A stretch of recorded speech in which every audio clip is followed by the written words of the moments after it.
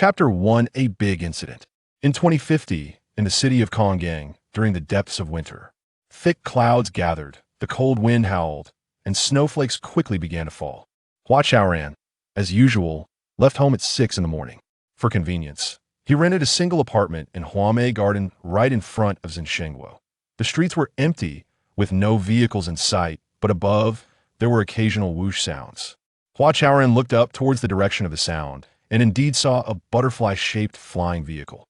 The no-fly order had been issued for half a year, yet some people were still secretly evading the sky eye, piloting this dangerous yet thrilling low-altitude aircraft. "Please look straight ahead," a robotic voice said monotonously in his ear. Hua Chaoran's gaze fell down. He had reached the eastern entrance of Xin.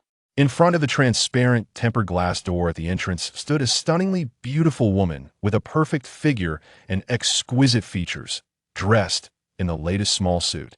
Her lips curving into a charming smile that, of course, aside from that previous "please look straight ahead," she would definitely be a beloved beauty. However, because of that phrase, she could only be considered a humanoid robot with a decent appearance. It's been 5 years, and they still haven't upgraded the voice system. Hua Chaoran muttered to himself, complying with the robot's request and making eye contact every time he did this. He felt awkward, but there was no choice to enter. He had to. "Follow the rules. Success. Please proceed." The tone remained monotonous. However, the glass door opened. Xin is divided into 7 functional areas: living, consumption, medical, recreation, culture and education, transportation, and public services. Among these, living, consumption, medical, and transportation are the most developed. The eastern entrance Hua Chaoran entered leads directly to the living area. "Please enter your destination or choose to take a walk." Just as Hua Chaoran stepped through the glass door, the blue brick floor just a step away quickly sank, and a crystal-clear glass panel floated up, stopping right at his reach. "Take a walk." Hua Chaoran pressed the green button on the right. He hadn't decided where to go first. "Okay, enjoy your walk." The panel flew back underground, and the blue bricks beneath his feet began to move. The ground of the Xin community had been fully automated, with the elderly relying on these blue bricks for transportation, hardly needing to walk at all. "Hua Chaoran, you're here quite early." An elderly man approached and greeted him. "Good morning. You're here even earlier than I am." Hua Chaoran smiled, wanted to see the old man's face, but he didn't have time. As they spoke, the old man had already walked out of the glass door. The distribution of the 7 areas in Xin is basically centered around this blue brick avenue. To the east, on both sides of the avenue, is the living area. West of the living area, on the left side of the avenue, is the medical area, and on the right side is the consumption area. Further west, again on both sides, are the recreation and culture and education areas. The remaining transportation and public service areas are also distributed left and right, directly to the west. Hua Chaoran pondered this planning for a long time, but couldn't figure out the reasoning behind it. He guessed it was based on the elderly's living room as the origin point, distributed according to their potential activity frequency in each area. He barely gave himself an explanation. "Xiao Hua, why are you here?" Someone greeted Hua Chaoran again, but it sounded a bit strange. "Why can't I come?" Hua Chaoran initially wanted to joke back, but before he could, the old man had already vanished in a hurry. Strange, why are these 2 elderly people so fast like rabbits today? He thought to himself, shaking his head unconsciously. Isn't it a good thing for the elderly to be able to run and jump? Snow was falling from the sky. That was right, and the sound of the wind howling was also correct. Yet, the flowers and greenery on both sides of the blue brick avenue were as vibrant and alluring as any day of the year. As Hua Chaoran walked by, he even caught a whiff of a strong floral fragrance. Is it interesting that these flowers bloom like this all year round? Hua Chaoran looked at the flowers and suddenly felt an inexplicable annoyance. When Xin was first built, the entire community was isolated by a transparent protective shield. Under the control of the central system, the community enjoyed spring all year round, allowing the flowers and trees to bloom freely. 3 years ago, the Northern Hemisphere Climate Protection Act was enacted, and the large protective shield could no longer be used. To keep the flowers and trees blooming, the community divided the large shield into countless small ones, covering all the flowers and trees. As a result, the flowers and trees in Xin became something to look at, but not touch. As Hua Chaoran was staring at the flora, several elderly people hurriedly passed by him. Could something be happening? He finally became alert. But what could possibly happen? The elderly living in Xinshengwo had basically been living a life where everything was provided for them. The butler system in their residences connected all appliances, so as long as the elderly opened their mouths, food and drinks were delivered right in front of them. Even the replenishment of food, vegetables, and daily necessities was not something they needed to worry about. The butler system would replenish based on their previous consumption patterns. It seemed that as long as the elderly lived well, that was enough. Even if they fell ill or were hospitalized, the superb medical skills in Xinshengwo's medical area could alleviate their ailments in the shortest time possible. In fact, there were no doctors left in the medical area, only medical equipment and robots remained. These devices and robots were interconnected with the butler system, monitoring the health status of the elderly in real time during their daily lives. It was said that from the moment they took an extra bite of ice cream, the robot doctors had already begun to formulate treatment plans for them. Brother, something happened. Something big happened. His smart wristband on his left wrist vibrated, and his sister Hua Ye'er's holographic image popped up. Don't panic. Take your time to explain. Seeing Hua Ye'er seemingly with red eyes, Hua Chaoran's heart sank. It's the elderly. All the elderly have gone to the municipal hall. They want Mayor Qin to shut down Xinshengwo. Hua Ye'er could no longer hold back and finally cried in front of her brother. What? Hua Chaoran's eyes widened, and he began to sprint toward the transportation area. The bluestone bricks beneath his feet accelerated based on his speed. Don't cry yet. I'll go see what's going on. It might not be as serious as you say. Okay, but no matter what, you have to persuade them to come back. Hua Ye'er wiped her tears and hung up the call. As Hua Chaoran passed through the consumption area, his smart wristband kept vibrating and various holographic images popped up continuously. These were promotional advertisements from the mall. Moving forward, as he passed through the medical area, various numbers kept appearing in the air before him. Those were his BOTUS various indicators. After being disturbed for a while like this, Hua Chaoran felt even more annoyed. Fortunately, upon entering the recreation and culture and education area, his ears were quiet and there were no more distracting things in front of him. These two areas were always in a semi-open state, so there probably weren't many promotions to push. Hey, Hua Chaoran, why are you running? Just as he rushed into the transportation area, he was suddenly stopped by Hu Datong. Chapter 2 Xinshengwo will not die. Half an hour later, in Mingguang Building, room 505. This was an office specifically for handling labor disputes. Hua Chaoran, I've said everything I needed to say. Will you sign this or not? Hu Datong, sitting across the desk, raised his eyebrows, clearly losing his patience. Hu Datong got up earlier than Hua Chaoran. He originally planned to intercept the elderly in the transportation area, but it turned out to be in vain. It is said that the elderly had already slipped out early from the nearest east entrance to their residence in small groups. Fortunately, he ran into Hua Chaoran. If he could get Hua to sign the termination agreement, then this morning wouldn't be a complete waste.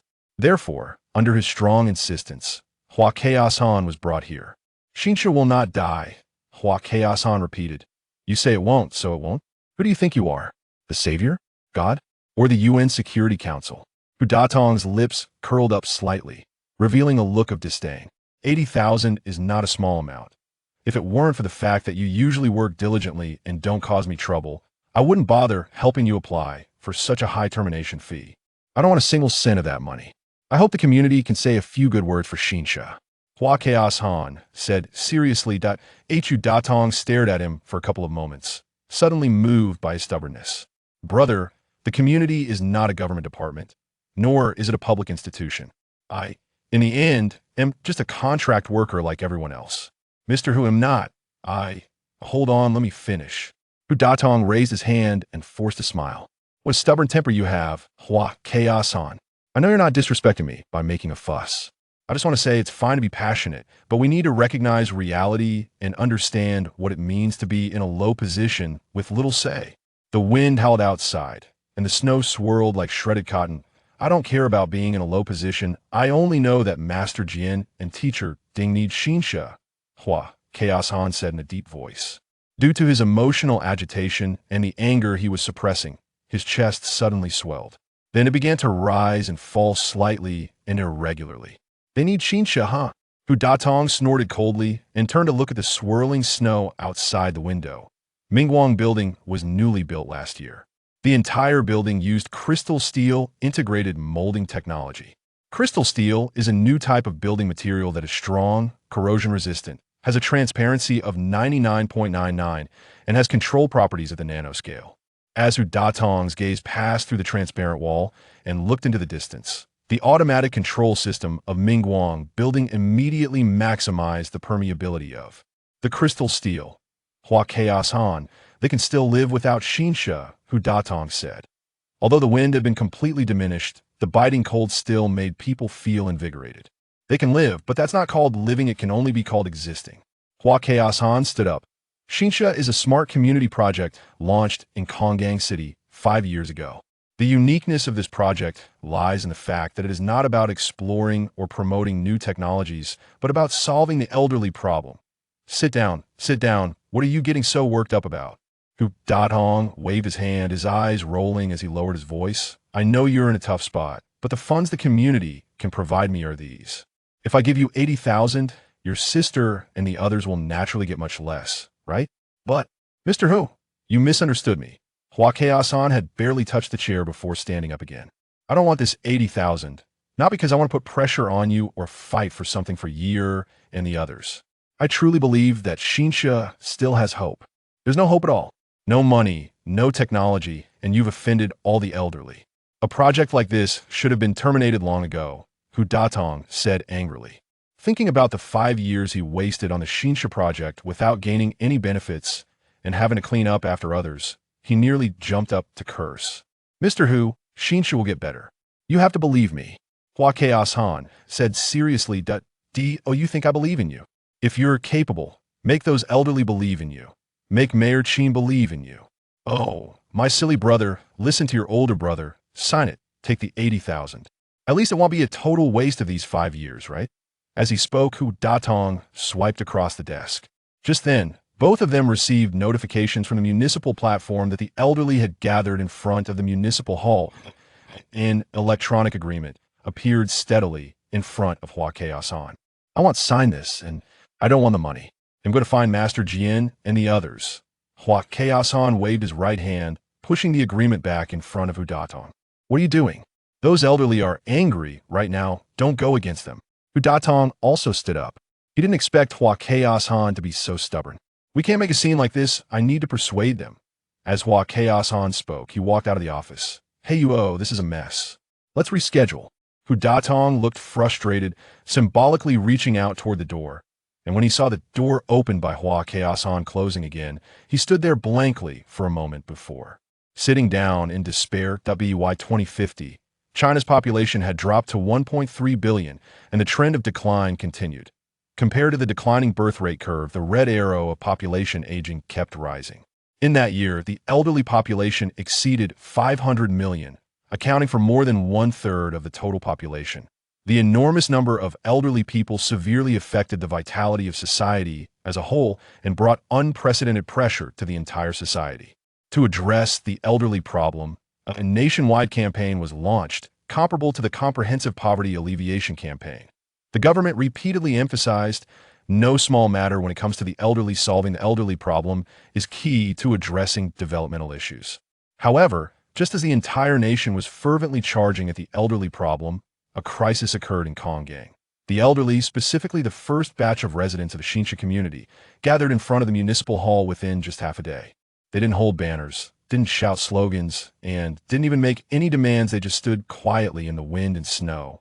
But everyone knew their demand. Xinsha must stop the pilot program. Hua Chaoran had to face these elderly people. Master Jian, you understand, hurry, let everyone not stand here. When Hua Chaoran arrived in front of the municipal hall, he first grabbed Jian Shangwu's arm. Jian Shangwu stood at the front, striking a righteous pose, clearly the leader. Xiao Hua, take your hand away. Jian Shangwu glanced at Hua Chaoran and gently patted his hand. Hua Chaoran's hand jerked back as if electrocuted.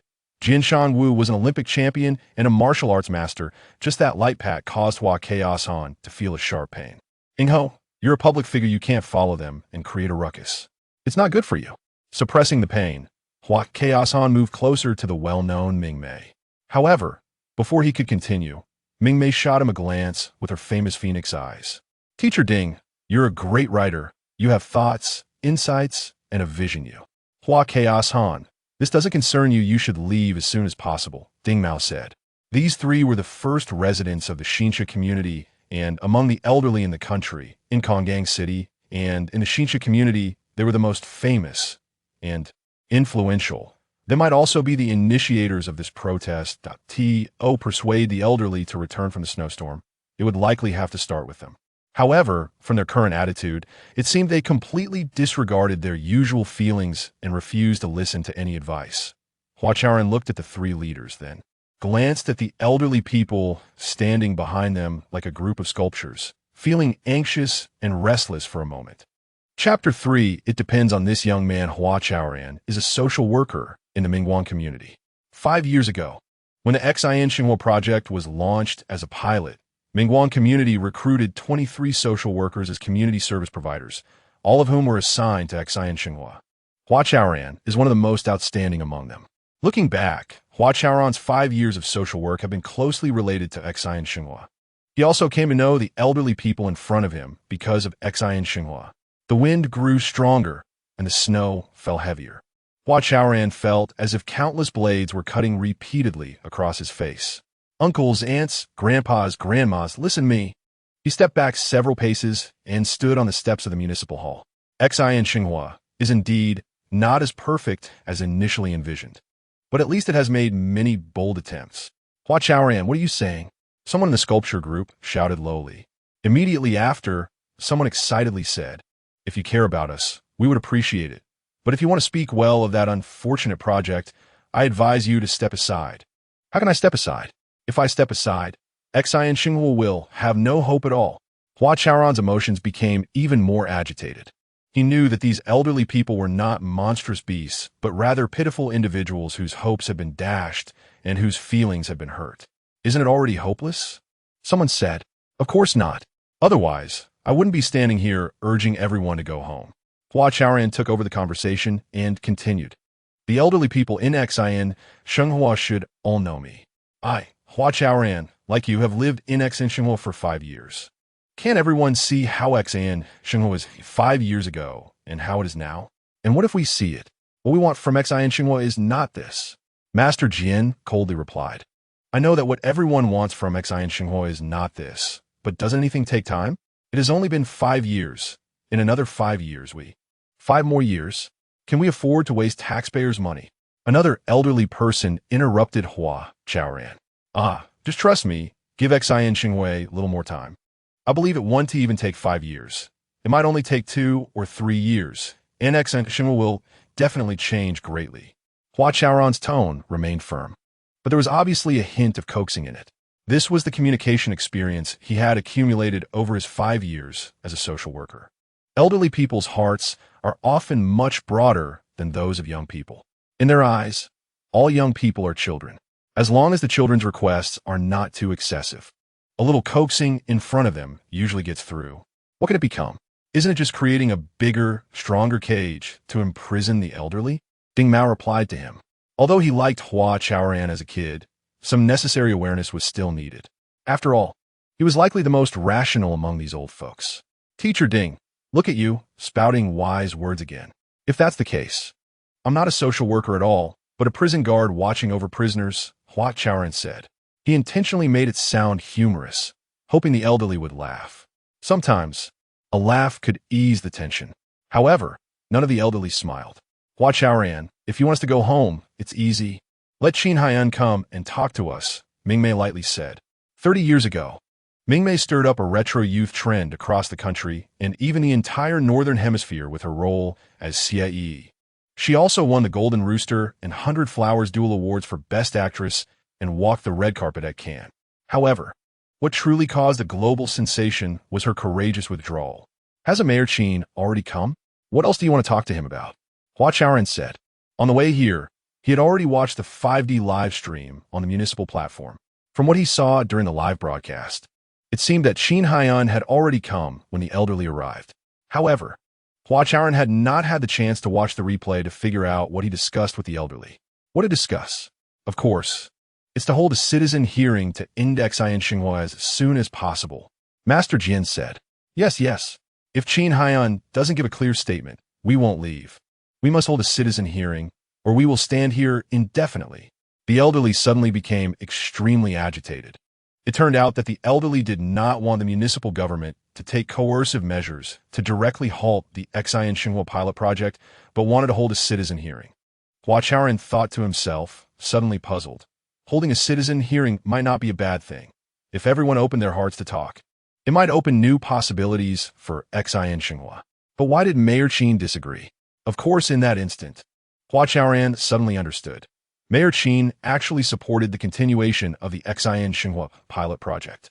The airport has always been at the forefront of reform. It must draw the most vivid experiences from Xian Xinhua to launch a satellite for the national elderly problem combat and win a turnaround battle. He quickly recalled what Xin Yang had said on the day the Xian Xinhua project was launched. "Xiaohua, you should leave. This matter has nothing to do with you," Ding Mao said. Before he finished speaking, a loud bang sounded, and a circular transparent barrier suddenly rose around everyone.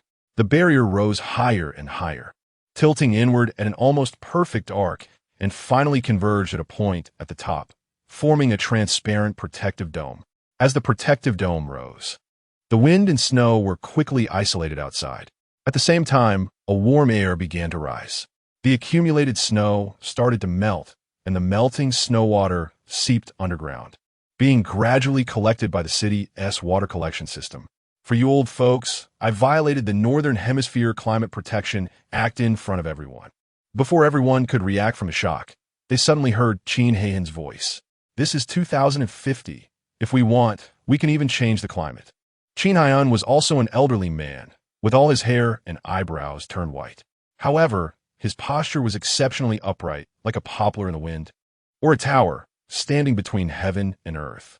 If we can change the climate, how can we not have the ability to change our lives? Qin Heihan took a couple of steps forward and stood next to Hua Chaoran. "Old Ding, I especially disagree with what you just said." Qin Heihan's gaze fell on the elderly. "Which sentence?" Ding Mao asked. "You said Xian Xinhua has nothing to do with this young man. That is actually incorrect." Qin Heihan's eyes were sharp, scrutinizing the elderly. The service targets of Xian Xinhua are indeed the elderly, but they cannot do without young people. Without the participation of young people, as this young man just said, Xian Xinhua will be completely hopeless. After a pause, Qin Heihan continued, "You are waiting, and I am waiting too. But what I'm waiting for is not your concession, but the young people. Are you making us freeze in the wind and snow just to show the young people?" Jin Shangwu questioned. "Yes, if you want to leave, and I have to openly violate the Climate Protection Act, then it depends on whether it's worth it." Qin Heihan seemed to smile, showing no signs of guilt or unease. Ming Mei's well-maintained face, which still looked exquisite, slightly rippled. "Qin Heihan, will the citizen hearing be held or not?"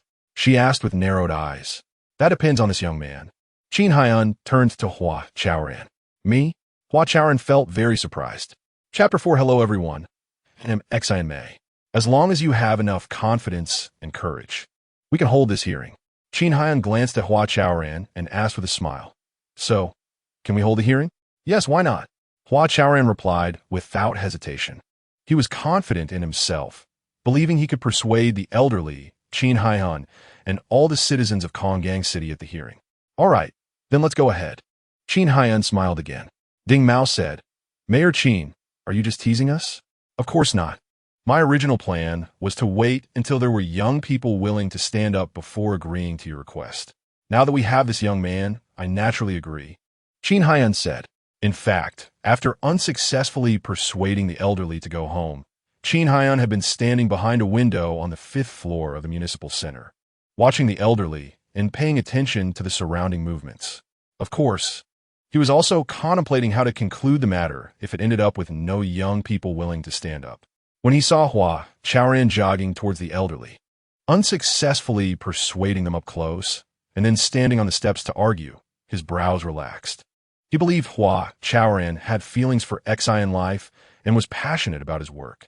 However, his decision to hold a citizens' hearing was not solely based on Hua Chaoran's feelings and enthusiasm, but also to use him as an example or bait to attract more young people to participate, encouraging them to think and discuss the value of Xian life and decide whether to continue the pilot program. After all, The future belongs to the youth. What people often refer to as casting a brick to attract jade probably means this. Xin Yang, are you sure you want to hold a citizens' hearing? Mingmei asked coldly. Yes, definitely. We will push the meeting information to all citizens shortly. Xin Yang nodded, his expression very serious. All right, I hope you keep your word, Mingmei said, walking out of the crowd. As soon as Mingmei left, a commotion arose among the elderly. Soon after, the outdoor protective barriers sank into the ground, and a few people began to walk back. Let me go talk to Xiaohua. No need, Xiaohua has his own ideas. Jian Shangwu wanted to step forward to chat with Hua Chaoran, but was stopped by Ding Mao. Not long after, the two leading figures also walked away. Hua Chaoran, I'm counting on you, Xin Yang said with a smile. Since the first day he entered Xian life, Hua Chaoran had been contemplating the direction of Xian life and what the future should look like. Over the past 5 years, Xian life had indeed undergone many changes, but these changes were still far from his ideas. As time passed, these gaps turned into bundles of dry wood, piling up in his heart, blocking his chest. At that moment, for some reason, these dry woods were suddenly ignited. Hua Chaoran felt something in his chest surging out uncontrollably.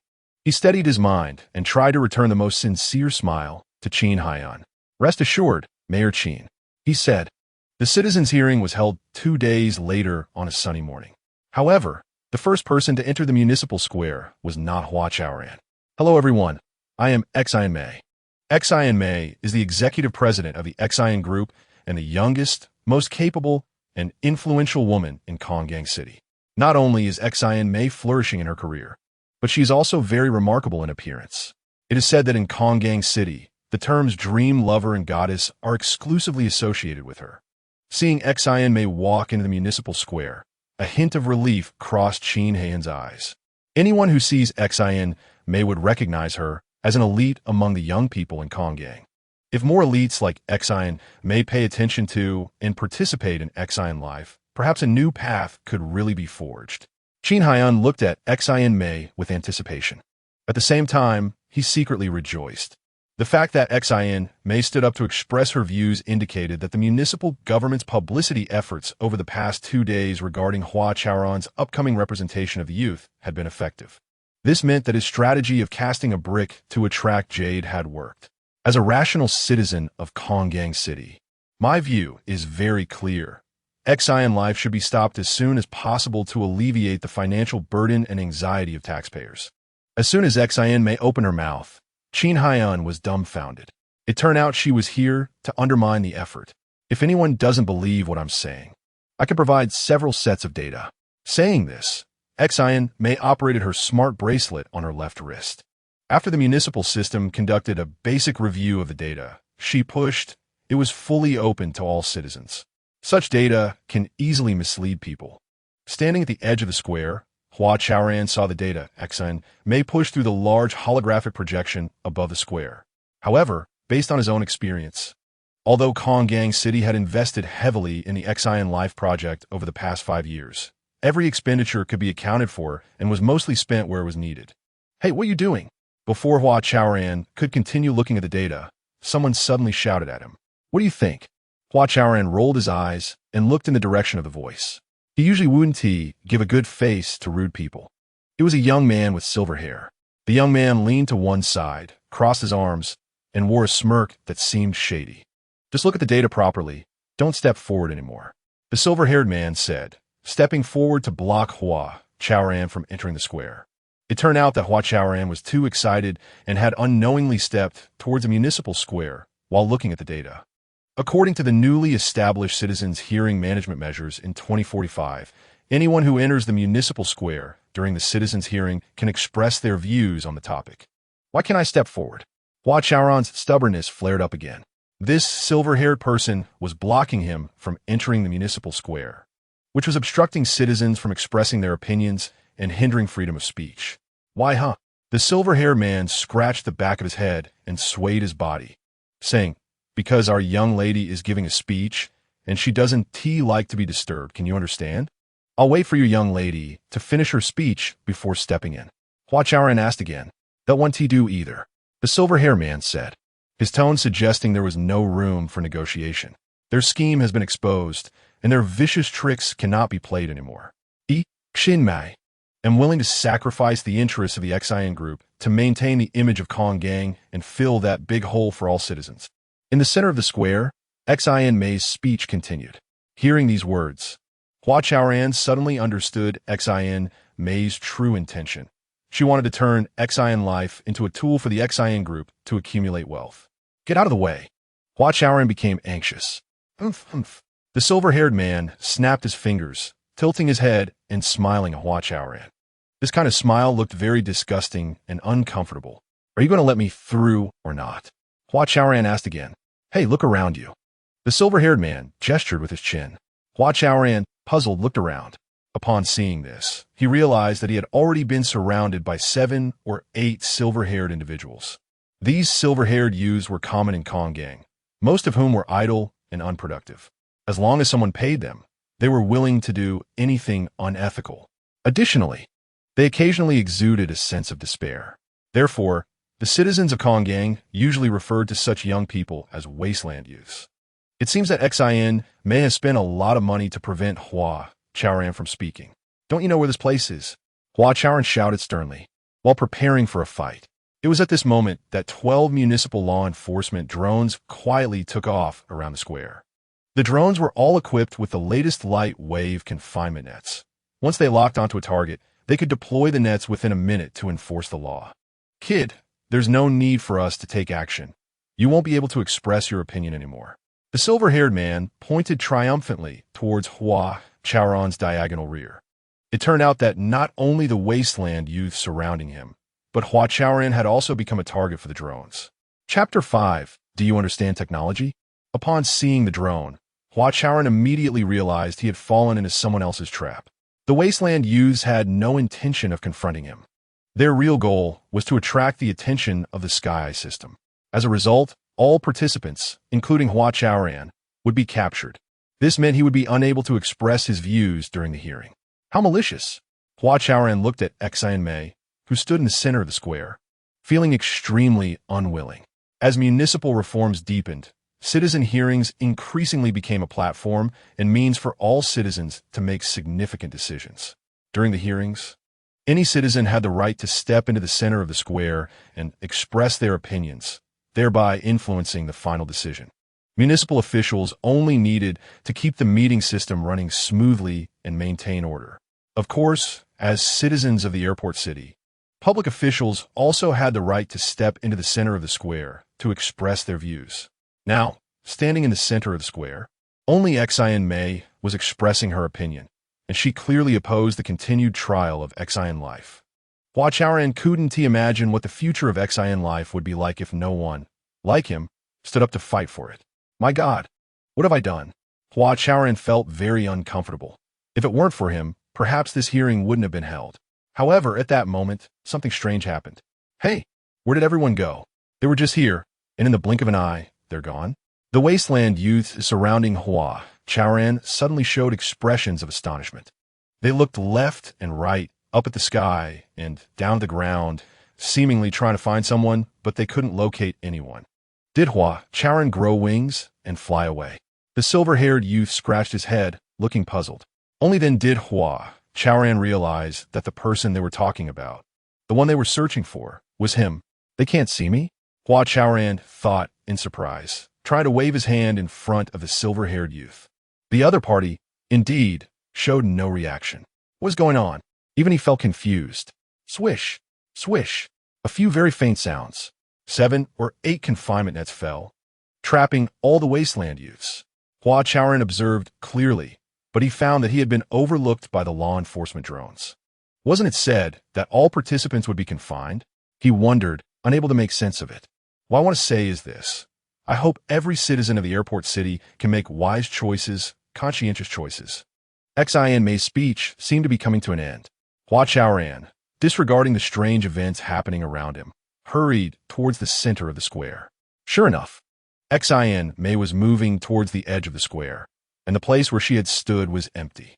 After Xian Mei, it seemed that no one else was willing to step into the square to express their opinions. So, does that mean Xian Mei's opinion is everyone's opinion? A sense of desolation rose in Hua Chaoran's heart. He then stepped heavily into the municipal square. Hello everyone, my name is Hua Chaoran, a social worker planned to be dismissed by the Mingguan community. I would like to say a few words for Xian life. Hua Chaoran tried to appear relaxed, but he was still a bit nervous. In fact, during the hearings, citizens did not need to gather in the municipal square. Everyone could watch the holographic projection in real time or choose to view the 5D live broadcast. As long as someone stepped into the municipal square, citizens could not only clearly hear his opinions, but also see his appearance, physique, and state from 360 degrees without any blind spots, feel his breathing, expressions, and emotional changes. If someone used an external system prohibited by the municipal government, they could even read the speaker's pulse, heartbeat, body fat, and other private data. In addition, the comprehensive big data system would instantly push the speaker's basic information for citizens to reference. Therefore, as soon as Hua Chaoran stepped into the municipal square, he immediately attracted the attention of the entire city. He really is an ordinary person, just a social worker. Where does he get the courage to speak for Xian life? Didn't the municipal system say a few days ago that he would represent the youth? And here he actually is. It's likely just to make his presence known. How much of a stir can a single social worker cause? Sigh. It's better to just go to sleep. However, he looks quite good, with tan skin, a chiseled face, thick eyebrows, and full lips. Oh no, my heart is racing. Who will save me, Sob? The barrage on the municipal 5D live broadcast platform was continuous, even livelier than when the goddess Xian Mei was speaking earlier. I remember when I first became a social worker, I was so excited that I couldn't sleep for several days. At that time, I kept thinking, Hua Chaoran, you were so lucky to be part of the trial of Xian life as a social worker. This is a huge deal, and I can contribute. I made many mistakes, and I often mixed up the names of the elderly, but they never blamed me and even encouraged me a lot. Haha. I still remember Teacher Ding had a pet dog named Erhei. Erhei was a standard rural dog, all black fur, and sometimes when it walked in the dark, only its two eyes were visible. I even served as a human punching bag for Master Jian, held a picture frame for the actress Ming Mei, and helped. Before Hua Chaoran could continue, he suddenly noticed that Xian Mei was glaring at him with cold eyes, stepping back towards him. Hua Chaoran, what exactly do you want to say? Xian Mei asked softly, standing opposite Hua Chaoran. Citizens, watching from outside the square, viewing the holographic projection, and observing the 5D live broadcast, the entire city of the airport was stunned at that moment. Because since the day citizen hearings became popular, only one person had ever stepped into the center of the municipal square to express their opinions at the same time. I believe Xian life still has hope. I think we can continue its trial. You think, you're thinking too much. Xian Mei said mockingly, her lips curling slightly. Hua Chaoran, don't you understand Xian life? Well, then let me ask you, what does Xian life rely on? What does it rely on? Hua Chaoran hesitated slightly. He originally wanted to say it relied on our determination and belief, but he worried that citizens would think he was impractical, only able to sing high praises, relying solely on enthusiasm. In the end, when it came time for the public vote, everyone would vote against Xian life because of his empty words. Technology. The most advanced technology, Hua Chaoran replied. Good. Since you understand, I won't waste words. I just want to ask you one thing. Do you understand technology? Do you know what kind of technology is needed to continue the trial of Xian life? Xian Mei smiled. It was a distant and contemptuous smile. She carefully examined Hua Chaoran's personal information and knew that technology was his weakness. Therefore, she planned to use this as a breakthrough point to completely defeat Hua Chaoran and drive him out of the municipal square. Hua Chaoran indeed became stammering. Even if he said everything he knew about technology, it probably wouldn't be enough.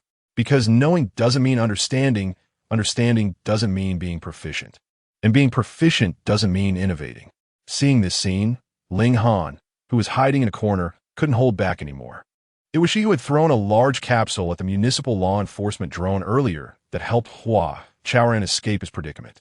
Her capsule not only interfered with the administrative law enforcement drone's ability to lock onto their targets, but also disrupted the brainwaves of the wasteland youths, making Hua Chaoran become invisible to them. The large capsule was actually a jammer. This type of jammer was secretly developed by Ling Han. The metal coating on the surface of the capsule immediately became invisible upon contact with air. The boosters and guidance system installed at the tail not only ensure that the capsule can fly continuously for half an hour in a low-altitude, complex environment, but also can accurately interfere with the target person. As for target confirmation, it mainly relies on Ling Han's eyes. She wears special contact lenses. As long as she wishes, the capsule can almost interfere with any target. Ling Han's initial idea was simply to escape smoothly from the pursuit of suitors. Unexpectedly, it has come in handy for other purposes today. Is this question difficult to answer? Ling Han thought. She is genuinely worried about Hua Chaoran. In terms of technology, there is nothing she is not proficient in, especially in the field of smart communities, which she has been researching and tackling for years. However, once she steps into the municipal square, it means giving up the current free and unrestrained life. Ling Han's beautiful brows furrowed. She felt very conflicted. Chapter 6. Say the elderly, I have an idea. Hua Chaoran suddenly looked up. Oh! Xin Yang stared at him, her upward curving eyelashes fluttering. It might be a bit immature, but I still want to say it. Hua Chaoran's gaze became unusually firm as he looked back at Xin Yang and thoughtfully said, It's 12 words. I don't know if it counts as a concept. Concept, huh? Xin Yang laughed again, her laughter filled with sarcasm. Since you want to say it, then go ahead. Xin Yang crossed her arms and shook her head. She didn't believe that Hua Chaoran, with his unremarkable background, could say anything worthwhile. On the contrary, she firmly believed that the more Hua Chaoran spoke, the more embarrassing it would be, and the citizens' disappointment in him would increase correspondingly. Restore the essence of life. Return to the original intention of technology. Hua Chaoran blurted out, something he had summarized after much thought. Upon hearing these 12 words, Xin Yang instinctively glanced at Hua Chaoran. She really didn't expect him to say something like that. However, she still crossed her arms. She disdainfully said, Is that it? Yes, that's enough. Hua Chaoran nodded. The fire in his chest reignited. The current Xin life has strayed from the normal track of life. No, it should be said that the elderly live so well that they have lost the taste of life becoming. Hua Chaoran. Is it bad for the elderly to live well? Xin Yang interrupted him. Hua Chaoran shook his head and said seriously, The elderly should have their own lives. Not be a part of Xin life. They are human beings, vibrant lives with different thoughts.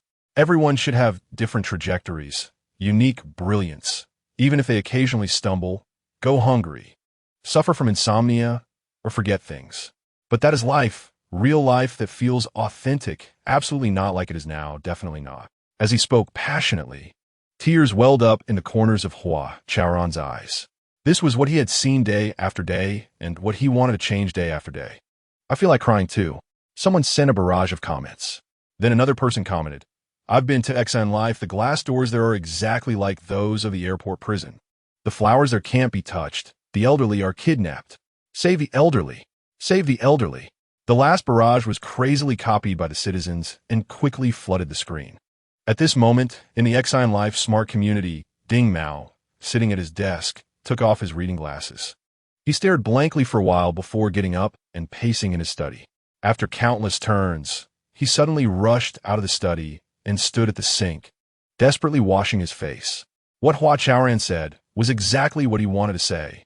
Hua Chaoran touched his heart with a single sentence. This kid. Ding Mao muttered repeatedly. Beep, beep. Before long, his smart wristband suddenly rang. The mirror used for grooming displayed his blood pressure, pulse, and heartbeat. Advice: please calm down as soon as possible or consider taking antihypertensive medication. Please make a choice within 1 minute. A beautiful female doctor appeared in the mirror. She smiled, and, after saying 2 sentences, 2 choice buttons appeared in the mirror, 1 green and 1 red. Staring at the female doctor and the choice buttons, Ding Mao suddenly gasped. I choose you, you bastard.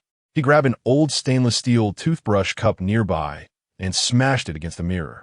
In the municipal square, Xin Yang unconsciously tightened her arms.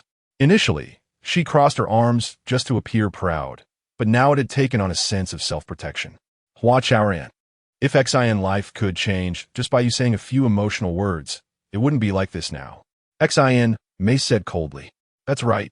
So I still advocate returning to the original intention of technology. Original intention of technology. Huh.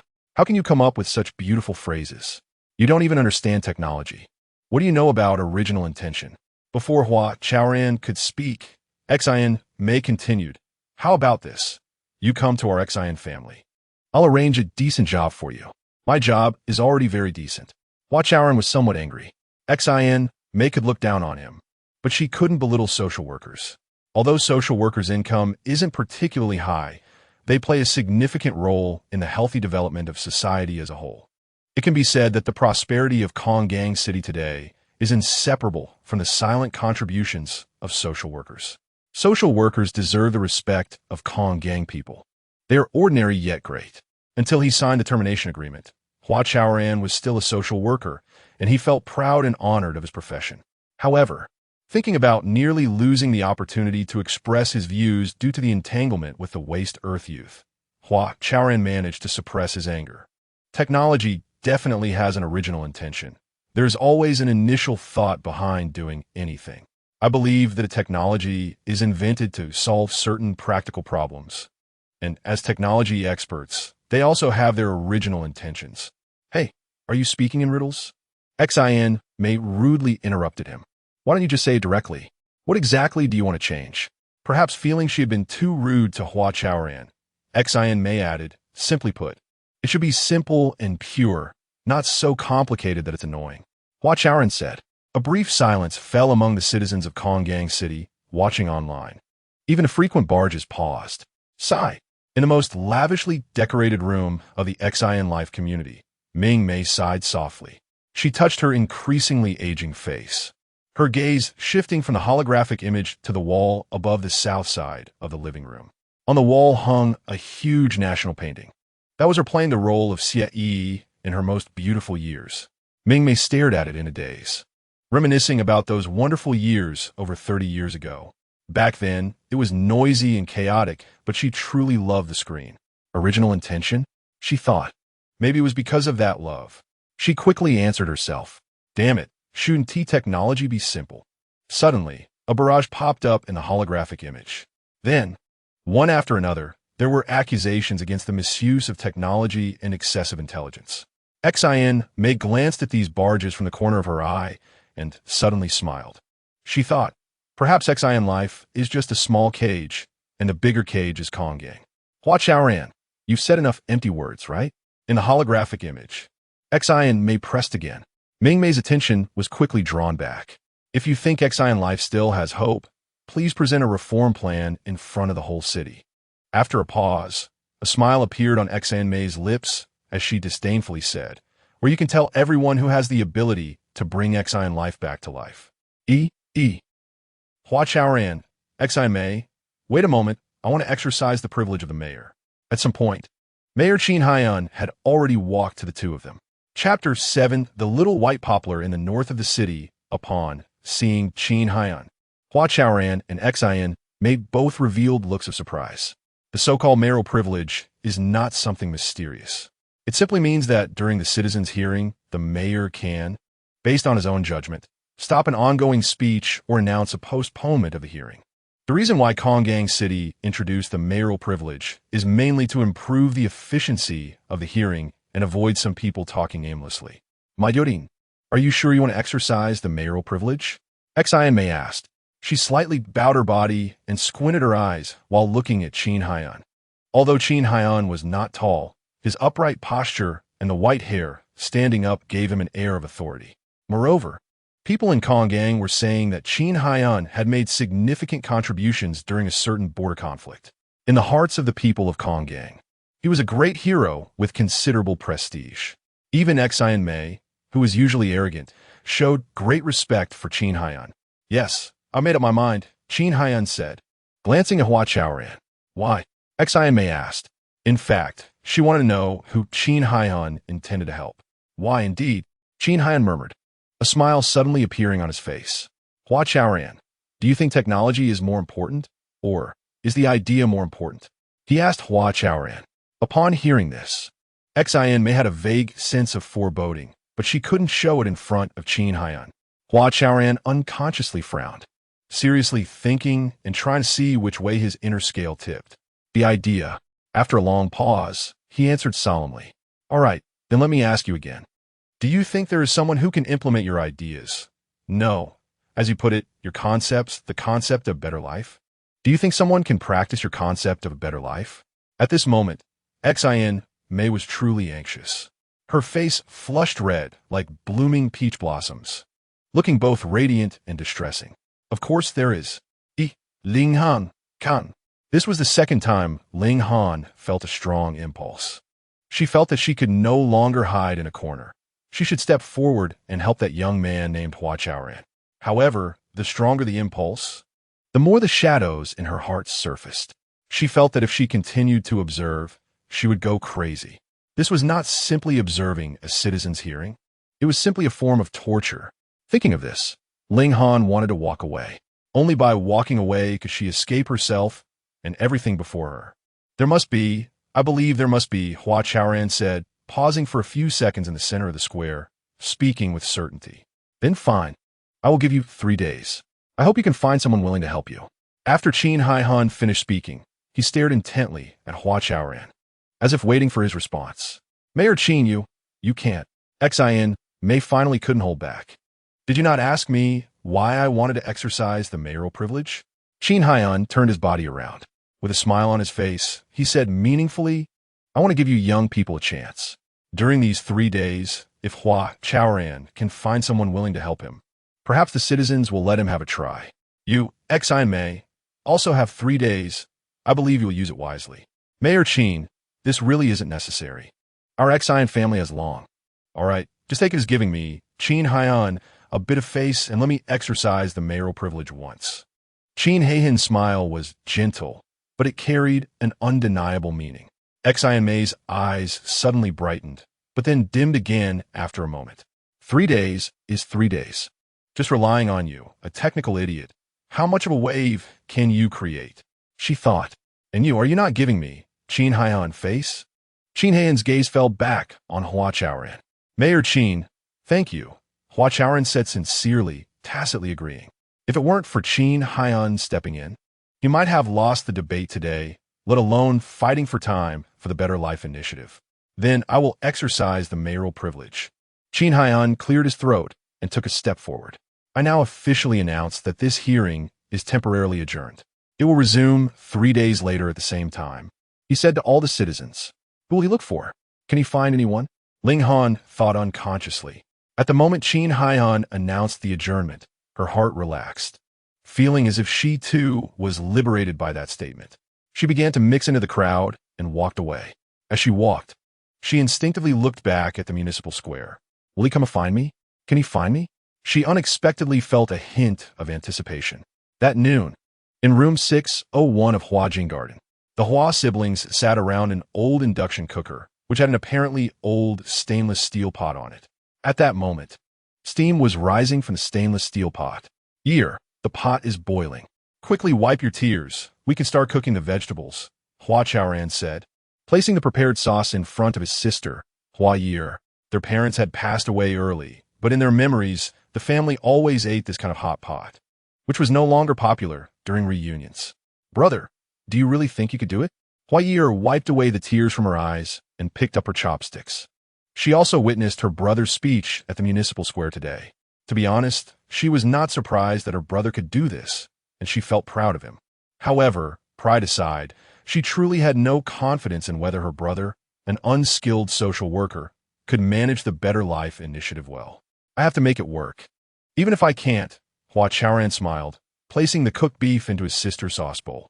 You saw the situation at that time. It was Mayor Qin who helped us secure this opportunity. If I don't agree, should I let Xin Mei's scheme succeed? Hua Chaoran said. He always worked this way. As long as there was a glimmer of hope, he would give it his all. Scheme? Hua Ye'er didn't quite understand. She was a naive girl and didn't realize the hidden meanings in Xin Mei's words. I think Xin Mei is also quite brave. For a girl, she's so dedicated. Hua Ye'er chewed on the beef, her mood gradually improving. Besides, if the Better Life Initiative were acquired by the Xin family group, it might not necessarily be a bad thing. It could even get better, she said. As a social worker working in the Better Life initiative like her brother, she also hoped for its improvement. It won't get better. Believe me, if the Xian family group acquires the Better Life initiative, the only goal is to make money. They won't consider the feelings of the elderly at all, nor will they change anything for them. You. Beep beep, danger warning. Indoor temperature too high. The fire protection system will initiate fire extinguishing procedures. Before Hua Chaoran could continue speaking, the home fire protection system emitted a warning. Oh no, why does it always happen like this? It's so annoying. He clicked a couple of times on his smart wristband, brought up the fire protection system, and after a somewhat complicated operation, completely shut it down. Look at the life we are living now. This is not life at all. It's simply being kidnapped by various systems. He said, picking up 2 pieces of vegetables to cook. Brother, if you really think you can do it, I actually remembered someone. Hua Ye'er said, nibbling her chopsticks and glancing at her brother. Who? Hua Chaoran asked, feeling troubled by this matter. The little white poplar in the north of the city. Hua Ye'er said, the little white poplar in the north of the city? Hua Chaoran's brows furrowed. He had heard of this name. It was an online alias of a tech expert. This expert was quite famous in Konggang, especially in the field of smart communities. But there was one question. Hua Ye'er's expression was somewhat strange. You said that we are looking for the best person in technology, and no matter what the problem is, I am confident I can solve it. Well then, Hua lightly bit her lip, thought for a moment, and said, this person is me. I have investigated, and his name is Xin Yang, who is the younger brother of Xin Mei. After saying this, Hua Ye'er's face suddenly turned red. Chapter 8 Sun Xiao Xiao. What does it matter that he is Xin Mei's younger brother? As long as he understands technology, I will find him and ask for his help. Hua Chaoran thought for a moment and immediately made up his mind. Brother, if you're going to find him, can you take me along? Hua Ye'er said with a strange look in her eyes, quickly explaining, I really want to do something for Xin Xinghua. All right then, Hua Chaoran agreed without much thought. By the way, has Luo contacted you? The 2 siblings were washing vegetables when Hua Chaoran suddenly asked. He did, but I don't want to sign. Didn't he really pressure me? Hua Ye'er said while chewing. Hua Chaoran asked again, what about the others? They're about the same. No one wants to leave Xin Xinghua. After working there for so long, we all have feelings for it. That's true, Sai. Hua Chaoran sighed. Hua Ye'er said, actually, Hu Datong himself is not sure. Think about it. If we all get fired, what can he do? He'd probably have to leave too. You're right. Everyone feels like Xin Xinghua still has hope. Hua Chaoran said thoughtfully. He recalled being pulled into the office by Hu Datong that morning. Hu Datong really didn't pressure him much. At the same time, in a mansion covering over 6,000 square meters by Dying Lake in the northern part of Konggang City, Sun Xiao Xiao lay back on a genuine leather sofa, focused on playing with a Rubik's Cube he had somehow acquired. Not far from the sofa, several silver-haired wasteland youths looked at each other, all wanting someone else to speak first. After a moment of stalemate, a wicked smile suddenly appeared on Sun Xiao Xiao's face, followed by a cold snort. Brother Sun, you see, taking the opportunity, one of the wasteland youths finally spoke up. They had entangled Hua Chaoran during the citizens' hearing that morning and were later caught by the municipal law enforcement. It was the Xian family that arranged for their bail and got them released. Now, they were just standing there like fools, waiting for Sun Xiao Xiao to pay them. What's wrong with you? Speak up. Why are you quiet? Sun Xiao Xiao sat up straight, still focused on the Rubik's Cube. Although we mess things up, we still work hard. Could you please give us some compensation, just as a pity for us being caught by the law enforcement? Yes, just pity us, the leading wasteland youth said, and the others immediately echoed him. Sun Xiao Xiao narrowed his eyes, suddenly raised his face, and waved his hand. Me? The leading wasteland youth asked, looking surprised. Sun Xiao Xiao smiled and nodded. Brother Sun, actually, if it weren't for the accident, we would have done a great job this time. The leader's face also broke into a smile, starting to walk forward boldly, thinking Sun Xiao Xiao was finally going to pay them. Useless trash. Ouch, it hurts. It hurts so much. Before the leader could get close, Sun Xiao Xiao flicked his wrist, and the Rubik's Cube flew out. Immediately, everyone heard a heart-wrenching scream. The seemingly ordinary Rubik's Cube suddenly split open in the middle, revealing sharp fangs inside. The leader screamed because one of the fangs bit hard in his right arm. Blood poured out, and the leader rolled on the ground in pain. Want money? How about leaving this arm behind? Sun Xiao took 2 steps forward and stepped on the leader. Brother Sun, no, Lord Sun, please, I don't want the money anymore. I beg you, spare me this time. The leader's face had turned pale, and if the pain continued, he would probably lose not just an arm, but his life. You think just saying spare is enough? Who the hell are you? Sun Xiao suddenly roared. Hearing this roar, the other wasteland youths immediately went weak in the knees and knelt down. I'm asking you one last time, this arm, keep it or not? Sun Xiao asked coldly. The wasteland youth's eyes were filled with fear. He was utterly desperate. After a brief internal struggle, he gritted his teeth, nodded, and said with a sobbing tone, no, don't keep it, don't keep it. All right, this is your voluntary choice. Sun Xiao smiled with satisfaction. His greatest pleasure was torturing people, watching the tall, strong man underneath his foot, waiting for him to sever his arm, fulfilled his twisted psychology to the maximum. Shoo, shoo. Sun Xiao leaned down, making a silencing gesture. The wasteland youth was sweating profusely, but he still endured the excruciating pain and quieted down. Don't be afraid, come on, let's count together. 3, 2, 1, and we'll be done soon. Sun Xiao wanted to throw his head back and laugh wildly, but he held back. This kind of excitement must be sufficiently suppressed to be more enjoyable. 3, 2. Before he could finish counting, the wasteland youth closed his eyes and let out a heart-wrenching scream. However, after a long time, Sun Xiao did not make a move. Sun Xiao, are you done playing? A strange man's voice suddenly echoed in his ears. Don't forget where this is. And don't forget what your identity is, the man continued. Second young master, you really love to meddle, Sun Xiao said. The wasteland youth felt a loosening in his chest, and his breath became smooth again. It should be that Sun Xiao had lifted his foot off him. At the same time, he was astonished to find that his right arm no longer hurt. In shock, the wasteland youth cautiously opened his eyes. He saw a thin young man standing on the 6th or 7th step of the spiral staircase behind Sun Xiao.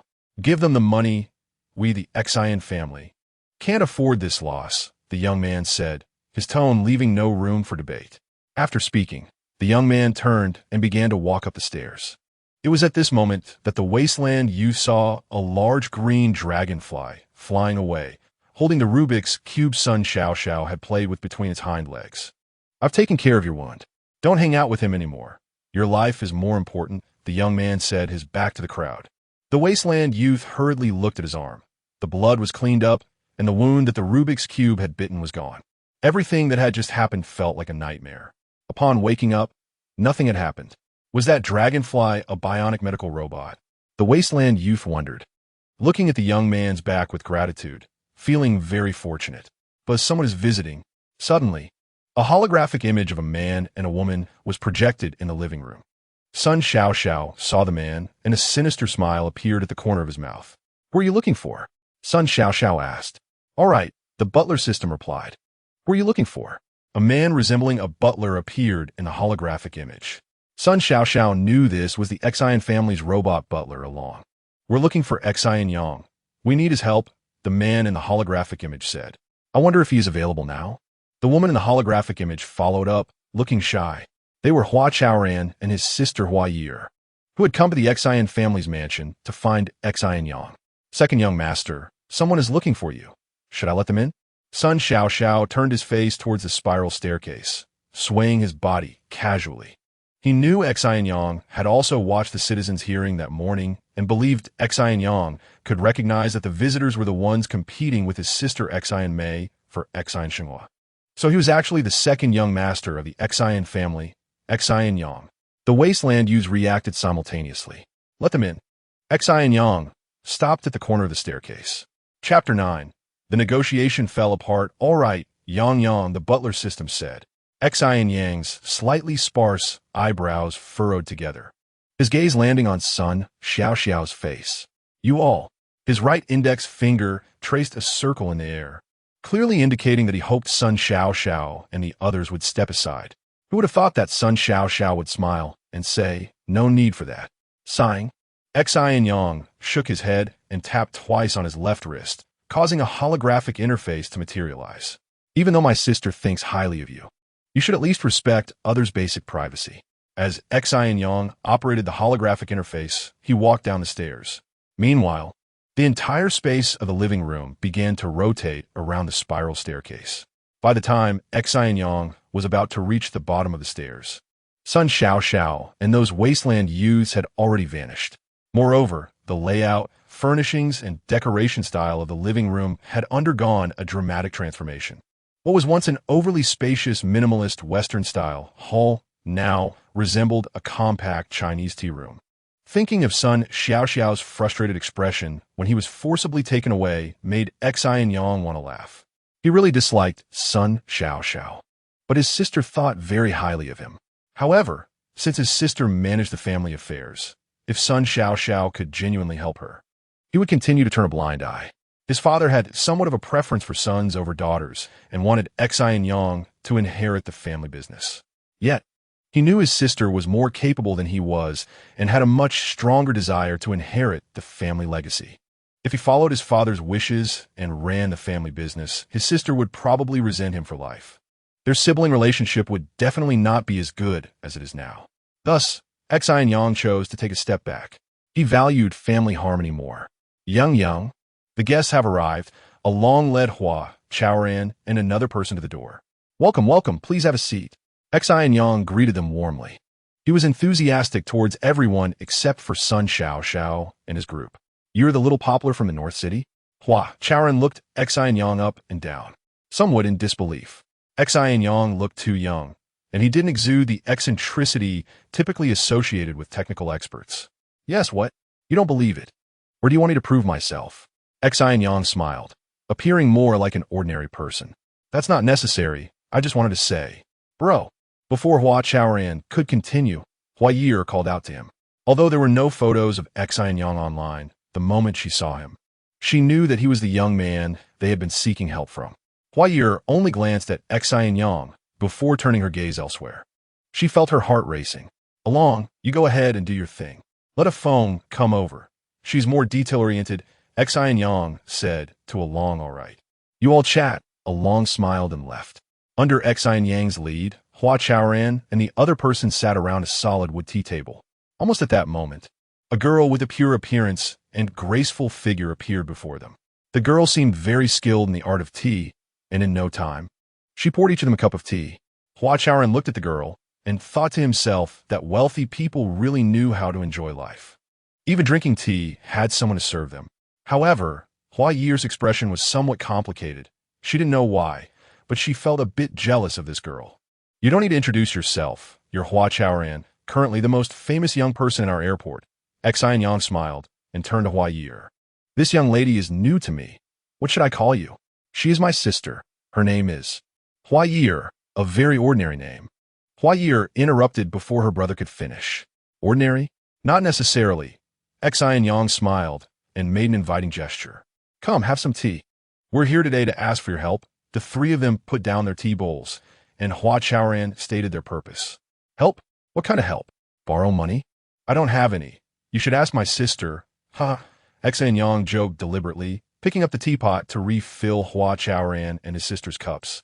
Looking at Xin Yang's smiling face, Hua Chaoran suddenly believed in his capabilities.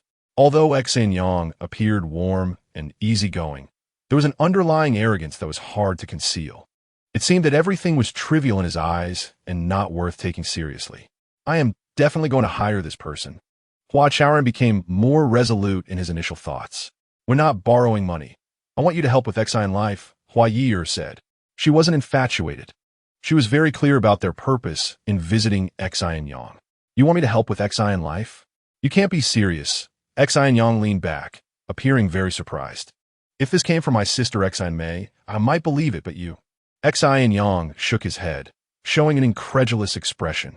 You understand technology, and you're the most famous technical expert in the airport city. If you're willing to help us, I believe Xin Life will definitely change, Hua Chaoran said seriously. Xin Yang waved his hand. No need to say more. I can't go against my sister for a project on the brink of collapse. Upon hearing this, Hua Ye'er's eyes dimmed. She instinctively glanced at her brother and lowered her head. We're not asking you to oppose Xin Mei. We want to ask for your help for the elderly. Xin Life may seem like a not-so-great pilot-smart community project, but it addresses the issue of aging. As a young person, don't you want to do something? Hua Chaoran continued, not planning to give up. I know that reviving Xin life is a difficult task, and I'm fully aware of the challenges we're about to face. But have you thought about it? If we can make Xin life work, what kind of value it will bring to society? The elderly. Hey, Xin Yang raised his voice slightly. The tea is getting cold, he said with a smile. Xin Yang, before coming here, I went through your information and found a big problem. Hua Chaoran had already laid everything on the line. Really? Xin Yang raised an eyebrow. You are someone who lacks responsibility. Although the statement sounded quite offensive, Hua Chaoran boldly said it directly. Specifically, Xin Yang pressed, maintaining a stern face. What have you done for your family, for this society? Hua Chaoran questioned, with a somewhat aggressive tone. Ha ha, so this is what you meant. Xin Yang burst into laughter. Once the laughter faded, he said, what I've done or not done is my own business. Moreover, before judging a person, it's best to have enough evidence. With just the piece together, hearsay information floating around online, you can't possibly understand who I am. As he spoke, Xin Yang stood up. He was genuinely a bit angry. Currently, there were usually two kinds of narratives circulating online. One claimed he was highly skilled and an expert in the smart community field, which was a compliment. The other was much harsher, saying he had no ambition, merely living off his sister's success and squandering money. To his surprise, this Hua Chaoran had the audacity to voice the very words he disliked most right in front of him. Xin Yang's pride had taken a huge hit, and he wanted to send them away. Xin Yang, Xin life may be the hardest thing to do in the world, but if we don't try, the elderly will have no hope. Do you understand? This Hua Chaoran seems to be an idiot, clearly seeing that he is already angry, yet still talking. What does it have to do with me? Xin Yang said coldly. After saying that, he turned his back to the Hua siblings and softly said, help me see off the guests. This sentence was obviously directed at a phone. The negotiation has fallen through. There is no hope. Hua Ye'er thought, looking at Xin Yang's back, suddenly feeling an impulse to cry. Chapter 10, is it just because of this face? Although Ling Han repeatedly concealed her whereabouts, she ultimately exposed herself. She truly did not know how these people discovered her. She even suspected that some of them had secretly hacked into the eye of heaven to pursue her. Ling Han, marry me. Upon hearing such a voice, her scalp tingled, and she even felt a physiological reaction, feeling nauseous with an impulse to vomit. However, these suitors, who could not win her affection, were relentless. Marry us. Hearing the shout, Ling Han couldn't help but freeze. When did they form this offensive and defensive alliance? Marry you? Marry who, all of you at once? Ling Han found it somewhat laughable, and she threw the large capsule out once again. However, the large capsule was clearly powerless against the siege of dozens of people. Almost every time she just hid into a secluded alley, someone would soon scream in panic. Ah, Ling Han! This shout expressed the excitement of the person who found her, and it was also an alarm. Soon, those dozens of men rushed over. They held flowers, raised diamond rings, drove luxury cars, or operated the strictly prohibited butterfly-shaped flying devices. Of course, the people who gathered around were often not just those suitors, but also some bystanders who were clueless and just there to join the excitement. Oh my God, what did I do wrong that I can't catch a break? Ling Han thought to herself. Her extraordinary beauty made her so dazzling in the crowd, and it had once made her feel proud for a long time. However, now, beauty had completely become a burden, making it impossible for her to live a normal life. Sometimes she would have thoughts that even scared her. Why not just cut her face in front of these people and end it all? The absurd thought flashed away, and in the end, she still chose to escape. Escaping had become a habit. Only by fleeing did she feel at ease. Thus, Ling Han hid into an old alley that was narrow, with only a line of sky above her head. She breathed heavily. At the same time, she instinctively tensed every sensitive nerve, paying attention to the movements around her. She didn't know how long it had been when a dry sycamore leaf fell from above. Ling Han stared at the fluttering leaf, continuously descending, and suddenly became quiet.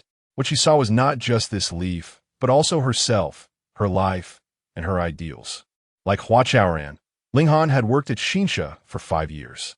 However, she had always kept a low profile, carefully hiding herself. In fact, Most of the hardware facilities and software systems at Xinsha now bore Ling Han's shadow. Some designs were even her own creations. Deep down, Ling Han cherished Xinsha and wanted to use this platform to showcase her ambitions and technical talents. Otherwise, she wouldn't have gone to the public square to observe the hearing that morning. However, as Xinsha approached bankruptcy, her life also became a mess. It seemed that aside from avoiding these suitors, she could do nothing else. Why? Ling Han murmured to herself, watching the leaf quietly lying on the ground. And she leaned helplessly against the street sidewall. Time passed little by little, and the sunset in the narrow alley became less and less. After a moment, the sky darkened, and the alley became dim. It was very quiet around. Ling Han guessed those dozens of suitors must not have found this place, and gradually relaxed her guard. When did I start always running away? She thought silently, and without caring about her image, sat down on the ground. Ah, Ling Han, so you were hiding here. Before she had time to think clearly, a shout came from both ends of the alley. Then, in less than a minute, countless people surged towards where she was sitting, both above and below. The entire narrow alley became somewhat dazzling under various lights. Ling Han was finally surrounded by suitors. Even with the large capsule, she had nowhere to escape. Maybe today is the day, Ling Han thought. She suddenly made up her mind to destroy her beautiful face. Everyone stand still. She stood up and suddenly shouted. Perhaps taken by surprise, both the butterfly-shaped flying devices above and the people on the ground fell silent. Don't you all like my face? Good, I will fulfill you now. As she spoke, she slammed her left wrist against the wall behind her. With a crack, the glass panel of the smart wristband shattered into two pieces and fell to the ground.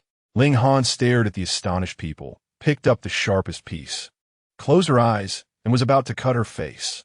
Stop! What are you doing? A voice suddenly shouted from the crowd. Ling Han recognized the voice as somewhat familiar and instinctively opened her eyes. It was that social worker, Hua Chaoran. This is my private matter. Please do not interfere, Ling Han said coldly. She had made up her mind and did not intend to escape anymore. Is this your private matter? Hua Chaoran took a couple of steps forward and asked back. Yes, if it weren't for this face, I could live a normal life and do what I want. Is it just because of this face? Hua Chaoran continued to step forward. Isn't it obvious? If it weren't for my face, how could they be so crazy? Ling Han glared and surveyed all the suitors one by one. You are too confident. As a man, an adult man, I really think your appearance is quite average. Hua Chaoran said lightly, now only 2 or 3 steps away from Ling Han. You are blind. You don't know how to appreciate. Do you have any aesthetic ability? The suitors and bystanders almost simultaneously muttered. Hua Chaoran smiled awkwardly and looked at Ling Han, saying, It seems they really think you're quite beautiful. Isn't that obvious? She is the most beautiful woman on earth. Someone shouted excitedly, doing their best to express their protest. Have you made up your mind? Hua Chaoran asked, staring into Ling Han's eyes. In the midst of speaking, he was only a step away from her. In the crowd, Hua Ye'er's heart raced violently. Just one more step, and her brother could stop this girl from doing something foolish. However, past failures taught her that sometimes it was often this last step that could decide the outcome. Go for it, brother. Hua Ye'er stared at Hua Chaoran, cheering him on in her heart. Although her brother was an experienced social worker and had successfully handled several similar incidents, who could guarantee that everything would go perfectly in such situations? They had squeezed into the alley along with the crowd. After being dismissed by Xin Yang, her brother looked troubled. So Hua Ye'er suggested they walk instead of taking the bus to clear their minds. However, they had not gone far when they encountered this situation. Yes, I don't intend to escape anymore. I want to end it all. Ling Han's eyes were filled with determination. As she spoke, she raised the glass shard and closed her eyes. Hey, are you really going to force her to disfigure herself? Hua Chaoran suddenly turned his back to Ling Han and faced the suitors. Hearing this question, Ling Han paused her actions. Of course not. We love her. We don't want her to hurt herself. Ling Han, please don't do anything foolish. The suitors shouted one after another. Ling Han listened to these shouts and was somewhat shaken, unconsciously moving the sharp glass shard a little farther away. At that moment, Hua Chaoran suddenly turned around, lunged forward, aimed at the glass shard in Ling Han's hand, and swept outward with all his strength. Chapter 11, I help you, hey. Is it okay now? After an unknown amount of time, Ling Han suddenly said. Hua Chaoran then realized that he had been pressing Ling Han down for quite a long time. Sorry, sorry, he repeatedly said, brushing off the dust on his body and standing up. You actually dare to take the opportunity to harass Ling Han. The suitors were completely dumbfounded. They stared blankly until Hua Chaoran stood up, and they finally came back to their senses. I think the ones truly harassing her are you. Hua Chaoran stood in front of Ling Han like a wall, blocking her from these crazy guys. We are not harassing her. We are expressing our love. Yes, we all have sincere feelings, the suitors said in unison. Their shock quickly turned into anger. Sincere feelings, huh? Hua Chaoran smiled and continued.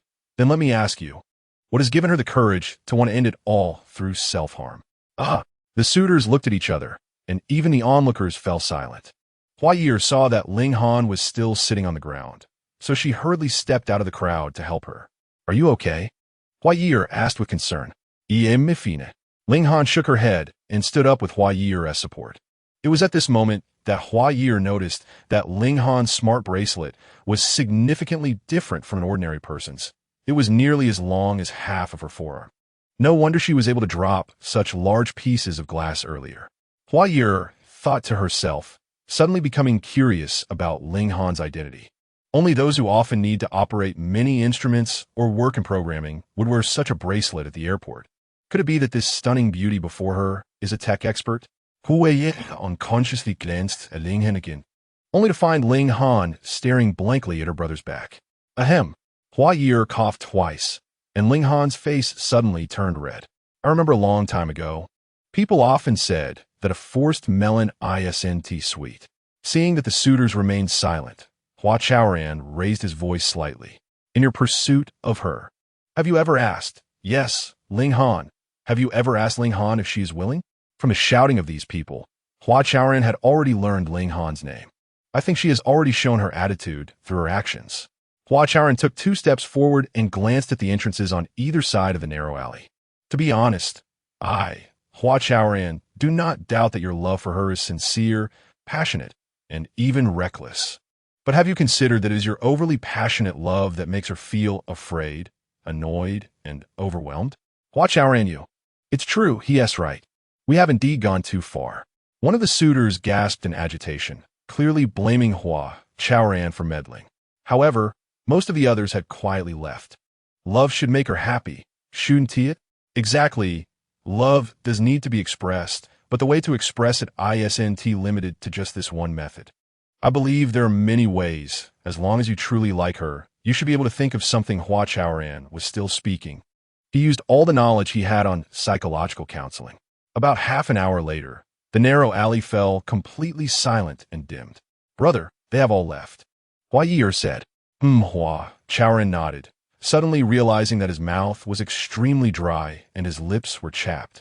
Thank you, Ling Han said.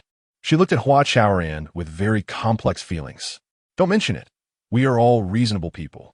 Next time, don't be so extreme, Hua Chaoran said, a smile on his face. Helping others always made him very happy. Ling Han glanced at him again, wanting to say something but hesitating, finally nodding. Where do you live? Is it far from here? Do you want us to take you back? Hua Chaoran asked. He was a bit worried that certain people might return and continue to pester Ling Han. No need, I can manage by myself. Ling Han tried to force a smile, but failed. All right then, let us leave this alley, Hua Chaoran suggested. Then, Hua Chaoran led the way, with Ling Han and Hua Ye'er following behind, and the 3 began to walk out of the alley.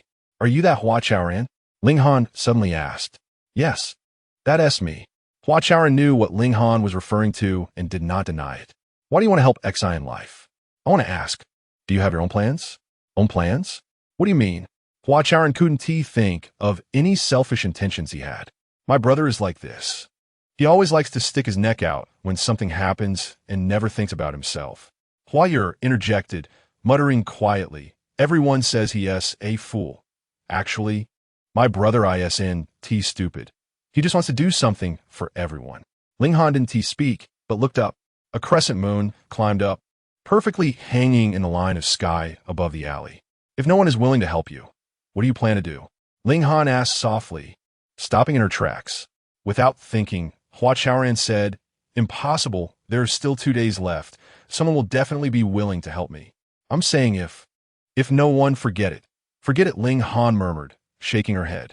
Hua Ye'er instinctively looked at Ling Han's left forearm. Although Ling Han's smart bracelet was missing a piece of glass, it was still quite an extraordinary smart bracelet. At that moment, the smart bracelet emitted a faint green light under the moonlight. Although Hua Ye'er's gaze had already shifted elsewhere, her mind was filled with that green light. Should I open my mouth or not? She hesitated. Otherwise, I'll help you. Ling Han's gaze fell from above and fixed on Hua Chaoran's face. You? Hua Chaoran was caught off guard. He needed a technical expert, not just a pretty girl.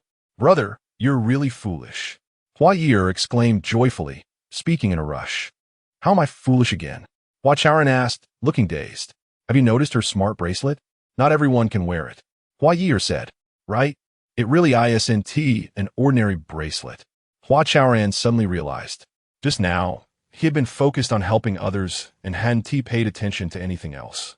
Now, recalling the style of Ling Han's smart bracelet, he immediately remembered. What, do you doubt my abilities? Ling Han asked. Her voice was soft, and her expression was calm, showing no signs of emotional change. No, Hua Chaoran smiled and explained, it's just that we are meeting for the first time, and we're not very familiar with each other. You said Ling Han, have never relied on just words. Ling Han interrupted him, as if she had become a different person, her tone cold and serious. You have seen the current Xian life. Although many people are not very satisfied, I can tell you that in many areas, the technology is already very advanced. Pausing for a moment, Ling Han said calmly, I am a person in charge of this technical team. What? Hua Chaoran and Hua Ye'er both widened their eyes in shock. The technical team of Xian Life had always been a mysterious existence in the entire community. There were many speculations and rumors, but no one could have imagined that the head of the technical team would be this young and beautiful girl. Moreover, she was the most beautiful woman on earth. Chapter 12, It's not that I'm alarmist. Are you really willing to help us? In shock, Hua Chaoran asked, although it was unconfirmed from Ling Han's confident gaze. He could tell that regardless of whether she was the current technical head of Xinhua, she had the ability to help him. Yes, Ling Han said lightly, but her gaze was firm. Just you alone? Or can you bring them all to help us? Hua Ye'er asked. The them she referred to was, of course, the existing technical team of Xinhua. I'll do my best, Ling Han said thoughtfully. Her promise to help Hua Chaoran and the others meant revealing her whereabouts. Would those suitors chase her to Xinhua to pester her? That was secondary. The main concern was that person. Just thinking about that person made Ling Han unconsciously frown. However, she had made up her mind. She could no longer run or hide like this, because running and hiding not only did not help, but were clearly wasting her youth and talent. Just like the large capsule she invented. If this exquisite design were applied in aerospace or transportation, it might serve a greater purpose. But now, it could only be used to help her escape. Around 9 o'clock that night, Xian Mei finished her day's work and returned to the Xian family's mansion. Young lady, you're finally back. Sun Xiao sprang up from the sofa to greet her. Xian Mei was standing by the door, waiting for a phone to help her take off her cloak and remove all her jewelry. She had this habit since childhood. As soon as she got home, she would clean herself up, as if not wearing anything could help her relax completely. Were you waiting for me? Xian Mei glanced at him. Yes. Sun Xiao replied with a charming smile, already standing in front of Xian Mei. Did you find those wasteland youths? Xian Mei asked coldly. Yes. Sun Xiao rubbed his chin and squinted at a phone. Why? To ensure everything goes smoothly, there must be some means. Why? Xian Mei seemed not to hear his explanation and asked again. Sun Xiao's fair face twitched slightly. He sensed he was about to get scolded. However, he still planned to repeat his previous statement. To ensure, slap. Before he could continue, Xian Mei raised her hand and slapped him. Ah! A foam shrank his neck in fright and let out a gasp. Xian Mei waved her hand. A foam gently patted his chest and walked away with a tray piled high with clothes and jewelry. How are you feeling now? Sun Xiao asked, still smiling, covering his stinging face. Sun Xiao, when the group decided to take over Xinhua, do you remember what I said? Xian Mei sighed, her exquisite face full of regret. Of course I remember, You said that the Xian family would rely on strength this time. Strength, that's right. You remember very clearly. Xian Mei walked to her favorite red lambskin sofa and sat down. At this moment, Butler Along had already handed her a glass of unaltered tequila. After taking a sip of the drink, Xian Mei habitually crossed her legs. So, let me ask you again, do you doubt my strength? She stared at Sun Xiao and asked. Of course not. Sun Xiao's eyes shifted. He already knew why Xian Mei was so angry. It seemed he had indeed made a mistake today by hiring those wasteland youths. His original idea was to secretly clear all obstacles and please Xian Mei, but unexpectedly, he misjudged the situation and did something thankless. Strength is the foundation of confidence. Conversely, a person's confidence is, of course, because she has strength, Xian Mei said softly. She looked at the transparent high-stemmed glass, which seemed almost to neglect its physical existence, and appeared to enjoy it. Moments later, she suddenly tilted her neck and downed the remaining drink in the glass. With a crash, she smashed the glass into pieces. Sun Xiao, is this all you can do? Xian Mei glared, her voice sharp. Of course not. Sun Xiao replied sternly. Xian Mei's words ignited his fighting spirit. He no longer covered his face and stood up straight. Then let me ask you, besides doing these nasty things, what else can you do? I have a great idea. And this is also the reason I've been waiting for so long. Sun Xiao faced Xian Mei's piercing gaze, revealing an arrogant expression like a fierce wolf. Xian Mei assessed him and let out a wild laugh. She appreciated Sun Xiao's talent and ambition. From the day they decided to take over Xian, she firmly believed that Sun Xiao could help her. Otherwise, she wouldn't have been so tolerant of him, nor would she have slapped him hard to completely spark his fighting spirit. What she wanted was Sun Xiao's fighting spirit, not his clever tricks. It's just Xian.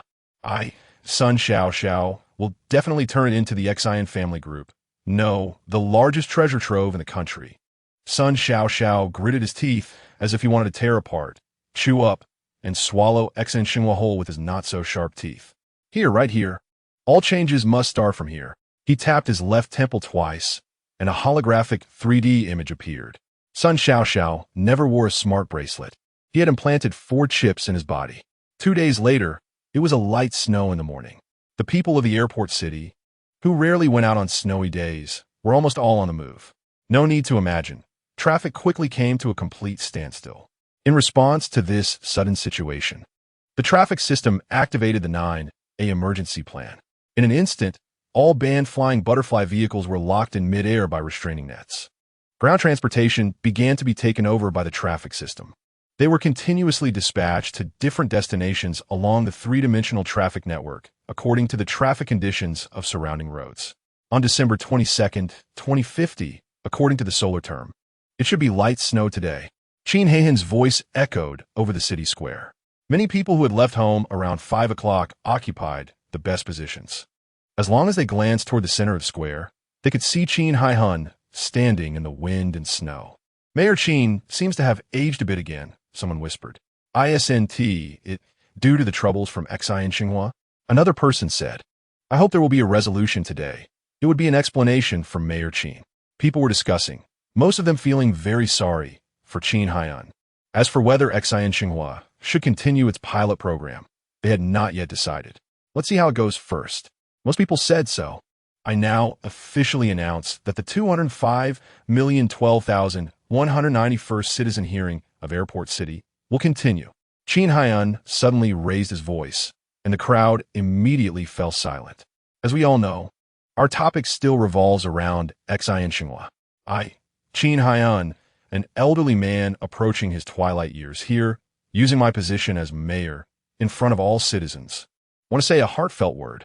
Xin Yang's tone softened, filled with earnest meaning. I hope, or rather, I call upon and earnestly request more young people to pay attention to Xian. Whether you support Xian to continue its pilot program or hope it closes down soon, I want young people to get involved. At this point, Xin Yang fell silent for a few seconds. Because everyone will grow old, if we cannot cope with and solve the aging problem, the future will become very difficult. I'm not being alarmist. This is a major issue that the whole country must take seriously and confront head-on, a colossal problem. Chapter 13, Give Yourself a Future. After saying a few heartfelt words, Xin Yang lowered his head and walked out of the municipal square. Some people with excellent eyesight, or those wearing smart glasses, even noticed his reddened eyes, seemingly on the verge of tears.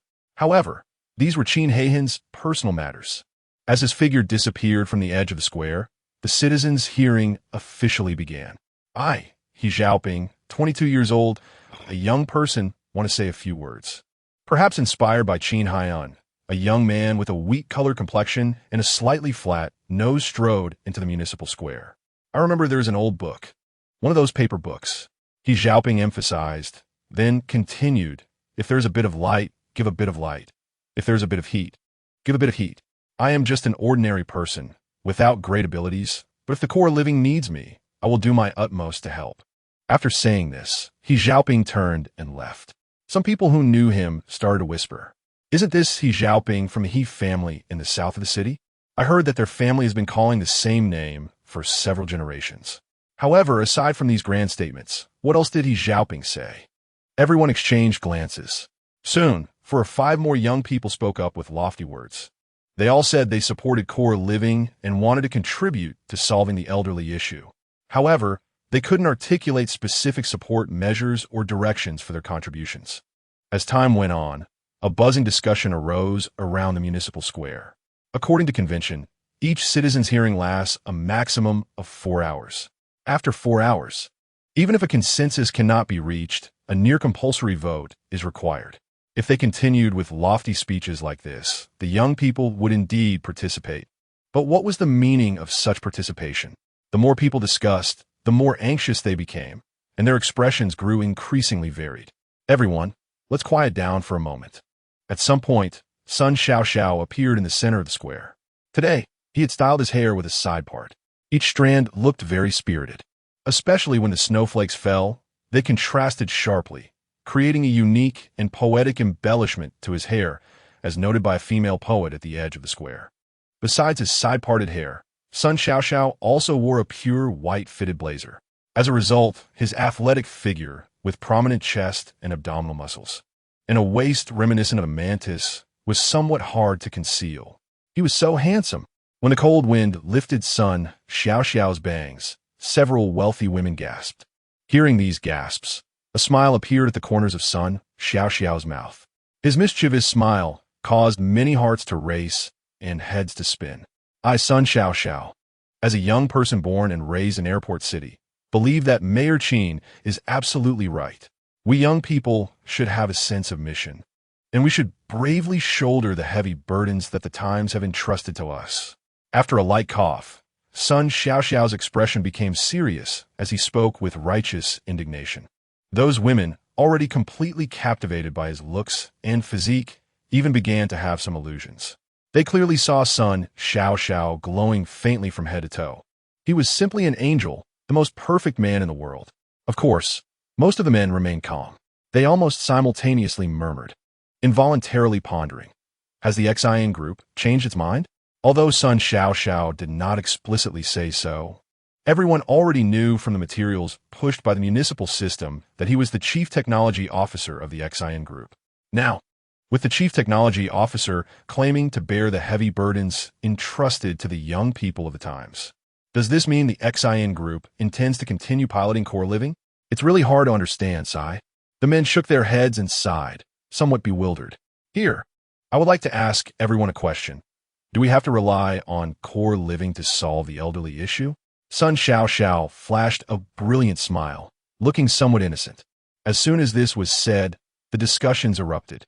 This was also the focal point of the citizens' debate. Everyone can think, everyone can ponder. No need to rush to give me an answer. Really, no need to rush. He smiled and raised his voice slightly. I think the so-called elderly issue boils down to 2 words. Sun Xiao held up 2 fingers, and the area around the square suddenly fell silent. Handsome. So handsome. Those infatuated women nearly fainted again. The future. Sun Xiao put away his smile and said solemnly, what we want is to solve the elderly issue. Simply to give the elderly and ourselves a beautiful future. Yes, that's right. That's the truth. At this moment, even those level-headed men began to nod in agreement. Therefore, I want to say, we should bravely face reality, we should dare to remove all obstacles, and we should firmly hold the future in our own hands. Sun Xiao became increasingly excited as he spoke. After finishing, he raised his right wrist and clenched his fist tightly. Face reality. Remove all obstacles. Firmly hold the future in our own hands. Some people timidly shouted a couple of phrases. Immediately, the square was filled with roaring shouts. Face reality. Remove all obstacles. Firmly hold the future in our own hands. In an instant, Sun Xiao became the leader of the citizens, the one who could most articulate the voice of the people. Of course, only Sun Xiao himself knew that the ones leading the shouts were actually the wasteland youths he had hired in advance. These people had only one principle in their work: get paid for the job. Moreover, this time he had generously given them a substantial deposit in advance. All right. I know everyone thinks the same as I do. Sun Xiao was very satisfied with the crowd's reaction. He raised his hand, his smile still radiant. As the largest group in airport, and a nationally renowned conscience enterprise that has always aimed to do good charity and give back to society, our Xian group has a new idea for core living. As he spoke, Sun Xiao tapped twice on his left temple and pushed the holographic 3D image he had planned for a long time to all citizens, which was also presented in the municipal square.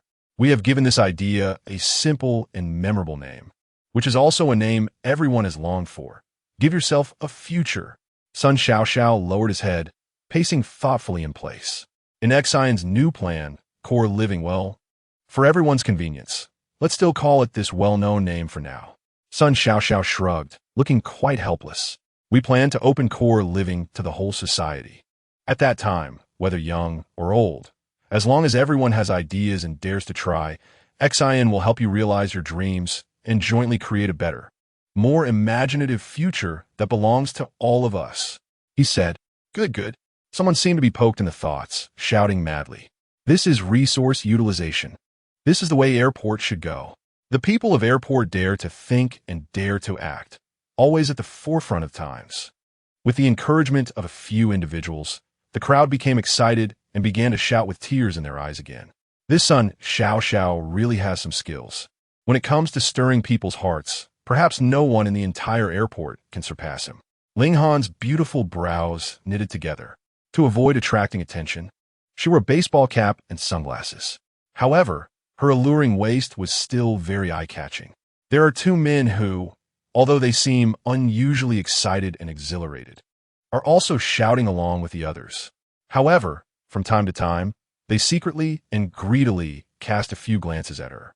Chapter 14, What else do you want to do? Opening up the core of chip life to the entire society was something Hua Chaoran had never even thought of. Under his and everyone else's gaze, Sun Xiao pointed to the core area of the holographic three-dimensional image and said, Here will be built the largest mutual assistance center in Asia. Wow, so beautiful! Someone couldn't help but exclaim. As Sun Xiao spoke, the holographic image changed. The existing core area of chip life, which connects the 4 areas of healthcare, consumption, recreation, and education, including the blue brick avenue that runs through these 4 areas, instantly shattered into countless fragments, turning into grains of sand in the wind. Following this, a pure white, flower-shaped building rose up from the ground, slowly blooming.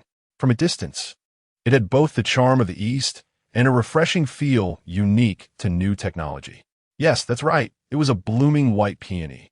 A smile gradually spread across Sun Xiao's face as he said, The elderly are poetry, they are art. They themselves are a part of art. As soon as he said this, applause erupted. Regardless of whether people supported the Chip Life pilot project or not, they all saw hope in a daze. Just like the petals of this flower, the elderly should not be isolated individuals. They are a whole, and their world should be interconnected. When the applause subsided, Sun Xiao put away his smile and said solemnly, Therefore, we advocate for mutual assistance in elderly care, allowing the elderly to support each other and enjoy their twilight years together. Mutual assistance in elderly care is not a new concept. It was once all the rage over a decade ago, and many elderly people paid a painful price for it. Hearing Sun Xiaoxiao talk for so long, it turned out he wanted to rehash mutual assistance in elderly care, and everyone fell silent almost simultaneously. I think everyone may have misunderstood me. Sun Xiaoxiao showed a hint of apology on his face and explained, "What I actually want to say is that this white peony can bring together all the elderly in Asia, just like a social platform, allowing them to support each other spiritually rather than the old-fashioned mutual assistance in life, you know." With this, the crowd's expressions finally softened a bit, and they were willing to listen to him continue. The blue ecological jungle aims to create a green, futuristic health paradise for the elderly. The airport Rainbow Island focuses on entertainment. Hey, shouldn't the elderly have fun too? The Shared Financial Port is a trading platform for financial products exclusive to the elderly, allowing them to increase and preserve their wealth without leaving their homes. The Super New Consumption Planet advocates for a new consumption concept. We want to take consumption to the next level. Then, Sun Xiaoxiao pointed to the holographic image and introduced 9 more dazzling and astonishing new buildings, such as the Blue Ecological Jungle, Airport Rainbow Island, Shared Financial Port, and Super New Consumption Planet, along with their respective functional ideas. In short, with these 10 pillars, giving oneself a future is definitely not just empty talk. Noticing that time was running short, Sun Xiaoxiao began his final pitch. Citizens of the airport, for those who care about elderly issues and hope for quick solutions, our opportunity has arrived. Giving oneself a future means giving everyone a future. I believe that with our revolutionary new plan, combined with the strong financial backing of the Xian Group and everyone's participation, elderly issues in the airport will definitely no longer be a problem. Support the new plan. Support the Xian Group. Sun Xiaoxiao, you are amazing. We love you. Under the lead of the Wasteland Youth, the crowd erupted again. Some of Sun Xiaoxiao's views might still have some dissent, but the Xian Group's vision was indeed comprehensive and refreshing. When Sun Xiaoxiao walked out of the municipal square, Hua Chaoran glanced at the clock. There was less than an hour and a half left. Are you ready? He instinctively took a deep breath. Ling Han nodded. Don't worry, we are all in our best state, Hua Ye'er said. In fact, standing beside Hua Chaoran were not just Ling Han and Hua Ye'er, but also the existing technical team of Chip Life and a dozen social workers. These people were all prepared to walk into the municipal square with him.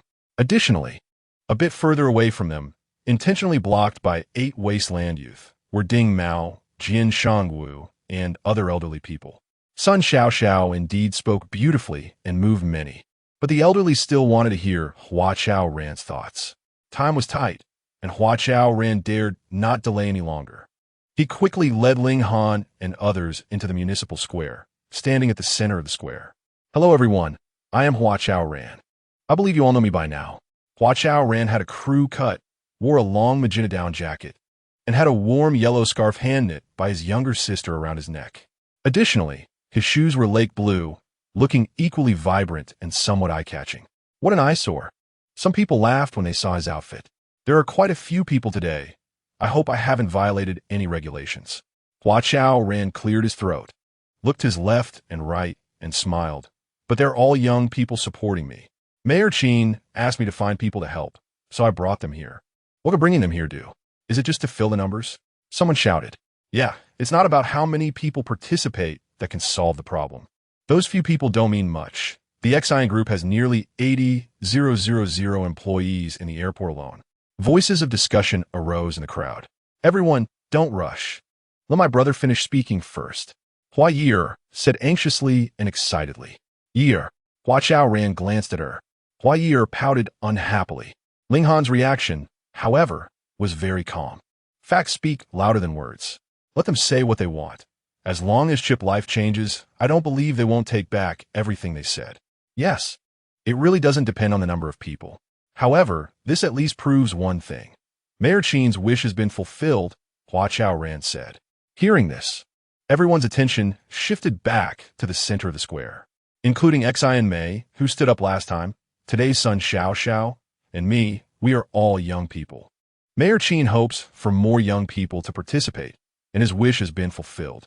Hua Chaoran smiled and pointed to Ling Han, who was standing to his left, and said, I believe everyone is very curious about who this lady is, who has covered her face so thoroughly. I am Ling Han. Before Hua Chaoran could finish his introduction, Ling Han took off her sunglasses and baseball cap, revealing her beautiful face. It's actually her. Many people were shocked at the same time. Ling Han's beauty was known throughout the airport. Many media outlets in the city and country had secretly published her candid photos without her consent. Most citizens had only seen her photos in the media and were seeing her in person for the first time today. Indeed, she was even more beautiful in person.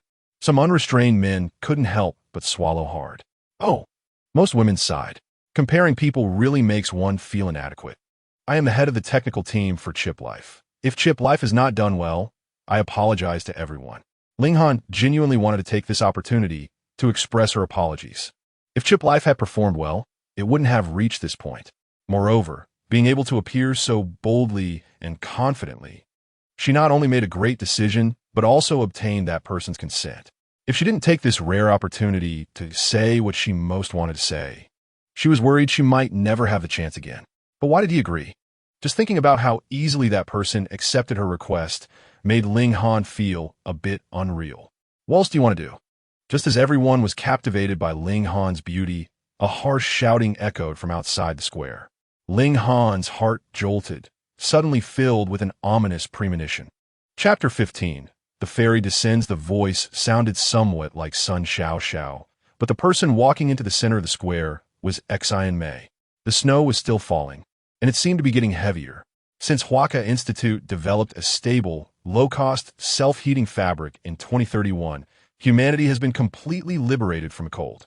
At this moment, the outdoor temperature was about -12 degrees, yet people's faces remained rosy. However, some people who usually didn't exercise much felt a bit numb in their legs after standing for a long time and were starting to feel tired. I think there's a fact you can't deny. Xin May's cold gaze was fixed on Ling Han's face. It was at this moment that someone started openly comparing her beauty to Ling Han's. Xin May was known as the dream lover, the goddess, while Ling Han was referred to as the world's #1 beauty. Although the titles had already established a hierarchy, how could such matters have a definitive conclusion? People were always keen and eager to discuss the beauties, especially those men with wide eyes, who were passionately indulging in their research spirit. You say, Ling Han said softly, expressing her poor impression of Xin May. It's been 5 years. Since the day we started the pilot for Core Living, the airport city has given you 5 years. May I ask, what have you accomplished in these 5 years? Have you made Core Living a reality? Xin May's voice was not loud, but her words cut like knives, like daggers. Xin May was truly. Hua Chaoran was a bit anxious. He began to calculate that if Ling Han could not respond, he would speak for her. The past 5 years for Ling Han and her team, although lacking in some aspects, had laid a solid foundation for Core Living. This contribution, comparable to groundbreaking efforts, was also undeniable. Suddenly, people heard the sound of wind and noticed snow falling on their shoulders and heads. To meet environmental standards, self-heating fabrics were innovated in 2035, heat generation without heat dissipation. And the heat direction changed from the previous 4-way random generation to directional heating on the same fabric surface. It is said that the top self-heating fabrics on the market can achieve constant temperature or localized differential heating. Due to the fabric's special properties, people had not noticed the falling snow until now, which was understandable. However, after standing for over 2 hours, the absence of a howling wind felt related to them. Everyone's hearts could not settle down. How could they pay attention to anything else? At this moment, when people heard the wind and noticed the falling snow, it indicated that their hearts had finally calmed down. Even those who were feeling numb in their legs and staring at the two beauties with their mouths watering perked up, their expressions becoming somewhat solemn. Xin May was right. If the original group of people continued to manage it, it would be merely changing the soup, but not the medicine. Was there still a need to pilot Core Living? Doubts began to rise in everyone's hearts. It's over. We have lost to the Xin group. Hua Ye'er saw Ling Han's face turn pale and remained silent for a long time, her heart sinking. Her brother relied on Ling Han and the technical team behind her. Now that Ling Han was speechless, did everyone still have hope? Core Living, Core Living. In fact, after hearing Sun Xiaoxiao introduce their new plan, Hua Ye'er wanted to give up. She suddenly felt that they were all superfluous. If the Xian group could make core living so good, allowing the elderly to live happily and worry-free, what were they still fighting for? If it really doesn't work, we can help the Xian group with their plan. Before Hua Ye'er could continue her thoughts, Ling Han suddenly spoke up. At least we haven disconnected the elderly from this era. In fact, we are at the forefront of it, Ling Han said, her face slightly raised. This was her only confidence. Perhaps some of our technologies are indeed too advanced, too complicated, and even interfere a bit too much in the lives of the elderly. But is this merely interference? It is simply kidnapping, infinitely squeezing our living space. Suddenly, an angry roar came from outside the square. Everyone clearly heard it. It was the voice of an elderly man. In today's society, to live a more comfortable life, indeed, requires some technical means. But look at the things you have made. Do we still have freedom? Do we still have our own living space? The old man continued to shout and accuse. Hua Chaoran and social workers like Hua Ye'er quickly recognized it was Jian Shangwu's voice. If it had been earlier, when everyone's hearts had not completely settled down, Jian Shangwu shouting would have merely been a bit jarring. But now, as everyone seriously reflected on core living, it was not just jarring, it was heartbreaking. Chaoran, what are you doing? Come out quickly. We thought you could find someone decent to help, but it turns out to be this group of malicious people. Chaoran, stop wasting everyone's time. Let the Xian group handle it. The elderly began to shout. They initially wanted to give Hua Chaoran a chance, but after seeing the people he found, they immediately lost confidence and didn't want him to continue. Master Jian, grandparents, uncles and aunts, please don't get excited. Let me explain. I invited Ling Han and her team to help for a reason. Hua Chaoran interrupted the elders, raising his voice. I believe I can help core living because I am convinced that my ideas are correct. As long as core living can be built on the principle of restoring the essence of life and returning to the original intent of technology, it will surely bring you a beautiful future.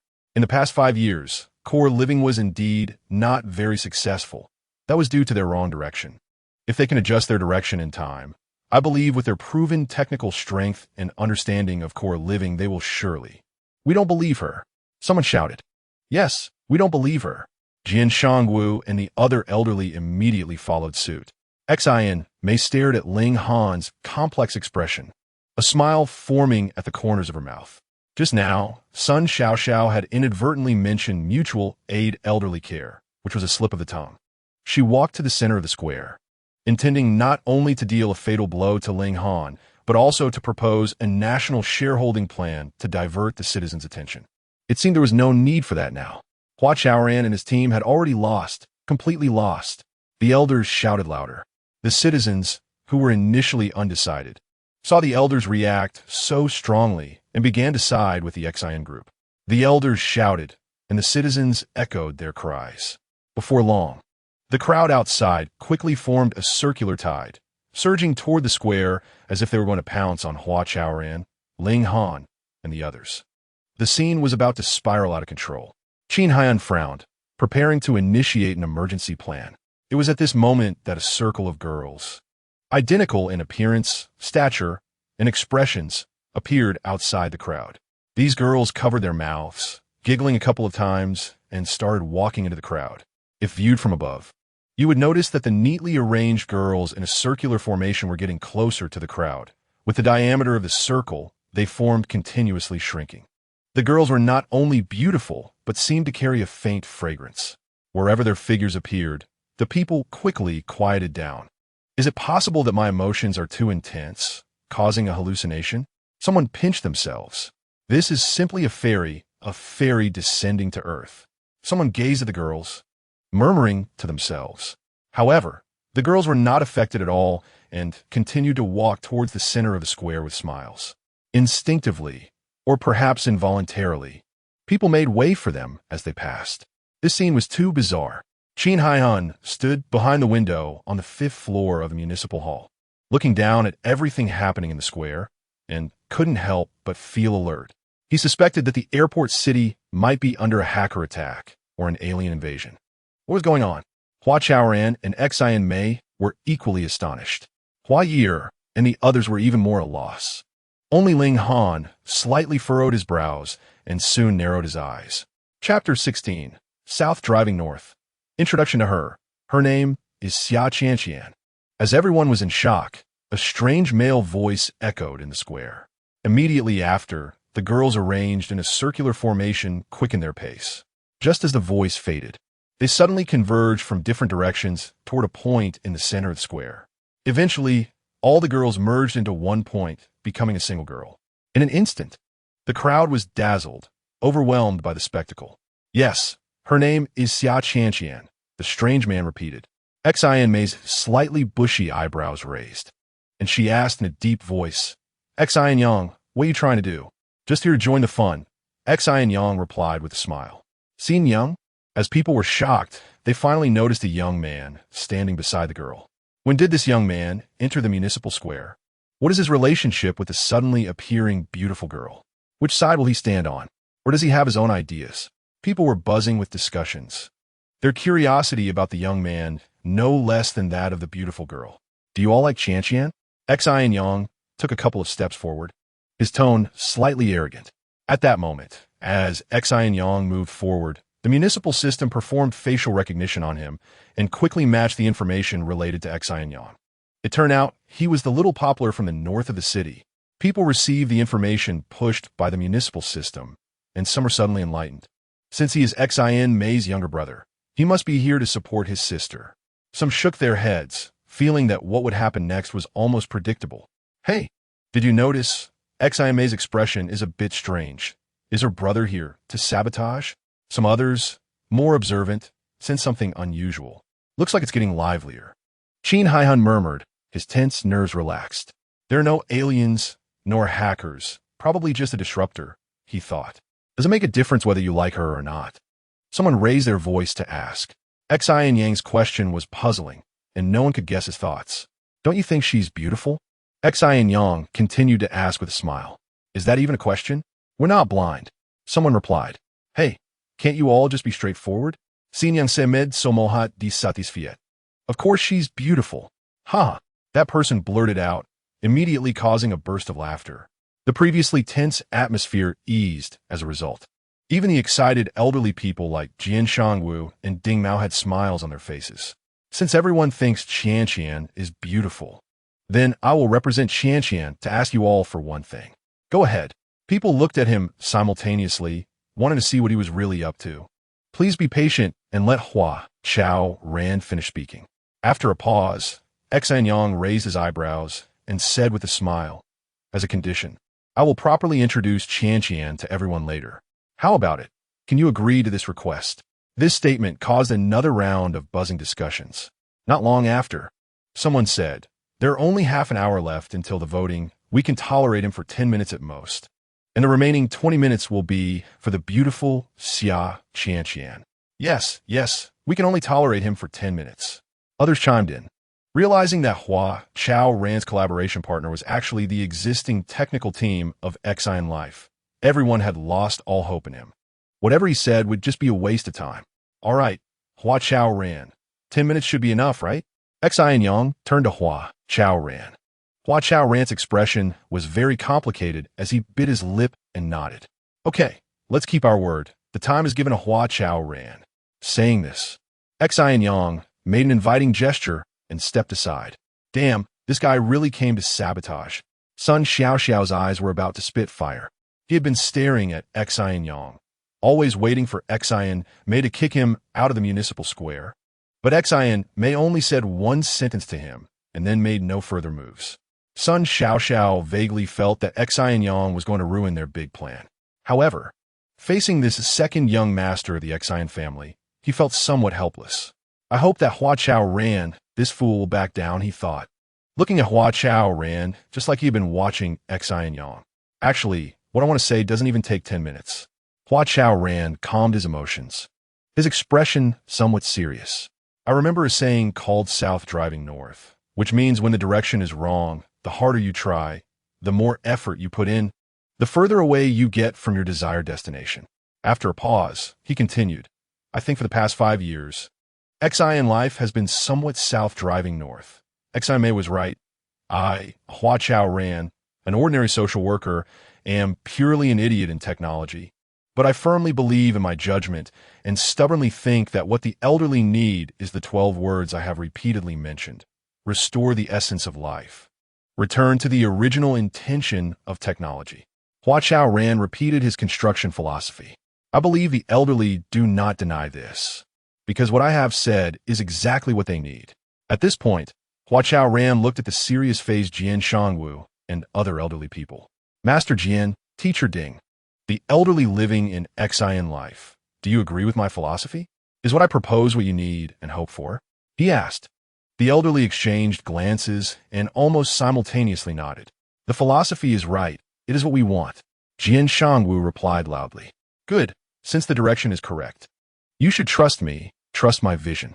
It's not that we don't trust you, but we don't trust that woman standing next to you. Someone interjected. It seems everyone still did not understand the story of South driving north. Hua Chaoran smiled. He genuinely wanted to laugh. As long as the elderly recognized his philosophy, there was still hope. I still say, in the past 5 years, Ling Han and the others have already proven their abilities through practical actions. Undoubtedly, they are a team with technical strength. At this point, Hua Chaoran deliberately paused for several seconds, and to his surprise, no one refuted him. His smile became even brighter, and he felt more confident. Those 12 words are their new direction, the correct direction, the direction the elderly are looking forward to. Why don't we give them a chance to correct their mistakes? Moreover, which technical team in the entire airport understands Xian life better than them? As these words were said, there was silence around the square. People heard the wind again and sensed that the snow falling on them seemed thicker. Ling Han was particularly emotional, feeling as if something was surging out of her heart. Moments later, tears welled up in her eyes, and she felt her breathing had become much smoother. Woo-woo. A female technician standing beside her cried out loud. Ling Han turned to look, discovering that almost everyone's eyes were red. It turned out that everyone felt aggrieved and bore humiliation in their hearts, but no one had spoken out. If Xian Life could continue its pilot program, Ling Han believed they would surely wait for the day to wash away their shame. It was at this moment that Ling Han's gaze became resolute. But there must be some changes, right? Someone muttered. Changes will come, and they will be earth-shaking. Please believe us, Hua Chaoran said. When it came to specific changes, he really couldn't say much and couldn't present a holographic three-dimensional image like the Xian group. However, he was very clear that as long as they worked hard in that direction, they would definitely bring changes, huge changes to the airport and to the elderly. Xia Qianqian is the first to change. Xin Yang looked at Hua Chaoran with a meaningful smile and took over the conversation. For Xin Yang, who had clearly rejected him before, Hua Chaoran still felt uncertain. He didn't know if Xin Yang was there to help him or if it was a bigger trick played by the Xian group. Xin Yang, have you had enough of this? Before Xin Yang could speak, Xian made question sharply. She had been holding back for half a day. Acquiring and transforming Core Life was the biggest project for the Xian group in the next 10 years. She didn't want her younger brother to ruin the family business and future just to compete with her or to throw a tantrum. Sister, you've seen it. I haven't even started playing yet. Xin Yang smirked, revealing a nonchalant expression. It seemed he really was at odds with his sister, Xian Mei. Chapter 17, Turning Hopelessness into Hope. Xin Yang. Do you know where this place is? Xian Mei suppressed her anger and said softly. The family has high hopes for Xian life. Do you understand? I understand, of course I do. Otherwise, I wouldn't be here. Xin Yang smiled and suddenly said, By the way, sis, do you think Hua Chaoran and the others still have hope against the strong power of our Xian group? Xin Mei was taken aback, just about to respond when Xin Yang continued. I think there's not much hope left. Since you know everything, why bother? Xin Mei frowned. She was increasingly unable to see through her brother. Some people look up at the stars, and, of course, some need to keep their feet on the ground. Xin Yang said another puzzling thing. Sis, let me introduce you to Xia Qianqian. As he spoke, Xin Yang snapped his fingers. Xia Qianqian, who had been standing silently, suddenly spoke. Hello, everyone. I am the new virtual housekeeper of Xian Life, Xia Qianqian. She is actually a virtual person. Not only Xin Mei, but everyone was almost simultaneously stunned. Faced with her extraordinary beauty, Everyone selectively forgot how bizarre her entrance was.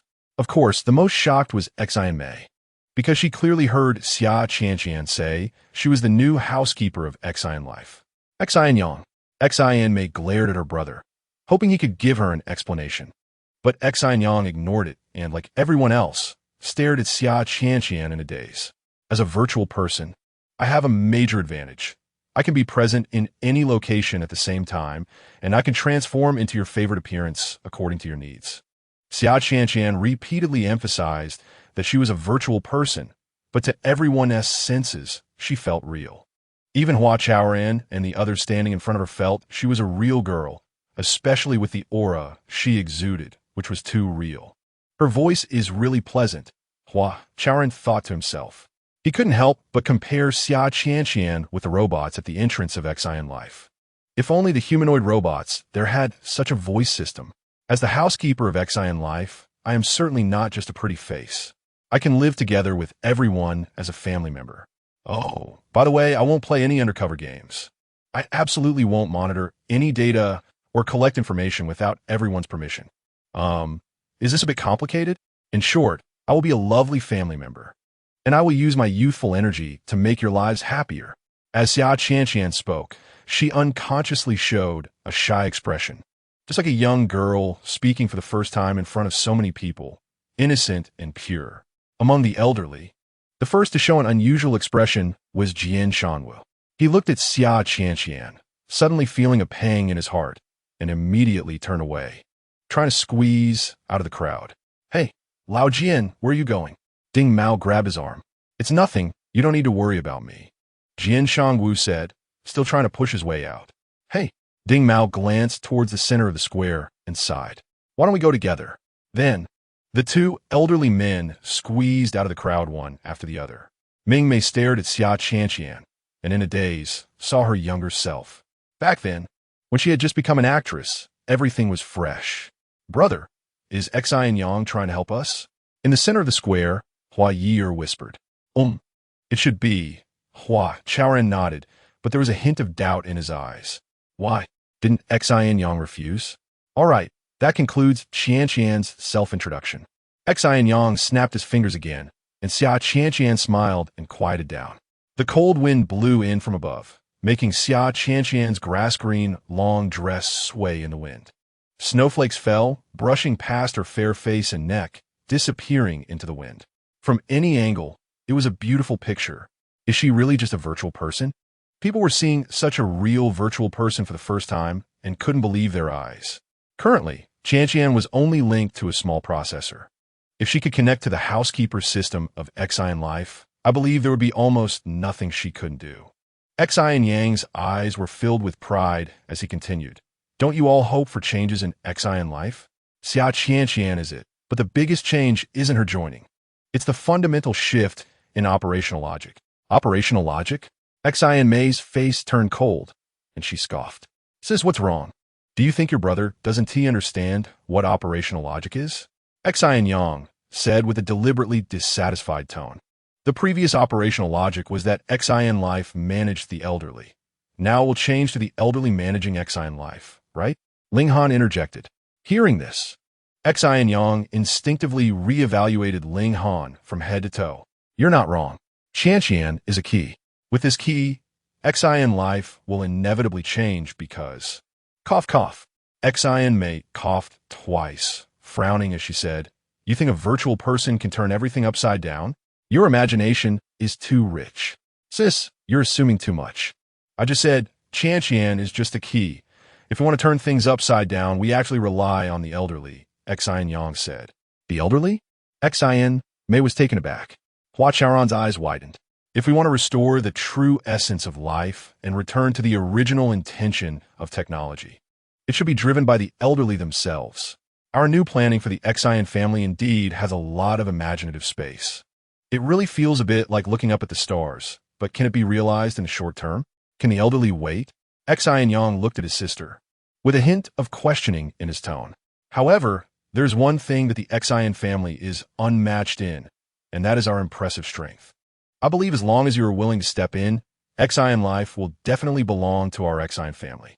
Since you know everything, why are you here? Xin may ask coldly. I, your dear brother, have never believed in anything superstitious. What I want most is to turn hopelessness into hope. Cease. I think you should understand me. Xin Yang smiled again, but his smile was full of provocation. Nonsense. At that moment, Xin May suddenly felt a bit shaken. All these years, she had been managing the family business. Taking advantage of managing the business, she had also been realizing her own ideals and ambitions. But her brother, who had actively given up his right to inherit the family business to support her, was sinking deeper day by day. Sometimes, Xin May couldn't bear to watch. But no matter what, she couldn't allow her brother to get involved in the family business. With her brother's talent, as long as he participated, it would mean an erosion of power. If he really wanted to do well, then let him try, Xin May thought. Relatively speaking, she was still willing to see her brother find something to do outside the family. Sis, you're allowed to look up at the stars. But are we not allowed to keep our feet on the ground? Xin Yang threw out such a statement again. Xin May shot him a glare and said angrily, We are also keeping our feet on the ground. You all, haha, if you have any plans to keep your feet on the ground, you should pay more attention to the current situation of Xin life. Ask the elderly what they really need instead of messing around with 10 pillars. Xin Yang's expression became serious as he spoke earnestly. Hua Ye'er looked at his profile and, in a daze, felt as if he had transformed into another Hua Chaoran. Arguing about this is useless anyway, and time won't be delayed, so let's leave it to the citizens of the airport city. I believe everyone will definitely not follow you in a mischief, Xin May said. At the moment her words fell, for hours had just passed. Is it really time to vote? The citizens were somewhat incredulous. This citizen hearing, number 2050122191, indeed left people wanting more. Would they really not follow Xin Yang into mischief?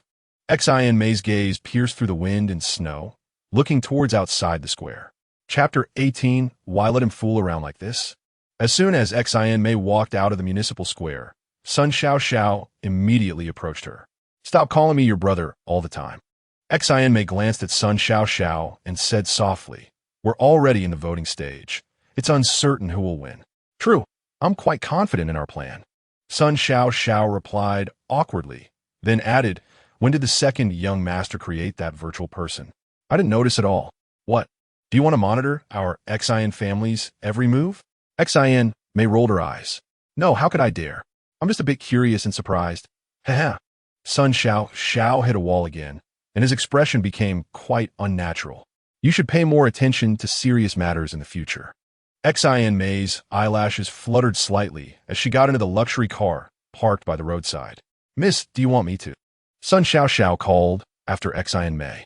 Although he didn't say it outright, Xin May knew that he was asking for her opinion because he wanted to intrude into the municipal system and tamper with the voting results. No need, just wait. But what if? There is no what if. Xin May said firmly. With a bang, she had already closed the car door.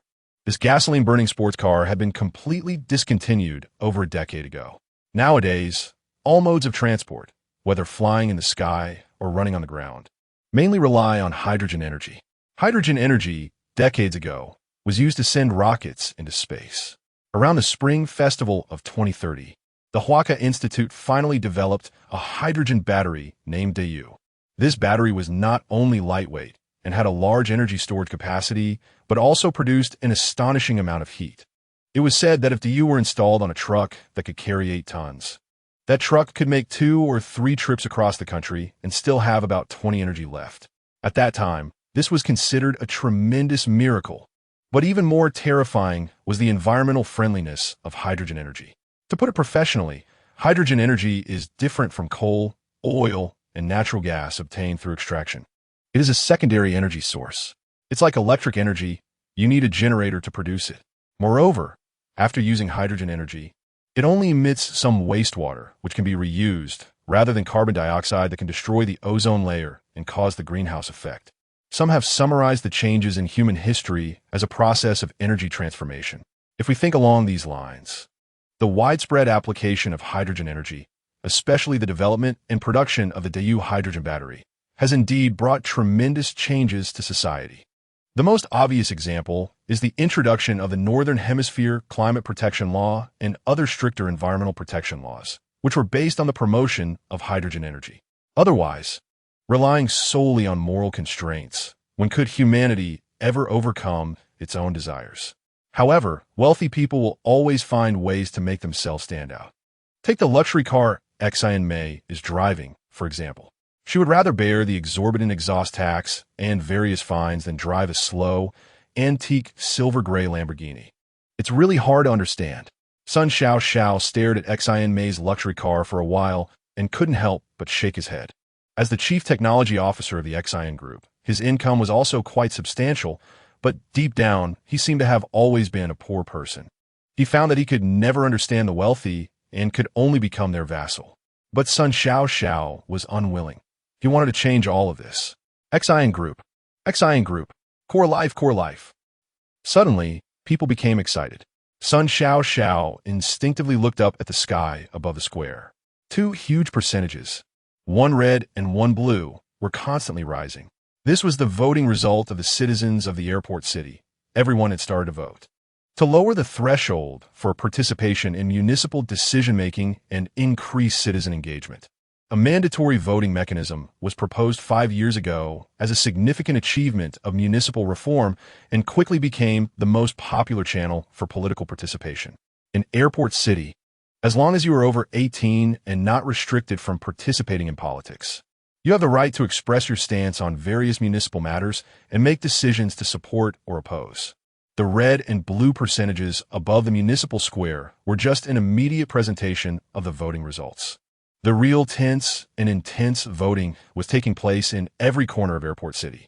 People watching the holographic images or 5D live broadcasts were clearly enthusiastic about municipal affairs. After listening to speeches from the Xian family and Hua Chaoran, they quickly voted on the viewing interface. Those still in the municipal square, along with some who were busy with their own matters and indifferent to municipal issues, had holographic voting images pop up on their smart bracelets. There were two buttons, one red and one blue. The red supported core life, while the blue supported the Xian family. Regardless of whether they had thought about the elderly issue or paid attention to the pilot situation of core life's smart community, everyone had to make a decision. Otherwise, they would violate the management measures for citizens' hearings and face a fine of 10,000 and detention for 15 days. Come on, please believe in us. Outside the square, watching the changing percentages, Hua Ye'er's heart quickly rose to her throat. She clenched her fists tightly, every breath careful. It felt as if one careless move could affect the voting results. What will you do if everyone doesn't support core life continuing the pilot? Ling Han asked. After leaving the market square, she stood with Hua Chaoran and a few others. Everyone will support core life. I believe in the vision of Airport City citizens. Hua Chaoran said firmly and confidently. He also looked at the percentages, but was not as tense as his sister. Actually, it's nothing. If core life really can't continue, we can go to Africa. The country recently proposed a public service assistance plan for the third world. We might as well respond to the call. Social worker Panda, you said. He also secretly glanced at Hua Ye'er. Everyone knew he had a crush on her. If they were going to Africa, he would very much hope that Hua Ye'er could go with him. As someone said, if we have 1 point of light, we will give 1 point of light. If we have 1 point of heat, we will give 1 point of heat. There will always be a way to contribute to the country. Engineer Gu Jinhua chimed in. It's really interesting. Nothing has happened yet, and you're already finding a way out. Xin Yang showed a look of disdain and said softly, if I were you, I wouldn't get involved in this mess. Xin Yang, can we talk for a moment? Hua Chaoran suddenly said. Sure, go ahead. Xin Yang patted Gu Jinhua's shoulder and walked over to Hua Chaoran. Why? Hua Chaoran asked. What do you mean why? Xin Yang seemed a bit confused. Haven't you already rejected us? Why are you here again, and even brought Xia Qianxian? Of course it's because you convinced me, Xin Yang said lightly, a smile appearing at the corner of his mouth. Are you serious? Hua Chaoran looked at him, sensing a hint of joking, and was somewhat incredulous. You said that core life might be the hardest thing in the world to do. If we don't do it, the elderly will have no hope. That's what convinced me. Xin Yang explained. Just because of that, Hua Chaoran was skeptical. Yes, Xin Yang, love to do things that seem hopeless. Xin Yang put his arm around Hua Chaoran's shoulder, winked, and said with a smile, "Besides, your slogan and your passion have greatly moved me." "Really?" Hua Chaoran asked, somewhat surprised and a bit skeptical. Xin Yang maintained a nonchalant expression, and he still couldn't fully believe what he said. "Believe it or not, that's how it is." Xin Yang snapped his hand, seemingly a bit angry. "It's over. The voting is over." At that moment, the crowd erupted again, cheering louder and louder. "Brother, brother." Hua Ye'er's eyes turned red, and she actually cried out loud in front of so many people. Chapter 19, Finding Ways to Make Money, damn it. Sun Xiao cursed resentfully. He hurriedly approached the luxury car, wanting to explain a few things to Xian Mei. Who knew, with a couple of revs? The Lamborghini had already driven off. Sun Xiao stood there dumbfounded, watching the people parting ways and the luxury car getting farther and farther away in the wind and snow. Xian Mei didn't scold him, but it was even more frustrating than being scolded. Did we win? On the other side, Hua Ye'er was still in tears. She was overwhelmed with joy. 76-29. 4. Hua Chaoran and the others won the support of the citizens with an absolute advantage. The people of the airport ultimately chose to stand firm. They were still willing to let Xian Life give it another try. We won. Social worker Pandayo, engineer Gu Jinhua, and others jumped up at the same time. Everyone was overjoyed. It was too unexpected, too unreal. Everyone thought so, but they also knew very well that as long as the citizens remained rational, choosing to continue the pilot was almost inevitable. "I declare this citizens' hearing legal and the decision valid." Xin Yang's voice resonated. "Let us congratulate the Hua Chaoran team and the young people. I hope that under the guidance of the new construction concept, you can bring a fresh perspective to all citizens, make the elderly love Xian Life and yearn for it. Thus, you can pave a new, feasible path for the entire society to solve the elderly problem." Xin Yang's speech quickly received prolonged applause. Everyone agreed with his views and expressed their blessings to the Hua Chaoran team. Someone once said, "The Great Wall is indeed as strong as iron. Yet now we step forward from the beginning." This sentence is for you. I hope you can cut through thorns and brambles. Buzz. Sun Xiao's left arm trembled slightly. He received a message. "Don't be so dispirited. Things are just beginning." Seeing that it was a message from Xian Mei, he flipped his left hand, and the content of the message appeared in his palm. "Don't forget, we are the ones with the strongest economic power in the airport." Before he could think too much, Xian Mei sent another message. Staring at this message for a while, a sinister smile appeared at the corner of Sun Xiao's mouth. "Yes, if we want to do Xian Life well, don't we need money?" he thought, laughing wildly in his heart. Because he quickly realized that the city government would no longer invest money in Xian Life. "Hua Chaoran, Xin Yang, you are still too naive, you. Handsome. Are you alone?" Suddenly a finger poked Sun Xiao's shoulder, interrupting his thoughts. He turned to see a delicate and charming woman. "Yes, do we know each other?" Sun Xiao sized her up. "We know each other, sort of." The woman smiled and said in a flirtatious tone, "Aren't you the chief technology officer of the Xian group? You were standing in the center of the square just now.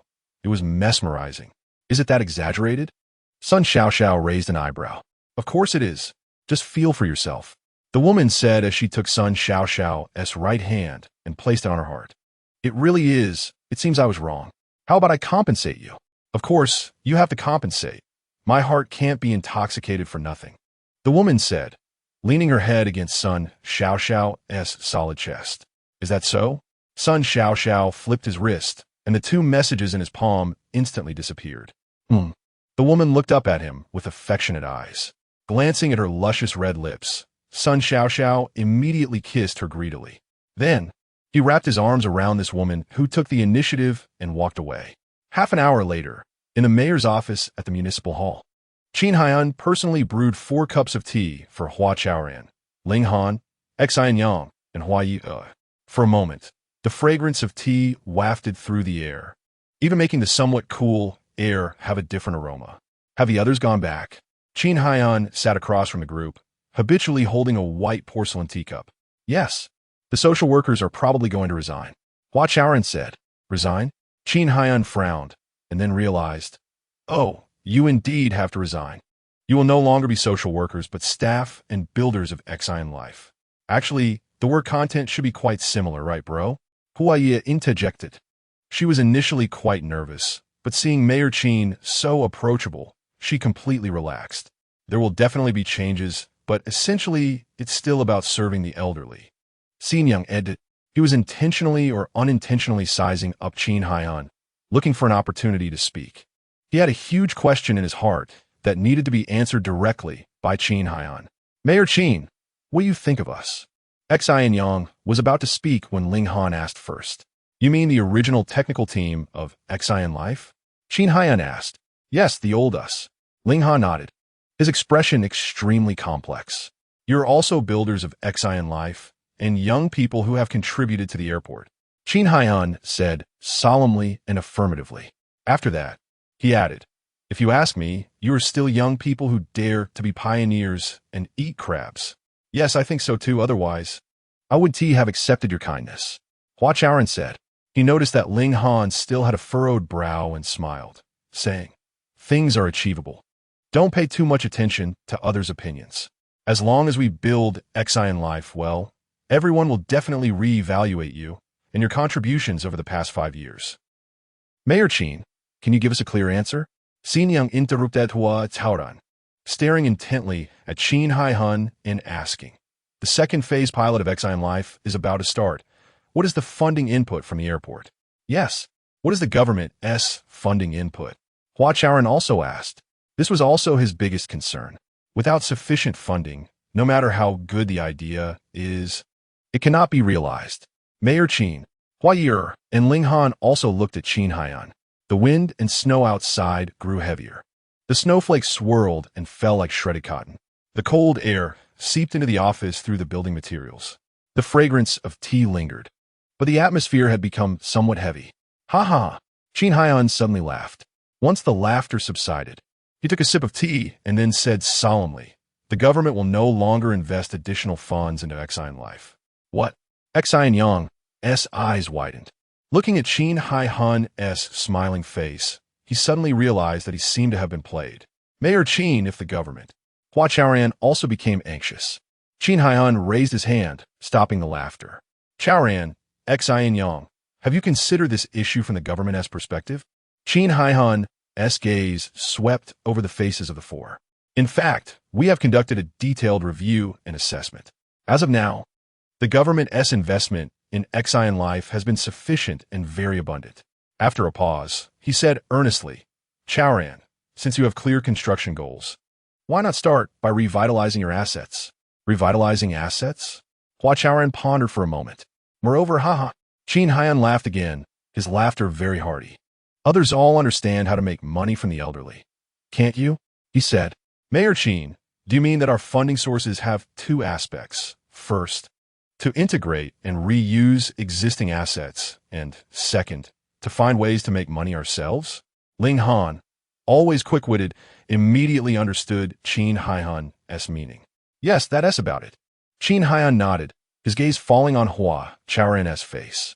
Let's find a way to make money ourselves. How is that possible? Hua's face turned red as she looked towards her brother Hua Chaoran. Mayor Qin, why don't we just forget it? We can't handle this kind of thing. Xin Yang, unable to hold back any longer, stood up with a gloomy expression. Ling Han didn't say anything, but her thoughts were basically similar to Xin Yang's. If the government doesn't increase its investment, Xian Life has no way to continue the pilot program. The so-called citizen hearing is just a scam, she thought. No wonder XN May was able to withdraw so easily, sigh. She thought again, silently sighing in her heart. Chapter 20. Moving is the only hope. There must be a way, Hua Chaoran said seriously after thinking for a long time. He wasn't feeling great inside, but the fire in his chest burned more fiercely than ever. What can we do, brother? We. Hua Ye'er wanted to say that they should just forget it, but the words stuck in her throat, and she couldn't say them. Ling Han said, some things are better approached with caution. Yes, we need to be cautious. Xin Han was still smiling, but the smile was starting to fade. Besides not being able to increase our investment, the city government has discussed that as long as you have needs, we will provide support as much as possible. After all, Xian Xinghua is. Xian Yang snorted coldly, and walked straight to the door. It seemed he was completely disheartened, saying that the whole airport and the nation must take it seriously and face major issues head-on was simply a joke.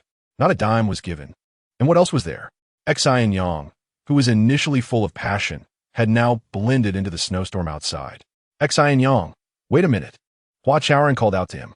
Didn't you say that your biggest dream is to turn hopelessness into hope? Yes, I did say that. Then why are you giving up so easily? Hua Chaoran raised his voice to ask. Xin Yang was taken aback, waved his hand, and didn't offer any explanation, continuing to walk forward. Then let me ask you, what does it mean to be down to earth? Without waiting for Xin Yang to answer, Hua Chaoran explained himself. I think it means not to avoid problems when they arise, but to find ways to solve them. Xin Yang, you might not know, but I have also tried to fight for this. However, you have seen the current situation of Xin. The city government is already under great pressure to keep this project going, Xin Yang said. Try to persuade Xin Yang to stay. The virtual character Xia Qianqian that Xin Yang developed had also given him a huge shock. As Xin Yang himself said, Xia Qianqian could potentially bring earth-shattering changes to Xin. If Xin Yang chose to withdraw before it even started, then Xia Qianqian would naturally not be applied to Xin. Consequently, the foreseeable changes in Xin would turn into bubbles. This was something Xin Yang did not want to see at all. However, with limited resources at hand, he could only feel anxious. Mayor Qin, besides funding, can the city government provide support in other aspects? Ling Han suddenly asked. Yes, we can provide support in other aspects. We will do our utmost. Xin Yang said, somewhat surprised, as he saw that while he was speaking, Xin Yang had stopped walking again. As long as you have needs, we will provide support as much as possible. Xin Yang repeated what he had said before. Although this was directed at Ling Han, his gaze remained fixed on Xin Yang's back. Brother, please don't make it hard for Xin Yang. He has already had a big argument with his sister over Xin. Hua Ye'er mumbled softly. She saw Xin Yang stop multiple times and instinctively felt he was conflicted, suddenly feeling a bit sorry for him. Of course, this natural emotional expression was something Hua Ye'er had not thought deeply about. I know he had an argument with his sister, but I think doing this is right and worth it. Hua Chaoran took over the conversation, slightly frowning. Xin Yang, Ling Han Ye'er, have you thought about why we should continue the pilot of Xin? Hua Chaoran's gaze swept over Xin Yang and the others. I want to say that we should think about what it is that makes us eager to participate in Xin and willing to do something for the elderly. What else could it be? Xin Yang retorted, his back to everyone. In his heart, the answer was very clear. It was about accomplishing something impossible. Yes. What else could it be? We definitely hope to do something for the elderly, to reignite their hope for Xin in the future, Hua Ye'er said. Ling Han glanced at Hua Ye'er and nodded slightly. Then where does hope come from? Hua Chaoran asked again. Xin Yang raised his face. His lips moved as if he wanted to say something, but swallowed the words back. This question is indeed worth pondering, he said.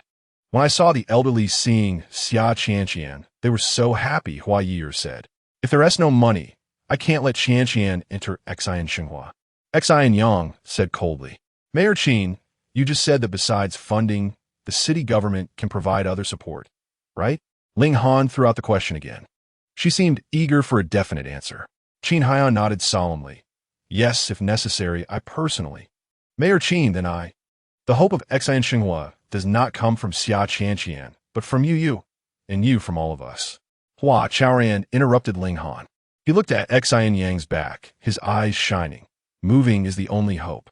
If we give up at the first obstacle, even if Xia Qianqian enters Xin, even if the city government increases its funding, Xin will still have no hope, and the elderly will still have no expectations. As Hua Chaoran spoke, he became somewhat agitated. My idea is very simple. If we believe that participating in the second phase of the pilot for Xin is the right thing to do, we should do our best to push things forward. As long as we want to do it well, there will definitely be a way. After a pause, Hua Chaoran's tone softened. So I say there must be a way. Xin Yang, stay. What Chaoran said is right. There are always more solutions than difficulties, Xin Yang said. After hearing Hua Chaoran's words, even he was moved. Okay then. After a long silence, Xin Yang finally turned around. However, I must make it clear that Qian is my creation, and I will not blindly put her into Xin Xinghua under immature conditions. Of course, Qian is our winning weapon. We can't just throw her out carelessly, Hua Chaoran said. Keeping Xin Yang was half the battle won for him. Ling Han, what about you? Are you still willing to help Xin Xinghua? Hua Chaoran looked at Ling Han. Let's give it a try, Ling Han said. In fact, she had not given up on Xin Xinghua. When she heard that the city government would no longer increase investment in Xin Xinghua, what she worried about most was not the money, but the confidence of Hua Chaoran and the others. When Hua Chaoran said that there must be a way, her heart settled. She began to help persuade Xin Yang to stay and thought about whether there were other ways to secure investment. However, just as she made up her mind to ask that person for help, Hua Chaoran interrupted her and used his sincerity and determination to keep Xin Yang from leaving. Brother, I can do it. Everyone can do it. I can definitely do it. Before Hua Chaoran could ask, Hua Ye'er took the initiative to express her stance. Xin Han looked at the three young people in front of him and suddenly made a decision. Chapter 21. The Power of Ideas. It was after the Spring Festival of 2051 when Xin Han moved into Xinjiang life. By then, Hua Chaoran, Hua Ye'er, and other former social workers from Mingguang community had gradually adapted to their new roles and had begun to carry out various tasks, big and small. Meanwhile, the original technology team of Xinjiang Life, led by Ling Han, was making changes. The most discussed and anticipated news among the elderly was still the joining of Xin Yang, who had been appointed as the Chief Operating Officer of Xinjiang Life, a position that had never existed before. When would Xia Qian finally arrive? The elderly were waiting, and so was Xin Yang. What annoyed the elderly the most about Xinjiang Life was the access control at the entrances and exits. Not only was it devoid of any human touch, but it was also incredibly clumsy. Chaoran, if you want to get things done, you should first get rid of that silly girl at the entrance. Jian Shangwu's first suggestion to Hua Chaoran upon seeing him in the community was this. However, after Hua Chaoran looked into it, he realized that getting rid of that silly girl was not an easy task. Firstly, that silly girl was indeed developed by Xinjiang Life itself, but it was equipped with more than just the community security system. Hua Chaoran roughly sorted through it and found that the systems related to government affairs involved multiple departments, including justice, healthcare, taxation, and urban construction. Additionally, whether to continue setting up access control after getting rid of the silly girl was also a question. Without access control, Xinjiang Life could be transformed into a park-like community open to the entire society. However, the safety of the elderly would clearly not be adequately protected. If access control was set up, it would require finding a balance that could function effectively without causing resentment among the elderly. Such a simple access control issue left the newly appointed project leader, Hua Chaoran, feeling overwhelmed. However, based on his character, how could he possibly back down? He first took the initiative, personally engaging with the elderly along with Hua Ye'er, Pandayo, and others, and in the end, everyone still felt that having access control was better.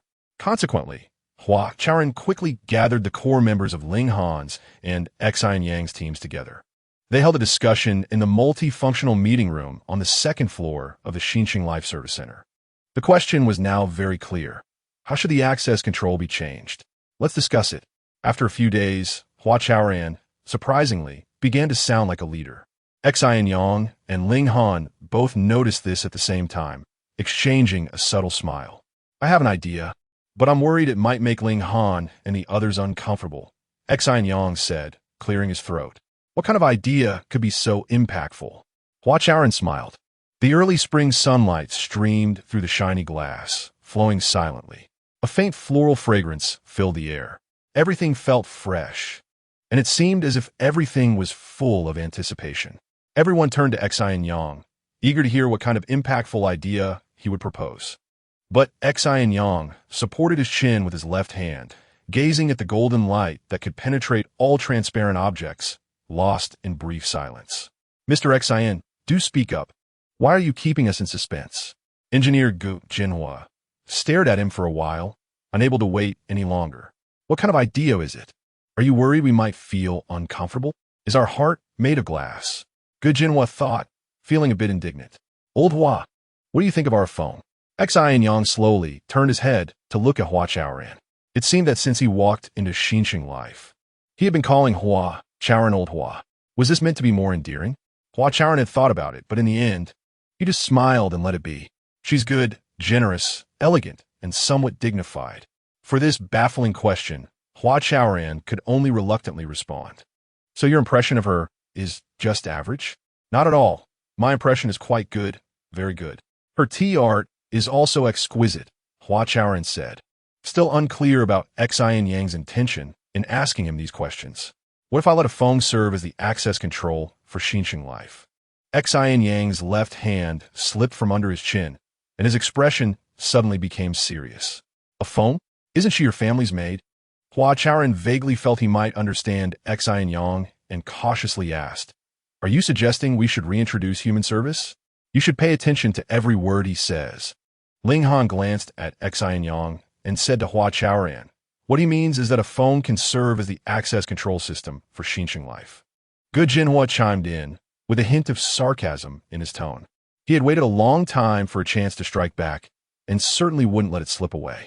Mr. Xin, do you think a human could serve as an access control system? Good Jinhua asked deliberately. Yes, how could a human serve as an access control system? If we really needed to build an access control system using humans, the cost would be absurdly high. Even the members of the operations team, like Chu Zhifei, were puzzled. In the 2050s, labor costs were the highest among all expenses. Xin life needed to save on operational costs, so it certainly couldn't use human labor on a large scale. Xin Yang, why don't you think it over again? Hua Chaoran said, effectively negating Xin Yang's idea. Although I haven't met a phone, I guess she must be a robot or some other type of artificial intelligence. Before Xin Yang could speak, Ling Han said quietly. When Xin Yang mentioned he had an idea, Ling Han had guessed that a phone was definitely not human. However, she was somewhat unclear about how applying a phone to Xin life would make their technical team uncomfortable. What?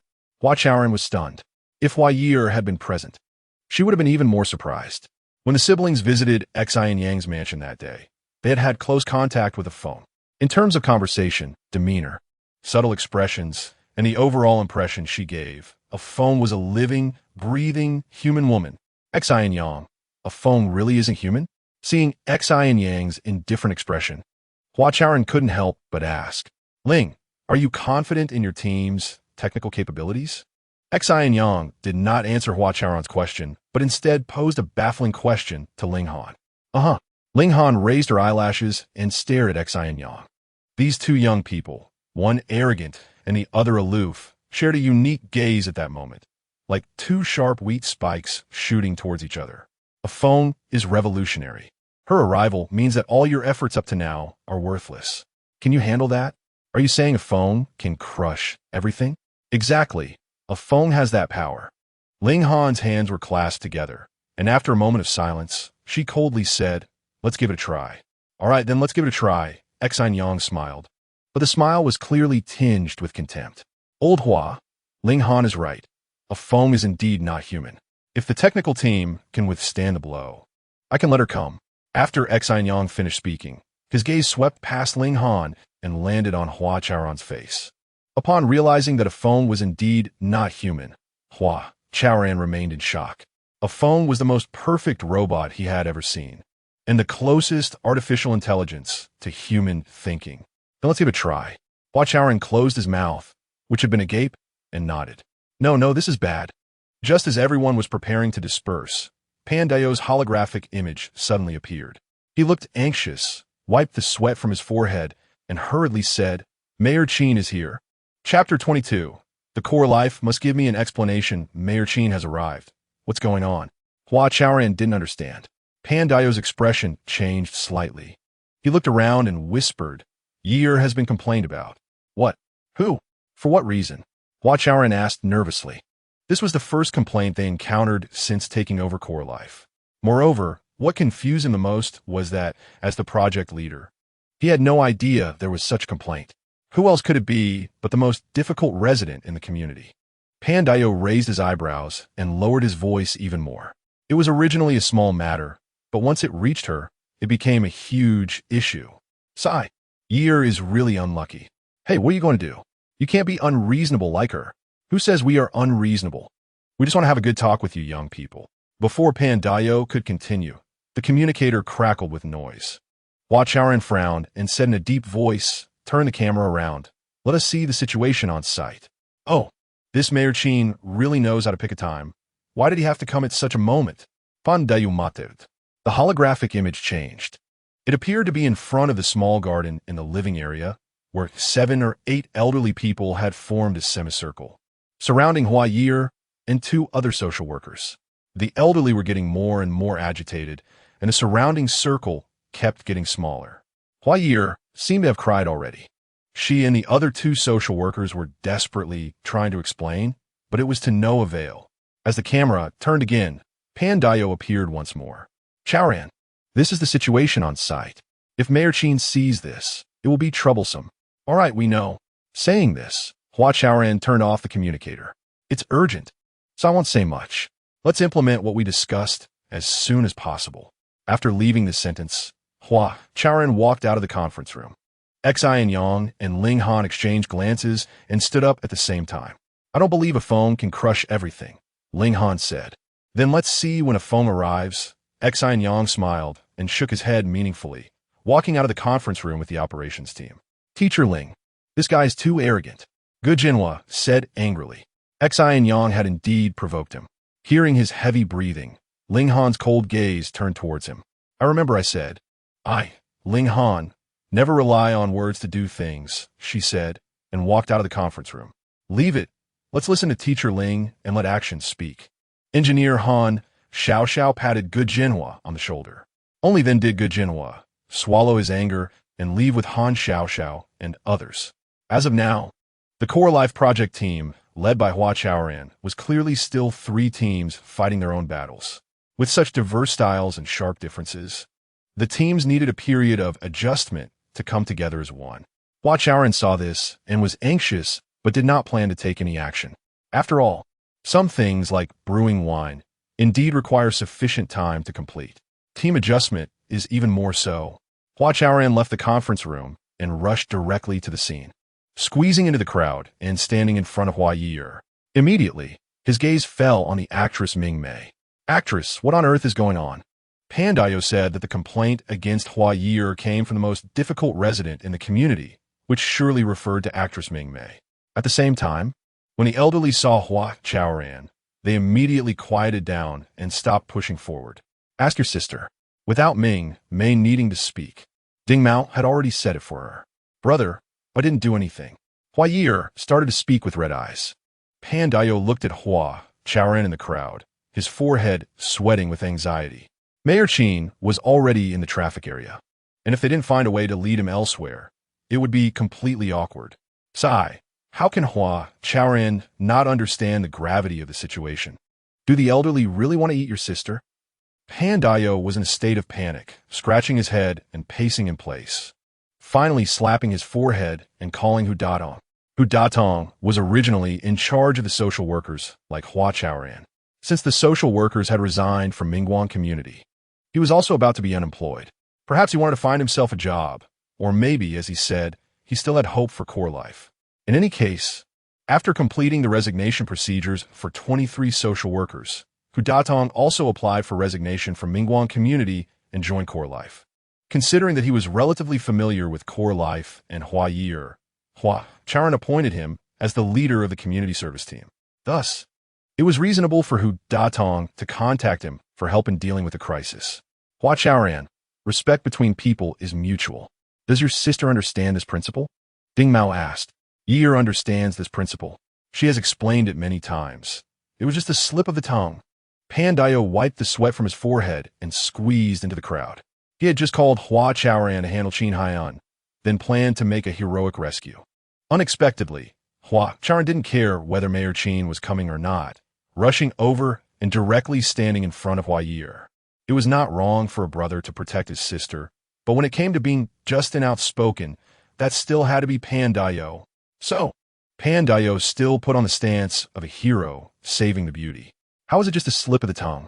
Hey, young man, if I see you, I'll call you a bastard. Would you be willing? Pai Guerue replied excitedly. Although he was nearly 70, he was still like a powder keg, ready to explode at the slightest spark. "Hey, Grandpa Pai, how can you talk like that? I haven't offended you," Pandayo said, hitting a wall right off the bat, feeling very unhappy.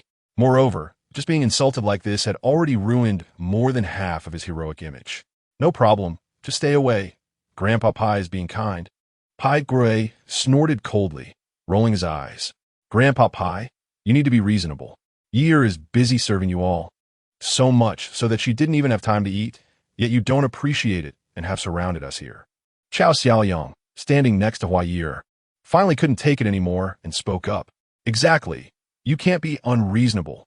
Ouyang Lan followed up. She stood on Hua Ye'er's right, wrapping her arm around her shoulder. Her eyes filled with anger. Chao Xiaoyang and Ouyang Lan were both relatively mild-mannered young social workers, and their agitation indicated that the elderly had indeed gone too far. "Actress, Aunt Mingmei, you should know the situation best at that time. Ye'er was just busy and didn't see your face clearly, so she called out Grandma casually. Can't you forgive her this once? It was an unintentional mistake." Hua Chaoran, as a project leader, is this what you should be saying? Mingmei's already gloomy expression became even worse. She gritted her silver teeth, narrowed her phoenix eyes, and took a deep breath. "Core life must give me an explanation," she said, turning around and walking out of the crowd. "Core life must give an explanation.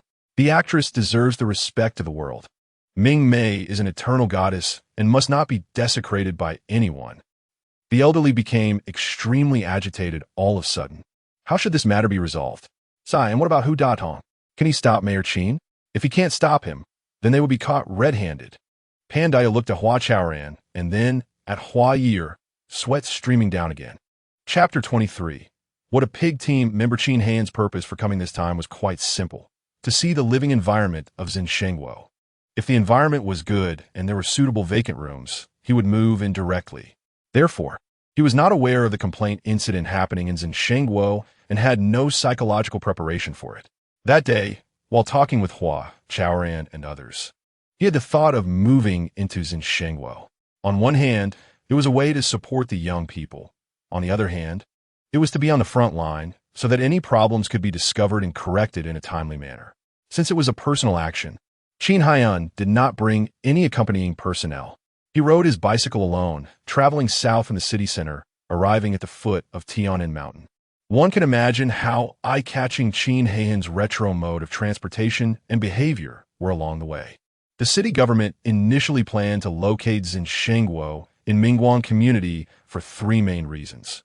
First, Mingguan Community is far from the city center, with a beautiful living environment and less hustle and bustle. Second, Mingguan Community is located at the foot of Tianan Mountain, which can rely on unique natural conditions for diverse attempts. Third, there are many old neighborhoods in Mingguan Community, making renovation difficult. If Xinshengguo could explore a new approach and summarize some experiences, it could quickly be promoted throughout the community. However, 5 years have passed, and while Xinshengguo's coverage has expanded repeatedly, the new approaches planned have yet to be discovered. Qin Haiyan frowned as he looked at the old buildings on both sides of the street. He had been in the position of mayor for 7 years. According to policy, one can serve a maximum of 10 years in the same position, and with 3 years left, he would be stepping down. Additionally, at the age of 67, he would reach 70 in 3 years, meeting the national retirement standard. Qin Haiyan did not know whether Xinshengguo would improve in 3 years. However, he believed that once things were handed over to the young people, they could always come up with something different. The thought of Hua Chaoran and these young people gradually eased his frown. "Mayorin, hello. Welcome, haha." After Qin Haiyan parked his bike and walked around the traffic area for a while, Hu Datong approached him. The smile on Hu Datong's face seemed exaggerated to the extreme. Seeing his smiling face made Qin Haiyan instinctively uncomfortable. The country thrives on practical work, and Xinshengguo had not achieved any results in 5 years, which must have been delayed by these sycophants. "Manager Hu, hello." Qin Haiyan nodded politely and briefly shook hands when he saw Hu Datong extending both hands. "Mayorin, your visit is truly an honor for us." Hu Datong continued to smile and said, "Since you came alone today, you must be on a private visit. Just tell me where you want to observe public sentiment, and I will accompany you." Private visit, observe public sentiment. Xin Yang felt a wave of disgust. When he heard that Hua Chaoran had made Hu Datong the head of the service team, he had wanted to intervene. But then he thought, since the power of operation had been handed over to him, why should he interfere with his freedom to choose personnel? Hua Chaoran was not someone who acted without thinking. He must have his own considerations. Thus, Xin Yang tacitly accepted Hu Datong's role as the leader of the Xinshengguo service team. How about we just take a casual walk? Xin Yang said. He had chosen a stroll. The tiles under his feet seemed to move aimlessly with his gaze. Since you have no special arrangements, please go to our service center to guide the work first. Chaoran has told me many times that you have broad vision, extensive knowledge, and profound thoughts. I believe that with your guidance, our community service work will definitely reach a new level, Hu Datong suggested with a smile. Despite his smiling face, he was actually anxious inside. If he didn't take Xin Yang to the service center and get him caught up in a meeting, he would surely encounter the agitated elderly. Then let's go to the service center. Xin Yang thought for a moment and nodded. This way, Mayor Xin. Hu Datong breathed a sigh of relief. As long as Xin Yang was willing to go to the service center, he was confident he could keep him there. In fact, Xin Yang did not intend to guide the work. He just wanted to boost everyone's morale. After all, after the recent turmoil, morale was inevitably low. Everyone quiet down. Quiet down. In front of the small garden in the living area, Hua Chaoran stepped back 2 steps and stood on a 2-person bench. When we have a problem, we should solve it. And shouting like this is completely useless. How is it useless? This is our attitude. A few people responded, and the elderly gradually quieted down. Ding Mao said, Chaoran, it's simple to solve this. Just let your sister apologize to Ming Mei. Why should Ye'er apologize? She is clearly being bullied on purpose. Pan Dio said excitedly. Exactly, Ye'er cannot apologize. Chao Xiaoyang and Ouyang Lan echoed. Just a moment ago, they wanted to reason with the elderly, but after all the shouting, they had lost all motivation. Ye'er, what do you think? Hua Chaoran turned his head, looking down at his sister. Brother. Hua Ye'er's eyes turned red, and she was about to cry. Although she didn't say it explicitly, Hua Chaoran could see from her aggrieved expression that she was unwilling. Hey, little girl, are you still in the right? Pai Guerui said angrily. How are we not in the right? How are we not in the right? You're not in the right. You are not in the right. The 2 sides began shouting again. At that moment, a large group of elderly people rushed over. Pan Dio saw that the situation was not in their favor, and fearing they might suffer losses. He took advantage of Hua Chaoran's inattention and sent a message in the service staff's work group. Hua Chaoran is in trouble. Everyone come to the small garden in the living area to help. In the service area, in the conference room on the 5th floor of the community service center, which was exclusively for the service team meetings, everyone had originally been putting on forced smiles, accompanying Hu Datong for Xin Yan's meeting. At that moment, when the information popped up in the group, no one could sit still. Manager Hu, I need to go to the bathroom. Chun Erdong was the first to raise his hand. Hu Datong hesitated for a moment and nodded. Go ahead. Chun Erdong glanced at the others and hurriedly left the conference room. Less than a minute later, Wang Jiechi also raised her hand. What is going on? Hu Datong was focused on Xin Yang and did not pay attention to the messages in the group. Therefore, when he saw someone wanting to slip away again, he was clearly displeased. I need to go, my stomach hurts, I don't feel well. Go ahead, go ahead. Hearing this reason, Hu Datong awkwardly smiled at Xin Yang and had to agree. When I was young, I also experienced similar situations, that was, before Xin Yang could continue. The remaining members of the service team stood up at the same time. Hu Datong was taken aback and asked in a deep voice, What do you want to do? Manager Hu, something happened to Chaoran. He is surrounded by the elderly, and we need to go help. Sun Meng said. The others nodded vigorously, looking eagerly at Hu Datong and Xin Yang. Oh, what a pig team member. Hu Datong silently cursed in his heart. He had gone to such great lengths just to divert Xin Yan's attention. Unexpectedly, after all the effort, it ended in failure. Chapter 24. Days are ultimately lived by oneself. More and more elderly people gathered together, and soon the service team members arrived as well. Everyone had their own opinions, and it quickly turned into 2 opposing groups. Hua Chaoran stood on a 2-seater chair, overlooking everything happening beneath him, feeling both anxious and somewhat helpless. It seemed that the elderly had long harbored grievances against Xian life, and it had finally erupted. In fact, today's incident could be boiled down to a slip of the tongue. No matter how reluctant Hua Ye'er was, in the end, she could resolve it completely with an apology. However, it wouldn't be so easy to alleviate the long-standing grievances in the hearts of the elderly. Hua Chaoran pondered for a moment before jumping down from the chair. Grandpas and grandmas, uncles and aunts, everyone, let me say a few words. Mayor Xin has arrived. Mayor Xin is here. Just as Hua Chaoran started to speak, there was suddenly a commotion outside the crowd. Let Mayor Xin judge for us. Mayor Xin can definitely bring fairness to the situation. The elderly quickly made way, allowing Xin Yang and Hu Datong, who was accompanying him, to enter the encirclement. Chaoran. Hu Datong saw Hua Chaoran, and his face immediately turned red. It's okay. I know you did your best, Hua Chaoran whispered, pulling him aside. Brothers and sisters. What is this commotion about? Why have you surrounded the kids? Xin Yang didn't even look at Hua Chaoran. After entering the crowd, he turned his body and faced the elderly. It's not that we enjoy making a scene. It's just that some youngsters are too infuriating. Pai Guruei chimed in. What old Pai said is right. We're not dough. We can't be shaped however others want. Old lady Chao Kurson said angrily. Like Pai Guruei, she was a live wire. If you dare to provoke her, she would respond with a bang. It seems you're not really targeting Ye'er. On the way, Xin Yang had already roughly understood the cause and process of the incident. He was puzzled. After all, it was just a slip of the tongue. How could it cause such a big uproar? Now, hearing Pai Guruei speak, he immediately understood. No matter what, you are the mayor, you have to bring us justice. Pai Guruei said.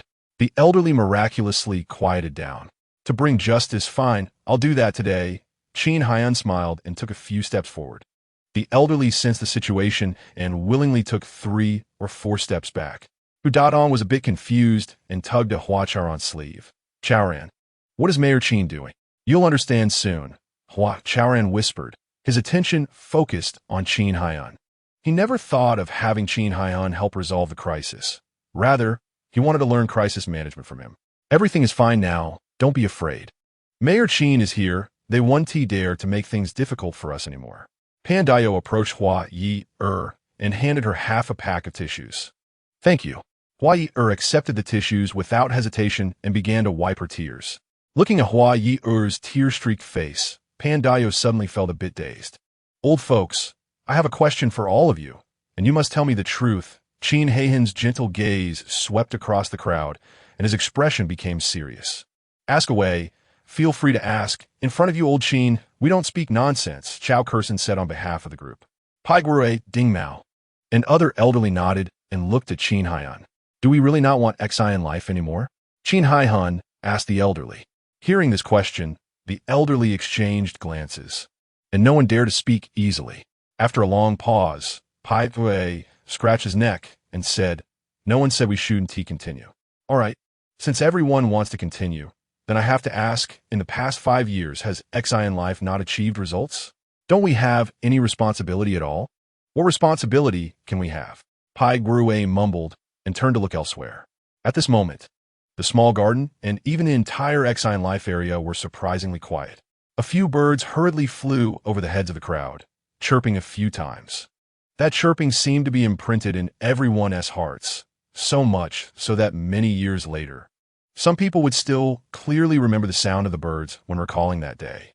The flowers in the garden continued to bloom as always, and people soon noticed that the floral scent was indeed overwhelming. Since everyone is silent, then I'll speak. Amidst the strong floral fragrance, Xin Yang spoke again. The city government has invested so many resources, and the only purpose is to seek a good future for us old folks.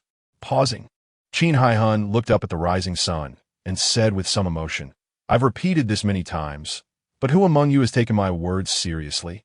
Yes, Xi in life has indeed deviated somewhat, but has anyone thought about why it has come to this? Is it because Hua Chaoran and the others have poor service awareness, ruining the big picture of Xi in life? Or is it that those engaged in technology are blind and truly cannot see the constraints technology places on the elderly? Xin Yang sighed deeply. There are 3 years left, and I should retire too.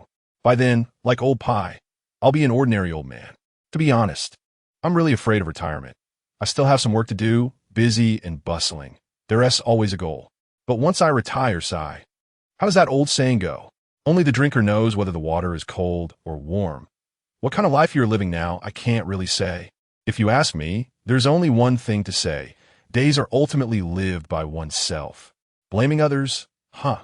Can you really blame them? Old Xin. Don't say any more, I understand. Pai Kui scratched his head drooping down. You understand? What do you understand? Sigh. Xin Han shook his head and sighed again, somewhat lamenting their misfortune and anger at their lack of effort. It's just that we need to pay more attention to XIN life in the future. We all understand. Chao Kurson said, understanding is a good thing, but more importantly, you should learn to care for the kids. If it weren't for their foolish meddling, XIN life might not be worse than it is today. A smile returned to Xin Han's face. Isn't that just following the conversation? Pai Guirui said, if Ye'er really doesn't want to apologize, then let it be. Her bright temper is also a problem. It's hard for anyone to get along with her. Another elderly person said, exactly. It doesn't make sense for so many of us to make things difficult for a child. If you ask me, let her figure it out herself. The elderly began to discuss among themselves. Xin Han smiled as he observed them. The elderly had red faces and evasive gazes, and some were even planning to disperse. It seemed they had figured it out. Hopefully, the knots in their hearts would be untied. Xin Han thought to himself, feeling somewhat relieved. When the elderly quieted down again, he said, since you want me to bring justice, I will still address this matter. Regarding today's incident, my suggestion is to each take half the blame. Those who need to apologize should do so quickly, and those who should be forgiving might as well be more accommodating. For the second phase pilot of XIN Life, I want to make 2 requests. First, I hope the old folks can participate more in the construction of XIN Life and truly treat it as their own matter. Second, I hope the young friends can listen more to the suggestions of the elderly. Seeing the elderly not just as service objects, but also as a force of construction that cannot be ignored. Well said. It should have been like this long ago. Before Xin Han could finish speaking, shouts of approval and applause erupted. Hua Chaoran looked at the tall and sturdy figure of Xin Han and couldn't help but think of the majestic Tiannan Mountain. At the same time, in the XIN Life Control Center, Xin Yang's furrowed brows relaxed. Let them in, he said. Chapter 25, The Power of Public Opinion. Okay, Chu Zhifei responded, clicking the interface twice. In just 3 to 5 seconds, 16 drones appeared over Xinjiang Life. Each drone had a prominent logo, and just a glance would confirm that these were the interview devices of 16 media outlets in Konggang City. Since media freedom has always been fully protected, the drones used for news interviews were not subject to the no-fly order. The drones circled in the air for a moment before heading towards the small garden of the residential area. At the same time, a large group of reporters surged in from the eastern entrance of Xinjiang Life. This was Konggang time, where reporters received an anonymous tip-off that a group incident had occurred at Xinjiang Life again. Hello everyone, I'm Bin from the first scene. Today, Bin has arrived at Xinjiang Life. Just as everyone suspected, Xinjiang Life was indeed shrouded in dark secrets. After nearly an hour of illegal obstruction, the reporters finally managed to enter Xinjiang Life. As they walked, countless holographic interfaces sprang up before and beside them. Some were conducting news reports and live broadcasts, while others were engaged in writing news articles or magazine content. Since 2033, Professor Dongfang from Konggang Media University had developed the shadow system. Reporters had been completely liberated from the burdensome task of writing. Even news reporting had significantly stepped up because the shadow system could autonomously edit news materials and provide subtitles. Essentially, it was just like the advertising slogan, Shadow 7.0, making hot events follow you closely. In fact, since the shadow system was widely adopted, reporters had rarely been present on site. They could perfectly and efficiently complete their interview work by remotely controlling drones equipped with the shadow system. However, for some unknown reason, all 16 media outlets in the city had sent reporters today. Was it because of Mayor Qin's arrival? Hua Chaoran thought to himself, but felt it shouldn't be so. Hello, Mr. Hua. I'm Sister Yang from the Dark Secret segment. Please look directly at our camera, touch your conscience, and answer our questions seriously, okay? Before Hua Chaoran could react, a woman dressed provocatively and alluringly shoved the microphone in front of his mouth. Almost simultaneously, a drone emblazoned with the words "Dark Secrets" hovered above Hua Chaoran's head. This dark secret segment, under the guise of uncovering the truth behind events, was known for sensationalist and misleading reports. Hua Chaoran was aware of this, but he hadn't expected this low-tier media outlet to target him so quickly. "I don't need to touch my conscience. I'm willing to answer any of your questions truthfully." Hua Chaoran responded with a smile, unfazed. "Your attitude is acceptable then. Sister Ying will ask you, does Xin Life respect media freedom? Of course we do. Okay, then can you explain the nearly hour-long illegal obstruction of all 16 media outlets by Xin Life? Is that true?" Hua Chaoran didn't understand what she was talking about. Unwilling to admit it, Sister Ying rolled her eyes and turned her head towards the holographic screen on her right. "Families, friends. It's not that Sister Ying is usually sharp-tongued. It's just that some people are too hypocritical. Don't worry, the truth can never be hidden. Sister Ying will dig deep, using my sincerity to awaken their conscience that has been clouded by greed." In the central area of Konggang City, in the core business district at the Xian Family Building, room 8808, in the Chief Technical Officer's office, Sun Xiao crossed her arms, staring at the floating holographic image, a sinister, cunning smile creeping across her lips. "Is this what you wanted me to see?" Xian Mei asked, narrowing her eyes as she intertwined her slender fingers. Dressed in a red outfit, Xian Mei sat in a large office chair with her fair thigh exposed. Sun Xiao, wearing a fitted white suit, stood at the right side of the desk like a servant. "Yes, miss, I want you to enjoy this good show," Sun Xiao said. The holographic image displayed the awkward moment when Hua Chaoran was interviewed by Sister Ying from the Dark Secret segment. Watching Hua Chaoran being blocked by Sister Ying, Sun Xiao couldn't help but want to burst out laughing. "This is so satisfying. Sister Ying is indeed worth the money," she thought, feeling a sense of pride. "How can you be sure that Xin Yang will fall for your trick?" Xian Mei asked coldly. At this moment, she still didn't regard Hua Chaoran highly. She was more concerned about her brother, Xin Yang. "Because I understand the second young master," Sun Xiao replied with a smile. "I had someone leak information to all 16 media outlets. It's just a bait or a smokescreen. The real purpose is to force the young master to take some temporary measures, such as locking the access control system and blocking the drones outside Xin Life." Xian Mei's eyelashes twitched slightly. She seemed to be pondering something. "Yes, no matter what measures he takes, I believe the second young master will definitely take action." "Sister Ying, right?" "I'm Xin Yang, the Chief Operating Officer of Xin Life. Let me answer this question," before Sun Xiao could continue. Xin Yang's figure appeared in the holographic image. He stepped forward to the microphone, explaining for Hua Chaoran. "Okay, let's hear what this self-proclaimed Chief Operating Officer has to say." Sister Ying quickly shifted the public opinion focus to Xin Yang. "How about it? The second young master has always been an impulsive person. As long as you give him a chance, he will undoubtedly show his impulsiveness to the fullest," Sun Xiao said, watching the holographic image. "So your goal is to let me see my own brother embarrass himself?" Xian Mei's almond-shaped eyes widened suddenly, exuding a sense of intimidation. After finishing her display, Sun Xiao wanted to turn a look at her, but collided with her sharp gaze. "The measures I just mentioned are judgments and decisions made by our operations team, based on the actual situation. I believe this is also a responsibility towards Xin Life. If you weren't media friends, but rather conducting an illegal invasion, shouldn't we take some necessary security measures?" Any excuse was filled with temptation. I believe the audience has long cultivated discerning eyes, no matter how eloquently this man tries to argue. He cannot cover up the brutal trampling of media freedom by Xin Life. Here I call for. Watching the expression on Xin Yang's face grow increasingly grim, Sun Xiao also felt a bit embarrassed. "Miss, actually, I want you to see the power of public opinion," Sun Xiao said. "Is that so?" Xian Mei still wore a gloomy face. Sun Xiao operated a few times on her left arm, and dozens of holographic screens popped up. These were famous radio stations, forums, and portal websites in Konggang City, across the country, and even internationally. In these strongholds of public opinion, Xian Mei clearly saw that, at this moment, the The vast majority of people were overwhelmingly condemning the wrongdoings of Xin life.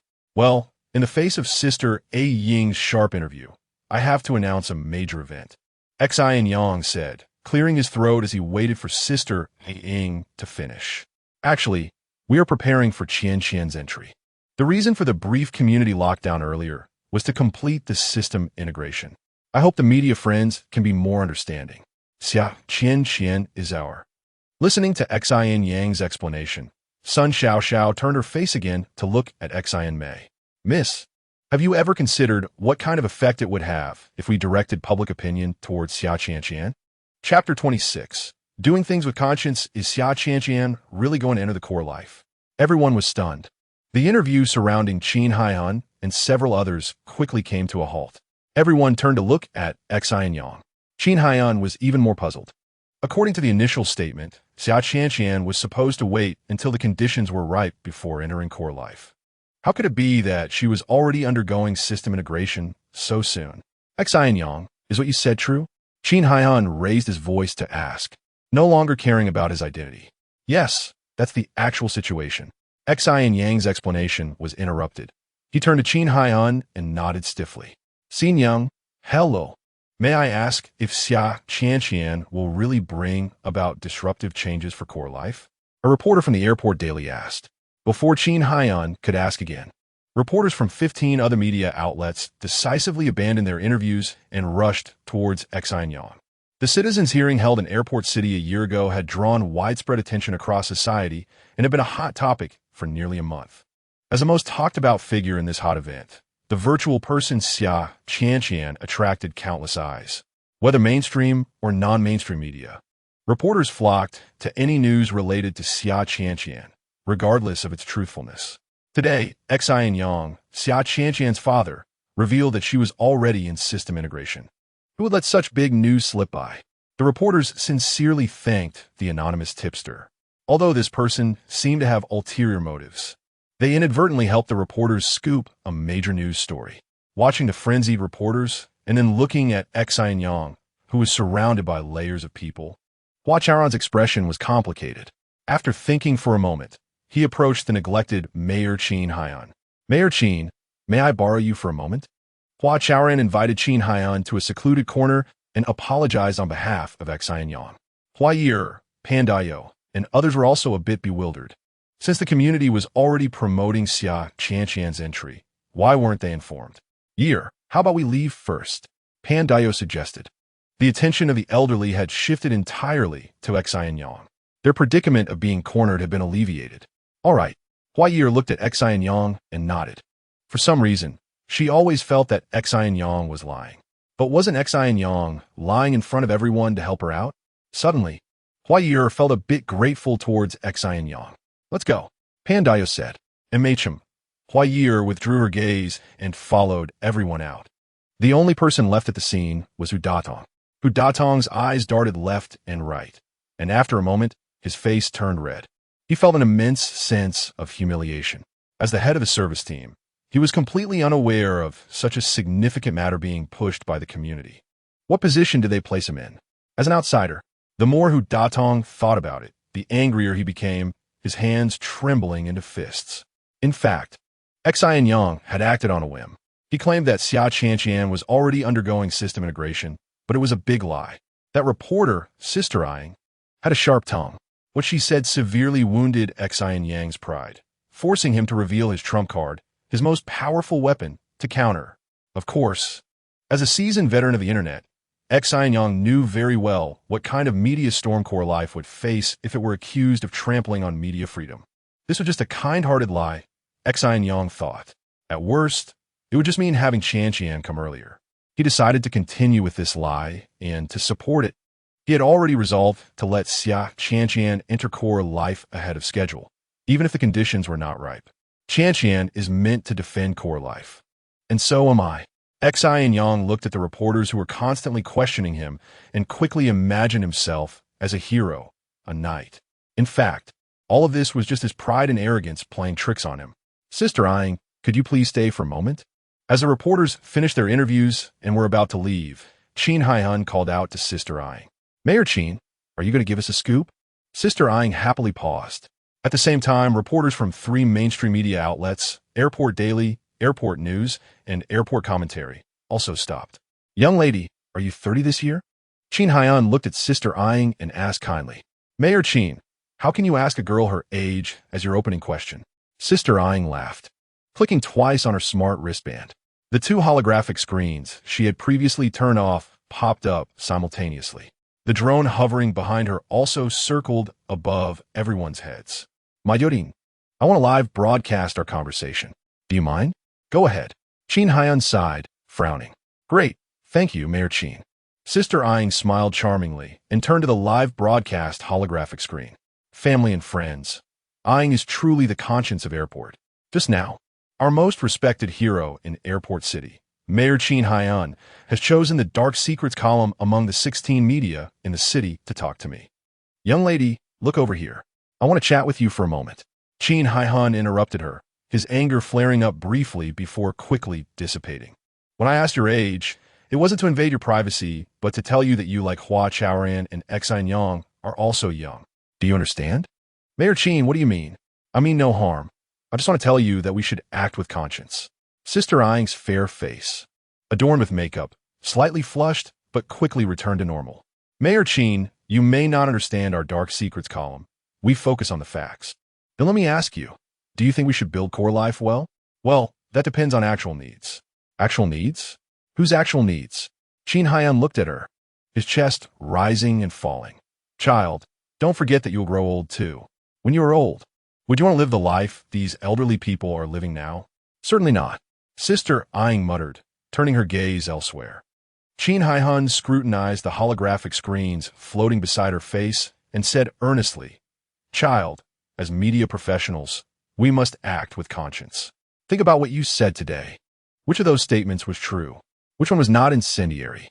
We are just chasing hot topics and restoring the truth, Sister Yang said softly. You are tarnishing the image of media professionals. You are misleading public opinion. You only understand how to chase hot topics. When have you restored the truth? The reporters from the 3 mainstream media outlets angrily accused her. They had initially been observing the conversation from an outsider's perspective, but became increasingly furious as they listened. It was these profit-driven individuals who had damaged the entire industry's image. Family and friends, you all know Sister Yang.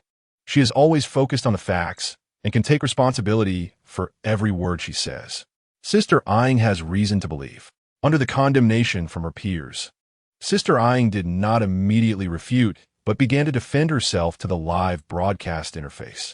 Xin Yang, do you want to learn from Sister Yang too? Xin Yang was staring blankly at the busy Yang, while Hua Chaoran's arm was resting on his shoulder. Don't worry, even though I haven't done the system integration, Qian is definitely going to join Xin Life. Xin Yang glanced at Hua Chaoran, still wearing that proud expression. Xin Yang, there's really no need for that. You know the current situation of Xin Life. The conditions are not mature enough. What if? There won't be a what if. Trust me, there absolutely won't be a what if, Xin Yang said firmly. However, Hua Chaoran still felt uneasy inside. Besides, this Xin Yang was too proud. Why couldn't he just admit that he was lying? Chapter 27, Do You Not Want to Do Something? A couple of days had passed since that day. The Hua siblings were once again gathered around the hot pot. The temperature reached boiling point, and a pot of clear water was bubbling away. As the bubbles broke, steam began to rise and quickly filled the air. When Hua Chaoran looked at Hua Ye'er's delicate face again, he felt a bit blurred. The water boiled, and it was time to cook the vegetables. While speaking, Hua Chaoran picked up a slice of beef and began to cook it in the pot. Hua Ye'er said nothing, just staring blankly at the hot pot. Don't you really like eating beef? I specially bought this for you, give it a try. Hua Chaoran glanced at his sister and placed the cooked beef into her bowl. Brother. Hua Ye'er raised her face. She looked back at Hua Chaoran and gently bit her lip. I miss Mom and Dad. I want to go back home to see them. Hua Chaoran was taken aback, then smiled and said, then let's go back and take a look. After saying that, he continued to cook the vegetables. Hua Ye'er's lips moved slightly, her voice very soft. If we go back, we might not come back. Why? Hua Chaoran asked, staring at her. The beef in the pot was rolling violently under the impact of the water. The room was very quiet, the bubbling sound somewhat heart-stopping. No reason, Maybe I'm just tired. Hua Ye'er's eyes were slightly red, and she turned her head away. She picked up her chopsticks and took the beef that her brother had cooked for her. Although the beef was a bit cold, she still ate it with great enjoyment, even forgetting to dip it in the sauce. Think about this matter a bit more, Hua Chaoran said, placing more freshly cooked beef into his sister's bowl. Hua Ye'er glanced at the steaming beef, nodded. After that, the siblings no longer spoke, silently eating their hot pot. Their parents had long passed away, and the only things Hua Ye'er could see back home were 2 tombstones. Furthermore, the Hua family had long lost any relatives or friends back home. Who could Ye'er rely on if she went back? On the morning when Ah Feng replaced the silly girl and became the new gatekeeper of Xian life, it was drizzling. Many elderly people, upon hearing the news, came out of their homes one after another. They braved the rain, continuously coming in and out from the 4 entrances. For a moment, it seemed that there were no elderly people left in Xian life, but instead, a group of playful children appeared. Hey, Lao Pai, this is the 8th time already. Is it interesting? Chao Kursin pushed Pai Gurue, her face full of joy. You're the one talking. Look at you old ladies. When is enough enough? Lao Pai was not angry. He glanced at Chao Kursin and continued to line up. 3 more people, and he could chat with Ah Feng again. It's not that we can't get enough. It's just that life is too boring. Sometimes I think, God, let me have a major illness.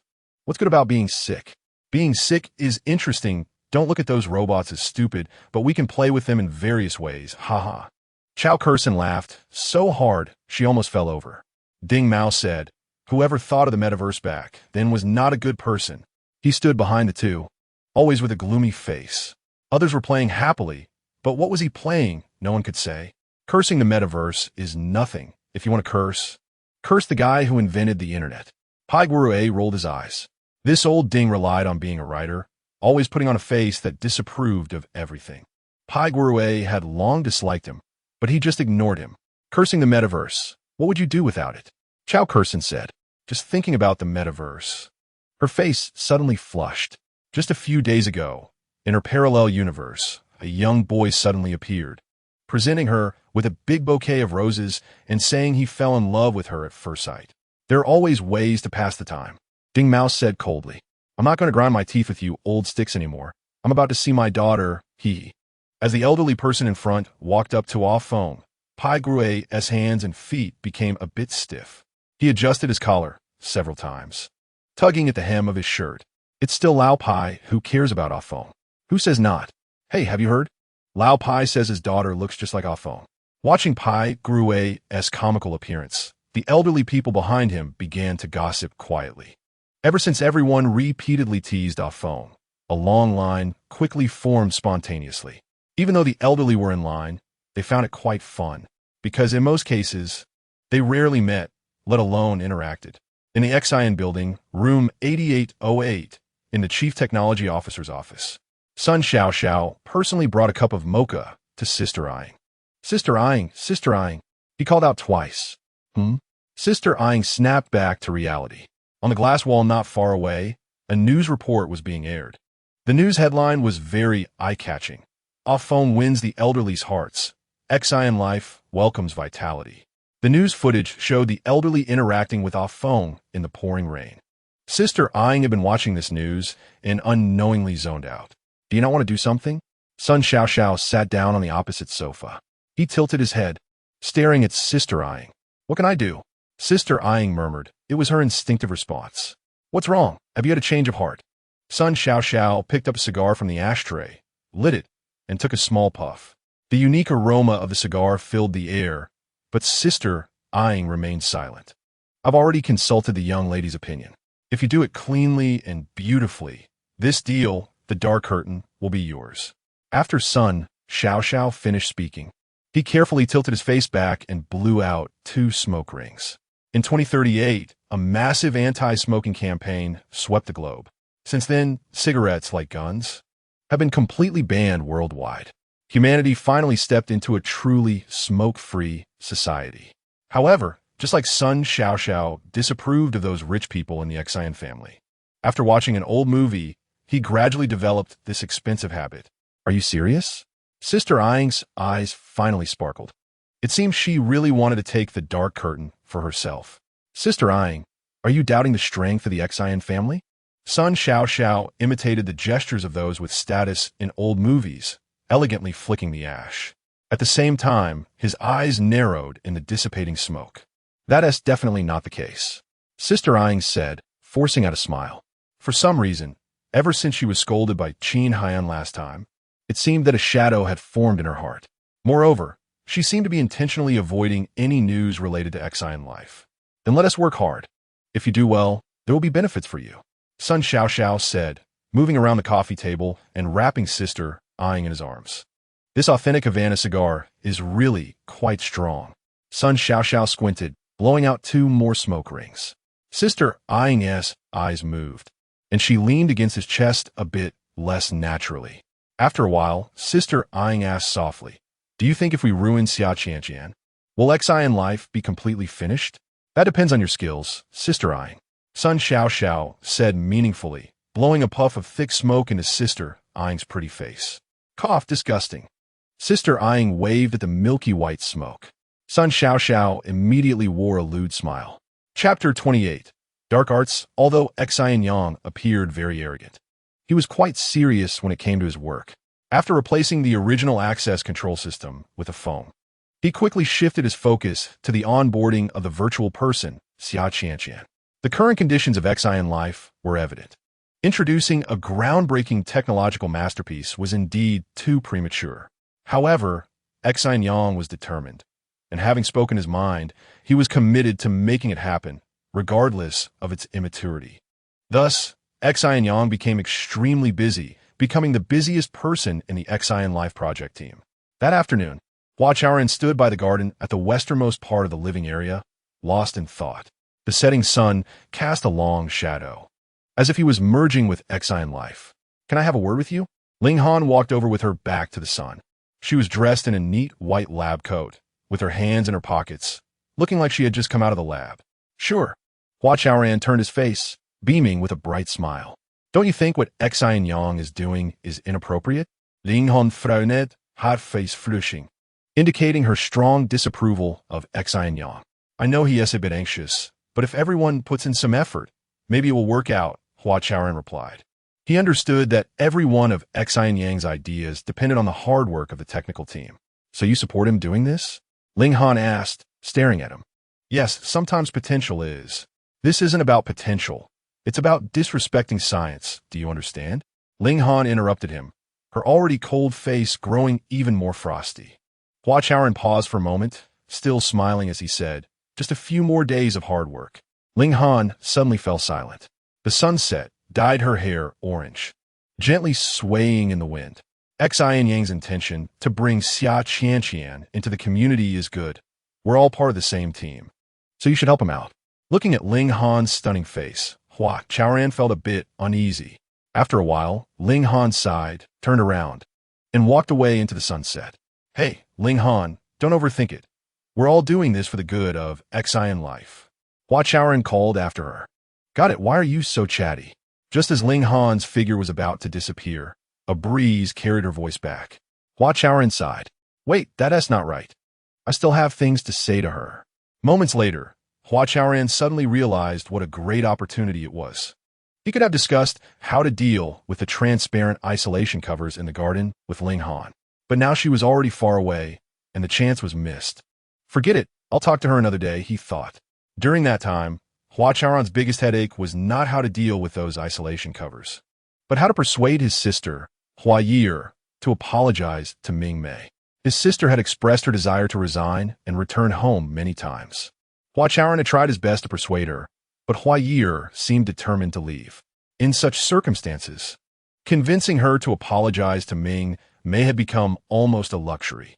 In fact, after that incident, it seemed that a knot had formed in his sister's heart. With this knot unresolvable, it would be hard to keep her, let alone anything else. "Chaoran, go check Haijiao. Their SA post has gone too far." His smart bracelet vibrated, and Hu Datong sent a message. Haijiao was the largest technology forum in the country, and Xian life and Hua Chaoran had always been among the hottest topics on that forum. How bad could it be? Hua Chaoran chuckled helplessly as he operated his smart bracelet. A holographic screen popped up, followed by the Haijiao forum page. Hu Datong was known for exaggerating. Therefore, before opening the page, Hua Chaoran didn't pay much attention. What the? He glanced at the forum page and immediately widened his eyes. Revealed. An illegal brain network, Xia Qianqian is completely a product of dark arts. First was the title, which was sensational to the extreme. Looking at the content, apart from a small amount of fabricated nonsense, it was filled with slanderous and inflammatory text. The rest consisted entirely of photos and videos. Of course, these photos have been deliberately altered, and the videos were edited and reassembled. The most disturbing image for Hua Chaoran was a brain without a skull cap. On this brain, countless shiny blades could be clearly seen. These blades gleamed with a faint blue cold light, looking exceptionally sharp. About 2/3 of the blades were embedded in the exposed brain tissue. The remaining less than 1/3 of the ends were connected to a bizarre machine resembling an octopus. The whole scene looked as if an octopus was using countless knives to consume a human brain. It was said to be Xia Qianqian's true form. The accompanying text stated just that. Hua Chaoran was completely stunned. He no longer looked at the main post, but directly flipped to the comment section. Xin Yang is simply a devil. Xia Qianqian is a scam. Indeed, the more beautiful the exterior, the more filthy the interior. Is this shameless enough to target the brains of the elderly? The public opinion was overwhelmingly condemning Xin Yang and Xia Qianqian. As he read, Hua Chaoran felt a bit unsteady. He took a couple of steps forward and sat down in a two-person chair. Xia Qianqian is so perfect. How could it be like this? He murmured, taking a deep breath and continuing to scroll through the comments. He wanted to see how others viewed Xin life aside from such voices. Sure enough, it was still an overwhelming condemnation and denunciation. Xin life should have been shut down long ago. Shouldn't it? Hua Chaoran and that Xin Yang are a pair of vampires, trying to squeeze the elderly dry. Stop the trial. If it continues, Xin life will become a ghost town. Hua Chaoran's head bust. Ding dong. His smart bracelet vibrated again. Hu Datong sent another message. So, what do you think? Have you seen it? Hua Chaoran blankly glanced at his smart bracelet and then at the holographic screen. Who is blackening Xia Qianqian? Who is slandering Xin life? He gritted his teeth, and the anger in his chest flared up. Driven by this flame, Hua Chaoran searched for the poster's name in the thread. Konggang City. After searching for a long time, he finally found this username beneath a photo. Haijiao has always advocated for freedom of speech. Posts could be made anonymously regardless of whether one used a name.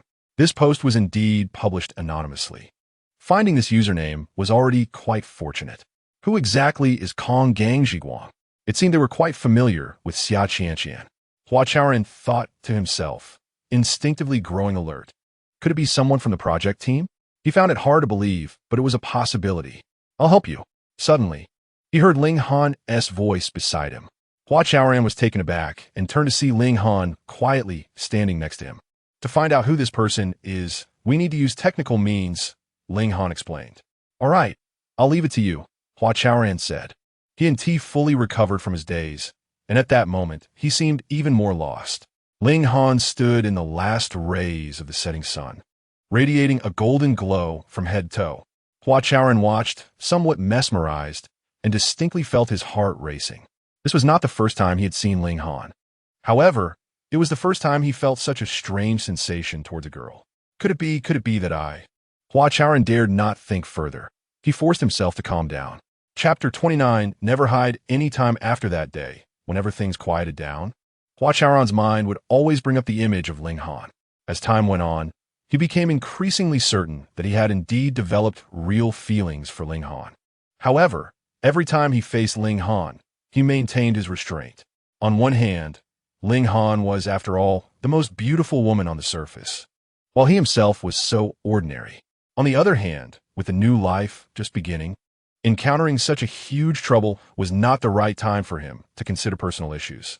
Don't tire yourself too much. Drink some water. By the way, the weather hasn't completely warmed up yet. You should wear a bit more. Hua Chaoran hid his affection well within his daily care. This way, he neither deceived his true feelings nor attracted too much attention. During these days, Xin Yang suddenly fell into depression. He locked himself in his office and didn't come out for several days. Hua Chaoran went to find him a few times, but he didn't even knock on the door. Everyone said that Hua Chaoran was slandered, and Xin Yang couldn't bear the blow, completely falling apart. Hua Chaoran really couldn't believe it, but the facts forced him to think this way. In such a situation, he only hoped that Ling Han could use technical means to quickly find out who the light of the airport was. However, no matter how hard Ling Han tried, she could not investigate more information. The light of the airport was almost a mysterious existence. Yet, this person, whose true identity could not even be confirmed, actually stirred up a movement to boycott Hua Chaoran at the airport.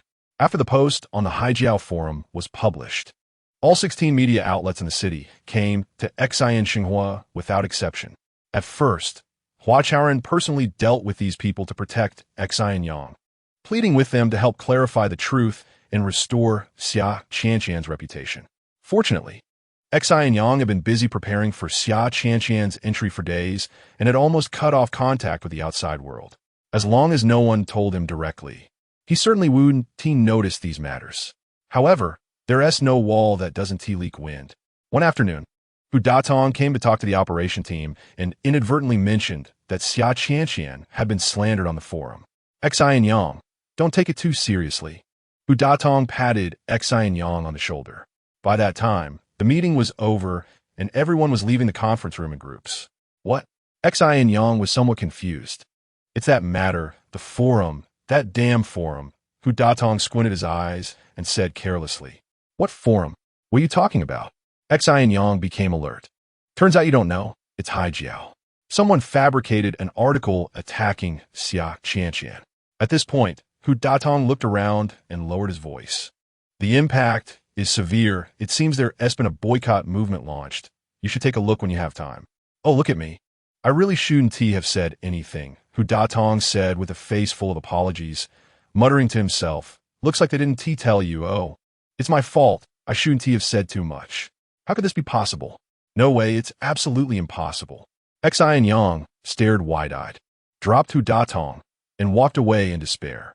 While Hu was speaking, he had already pulled up the Haijiao forum webpage, and upon seeing it, he felt like the whole world had collapsed. From that day on, Xin Yang locked himself in his office, completely isolating himself from the outside world. Afterwards, Hua Chaoran specially talked to Hu who explained for a long time, seeming to be an unintentional mistake. After the 16 media outlets returned empty-handed multiple times, reports about Hua Chaoran gradually increased. Aside from some unfounded reports, most media maintained a restrained attitude, hoping that Xin Xinhua could come forward with an explanation. However, the person who could provide an explanation was locked in the office. Hua Chaoran was anxious, wanting to step forward and clarify to the public. But to do so would inevitably involve many technical details, and he feared that a slip of the tongue would bring countless troubles. Why don't I handle it? That morning, Ling Han found Hua Chaoran. Do you know about Chaoran? Hua Chaoran asked. In fact, he had thought about having Ling Han provide an explanation, but it seemed inappropriate to let a girl face the tide of public opinion. Almost after this period of investigation and gathering, I believe I can. Ling Han appeared very confident. Then, Chaoran, it's bad. Something happened again. Before Hua Chaoran could finish speaking, with a loud bang, Hu rushed into the office.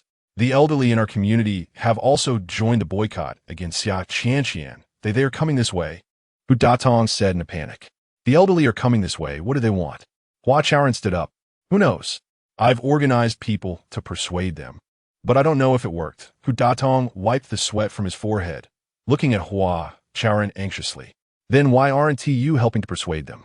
Why are you here? Ling Han asked coldly. Hu Datong's expression was slightly awkward, and he forced a smile. I had to inform Chaoran immediately. He is the project leader. He can't be kept in the dark, right? That is not necessary for you to come personally, Ling Han said again. I'm just anxious, otherwise next time I'll. Let us go see the elderly, Hua Chaoran said, walking straight toward the door. Right? I meant the same thing. With you, Hua Chaoran, stepping up, the elderly might not make a scene. Hu Datong followed up with a forced smile. Ling Han stared at Hu Datong's back, narrowing her eyes. According to her investigation, if there was a mole in the Xin Xinhua project team, it was very likely to be Hu Datong. This person seemed honest, but was actually quite slick. Ling Han only needed to gather solid evidence to use Hu Datong as a breakthrough point to investigate the mastermind behind the Qianqian incident. Xi in Xinghua is not a slaughterhouse. The elderly are not easy to bully. Let the evil scientist Xi Yang step forward to confess. Xi in Xinghua does not welcome Xia Qianqian. Stop all wicked sorcery. It could be said that the love the elderly once had for Xia Qianqian was now matched by their anger. Just as the three of them stepped out of the service center, they heard the roar of the crowd. At the same time, looking from afar, countless holographic banners floated above the elderly's heads. Most of these banners had a pure white background with blood-like colors writing the slogans shouted by the elderly. The elderly surged forward with great momentum. The banners also surged forward aggressively. As the crowd approached, Hua Chaoran saw Pan Dayo, Chao Xiaoyang, and other service team members. They were in front of the crowd on both sides and within the crowd, constantly persuading the elderly, but it was all in vain. The elderly were determined to surround the service center. This time, they seemed genuinely angry. Chaoran, it looks like we can't contain them. Why don't we hide for a while, avoid the storm? Hu Datong suggested in a low voice, looking at the surging crowd. Where can we hide? Hua Chaoran glanced at him and said firmly, we cannot hide. We must never hide. After saying this, he walked towards the elderly. Oomph. Ling Han shot a glance at Hu Datong and let out a cold snort. She also followed him. Oh, really don't listen to advice. Hu Datong said helplessly, hardening his resolve as he chased after Hua Chaoran and Ling Han. These old folks just won't settle down. It's only been a few days, and they've already caused trouble 3 times. Hu Datong muttered to himself as he walked, feeling really unhappy. Chapter 30, This is Trust Grandpa, Grandma, Uncles, and Aunts. Hua Chaoran raised his voice and shouted. The elderly saw him, and upon hearing his shout, instantly fell silent. Let's talk here.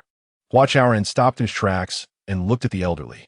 Yes, let's talk here. There's no need to go to the service center, Hu Datong added. Standing beside Hua Chaoran, Ling Han also halted her steps, her cold gaze fixed on the elderly, standing slightly behind Hua Chaoran on his right side.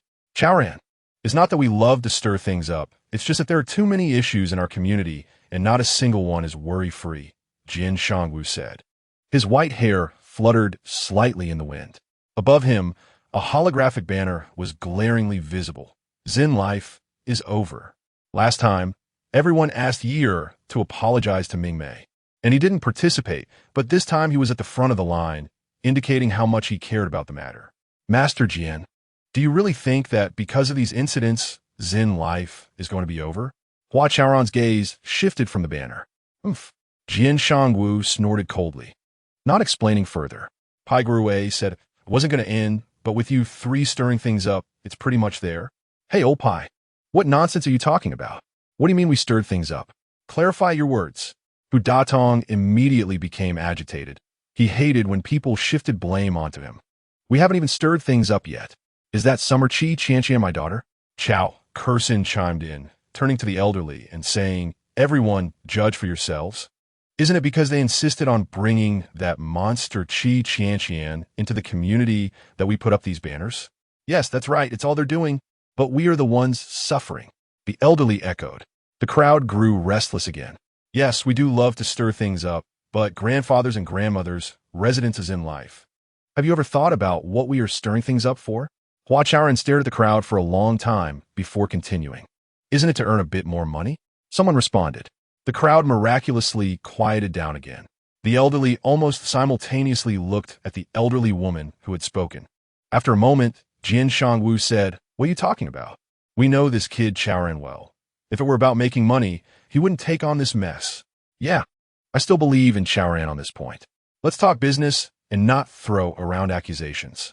The elderly all said, I was just saying that, at most. I'll apologize to Chaoran. It's just my grandma's mouth being loose. The elderly woman's face turned red immediately. Chaoran, Qi Qianqian cannot enter our community. The elderly's gaze turned back to Hua Chaoran. Deep down, they believed in him and felt that he did everything for the betterment of Xin life. However, the uproar over Qianqian made people inevitably think wildly. Seeing that the elderly's attitude had evidently changed, Hu Datong cleared his throat and took a couple of steps forward. If she doesn't enter, Then she doesn't tea. We can discuss things nicely. What else with all this fuss? If outsiders find out, who knows? Qi Qianqian must enter Zen life. Hua Chaoran interrupted Hu Datong. Upon hearing this, Ling Han's eyes flashed with an unusual expression. Those standing among the elderly, like Pan Dayo and Chao Xiaoyang, also had their expressions change. Just as we said when we fought for Zen life to become a pilot project, Qi Qianqian will bring revolutionary changes to Zen life. After a pause, Hua Chaoran said firmly, without Qi Qianqian, Zen life would still be stagnant. Seeing his determination, the elderly unconsciously exchanged glances. Chaoran, don't forget that Qi Qianqian is a product of dark arts. Paiguru said. She isn't. She's a groundbreaking technological masterpiece developed painstakingly by Xin Yang, Hua Chaoran replied. Still mentioning Xin Yang? He's just like his sister, who devours people without spitting out bones. They're both evil scientists. Chao Kursin looked at the crowd and replied. He is not an evil scientist. He is very dedicated. At some point, Chu Zhifei, Chu Yuanhang, and other members of the operations team had all rushed over. We work with him every day. Besides seeing how dedicated he is to his work and how committed he is to new technology development, we haven't seen anything else. If Xin Yang is an evil scientist, then there are no scientists in this era, the tech team members said excitedly, standing like a thick wall in several rows. The elderly were stunned by what these young people from the tech team said. After a moment, everyone subconsciously looked at Jian Shangwu. Chaoran, since you believe in Xin Yang, let him come out and explain things to everyone. Jian Shangwu thought for a moment and said. After speaking, he turned and walked away. At the same time, the holographic banner above his head also disappeared.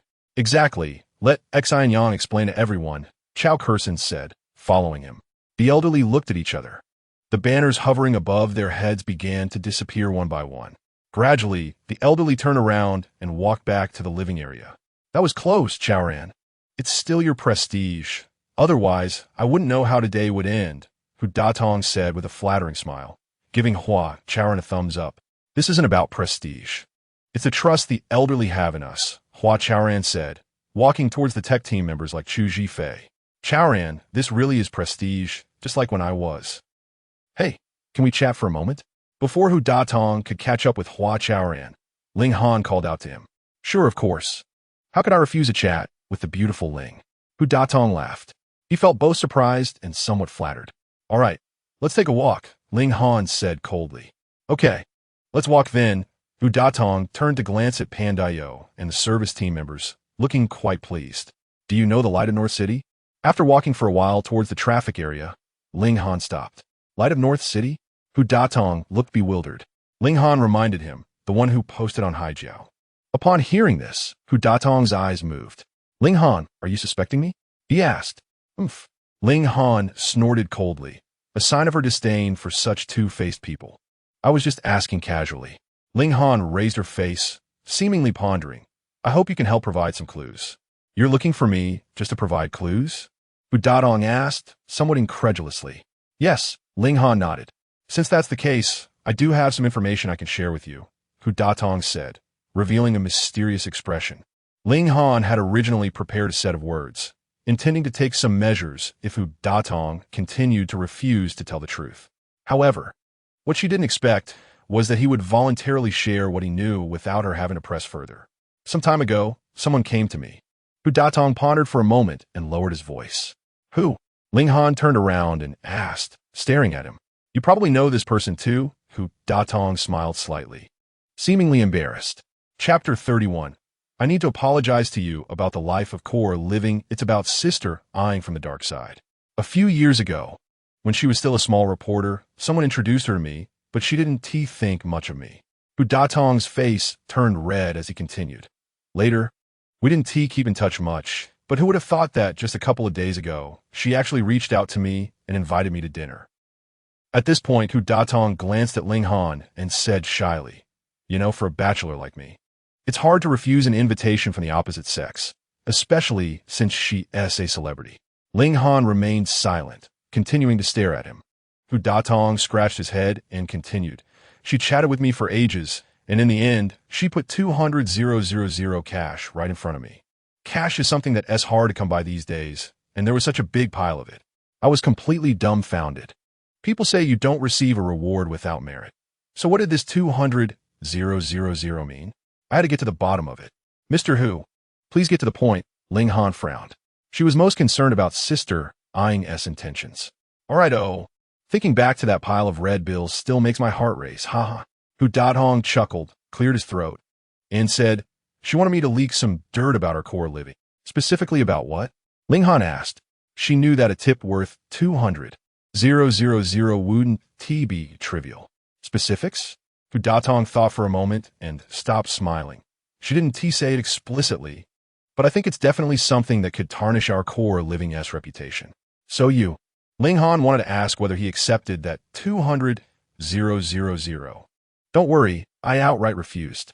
I didn't take a single cent of that 200,000. Hu Datong replied sternly. We treat core living as our own home. How can we help others sabotage it? Ling Han, I'm telling you the truth. Hu Datong changed the subject. Speaking earnestly, it's precisely because I rejected her that I didn't take it seriously. If you hadn't asked, I would have forgotten about it. Okay, I understand. Ling Han thought for a moment and nodded. Do you still suspect me now? Hu Datong asked. After talking with Ling Han for so long, he gradually caught on. Just like sister eyeing reached out to him to buy dirt on core living. Ling Han wasn't just here to hear his take on things, but seemed to have some doubts about him. Thank you. Ling Han smiled after speaking. Thank you. Hu Dadong was a bit puzzled. What does that mean? Thanking me for responding, or something else? Spring was already halfway through, and the evening winds were warm. Mingmei held a glass of Bordeaux red wine, sitting in a beige woven chair on the balcony. In front of her, the completely enclosed balcony was slowly changing. Ever since that incident, she rarely went out. Even with the community buzzing about the Chanxian incident, she couldn't be bothered to participate. Grandma, Hua Ye'er's call echoed in her mind from time to time. Mingmei felt the relentless passage of time and the cruelty of life. Once the tempered glass that enclosed the balcony merged with the outdoor environment, the crystal steel's breathability and transparency quickly reached their peak. Distant stars twinkled, and nearby lights shimmered. The night view of the airport remained enchanting. Mingmei recalled her first visit to the airport, stepping out of the high-speed train station on a night just like this. Over 40 years had passed. The airport was noisy back then, but now felt eerily silent. Murmuring to herself, Mingmei took her first sip of wine. Best actress, haha. She laughed at herself. The light pink silk nightgown slipped up her arm as she raised her glass, exposing part of her forearm. While drinking, she hadn't noticed, but now caught a glimpse of the wrinkles and sagging skin on her arm, and her heart sank again. Grandma, haha, isn't that right? Suddenly, a layer of mist welled up in her eyes. Someone was visiting. In the room, so quiet that she could hear her heartbeat, a sudden sound broke the silence. Mingmei's body involuntarily shook. To enjoy the night, she had specifically set the butler system to sleep mode. Unexpectedly, it was the system that ruined everything with a sudden visiting reminder. A rich floral scent wafted in, dimming the distant stars. Mingmei realized that the night at the airport was still as restless, filled with desire. Who is it? She asked, placing her wine glass on a small round wooden table beside her. It's her. The butler system brightened the living room lights several times and projected the visitor's image. Mingmei looked back while holding her glass, only to find it was Hua Ye'er. What brings you here so late? Mingmei thought to herself, although she felt a bit displeased. She still stood up to personally open the door for Hua Ye'er. Hello, best actress. Without waiting for Mingmei to approach, the door opened by itself. The butler system had a predictive behavior function. Once it determined that the room's owner had a clear intention to open the door, it automatically assisted Mingmei by opening it. Sister. Now you're calling me sister? Perhaps angered by the butler system or still harboring resentment towards Ye'er, Mingmei noticed Hua Ye'er's face quickly darken. Come in and sit. Seeing Hua Ye'er standing blankly by the door, Mingmei made a gesture of invitation out of courtesy. Actually, she intended to open the door for Ye'er just out of politeness. Thank you. Hua Ye'er bit her lip and walked in. Facing a large row of pure white sofas in front of a traditional Chinese painting, Hua Ye'er, who sat down on the sofa closest to the door. Prepare a cup of hot drink for her. Mingmei said. Okay. The butler system responded. Meanwhile, the rich aroma of hot cocoa wafted through the living room. What did you come to discuss today? Mingmei sat on a small, square sheepskin stool directly under the painting. This was her exclusive seat, and she had never let anyone else sit there. I'm here to apologize to you, Hua Ye'er said, her face flushed and her head lowered. Sorry. Best actress, it's all my fault. Her voice was very soft. Mingmei involuntarily raised her eyebrows. According to the news she received, this Hua Ye'er was both wilted and stubborn, seemingly unwilling to admit her mistakes. Since you're here to apologize, then say it louder, Mingmei said deliberately, wanting to test Hua Ye'er's sincerity. I'm sorry, best actress, it's all my fault. Hua Ye'er suddenly raised her face and spoke loudly. After speaking, two crystal-like tears welled up at the corners of her eyes, tracing down her cheeks and falling to the ground. This was a humiliating tear. As a master of performance, Mingmei recognized it immediately. What unwilling? She stared at Hua Ye'er and asked. Seeing Hua Ye'er's tears, Mingmei felt a twinge of pity for her. However, her naturally proud character made it difficult for her to compromise with anyone. Thus, she maintained a cold expression and a frosty tone. Yes, Hua Ye'er sniffed, choking back tears as she said, but I have to apologize to you because of my brother and them. Core Living needs me to apologize to you. Upon hearing this, Mingmei was stunned. After a long pause, she said, you can leave now? Have you accepted my apology? Hua Ye'er wiped his tears. Because you're not sincere, there's no way I can accept it. Mingmei said coldly, standing up and walking back to the balcony. Hua Ye'er looked at her figure, and tears fell again. Ever since she called out Grandma to Mingmei in the midst of the chaos, her life seemed to have gotten more chaotic. She thought that perhaps if she took the initiative to bow her head and apologize to Mingmei, it could end all of this. It could also help her brother bear some of the burden, as much as possible. But Mingmei did not accept her apology. What should she do now? For a moment, Hua Ye'er's mood became even heavier. Chapter 32, You Don't Believe That Chip Life Can Be Built Better that evening. Hua Chaoran sat outside Xin Yang's office with a few cans of beer. After returning to the service center with the operations team in the morning, he had knocked on the office door. However, there seemed to be no response from inside, as if no one was home. Given the current situation, it was essential for Xin Yang himself to come out and explain everything to clarify the situation and restore the residents' confidence in Xia Qianqian, as well as the entire societies. However, Xin Yang was unwilling to step forward no matter what. With no other options, Hua Chaoran came to find him again after finishing a day's work. It was said that Xin Yang was not completely cut off from the world. He would open the office door a crack around 1 p.m. every day to let his assistant Xiao he bring him some food and drinks. Unfortunately, Hua Chaoran had come several times but missed that opportunity. He had originally hoped to take a chance today, but was called away at the last minute. Hey, Xin Yang, can you hear me? Hua Chaoran knocked on the wooden door behind him. The office area was empty, so he simply sat down on the floor. The community's elderly are getting restless too. If you don't come out and explain, things might really get chaotic. After waiting for a while with no response from Xin Yang, Hua Chaoran began speaking to himself. Xin Yang, don't pretend you can't hear me. I know you can. Boom. He opened a can of beer, and the unique aroma of hops quickly filled the air. Where did that arrogance of yours go? That day you stood in Citizen Square. You and your sister Xin May had such a strong presence. Hey, don't you see me as a brother? If you're not speaking, I'll take that as you agreeing with me. Xin Yang, my good brother, do you realize how much trouble you're causing by hiding away like an ostrich? You once said you'd turn the impossible into possible. Does that still count? But it's fine. When I thought about doing something for the elderly back then, I was mentally prepared. We're not afraid. Whatever difficulties we face, we can overcome them. Trust me, we're brothers, and we'll bear the burden together. As Hua Chaoran drank, he quickly finished 7 cans of beer, leaving only 3. As he grew more intoxicated, his tongue began to feel heavy. Xin Yang, damn it. As a brother, can I scold you? You're making me feel so helpless here. The issue with Ye'er hasn't been resolved yet, and now there's this problem of yours. You're making me. Hey, are you annoyed? Suddenly, he heard Xin Yang's voice. Hua Chaoran was taken aback and swallowed his words. He turned around to see that it was indeed Xin Yang. Xin Yang, you came out? Hua Chaoran asked, his eyes blurry from the alcohol.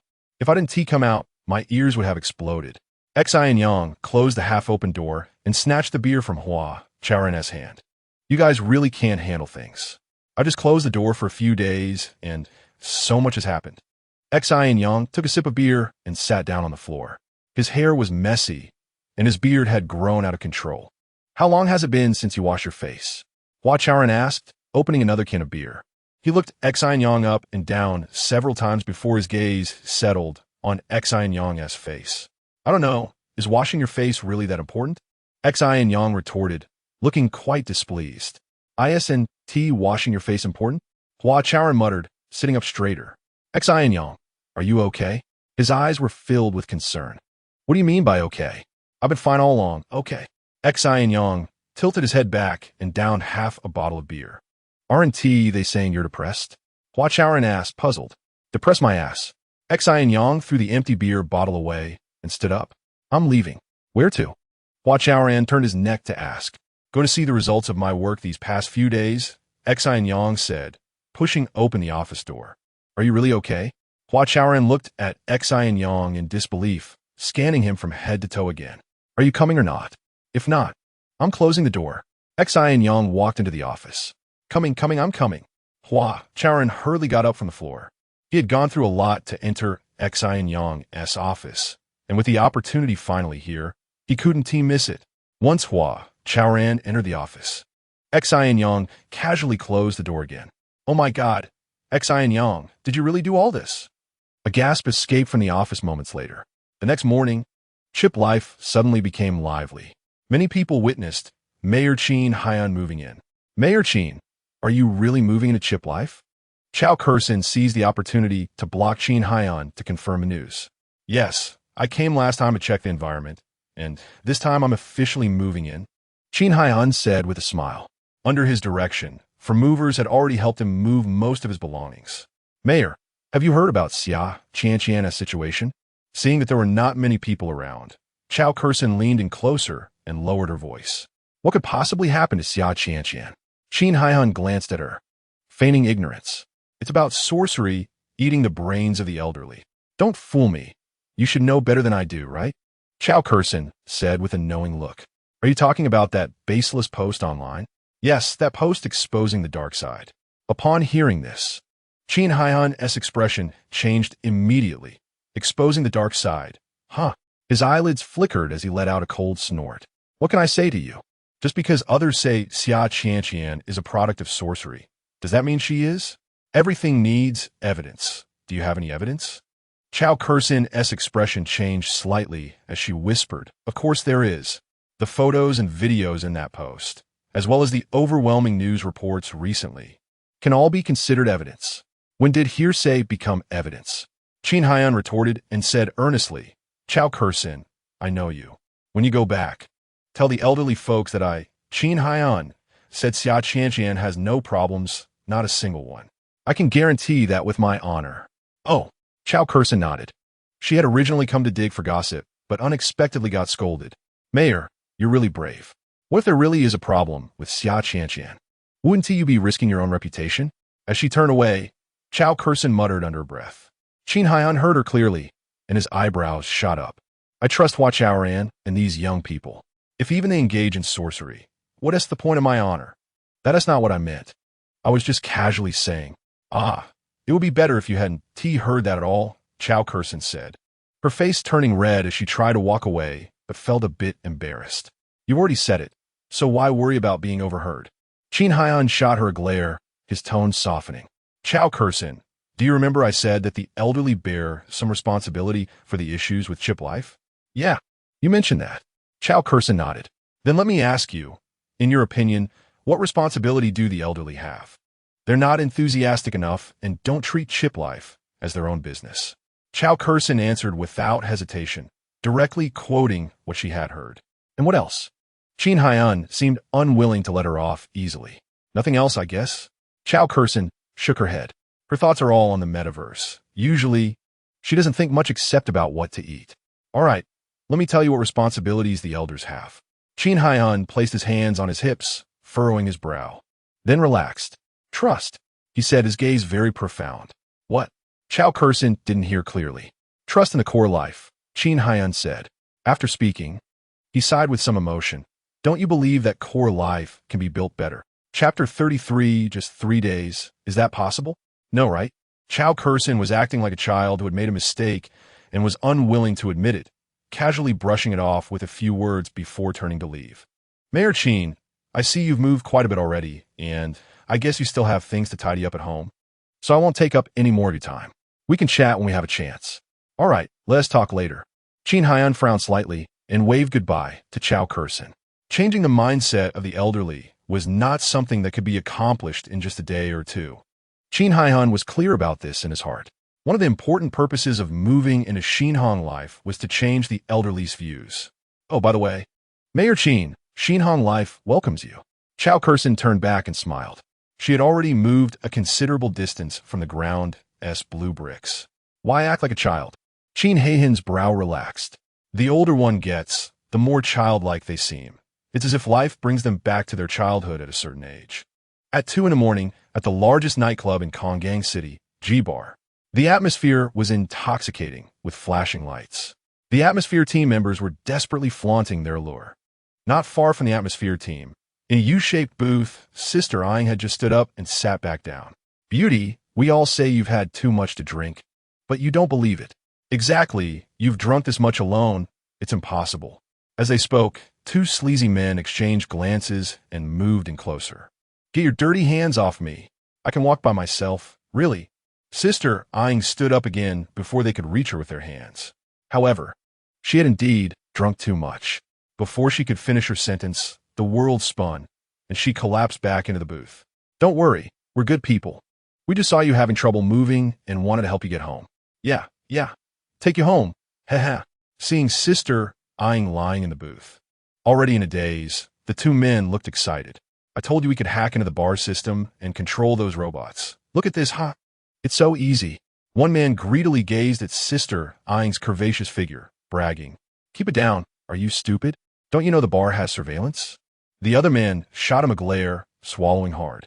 These 2 were wasteland youths, but their methods were a bit more sophisticated. They relied on their limited network skills to occasionally hack into various systems for some benefits. This time, they had targeted G-Bar filled with beautiful women and had manipulated the drinking robots to excessively serve Sister Yang. Starting in the second half of 2035, humanoid robots with appealing appearances that could infinitely meet customer demands gradually became the new favorites in major bars. By 2051, robot companionship had become a standard feature in bars. Noticing this emerging economic phenomenon, the government took decisive action 3 years ago, implementing a licensing system for drinking robots nationwide. All licensed robots were equipped with moral and behavioral constraint systems. As a result, the behavior of drinking robots was well regulated. Additionally, under the surveillance and reporting of drinking robots, the police cracked down on several criminal activities. Therefore, generally speaking, drinking robots would not let customers get this drunk. What are you waiting for? Hurry up and get her out of here. Let me watch a little longer, enjoy it. You idiot, if the bar finds out, it'll be trouble. All right, let us do it. Hey, this girl is really something. The 2 wasteland youths quickly extended their evil hands towards Sister Yang. Sister Yang had recently made a fortune and was looking forward to soon owning the underworld. So, she dressed provocatively, wanted to have a good time at G-Bar. Little did she know that this outfit had become the very reason these 2 wasteland youths targeted her. Let us go, we'll take you home. You clearly can't drink. Why pretend you can? Really? They provided cover while assisting her towards the bar's exit. As long as they successfully got her out of the bar, these 2 wasteland youths would be completely successful. What awaited Sister Yang was something no one dared to imagine. As people often say, in the 2050s, it's best not to encounter wasteland youths.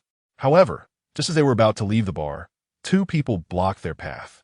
Half an hour later, in room 606 of Meili Hotel, Sister Yang slowly and painfully opened her eyes.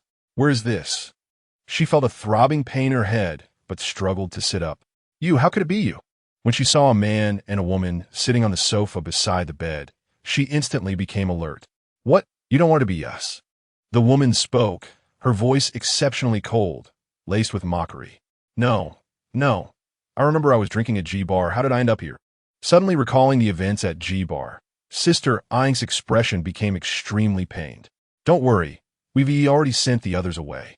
The man smiled and explained, also, you were brought here by us. Upon hearing this, Sister Ying's tense heart relaxed a bit. Hua Chaoran, what do you mean by bringing me here? Aren't you afraid I'll accuse you of kidnapping? Her eyes shifted, coldly stating, indeed. It was Hua Chaoran and Ling Han who rescued Sister Ying from the wasteland youths. After receiving a lead from Hu Datong, Ling Han had been tracking Sister Ying's movements. When she saw Sister Ying enter G-Bar alone, she immediately rushed over with Hua Chaoran. Coincidentally, they arrived at the bar just in time to encounter the drunken Sister Ying and the two wasteland youths who were plotting against her. There was no need for Hua Chaoran to take action. Ling Han took out a self-defense capsule, causing the two villains to run away in a frenzy, shouting and screaming. Thinking back to the scene at that time, Hua Chaoran couldn't help but want to laugh. However, serious matters took precedence, so he could only maintain a serious expression. Staring at Sister Ying, whether you report us or not is your freedom, but before that, let us talk about the defamation of Xia Qianqian. Ling Han rolled her eyes, her sharp gaze landing on Sister Ying's face. We've thought it through carefully. With your identity and capabilities, you couldn't possibly pull off something this big, especially on a technical level. We have ample reason to believe you can't do it. Hua Chaoran's expression was grave, pausing before adding, even hiding your identity completely through technical means, you wouldn't be able to achieve that. Sister Ying originally wanted to argue a bit, but thought better of it. She curled her legs up, wrapped her arms around them, and hugged her knees tightly under the blanket. Then, her gaze dropped down, falling into a moment of contemplation. After a while, her eyes moved, looking at Hua Chaoran and asking, what do you want? Our goal is simple. We hope you can restore Xia Qianqian's reputation. Hua Chaoran said, and we need you to name the person behind you. Ling Han added, can you give me a few days to think it over? Sister Ying asked, what do you need to think about? What is there to consider? Ling Han reiterated. She habitually crossed her arms, clearly taking on the role of the antagonist. We need time even more than you do. You know that the longer false information spreads, the more harm it does to Qianqian and Xinhong life. And that's not something we want to see. Hua Chaoran crossed his hands and leaned slightly forward, both sincere and gentle. He was the one playing the red face role. Even Hua Chaoran himself didn't expect that the first and second collaboration with Ling Han would be so harmonious. 3 days. Just 3 days. And after 3 days, I promise to make Xia Qianqian return to her old self. How about it? Can you accept that? Sister Ying looked eagerly at the two of them, her eyes slightly reddened, and there was even a hint of pleading in her gaze. Chapter 34. What a little cutie. Just like before, Ling Han snorted coldly and stared at Sister Ying, asking, what guarantee do you have? I know you don't believe me, but I really need 3 days, just 3 days.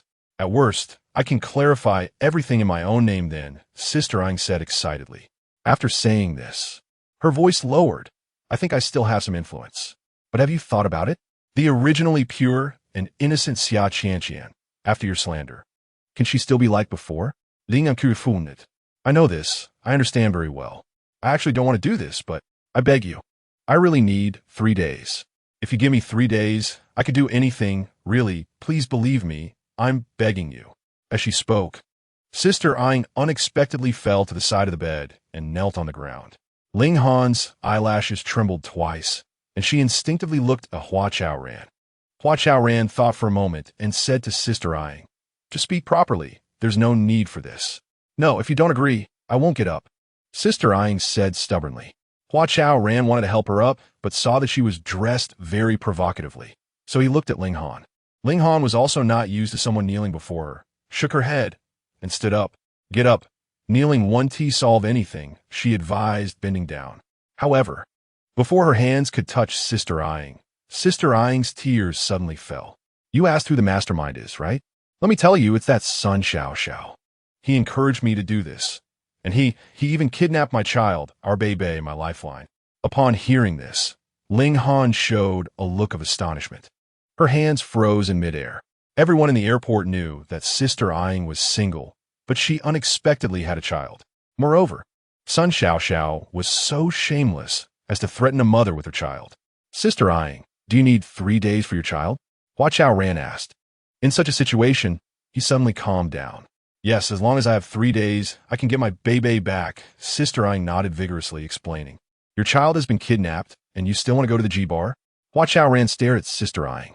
What part of this woman is telling the truth? He thought. Aye. Sister Yang lowered her head, her eyes darting around. After a moment, she raised her face and said, Before meeting you, my child was definitely fine.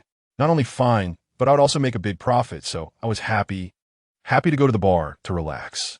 But I happened to meet you, so I had no choice but to cut ties with Sun Xiao. Seeing that Hua Chaoran and Ling Han were listening very seriously, Sister Yang continued. Once he notices that I want to cut ties with him, our baby will be in danger. Maybe. So I need 3 days, just 3 days, can you? Sister Yang, look at me.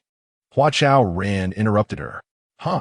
Sister Yang's words stopped abruptly as she looked at Hua Chaoran with tear-stained eyes. At the same time, Ling Han withdrew her hands and sat back in her chair. Do you really need 3 days to save a child? Hua Chaoran asked, staring into her eyes. Sister Yang's swollen eyes moved, biting her lip, and nodded. After nodding, her head drooped again. All right, we'll give you 3 days. I hope you can keep your word. Hua Chaoran hesitated for a moment as he looked at her messy hair and said, To be honest, I still don't believe you. But we can't stop a mother from saving her child. Let's go, Ling Han. After Hua Chaoran finished speaking, he turned to look at Ling Han. Then, the two of them walked out of the hotel room. Sister Yang knelt on the hard floor for a while and suddenly let out a heart-wrenching cry. 2 days later, around 5 in the morning, Ding Mao got out of bed and stared blankly at the empty community courtyard and the gloomy sky, faintly hearing a few indistinct cat meows. When Xian Life was just built, everyone in the community had pets, with cats and dogs running around everywhere. Hearing a couple of cat or dog barks was very common. However, over time, the mischievous and playful cats and dogs began to cause trouble. They often got into various devices, leading to frequent short circuits. During that time, the water, electricity, and internet would suddenly go out, and many places would become stuffy, most of which were caused by these little guys. The community's equipment was already delicate and expensive, and with these little troublemakers causing a ruckus, it became very difficult for them to operate normally. Ding Mao clearly remembers that winter when 2 kittens got into the heating system and caused Xian Life to not provide heat for most of the winter. What was even more distressing than freezing in the dead of winter was the tragic deaths of the little ones. You can't imagine what it would be like to pull a little tabby cat out of a vent, injured by the fan blades. Sigh. Ding Mao sighed, unwilling to think about it anymore. The following spring, Xian Life prohibited keeping pets. Gradually, the sounds of little cats and dogs disappeared from the community. Meow.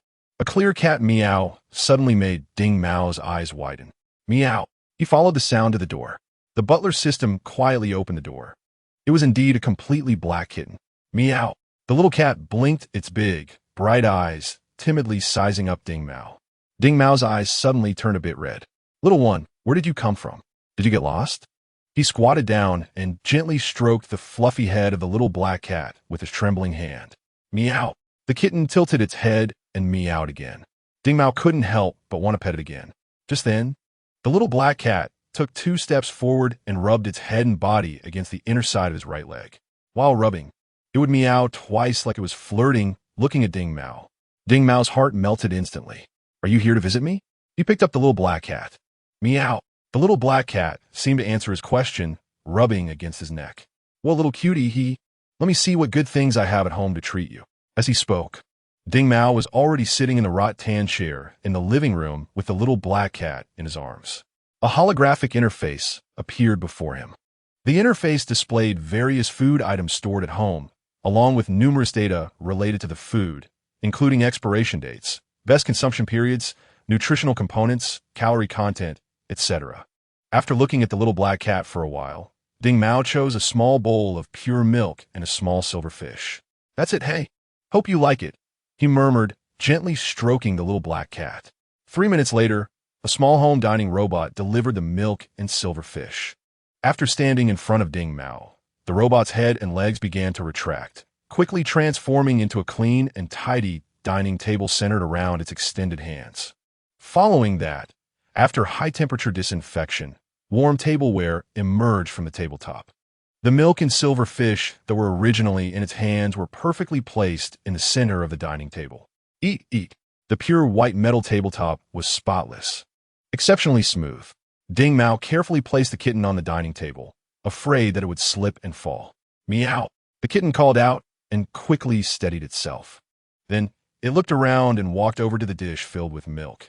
Meow. After happily licking for a while, the little black cat turned to look at Ding Mao. Congratulations to Teacher Ding for successfully adopting a kitten. At that moment, a holographic interface suddenly appeared in the air. Besides the congratulatory message, the interface was filled with information about the little black cat. After staring at it for a long time, Ding Mao sat back on the sofa in a daze. So it turns out to be a smart pet, he muttered. Chapter 35 Gene Pets that morning. Ding Mao was not the only one to discover the smart pets at his doorstep. 1/10 of the elderly in the Xian community might have received the surprise. In fact, when Hua Chaoran and the others were planning this event, they considered giving every elderly person in the community a pet to bring joy to everyone. However, as we all know, some people are allergic to fur, and some inherently dislike small animals. Therefore, this 1/10 of the elderly was just a small-scale trial. According to the initial plan, as long as more than half of those among this 1/10 took the pets home, it would indicate that the project named Meeting Little Cuties was on the right track. Of course, if all the pets were taken home, it would be a resounding success. No one just hoped for the project to be on the right track. Everyone wished for a grand success. While Ding Mao sat on the sofa in a daze, Hua Chaoran and the others were anxiously waiting.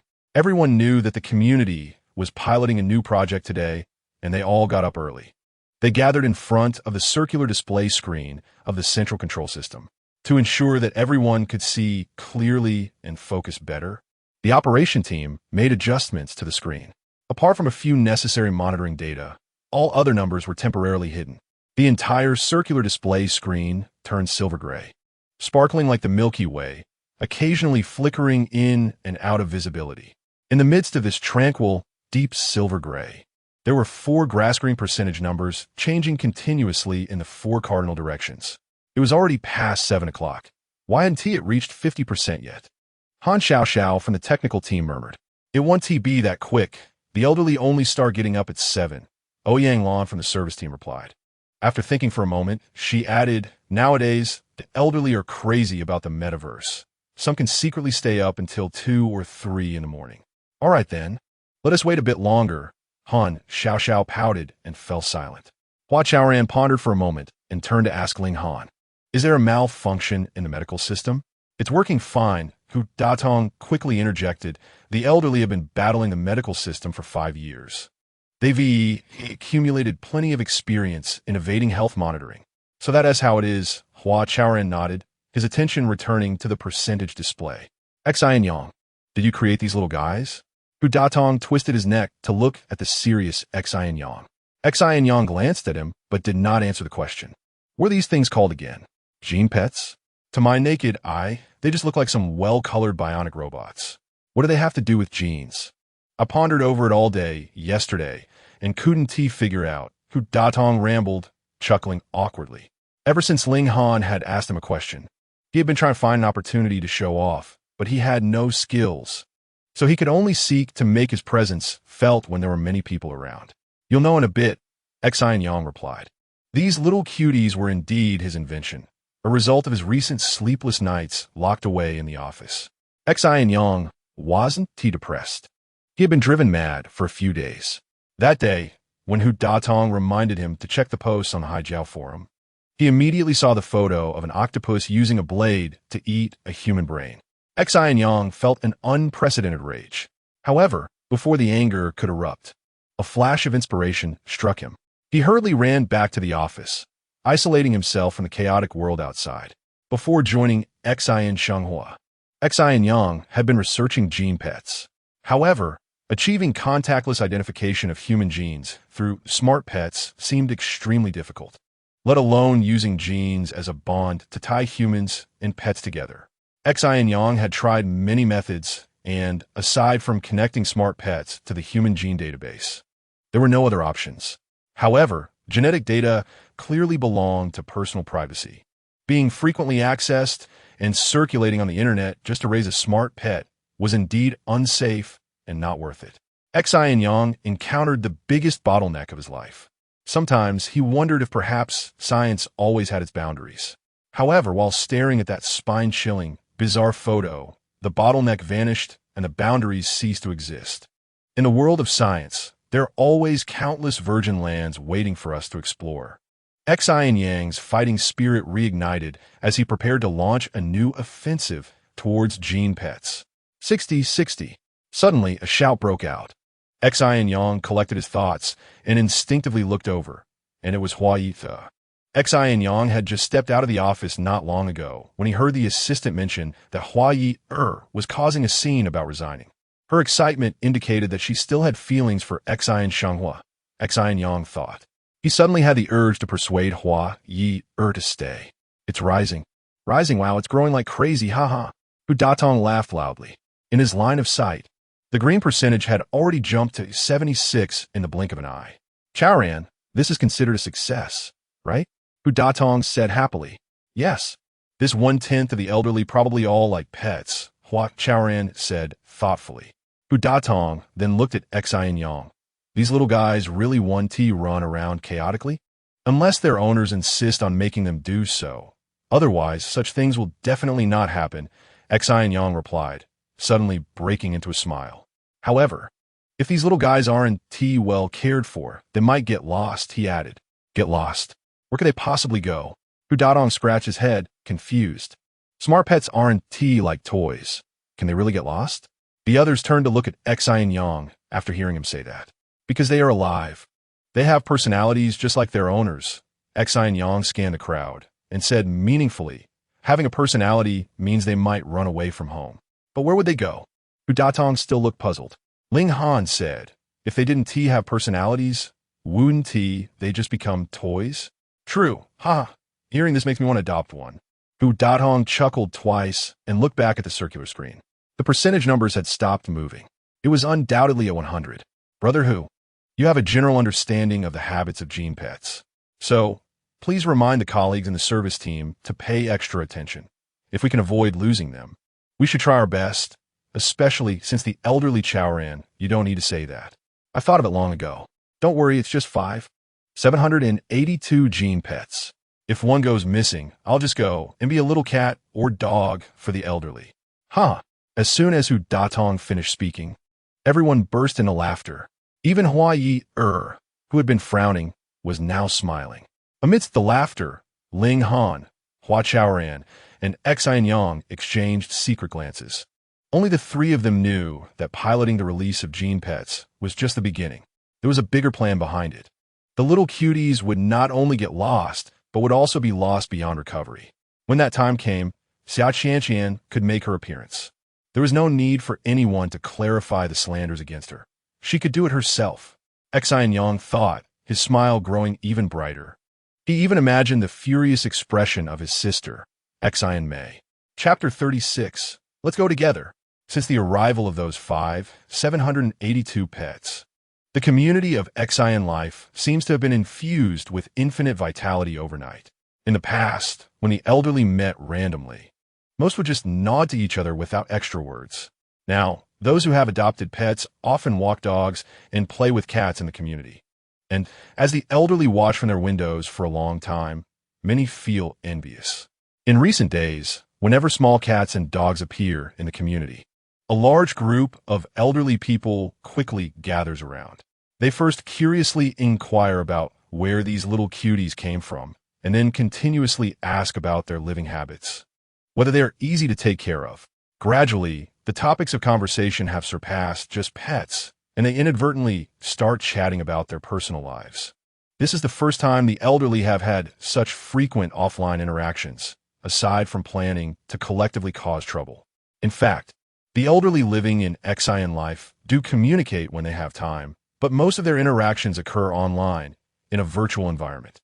Take Pai Guorui and Chao Kursin, the two with the worst tempers in the community, for example. Pai Guorui has long been immersed in the Ranger universe, where he has become a renowned dragon-slaying hero in the virtual world. On the other hand, Chao Kursin is absorbed in the future universe, where she is a beautiful and highly sought-after Miss Daisy in a city brimming with romance. The two universes are basically two different worlds. If the dragon-slaying hero wants to have any interaction with Miss Daisy, it can only happen on the day of the annual Global Metaverse Carnival Wormhole Day. Of course, aside from the metaverse, Xian Life also has its own resident communication group, but it has been silent for years, with no one saying a word. Looking back, the most active days in the Xian Life Comprehensive Service Group were when everyone was clamoring to go to the municipal hall to request the cessation of the Xian Life trial. Oh, and when Hua Ye'er had to apologize to Ming Mei, as well as when they resolutely resisted Xia Qianqian. There were also brief moments of activity that lasted no more than 10 minutes. Pets possess a certain irresistible charm that has pulled the elderly out of the metaverse and into the real world. Ding Mao, holding a small black cat, looks at these silly, smiling old folks and feels a sense of daze. It seems like everyone has returned to 5 years ago, when their hearts were warm and full of expectations for the future. Old Ding, what are you daydreaming about? Xin Yang walked over. The sun had just risen, and the air was refreshingly intoxicating. Ding Mao turned to look and saw that Xin Yan's white hair was even shimmering with golden light. Not daydreaming, just enjoying the sunrise. Ding Mao said, I haven't heard you say that in years, huh? Xin Yang stopped in front of Ding Mao, the tiles under his feet also ceasing to move. The sunrise we see in our community may not be that grand, but it is indeed beautiful. As they spoke, Xin Yang sat next to Ding Mao on the other side of the two-person chair. The two looked at the sunrise and chatted while leaning against the small garden. Mayor Qin, haven't you adopted a little buddy? Ding Mao stroked the small black cat and asked with a smile. Meow. Before Xin Yang could respond, the little black cat meowed cutely, as if joining the conversation. I want to, but unfortunately, I'm not as lucky as you, old Ding. Xin Yang gazed at the little black cat with envy. Perhaps due to age, in recent years, the strong man often feels lonely, especially since his children serve in the Southern Hemisphere and they rarely meet, making him long for a living companion. You're joking. You're the number one in Konggang City. Even if Hua Chaoran doesn't know better, he should prioritize getting you one. Haha, I'm not joking. I suspect Chaoran and the others are randomly allocated. So I say you're lucky, old Ding. Hey, what's so lucky about it? If you like it, I can lend you the little black cat for a couple of days. Really, old Ding? Then I won't hold back. Meow. The little black cat suddenly meowed and started rubbing its head against Ding Mao's belly, looking up at him with a pitiful gaze. With that sorrowful little expression and clinginess, it seemed very attached to Ding Mao and reluctant to be given away. Huh, the little guy doesn't want to go. Xin Yang laughed, leaning closer to the little black cat and teasing it. I'm much more generous than old Ding. You can eat whatever fish or shrimp you want. Meow. The little black cat hid its head in Ding Mao's arms, rubbing against him even more vigorously. Huh, it really has a personality. Xin Yang removed his wrinkled old face from in front of the little cat and sat up straight. I heard this is a genetic pet, one that can actively recognize your genes, making it the only pet in the world specially designed for you. That's right, it's all in the manuals. I plan to raise it like my own son, Ding Mao said seriously. That's good. How about you discuss it with your son and let me hold it for a bit? Xin Yang unconsciously looked at the little black cat again. Little black, Mayor Qin is a great hero and a good servant. Let's be generous and let him hold you. Okay, Ding Mao said to the little black cat. Meow. The little black cat assessed Xin Yang and let out a soft meow. Xin Yang knew it was willing and quickly reached out to hold it in his arms. Old Ding, haven't you written any new books lately? Xin Yang held the little black cat as if it were a child, all the tenderness in his chest flooding out. I'm still brainstorming. I haven't figured out what to write yet. Ding Mao leaned back in his chair, squinting his eyes and staring at the light shining through the gaps in the leaves. The weather is getting warmer, he thought. A gentle breeze blew by, causing the leaves to sway, and the tiny sparkling lights also danced along with them. Stop thinking. Let me give you a topic to write about. Write about our community, write about Chaoran and the other young people they. Mayor Qin, you're lucky. Before Qin Haihan could continue, Jin Shangwu ran over from a distance. When he saw only Qin Haihan holding a cat, he immediately said to Ding Mao, "Old Ding, there's another batch of pets over at Chaoran's place. Aren't you going to adopt one?" "Really?" Qin Haihan stood up abruptly. "Of course it's true. The community sent out a notice. Didn't you see it?" Jin Shangwu looked back at them as he ran, puzzled. "Mayor Qin can only adopt one. Don't be greedy. You should advise Old Ding not to lag behind. Old Ding has a pet. I don't. So let's go together." Qin Haihan shoved the little black cat into Ding Mao's arms and jogged after Jin Shangwu. Around the same time, Hua Chaoran unexpectedly received a call from Sun Xiaoxiao. "Hello. It's me, the person you hate the most in all of Konggang." Sun Xiaoxiao's holographic image appeared, wearing a face of disdain and arrogance. "What do you want?" Hua Chaoran was too lazy to waste words. "Just wanted to know the purpose of the call. I want to make a deal with you. How about it? Are you brave enough to collaborate with me?" Sun Xiaoxiao? "Not necessary." As he spoke, Hua Chaoran was about to hang up. He looked down on Sun Xiaoxiao's character, especially since he even used children to threaten sister eyeing, which made Hua Chaoran feel disgusted. "You're not interested in resolving a big problem for yourself?" Sun Xiaoxiao asked with a grin. It had been nearly a week since he had blocked sister eyeing at the Malai Hotel. In the past few days, sister eyeing had already fulfilled her promise, using the media resources she controlled to help Xia Qianqian clear her name. However, the reality is just as Ling Han worried. Xia Qianqian, who was originally pure and flawless, found it very difficult to restore her image to what it was before after being smeared like this. No matter how hard she tried, the big trouble that Sun Xiaoxiao mentioned, could it be referring to this matter? Hua Chaoran thought to himself. He didn't know how Ying managed to get the child back or what kind of negotiation she had with Sun Xiaoxiao. If Sun Xiaoxiao had the ability to help Xia Qianqian's damaged image recover faster, he would be willing to hear what he had to say. Chapter 37. The little white dog of the movie queen is lost. You say it, I'm listening. After weighing the pros and cons, Hua Chaoran replied indifferently. Sell me those isolation shields from your community, and if the price is right, we plan to buy them all.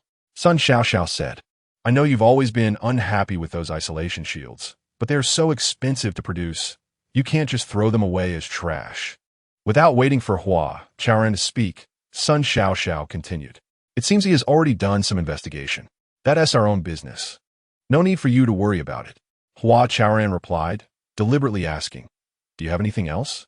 If not, I'm hanging up. Hey, Hua Chaoran, why are you pretending in front of me?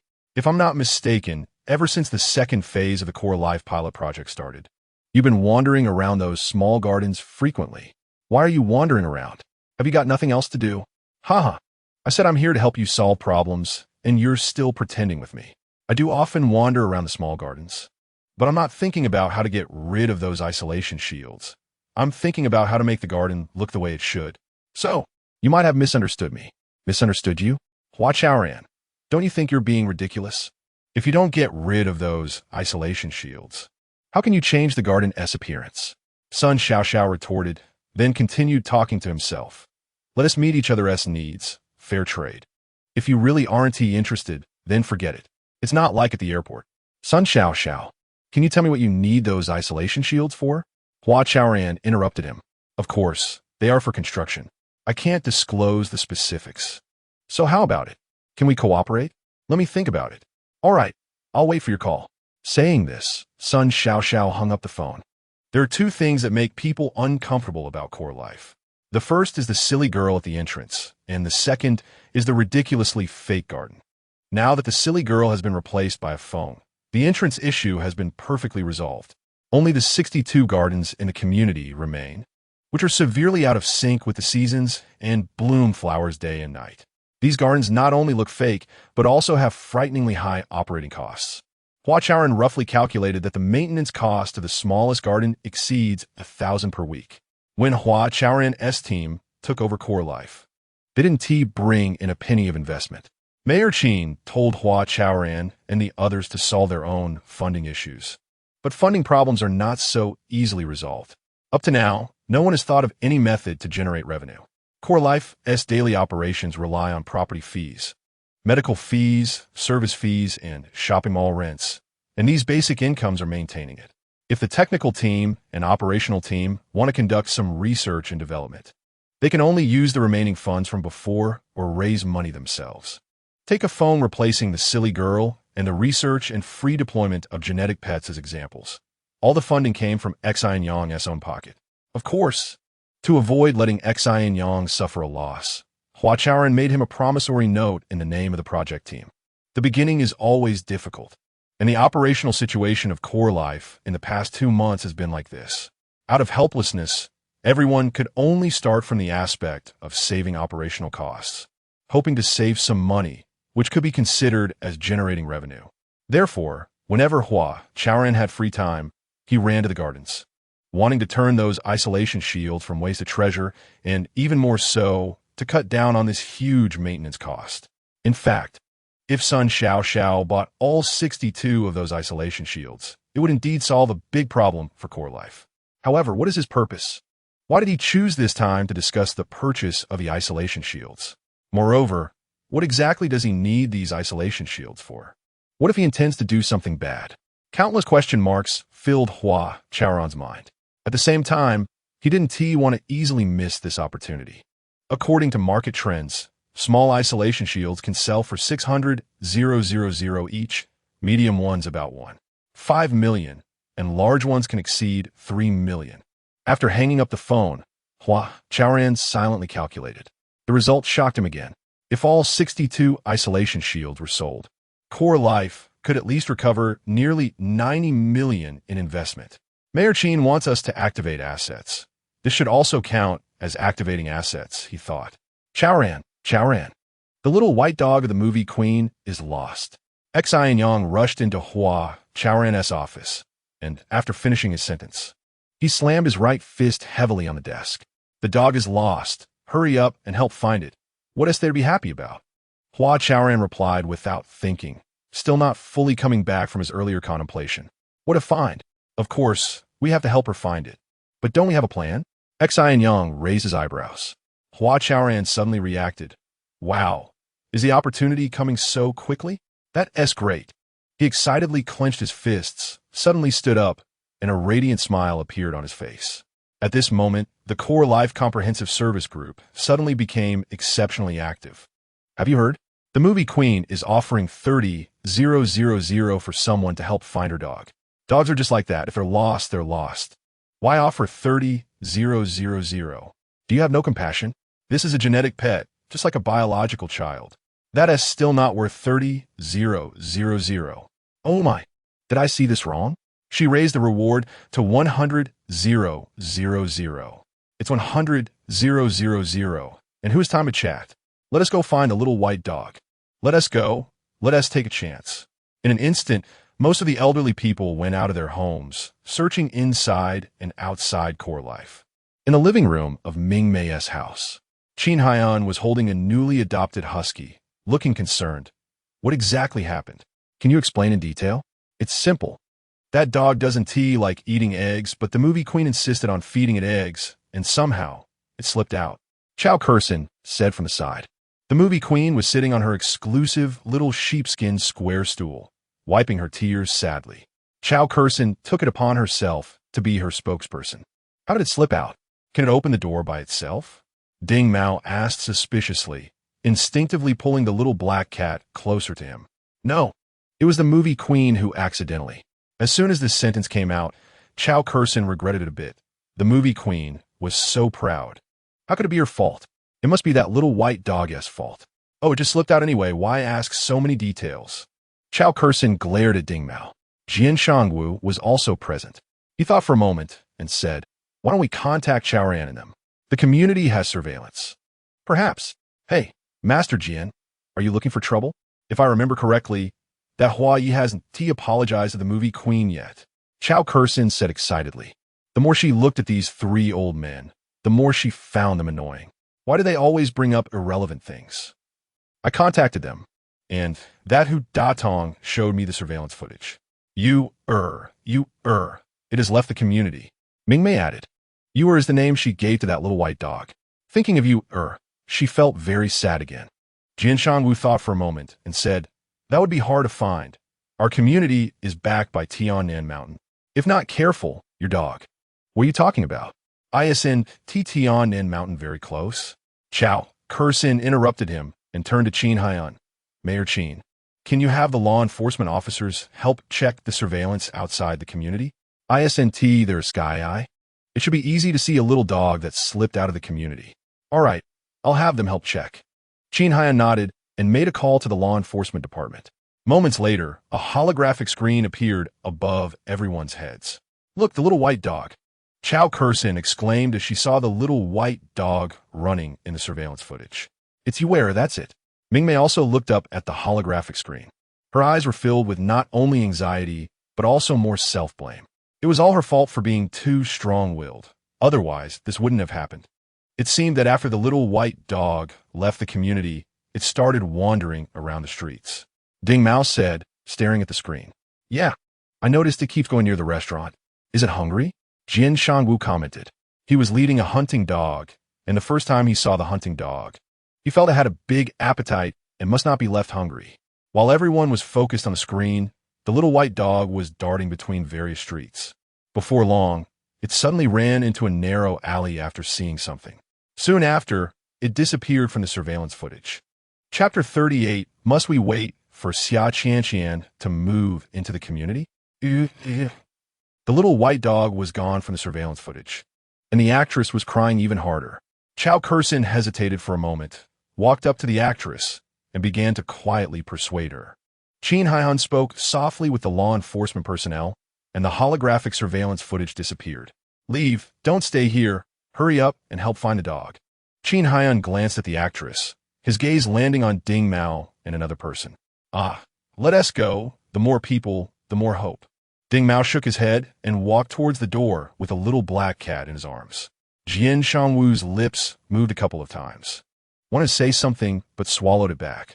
He was genuinely worried that the little white dog had run into Tiannan Mountain. After the three old men left, only Chao Kersin and Mingmei remained in the room. Mingmei cried for a while longer and gradually quieted down. I'm tired, Mingmei said softly. If you're tired, go rest in your room. I'll stay in the living room. Just call me if you need anything, Chao Kersin said. She really wanted to stay at the actress's house a little longer. On one hand, she felt sympathy and concern for the actress. On the other hand, she was reluctant to leave. In the future universe, she, the famous Miss Daisy, often received adoration that far exceeded the actress's status. Some admirers would even duel for her. However, all of that was ultimately illusory and unreal. Once she returned to the real world, she was still just an ordinary old lady. She envied the actress. A heartfelt envy for this woman of the same age who maintained a good figure. Sometimes, she couldn't help but think that if she were Mingmei, perhaps she wouldn't be so deeply immersed in the metaverse. I want to be alone for a while, Mingmei said. The meaning was clear.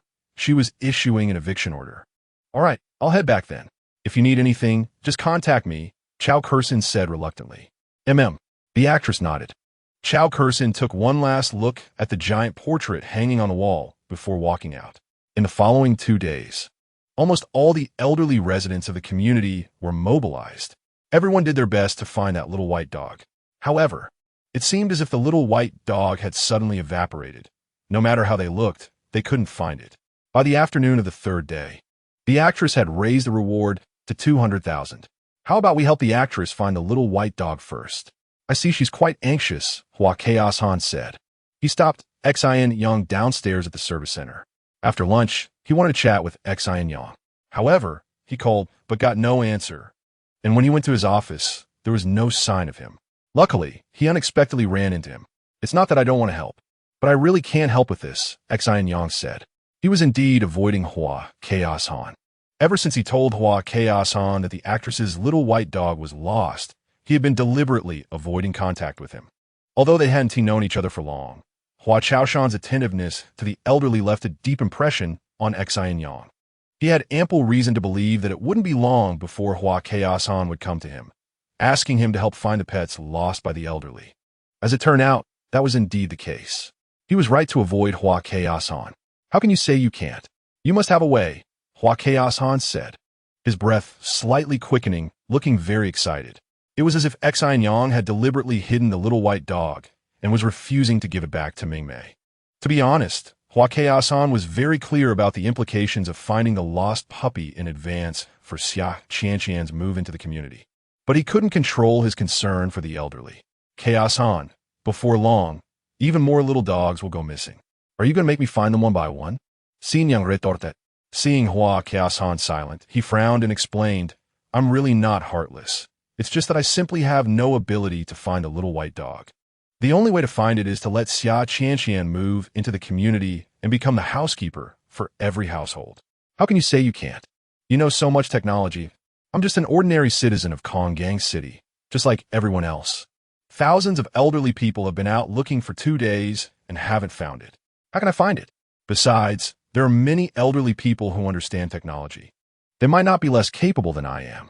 Hearing these words, Hua Chaoran fell into a brief silence. Do we really have to wait for Xia Qianqian to move into the community? After a while, Hua Chaoran asked eagerly. Yes, Qianqian's abilities are revolutionary. Why?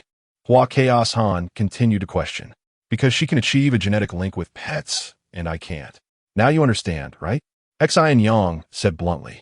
He didn't expect Hua Chaoran to be so clueless for the sake of the elderly. All right, Sai. Hua Chaoran sighed and fell silent. Chaoran, pets won't go missing. Trust me, as long as Qianqian moves into the community, even if they run to outer space, she could bring them back.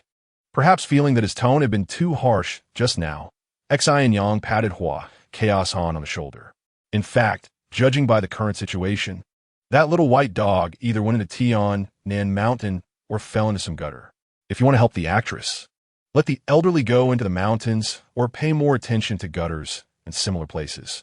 Okay, thank you. Hua Chaoran nodded. It was only then that he completely calmed down. If there's nothing else, I'll head out first.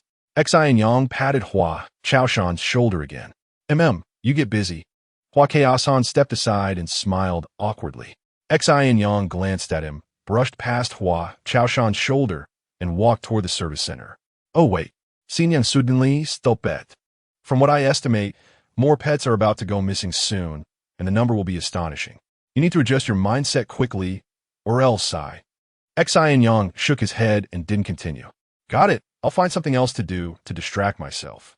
Hua Chaoran forced a smile. This statement was directed at Xin Yang, but was also meant for himself. However, before Hua Chaoran could shift his focus elsewhere, a worse situation soon emerged. That night, over 80 pets went missing all at once. Then, at noon on the 3rd day, over 100 more pets disappeared. Following that, on the 4th day, over 200 more. To fulfill the wishes of every elderly resident, the community's free pet adoption event continued. At the same time, the incidents of the elderly losing their pets were ongoing. The elderly who had helped Mingmei find her pet quickly embarked on the journey to find their own pets.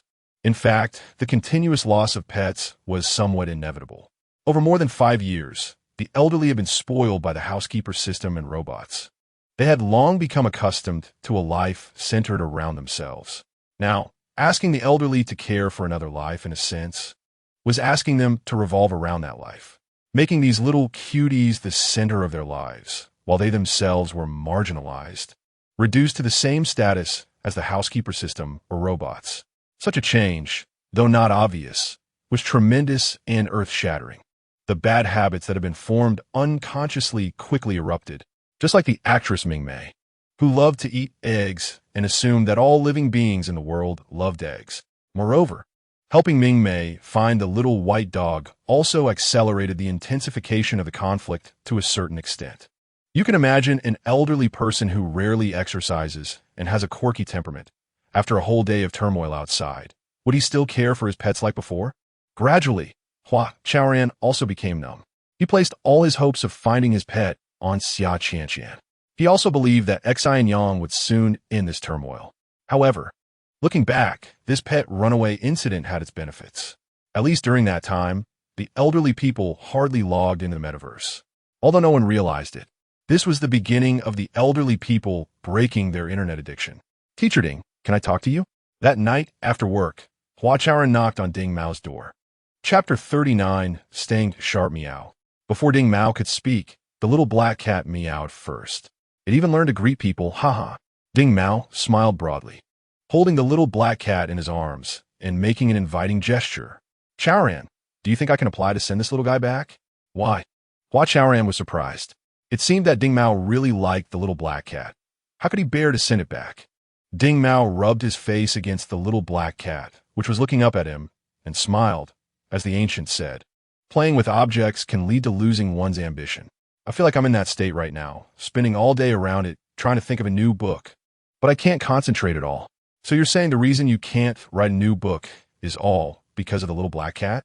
Hua Chaoran asked deliberately. His anxious heart relaxed. Not to that extent, but sigh, haha, forget it, forget it. Ding Mao waved his hand and sat down in front of the root-carved tea table on the balcony. I happen to have this year's new tea here. Would you like to try some? He placed the little black cat on his lap and picked up a small white porcelain jar from the tea table. Of course. I want to try some, but it's too late now. If you drink tea and can't sleep, that would be troublesome. Hua Chaoran shook his head while looking at the small white porcelain jar and sat down opposite Ding Mao. Ding Mao smiled again. It's no problem. One meeting is a once-in-a-lifetime opportunity. You coming to find me at this time means it's the most suitable moment. And I just happen to have a jar of new tea at this time.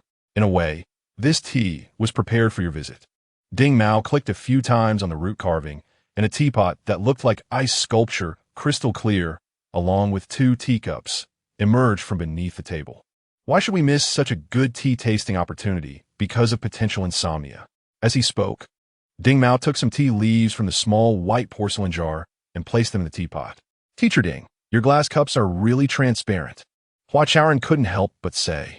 The teapot and teacups in front of him looked absolutely stunning. This isn't glass, it's glaze. At first glance, they do look somewhat similar, but they're not the same thing. Ding Mao glanced at Hua Chaoran and explained softly.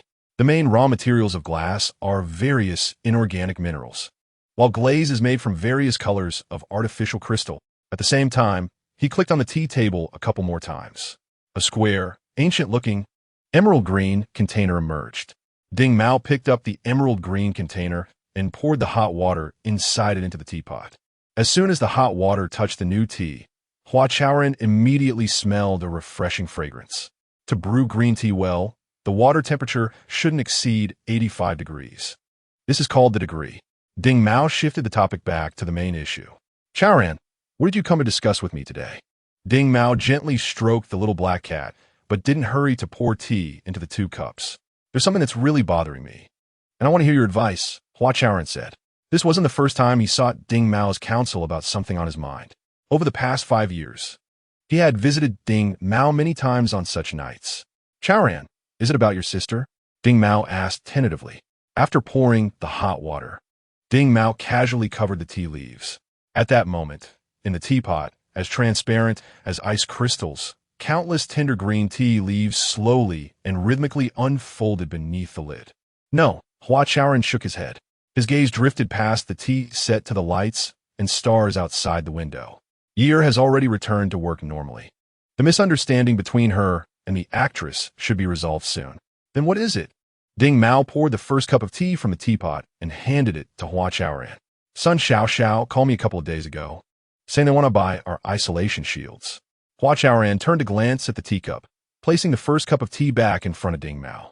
He wasn't sure about the etiquette of tea ceremony, but this was the most basic politeness. That's great. Those isolation shields are really unnecessary and quite an eyesore. If someone wants to buy them, then let's sell them. Ding Mao smiled, placing the second cup of tea in front of Hua Chaoran and taking a small sip from the first cup. Indeed, new tea is the best. A contented expression appeared on his face. Meow. The little black cat looked at Ding Mao and meowed. What's wrong? You want to drink some tea too? Then I'll let you lick a few sips. Teacher Ding, you know Sun Xiao, right? Hua Chaoran lifted the teacup, his gaze fixed on Ding Mao's face. Of course I know. Isn't he the chief scientist of the Xian group? That day at the public hearing, he even talked about giving himself a future, right? Ding Mao brought the teacup close to the little black cat's mouth, allowing it to lick the tea while casually asking. So he contacted you because Xian group wants to buy our isolation shields? Yes, but do you know what Sun Xiao has done? Hua Chaoran frowned, took a sip of tea, but didn't taste anything special. Does it matter? Ding Mao placed the cup on the tea table and patted the little black cat. Meow. The little black cat meowed and jumped down from Ding Mao's lap to play by itself. Chaoran, you're hesitating about whether to sell the isolation shields because of Sun Xiaoxiao's character, right? Ding Mao clicked on the tea table again. In an open lotus petal, white porcelain cup appeared. Yes, he has bad intentions, and I'm afraid he might use our isolation shields for something nefarious. Moreover, I'm worried that his approach to buy the shields is itself a conspiracy. Chaoran, let me ask you, should we sell the isolation shields? Ding Mao interrupted Hua Chaoran by pouring the tea from his cup into the white porcelain cup. We definitely should sell them. Selling them will not only bring back funds, but also give us a chance to renovate the garden. Hua Chaoran said without hesitation. Ding Mao cleaned the cup and poured himself another cup of tea. He held the cup and stared at Hua Chaoran for a moment before suddenly laughing. Chaoran, you've had your tea. Do you think you'll have insomnia tonight? I guess I'll only know when it's time to sleep. Isn't the reasoning quite simple? Ding Mao tilted his head and asked with a smile. The reasoning? Hua Chaoran was taken aback. Ding Mao said, whether Sun Xiaoxiao will do something bad after buying our isolation shields can only be known once we sell them to him. That's true. Hua Chaoran seemed to come to a realization. In my opinion, as long as the act of selling the isolation shields itself isn't problematic, and we indeed need to dispose of them, then it can be done. Can it be done? Hua Chaoran murmured. Ding Mao said while sipping his tea. It's indeed wise to keep an eye on things, but if you hold back too much due to overthinking, it might just lead to losses. After a pause, Ding Mao said earnestly, Chaoran, keep your sharpness. Keep sharp. Hua Chaoran suddenly widened his eyes. He recalled many things, and his breathing gradually became rapid. Teacher Ding, thank you. Hua Chaoran stood up, feeling the fire in his chest burning fiercely again. No, I can't passively wait for him to contact me. I should take the initiative. He quickly made a decision. He was going to meet Xian Mei, the female president of the Xian group and Sun Xiaoxiao's boss, as she was the real buyer of those isolation shields. Rather than doubting Sun Xiaoxiao's true intentions here, it would be better to have a direct confrontation with Xian Mei. As for the matter of genetic pets, since Xian Yang already has a clear plan, I should unconditionally support him instead of causing him trouble. Chaoran, do you still remember the construction concept you proposed back then? Ding Mao looked at him. Hua Chaoran nodded. You need to put into practice, Ding Mao said. Yes, I must put into practice. Hua Chaoran clenched his fist. His eyes lit up, his hands and feet became agile, and he felt incredibly relaxed all over. Sharpness, yes, as a young person. The most important thing to maintain is sharpness. The more Hua Chaoran thought about it, the more excited he became. He sensed that he would definitely be sleepless tonight. However, this insomnia had nothing to do with tea. Chapter 40. Unable to commit the next morning, Hua Chaoran got up early. He carefully groomed himself in front of the mirror and put on the fitted blue suit his sister Ye'er had given him a few days ago. After a quick bite to eat, he left the Huame garden and took the bus. It was now late spring. In this city, known for its pear blossoms, white petals fluttered everywhere. The air was sweet, and people's expressions were much livelier than in the cold season. Hua Chaoran's profile rested against the window, and the scenery outside rushed by. His heart surged in waves. The airport was so beautiful. In such a wonderful city, how could one not make a mark? Suddenly, Hua Chaoran felt a sense of urgency, as if time was slipping away. He got off the bus and almost jogged into the Xinshe building. Sunlight poured down from above, diffused by the lighting system. The entire lobby was enveloped in a soft glow. It was warm yet slightly cool. The lobby was empty. Hua Chaoran walked a few steps and stopped. His gaze quickly fell on the tall wall directly opposite the door. It depicted two golden dragons, intertwined with their tails, shining brightly. Between the two dragons was a red sun, held up by them. The red was like blazing fire or bright blood. In the center of the red sun was a giant character Xian written in ancient seal script. The character was white, thick, vigorous, exuding a sense of pride. This striking relief sculpture must be the totem of the Xian family, Hua Chaoran thought. He craned his neck and stared for a long time, his gaze gradually lowering. The lake blue character's Xian group were positioned next to the dragon's tail, below the Xian family totem. Hello, how can I assist you? A beam of light fell. and a holographic image of a woman appeared behind Hua Chaoran. The woman was fair-skinned, smiled gently, and wore a professional outfit. Hua Chaoran glanced at her and guessed she should be the receptionist of Xin. "I am Hua Chaoran from Xian Life, and I would like to see Miss Xian Mei." Hua Chaoran stated his purpose directly. "Please wait a moment. I will inquire for you." The woman smiled and stood still. Hua Chaoran looked at her, feeling a bit awkward. He hadn't expected that the so-called leading technology stock of the airport would have such a greeting. "Mr. Hua, President Xian is available. Please this way." The receptionist made an inviting gesture, her previously stiff expression becoming natural. Hua Chaoran followed her toward the southeast corner of the lobby. "Mr. Hua, I wish you a pleasant meeting." The receptionist placed her hands together at her abdomen and bowed slightly toward Hua Chaoran. The next moment, four walls rose from the marble floor beside him. The walls were completely transparent. Unless one deliberately looked or touched them, they would hardly notice their presence. Hua Chaoran stared at the almost invisible walls in astonishment. At the same time, he was surprised to find that his standing position had noticeably elevated. What is going on? He wanted to ask the receptionist, but found she had already vanished. Soon, Hua Chaoran, along with the marble floor beneath him, was continuously lifted higher within the enclosed walls. "Floor 111 has arrived. Mr. Hua, please this way." About 2 minutes later, the receptionist reappeared. The floor beneath Hua Chaoran stopped rising at a certain height. He saw a long corridor connecting with the floor beneath him. After hesitating for a moment, he took a step forward. The moment he stepped out, the transparent wall blocking his path, along with the other 3 walls, simultaneously sank into the ground. Is this some new type of elevator? Hua Chaoran thought to himself, soon realizing that Xin truly lived up to its reputation. Even their elevators were impressive. "How's that? Didn't scare you, did it?" As soon as he entered the president's office, Xian Mei's voice drifted over. Hua Chaoran turned to look and met Xian Mei's piercing gaze. "President Xian, if there's anything you need, please let me know." With a click, the door closed behind him, and the receptionist probably vanished again. "You dare to come find me? Quite brave, aren't you?" Xian Mei said coldly, stepping out from behind a wide, minimalist desk. "Have a seat." She sat in a pure white chair by the window, habitually crossing her legs. "Is this your first time at Xin? Feeling a bit out of place?" A hint of disdain appeared at the corners of Xian Mei's mouth. Hua Chaoran didn't answer her question, instead quietly observing her. During this observation, he noticed a slight blush on Xian Mei's fair, beautiful face. It seems one isn't in the best mood when attacking another, Hua Chaoran thought. "So, what exactly do you want to discuss with me?" After a brief pause, Xian Mei narrowed her eyes and smiled again. This time her smile seemed genuine, as it made her whole demeanor more lively and charming. "I want to ask if Xin intends to acquire the isolation shields from Xian Life?" Hua Chaoran looked back at Xian Mei and asked. "So it's about this matter." Xian Mei turned to look out the window.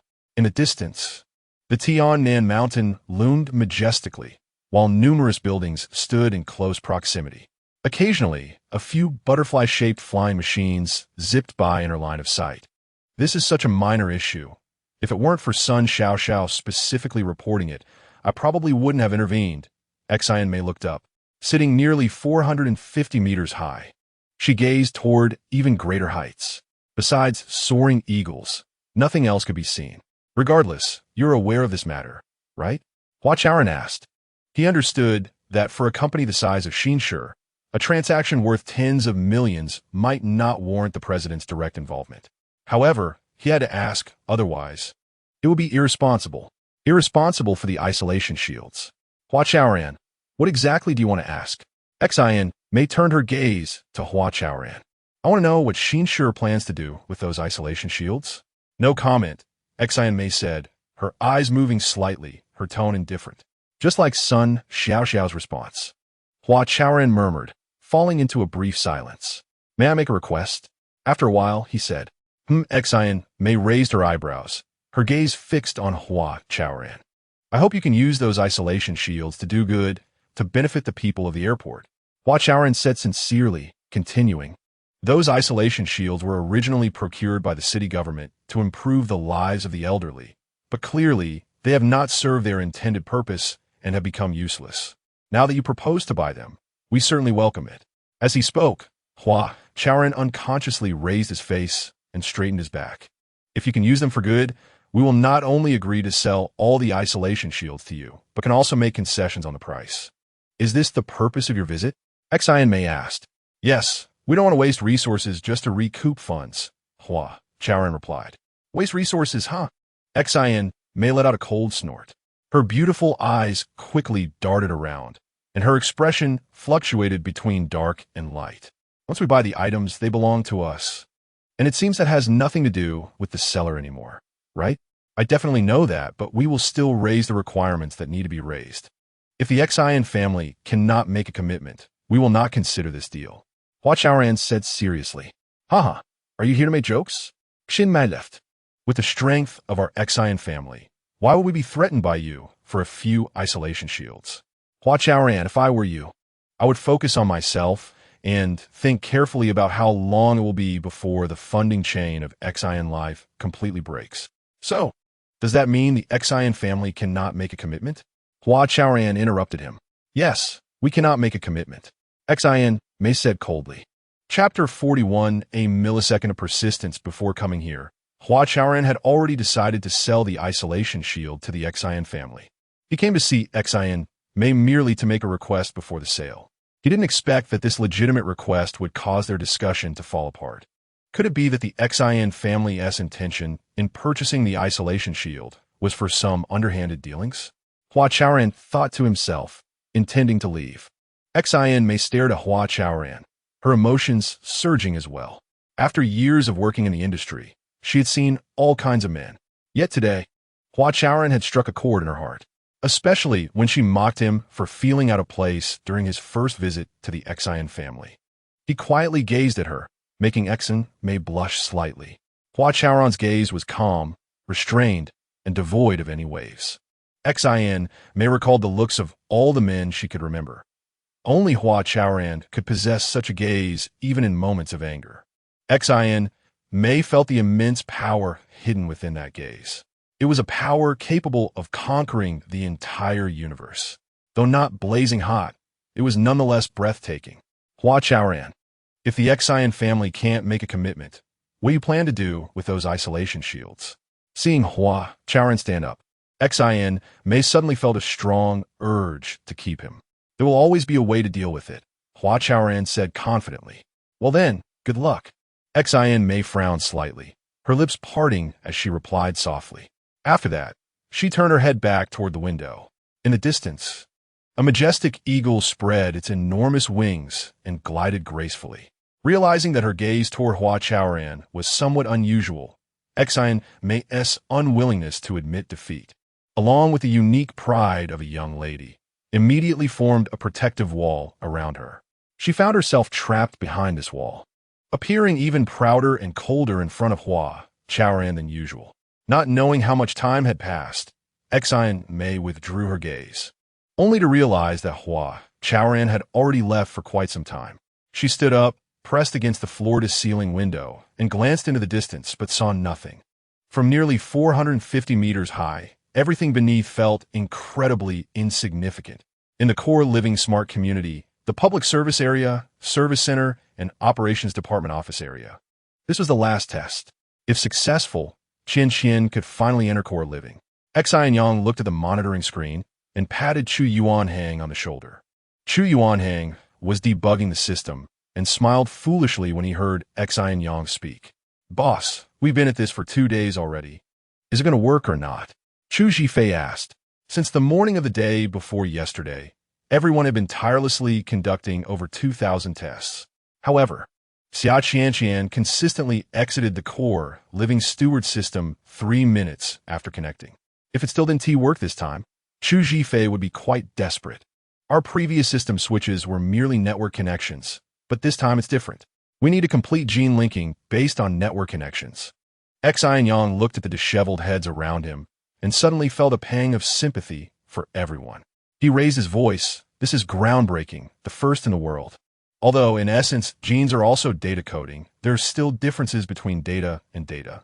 As long as we conquer the compatibility hurdle, Xin will definitely be able to enter core living. Boss, if what you say is true, We might be on our way to a Nobel Prize, Chu Zhifei said, laughing heartily. The atmosphere in the office, which had been tense to the point of suffocation, suddenly became lively. Of course we can cough. Xin Yang intended to respond, but his throat was too dry. Boss, drink some water. At this rate, you'll lose your voice. Assistant He Fanqing handed a cup of lukewarm water to Xin Yang. Xin Yang glanced at him, took the cup, and drank. If Xiao He hadn't remembered incorrectly. Xin Yang hadn't eaten anything since noon yesterday, and he hadn't even had a sip of water. After drinking, his throat felt much better. Xin Yang handed the cup back to Xiao He and cleared his throat. Is everyone ready? He asked in a deep voice. Ready. The last response came in unison. All right, I'll count down from 3, and we'll go for it. As he spoke, Xin Yang raised 3 fingers. Time seemed to stretch infinitely in that moment. Everyone could only hear each other's pounding hearts, but did not see Xin Yang's fingers bend. 3. Finally, Xin Yang bent the first finger. Then, time accelerated. In the blink of an eye, Xin Yang's 3rd finger also bent down. Chu Yuanheng, Chu Zhifei, He Fanqing, and Nanxiao. Everyone's gaze turned simultaneously toward the main control interface. Time passed slowly again. Each millisecond felt exceptionally difficult. 3 minutes. Everyone silently counted down to this critical time point. 3 minutes equaled 180,000 milliseconds. Everyone was enduring at least 180,000 moments of agony. The Hua Chaoran incident indeed seemed like a crisis. However, Xin Yang saw hope within it. The hope of gene linking transitioning from theory to reality. Xin Yang clearly remembered that when designing Hua Chaoran, it relied solely on powerful data processing capabilities. Only by processing the largest amount of data in the shortest amount of time could Hua Chaoran accurately sense the feelings of the elderly and provide meticulous services for them. However, such frequent behavior capture, especially for the personalized data behavior of individuals, would inevitably expose the privacy of the subjects online. Just like the photo posted on the Haijiao forum, if Hua Chaoran were to be invaded, incidents of eating the elderly would surely occur in large numbers. Of course, the eating the elderly here was not about consuming their brains as mentioned in the Haijiao post, but rather using the elderly's privacy for precise marketing or financial scams. The occurrence of the Hua Chaoran incident deeply moved Xin Yang, prompting him to rethink the design principles and operational logic of Qianxian. Ultimately, his focus landed on gene linking. Although genes also possess individuality and uniqueness, they are not as overt as behaviors. Even if someone were to accidentally grasp the genes of the elderly, applying them directly wouldn't be that easy. Because for genes to influence human decisions and behaviors, a long and complex process is needed. In simple terms, genes only represent possibilities, not certainties. However, to provide meticulous service for the elderly, having possibilities is enough. Moreover, according to Hua Chaoran's vision, the goal was to untie the elderly at a technological level. Gene linking, by starting from the genetic level, achieved a closer connection with the elderly. Yet, on a technological level, it would no longer capture the elderly's behaviors or monitor daily life-related data as frequently, thereby leaving them with a broader private space. Isn't this precisely about untying the elderly? Xin Yang felt enlightened. He believed that with gene linking, Qianxian gained another pair of wings. She would definitely be able to fly higher and farther. Xin Yang cleared his throat, which felt dry and painful, a smile appearing at the corner of his mouth. 3 minutes. Que Yuanang Sudonli shouted excitedly. Xin Yang was startled, and as he retracted his thoughts, he became tense. Even if they could hold on for 1 more millisecond, it would be a victory, he thought. Chapter 42. Going home. Time flowed slowly, with 1 millisecond being divided into 1,000 microseconds. Every time the control interface skipped 1 millisecond, everyone endured 1,000 instances of torment. However, at such moments, being able to endure this torment was actually a blessing, because every time they faced this torment, they got 1 step closer to success, even if it meant enduring 60,000 instances of torment every minute. Fortunately, this torment continued. Just when everyone was on the brink of collapse, nearly suffocating and approaching their limits. Xin Yang's tightly furrowed brow finally relaxed. "It's done," he said. His voice wasn't loud, but everyone heard it clearly. "Is it done?" Chu Zhifei asked hesitantly. "It's done." Xin Yang nodded vigorously. "Ah, it's done. We succeeded. Xiao Qianqian has entered the smart living." Everyone jumped up from their workstations. The entire office area echoed with cheers. "It's done." Xin Yang looked at the smiling faces before him, letting out a sigh of relief. All the restraint and effort were for this moment. Xin Yang was very sure that he had fulfilled his promise, turning the impossible into the possible. For some reason, at this moment, Xin Yang really wanted to chat with Hua Chaoran. He wanted to tell Hua Chaoran that the suffering the elderly endured from losing their pets was worth it. He also wanted to tell him that a tremendous change was about to happen in smart living. He also wanted to Xin Yang, Zhongratolatians. Before he could think further, he felt a hand on his shoulder.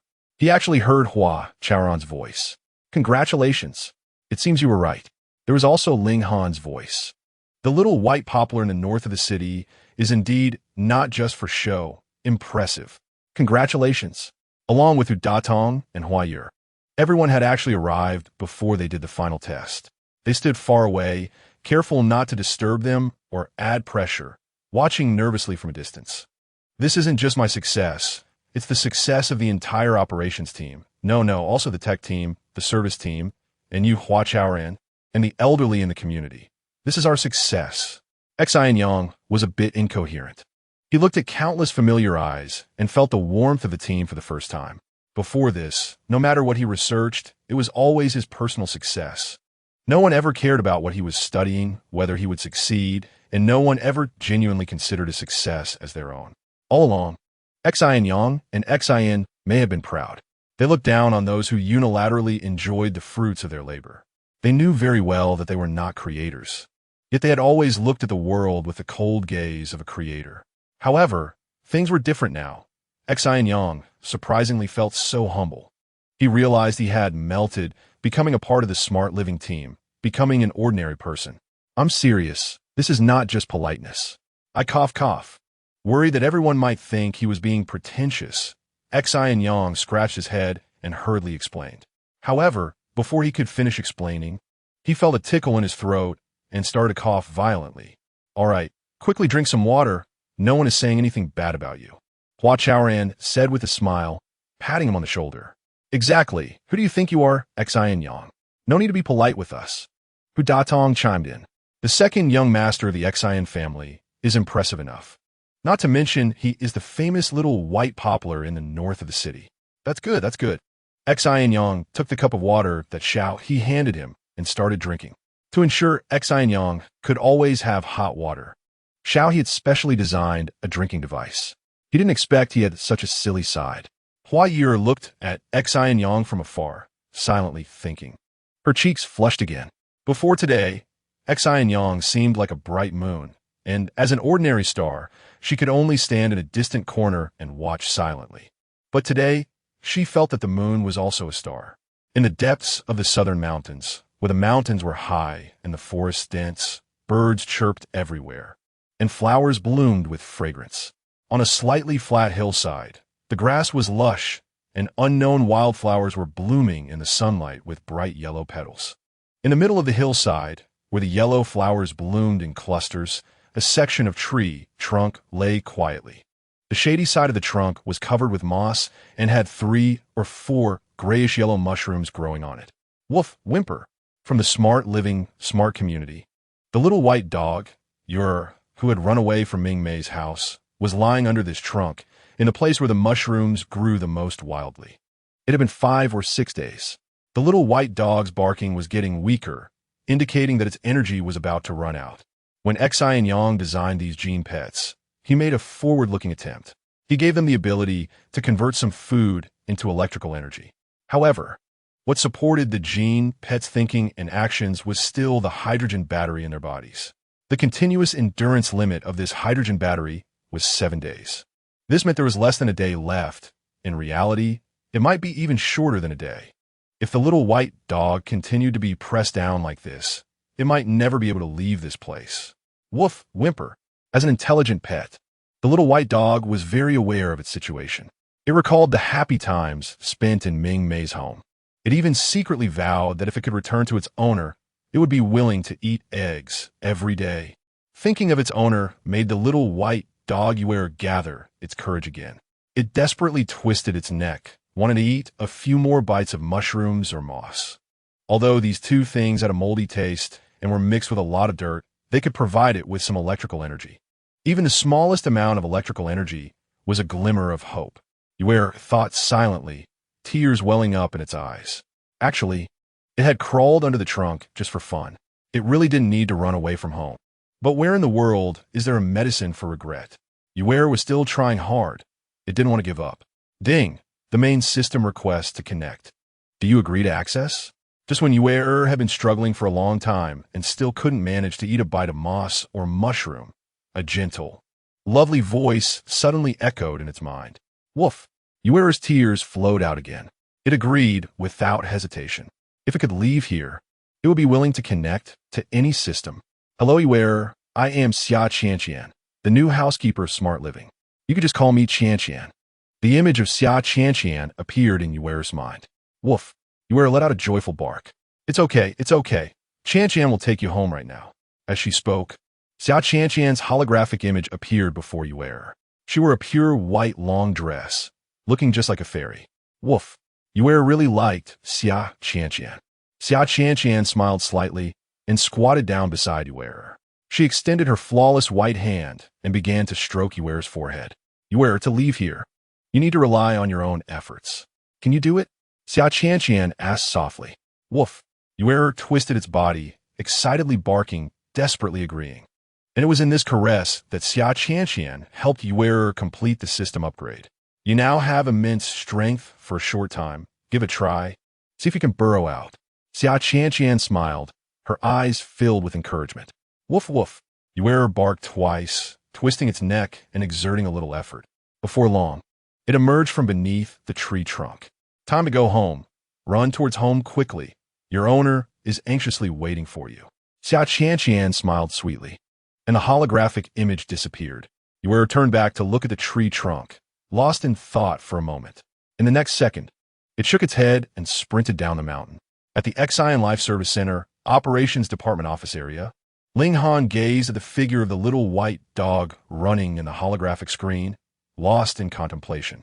After a moment, she asked, is it a reverse link? Chapter 43 Life Interconnected Almost. A smile appeared on Xin Yang's lips as he recalled the appearance of the little white dog. He suddenly wanted to have a pet like that. Initially, to allow the pets to acquire personality traits from their owners.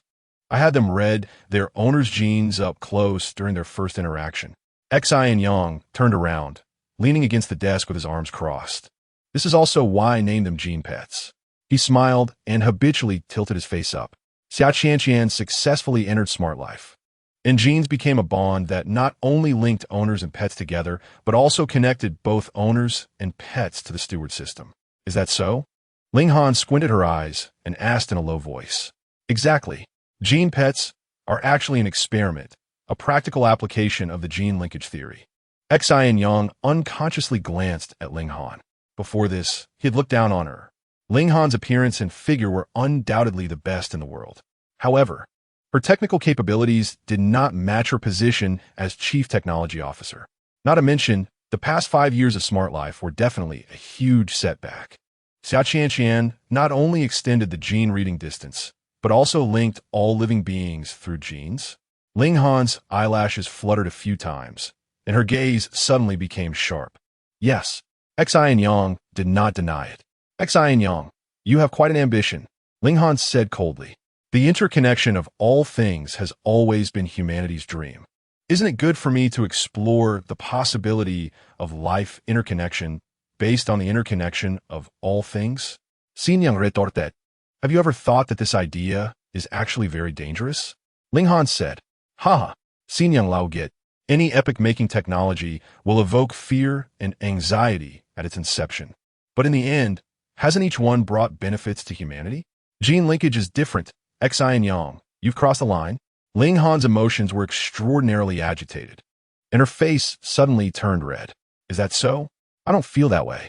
Xin Yang replied, then asked in a deep voice, "Have you ever thought about what the essence of genes is? Don't need to think about it. It maintains the uniqueness of each life. It tells us that every life is an independent individual. It is our privacy, habits, and secrets." Ling Han said in one breath, her chest rising and falling rapidly. Xin Yang, do you know what you're doing? You are opening Pandora's box. Ling Han warned. Is it that terrifying? Xin Yang was unconcerned. However, he patiently explained, the essence of genes is merely potential, not inevitability. Do you understand? After a pause, he added, I think I am unbinding humanity, making this overly complicated world simpler and purer. Is that so? Ling Han replied irritably. Isn't it? Xin Yang countered. He then smiled. Take reverse linkage, for example. If I didn't let Hua Chaoran use the owner's genes to reverse link to the pets that obtained their genes, could they come back? Also, have you thought about how troublesome it is to find runaway pets through the Internet of Things, and these existing interconnection technologies? I think I've simplified this process, making it more direct and easier for pets to return home. Xin Yang finished speaking, his gaze fixed on Ling Han's face, wanting to see her reaction. What if the pet's running away was premeditated and designed in advance? Can your arguments still hold up? Ling Han blurted out. In a daze, she felt that the person standing opposite her was the devil himself. And Hua Chaoran, who everyone had been looking forward to moving in, no longer seemed so lovely. Perhaps those rumors were not unfounded. Ling Han thought darkly. Hearing these words, Xin Yang snorted coldly and fell silent. Since you don't trust me this much, please go tell Hua Chaoran to notify me to leave. After a while, Xin Yang rolled his eyes and said seriously. After saying that, he turned his body and sat back in his office chair. At the same time they were chatting, the entire airport suddenly erupted with excitement. People were surprised to see countless pets running down the street. They were so cute and so mischievous. Some were frolicking and barking as they ran. Drivers, upon seeing this scene, couldn't help but pull over. Strollers, whether they knew each other or not, quickly gathered in small groups. Many people poked their heads out from office buildings, factories, kitchens, and bathrooms. Even those secretly piloting butterfly-shaped flying devices hovered in midair. In fact, the pace of the entire airport had slowed down. People's faces were beaming with smiles that came from the depths of their hearts. All the restlessness, all the fame and fortune, all the worries, all the suspicions and doubts were cast aside. Between people, there was only mutual companionship. Between people and pets, there was only shared joy. Some couldn't help but double over with laughter, while others rushed from high places to the street. People quickly realized that these pets seemed to have a common destination, the Smart Life intelligent community in the south of the city. God, when did Smart Life get so many little guys? Does every elderly person have one? Is this really what Smart Life is like? People discussed animatedly, their eyes filled with envy. However, if they had known what these adorable little guys had gone through not long ago, perhaps they would have felt more than just envy. Some shallow-minded people might even shed tears for the little ones. In fact, the reason the little ones were so happy was that most of them had experienced misfortunes similar to the little white dog. Some were trapped in trash bins, some stuck in crevices, some fell into ditches, some ran into sewers completely lost. If Ling Han had noticed these, she might not have doubted that all of this was Xin Yang's conspiracy, because even if it were a conspiracy, it wouldn't be so bizarre and laughable. The pets began to return home around noon that day. However, by the time the last pet ran back to Smart Life, it was already past 2 in the morning. The very last pet to return was Ye'er. Worried about running out of energy, it dared not run too fast. To replenish some energy, it would eat whatever edible thing it saw. Running and stopping like this, it was the last to return to the community. Unfortunately, the owner, Ming Mei, was unaware of all this.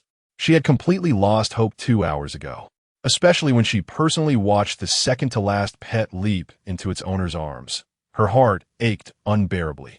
In that moment, she was completely engulfed by guilt and self-blame. Let's go back. I'm tired, Ming Mei murmured, as if she had lost her soul. Why don't we wait a bit longer? Maybe in a few minutes. It's impossible. It won't come back. Before Chao Kurson could start persuading her, Ming Mei turned around and walked back to the community. Sigh, then let's go back too. Chao cursed inside and caught up with Mingmei along with a few older people, including Jian Shanwu. Not far away, Hua Ye'er whispered, "Brother, why doesn't Tishi believe Ye'er? She only trusts her own judgment." Hua Chaoran smiled.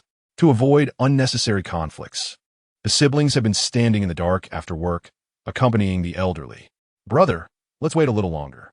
I believe in Ye'er," Hua Ye'er said. When she learned about Ye'er's experiences on Tianan Mountain, she felt very sympathetic towards her. Besides, she had an even more important reason for not wanting to leave. She didn't want to see Ye'er return to find that not a single person had been waiting for her. That would break her heart. "All right, let's wait." Hua Chaoran nodded and took off his outer garment to drape it over his sister. "Brother, I'm not cold," Hua Ye'er said, wanting to return the clothes. "It's late, and you might catch a cold," Hua Chaoran replied. To reassure his sister, he straightened his back. "It's so good to have you," Hua Ye'er said with a smile. "Silly," Hua Chaoran patted her on the head. It was the first time in so many days that his sister had smiled in front of him. As time passed, the night grew deeper. A cool breeze gradually began to blow. Hua Chaoran wrapped his outer garment around himself and yawned. "Brother, you still." "Hey, Ye'er." All traces of sleepiness vanished, and her eyes widened instantly. Chapter 44. You can't replace her. Ye'er limped towards the Hua siblings. "Little one, you're amazing," Hua Ye'er exclaimed as she hurried to Ye'er, ignoring how dirty it was, and directly hugged it in her arms. "Woof woo woo." Ye'er emitted a loving yet indistinct sound. After a while, Hua Chaoran said, "Let's go, we're heading back." "Are we taking Ye'er home directly?"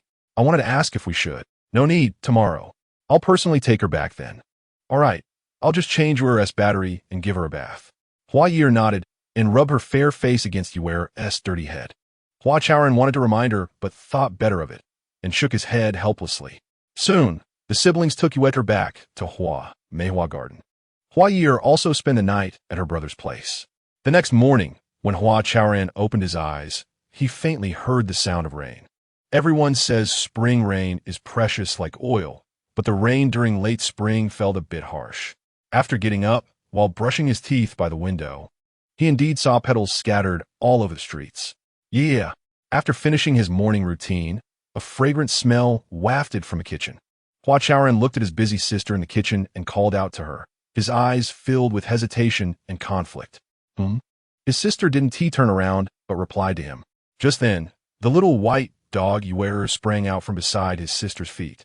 It was clean, its eyes bright and full of energy. Hua Chaoran crouched down. Ye'er tilted its head, examining him while panting lightly. Looking at Ye'er, Hua Chaoran made up his mind. "I want to have breakfast. I want to take Ye'er back first. I wonder how the actress is doing now." Upon hearing her brother say this, Hua Ye'er paused here cooking. After a moment, she turned around and said, "Brother, I want to accompany you. I really don't know how to face her." No need for you to go." Woo woo. Hua Chaoran spread his hands, and Ye'er reluctantly turned to glance at Hua Ye'er before jumping into Hua Chaoran's arms. In fact, the Hua siblings both knew this was a rare opportunity to ease the relationship with Mingmei. However, Hua Ye'er had been unable to muster the courage since last night and couldn't swallow that humiliation. The rain was getting lighter, and it seemed it would stop soon. Hua Chaoran didn't bother with an umbrella, wrapping the Ye'er he held in his coat and walking directly out of the residence. In the Xian Life community, in Mingmei's room, Mingmei sat in a beige woven chair on the balcony, staring blankly at the rain outside. She had just sent off a group of elderly visitors. Some of these elderly folks chatted endlessly, while others remained silent, just observing her. However, Mingmei was very clear that their visit was certainly because of Ye'er, the Ye'er she had lost forever. Thinking of Ye'er, tears welled up in Mingmei's eyes again. Probably around 40. She had voluntarily ended her 5th marriage and began living a quiet, solitary life. In these 5 marriages, she had given 200% of her passion and sincerity each time. Yet in the end, all she got in return were 5 unfaithful men and 5 daggers stabbed in her heart that she could never pull out. In terms of marriage, Mingmei was undoubtedly a failure. However, from last night until now, she had been reminiscing about her past married life. Especially at that moment when she realized Ye'er would never come back, her regret reached its peak. She truly wished that one of the 5 men who had hurt her could come back to her side. Just like when he pursued her or in their days of passionate love, holding her shoulder. Even if he said nothing, she would feel that there was still someone in this world sharing the burden with her. Whiff, whiff, whiff, whiff. In a daze, she seemed to hear Ye'er's barking. Woof, woof. Another bark. Mingmei suddenly jumped up from the woven chair. Ye'er, is that you? Her body trembled, her lips quivering as she stumbled toward the door. Woof, woof. This time Mingmei clearly heard it. It was Ye'er's bark. Oh my God, am I dreaming? Her tears fell to the ground like pearls on a broken string. Ye'er, my dear, you're finally back. She hurriedly opened the door. In addition to Ye'er leaping into her arms, there was Hua Chaoran standing behind Ye'er. Actress, Ye'er hasn't been lost. It just came back a bit late. It arrived at the community around 2 last night, and it was too late then. We were worried about disturbing your rest. So we didn't contact you or bring it back. Mean. Without waiting for Hua Chaoran to continue, Mingmei interrupted him. Hey, where's Qianqian? Hua Chaoran glanced into the room, puzzled. Logically, after Xia Qianqian entered the community, she should have been accompanying the elderly like family. Just like opening the door and receiving visitors should have been done by Xia Qianqian. Xia Qianqian? Mingmei looked even more confused. Ever since the little white dog Ye'er went missing, her thoughts have been focused solely on finding Ye'er, completely ignoring everything else. Therefore, she hadn't noticed the switch in the community management system and didn't know that it was Xia Qianqian who helped find Ye'er. Brother Chaoran, I'm here. Before Mingmei's words could finish, Xia Qianqian's figure suddenly appeared in the living room. I saw that the actress sister was too emotional, so I didn't help her open the door, mainly to avoid disturbing her. She smiled at Hua Chaoran, waving her hand enthusiastically, as if she had guessed Hua Chaoran's thoughts. Oh, her. Mingmei was first surprised, then quickly understood, looking at Hua Chaoran and asking, is she the new housekeeper Xia Qianqian? Yes, she is the one who found Ye'er deep in Tianshan, Hua Chaoran replied. After entering, he casually closed the door behind him. Really? Mingmei scrutinized Xia Qianqian, still skeptical. Woof woof. Before Hua Chaoran could explain further, Ye'er barked excitedly. Hi, it seems to be true. Mingmei chuckled self-deprecatingly and led Hua Chaoran to sit by the coffee table. You guys chat. I'll go help get some drinks. Without needing Mingmei to say so, Xia Qianqian busied herself. Mingmei watched the holographic image moving around her home. Wanted to say something, but hesitating. After a moment, she murmured, she really seems like a real person. Actress, Qianqian not only can take care of your life, but she will also help look after Ye'er, so you don't have to worry about Ye'er getting lost anymore, Hua Chaoran said with a smile. After speaking, he scratched his head and bit his lip, seemingly pondering his words. Years of acting had honed Mingmei's ability to read people. Noticing the subtle changes in Hua Chaoran's expression from the corner of her eye, she quickly turned her face towards him. Chaoran, you came to my house today for something else, right? Mingmei stolket Ye'er soft, vom belly, observing Hua Chaoran. Yes, Hua Chaoran nodded, glanced at Ye'er, and looked at Mingmei, saying, I came to apologize to you. Apologize? Mingmei was taken aback. It's because of my sister Ye'er that our parents passed away early. I haven't been strict with her, and that's why she offended you. After a pause, Hua Chaoran said seriously, it's all my fault as her older brother for not teaching her well. I officially apologize to you on behalf of Ye'er and myself. And I hope you. Hua Chaoran, your sister is not a child anymore, right? Mingmei raised her right hand and interrupted him. If she needs to apologize, let her come herself. She's an adult now. It's not appropriate to have her brother step in to help. Mingmei looked at Hua Chaoran without blinking. Yes, you're right. Didn't she come last time? You. Actually, I could do it after all. You are not the same. You can't replace her. Mingmei said decisively. Let her come again, just like I told her last time. As long as she is sincere, I will accept it. This. Hua Chaoran felt a bit awkward. He didn't expect such a small matter to become more complicated. At that moment, Xia Qianqian brought over 2 cups of coffee she had prepared, and Hua Chaoran had to take the opportunity to change the topic. Chapter 45.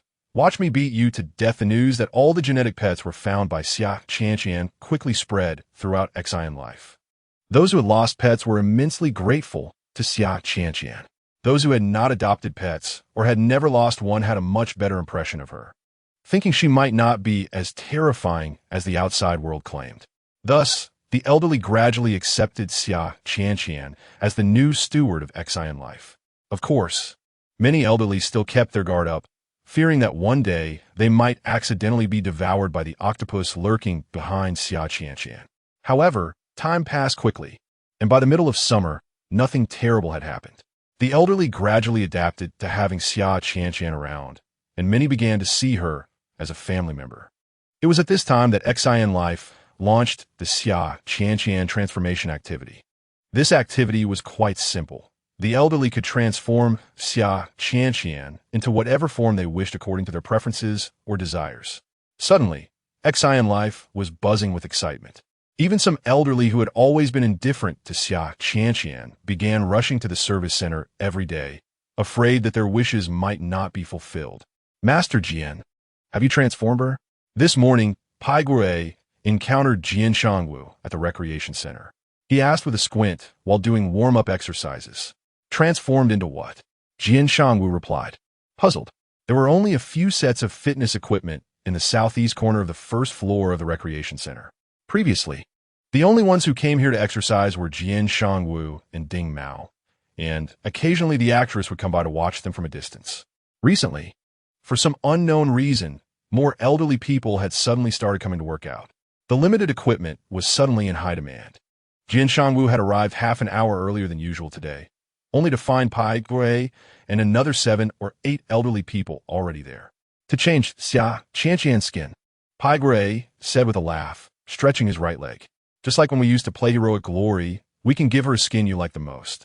Pai Gui explained, suddenly winking and saying, just think about how much a skin used to cost back then. This is free, so why not change it? Exactly, why not change it? Oh, old Pai, what kind of skin did you change? A dry old man leaned over. Pai Gui shot him a glance and rolled his eyes. Why do you care? He couldn't be bothered to engage with this creepy old guy. You must have done something bad, The dry old man squinted his eyes into slits, his smile becoming even more unpleasant. Get lost, what are you? Pai Gui glared at him and turned to look for Jian Shangwu, only to find he was gone. Hey, Master Jian, we haven't even chatted for a few sentences. How did he disappear? Pai Gui looked around in confusion and shook his head. He then walked over to a set of parallel bars and began to exercise on his own. After hearing Pai Gui's words, Jian Shangwu suddenly lost the desire to work out. He had thought about changing Xia Qianqian's skin, but the more he thought about it, the more conflicted he felt. In fact, the way Xia Qianqian looked now was exactly what he wanted to see. However, it was this very Xia Qianqian that was tormenting him day after day. Even when he repeatedly petted his pet dog, De Huang, he found it hard to calm his inner turmoil. Ding Mao had once said that all the elderly living in Xian life had stories. At the time, Jian Shangwu had waved his hand dismissively. Now he thought about it. Ding Mao might have pointed out a common phenomenon. Even he, Jian Shangwu, was an elderly man with a story. As Jian Shangwu walked back, he gazed at the clouds in the sky and sighed. In fact, Hua Chaoran had suggested Xian Life launch such an activity based on his understanding of the elderly. Most of the elderly living in Xian Life were alone, which might be why they chose to retire there in the first place. Many of these elderly people had children or relatives, but most were not around. Those who were alone seemed to have difficulty interacting with others. Of course, among these people, many had once adhered to the philosophy of living alone when they were younger. In short, most of these elderly were lonely. And lonely people are often the ones who crave warmth the most. The Xia Qianqian transformation activity was designed to let the elderly turn the people they most wanted to see into those closest to them.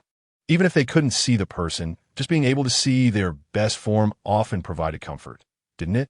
However, for elderly individuals like Jian Shangwu, who had emotional knots, it became a torment, especially since the person he had been avoiding for so long was now right beside him 24 hours a day.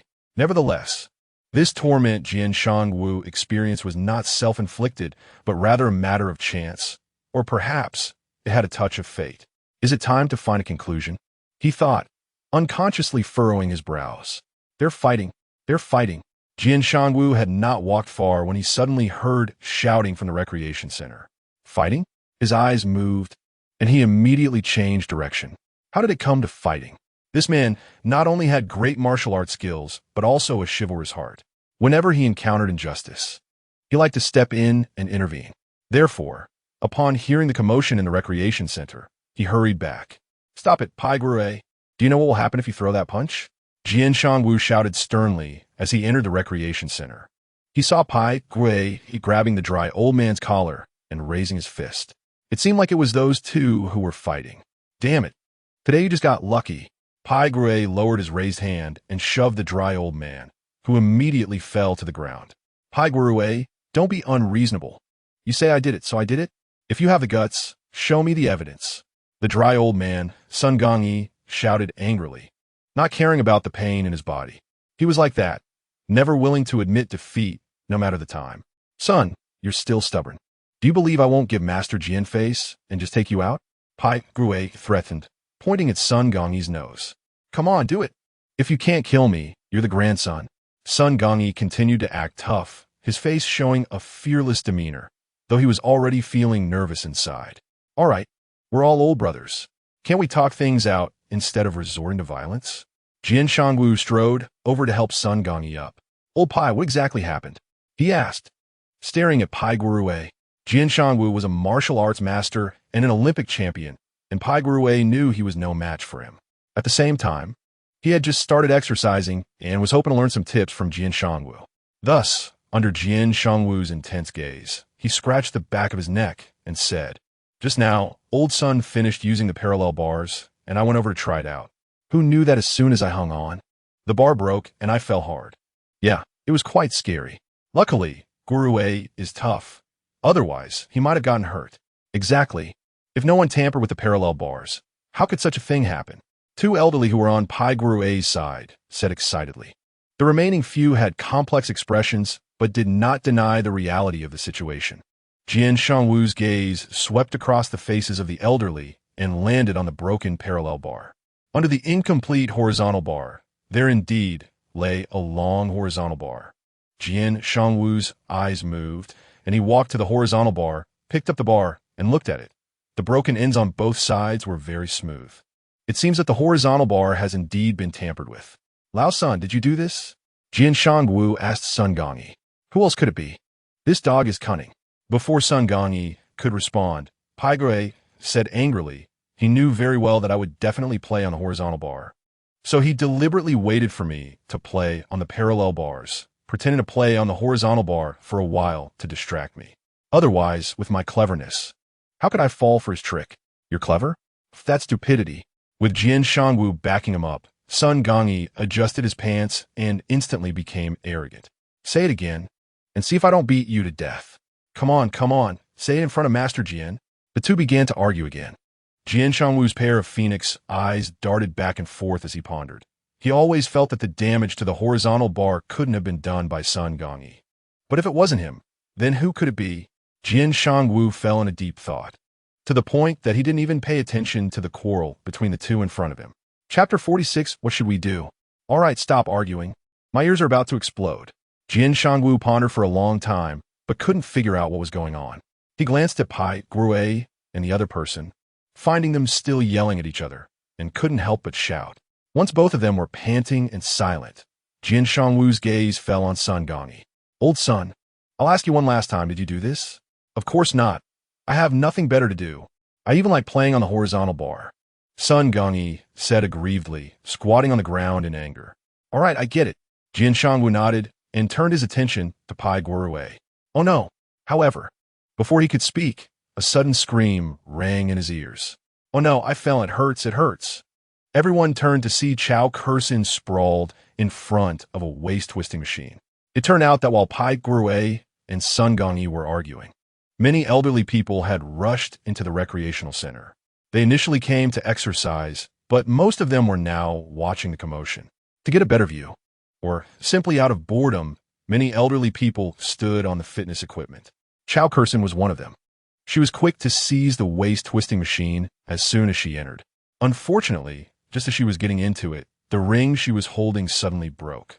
At that moment, Chao Kursin was so into it that she twisted her waist even harder. As a result, she flew sideways. "What are you all waiting for? Hurry up and check it out," Jian Shangwu said anxiously, rushing over first. Everyone finally snapped out of their shock and surrounded Chao Kurson. How are you? Are you okay? Jian Shangwu helped Chao Kurson up from the ground, asking with concern. Chao Kurson frowned, brushing off the dust on her clothes, and said irritably, I'm fine. But how can a big recreational center like this not even have a medical robot? Exactly, 2 people have fallen now. The medical system should at least have some response. Others chimed in. Everyone had long been accustomed to the meticulous care of the medical system, and suddenly encountering such indifference was quite unsettling. Don't forget where this is. The well-known vacuum zone of Xian life. Sun Gongyi squeezed into the crowd, grinning as he said, I bet even if someone died here, the system wouldn't react at all. After Chao Kurson fell, he quickly turned into a spectator. Xian life looks big, but there are only a few places to exercise. I think everyone should avoid coming to such places in the future. Someone sighed. Jian Shangwu helped Chao Kurson up, his brows furrowed, and his eyes habitually moved left and right. After a while, he suddenly widened his eyes. Quick, go check all the fitness equipment to see if there are any more broken ones. Upon hearing this, the elderly people immediately erupted. My God! Those still standing on the fitness equipment and looking this way immediately jumped down. Some who were close to the equipment also moved far away. For a moment, the elderly people looked at the fitness equipment with a bit of fear. What are you afraid of? Let's check each one. Jian Shanwu, with a righteous demeanor, was unafraid. Then, under Jian Shanwu's lead, the elderly people began inspecting the fitness equipment. After a thorough check, it was indeed shocking. Almost all the fitness equipment had been tampered with. Moreover, the places that had been tampered with were very hidden, and no one would notice without a close look. Even more terrifying were those parts that were about to break. They seemed fine to touch and feel, but as soon as you used the equipment, trouble would definitely arise at the most unsuspecting moment. Who did this? Jian Shangwu was stunned, and the elderly people were even more bewildered. We should report this to Chaoran. This is no small matter. Chao Kurson said from the side. Hiss. After speaking, she unconsciously gritted her teeth and took a sharp breath. Initially, she didn't feel anything when she fell, but now her chest was suddenly in excruciating pain. Oh no, I can't take it anymore. I need to go to the medical area and have those robots take a look. Saying this, Chao Kurson twisted her body. Her expression pained as she walked out. Jian Shangwu looked at her back and asked, Can you manage on your own? No problem, don't worry about me. Just remember to report this to Chaoran. Chao Kurson waved her hand and left on her own. A few elderly people, seeing her in pain, followed her to keep her company. Jian Shangwu scanned the crowd and found Pai Guorui. Old Pai, are you okay? I'm fine, what could happen to me, huh? Old Pai suddenly let out a miserable scream and fell backward. Initially, it was just the fitness equipment that was damaged, but with Old Pai's fall, things escalated quickly. Around 10 o'clock that morning, Hua Chaoran gathered all the key personnel of Xian life together. I believe everyone knows what happened this morning. Hua Chaoran's gaze was sharp as he looked at everyone and directly began today's meeting. At least 3 issues have been exposed. First, we did not perform regular inspections on the fitness equipment. Second, the coverage of health monitoring is too narrow, failing to achieve full community coverage. Third, the construction of the recreational and cultural education areas must be prioritized. After throwing out all 3 issues he thought of in one breath, Hua Chaoran habitually scanned the faces of everyone present. Let me go first. Chaoran's gaze is very sharp. We indeed have not taken regular inspections of the fitness equipment seriously. We basically just check when we remember. Hu Datong scratched his forehead a couple of times and continued. Additionally, our service team lacks vigilance and safety awareness, mainly reflected in the following points. Seeing Hu Datong about to go on a long-winded rant like when he was an official in Mingguan community, most people's expressions turned quite awkward. As the convener of the meeting, Hua Chaoran's face was turning red and blue. All right, old Hu, no need to continue with the self-criticism. Hua Chaoran patiently listened for a few sentences, but couldn't hold back anymore. He cleared his throat and interrupted Hu Datong. I gathered everyone here today not to assign blame, but to discuss what we should do, or rather, to prevent such incidents from happening again. What kind of planning should we do for the recreational and cultural education areas to prevent the meeting from going off track again? Hua Chaoran emphasized the purpose of the meeting. Chaoran, how are the 2 injured elderly people doing now? Xin Yang Asket. Both elderly individuals are currently in the hospital. He couldn't get information about their condition through Xia Qianqian. They are still in surgery, but with our district's medical level, there shouldn't be much of a problem. Wei Changsheng, the head of the medical area, said. He was always humble and shared the situation with everyone, smiling gently. That's good, as long as the elderly are fine. Xin Yang nodded and fell silent. Just as Hua Chaoran was about to speak, Su Shan, the head of the consumer area, leaned back and raised her exquisitely made-up face. I'm not blaming anyone. But if the community had listened to my advice and handed over those antiques to our consumer area sooner, this incident would never have happened. The consumer area has long been the most profitable among the 7 areas of Xin life. Su Shan spoke with confidence, giving off a somewhat overbearing air. Hua Chaoran smiled at her words and explained President Su's suggestion was seriously discussed by the community, and everyone still feels that the fitness equipment is more appropriate to be placed in the recreation area. In order to reference the construction experience of the consumption and medical areas during the discussion, Hua Chaoran invited Su Shan and Wei Changsheng to come over. However, what he really wanted to hear was Cheng Fangfang's thoughts. As the head of both the cultural education and recreation areas, her opinion is the most crucial. Professor Cheng, do you have any suggestions regarding the construction of the recreation and cultural education areas? Hua Chaoran thought for a moment and then looked towards Cheng Fangfang. Chapter 47, the crux of the problem is that there is no one, no helpers. Before speaking, Cheng Fangfang smiled first. As her smile faded, she adjusted her glasses and said slowly, before the troops move, the supplies must be prepared. Mr. Hua, before the community discusses the planning, let's talk about the funding issue first. Upon hearing Cheng Fangfang's words, a wave of discussions immediately erupted in the meeting room. For the current stage of Xian Xinghua, the funding issue is indeed the most thorny. Without money, nothing can be accomplished. Without money, what is there to discuss in terms of planning? After a moment, everyone's gaze unconsciously fell on Hua Chaoran's face. Hua Chaoran smiled and said, the community has already started to consolidate and deal with some bad assets. I believe that once this work is successfully completed, it should recover some funds. Also, Mr. Hua, how much is some? Cheng Fangfang suddenly asked. As the person in charge of the health and culture education areas, she had completely lost her patience. It has been over 5 years, and none of the initial ideas have been realized. If she didn't still hold a glimmer of hope for Xian Xinghua, she would have resigned long ago. At least 300 million. Hua Chaoran raised 3 fingers, staring intently at Cheng Fangfang. 300 million. Cheng Fangfang murmured, nodding her head. Then she asked, how much do you plan to invest here? That depends on your needs, Professor Cheng. Hua Chaoran smiled. Those ideas of mine, you should have seen them too. They all involve spending money without making a profit. Are you sure you want to do all of them? Cheng Fangfang's question was directed at Hua Chaoran, but it was actually for everyone present to hear. After all, the community's funds are quite limited. If they are used here, others will be left hanging. Of course, not all of them. Otherwise, I wouldn't have needed to gather everyone here to help you brainstorm, right? Hua Chaoran smiled as he looked at Wei Changsheng, Su Shan, and others. Mr. Hua is right. It's best to pool our ideas. Wei Changsheng nodded. Although he didn't say it outright, the meaning was quite clear. He definitely disagreed with turning the health and culture education areas into purely investment types.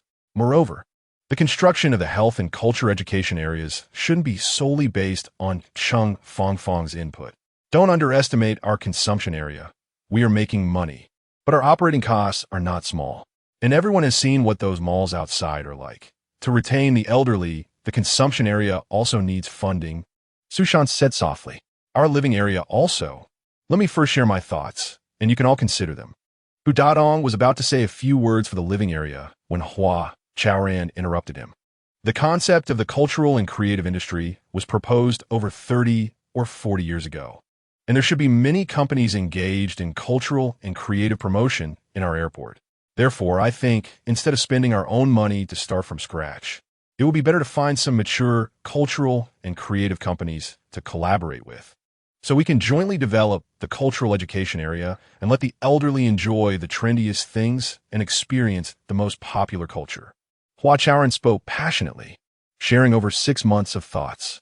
Additionally, I suggest that Professor Chung take the lead in establishing a senior university in the cultural education area, allowing the elderly to step out of their homes, engage in learning, and achieve learning in old age, accomplishment in old age, learning in old age, accomplishment in old age. Chung Fong Fong murmured, a flash of inspiration lighting up her mind. This is the true essence of life. Of course, our senior university at Xi'an Tsinghua must be different from ordinary senior universities. We need to involve technology to innovate education. If we can truly achieve this, it will mean returning to the original intention of technology.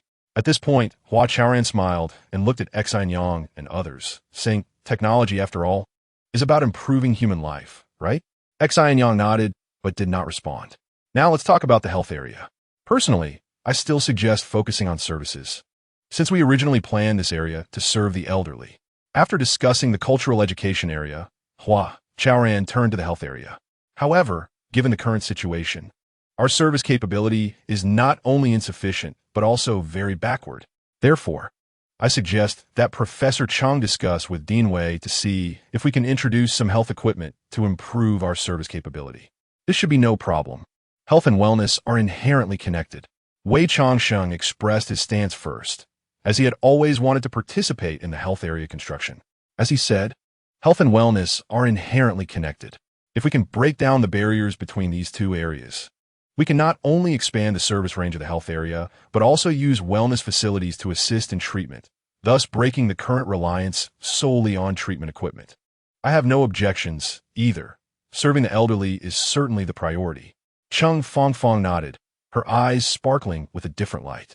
Before today, she only thought of Hua Chaoran as a passionate young man with some ideas. After today, Hua Chaoran had become her support and guiding light. Good, isn't this great? Everyone working together to build Xi'an Tsinghua. Mr. Hua, we in the consumption area also want to participate in the construction of those two areas. Su Shan interjected, rolling her eyes. Oh, that's great. How does Ms. Su plan to participate? Hua Chaoran feigned surprise, but he was actually intentional. He understood Su Shan well. If you ask her to do something seriously, she might not even give you a good face. However, if you exclude her from certain matters, she becomes very enthusiastic. What kind of personality is that? Rejecting wine, but accepting punishment? It doesn't seem to fit. In short, Hua Chaoran had already mastered the technique to deal with her. I haven't thought it through yet, but the community cannot be left out. Su Shan said, that's fine.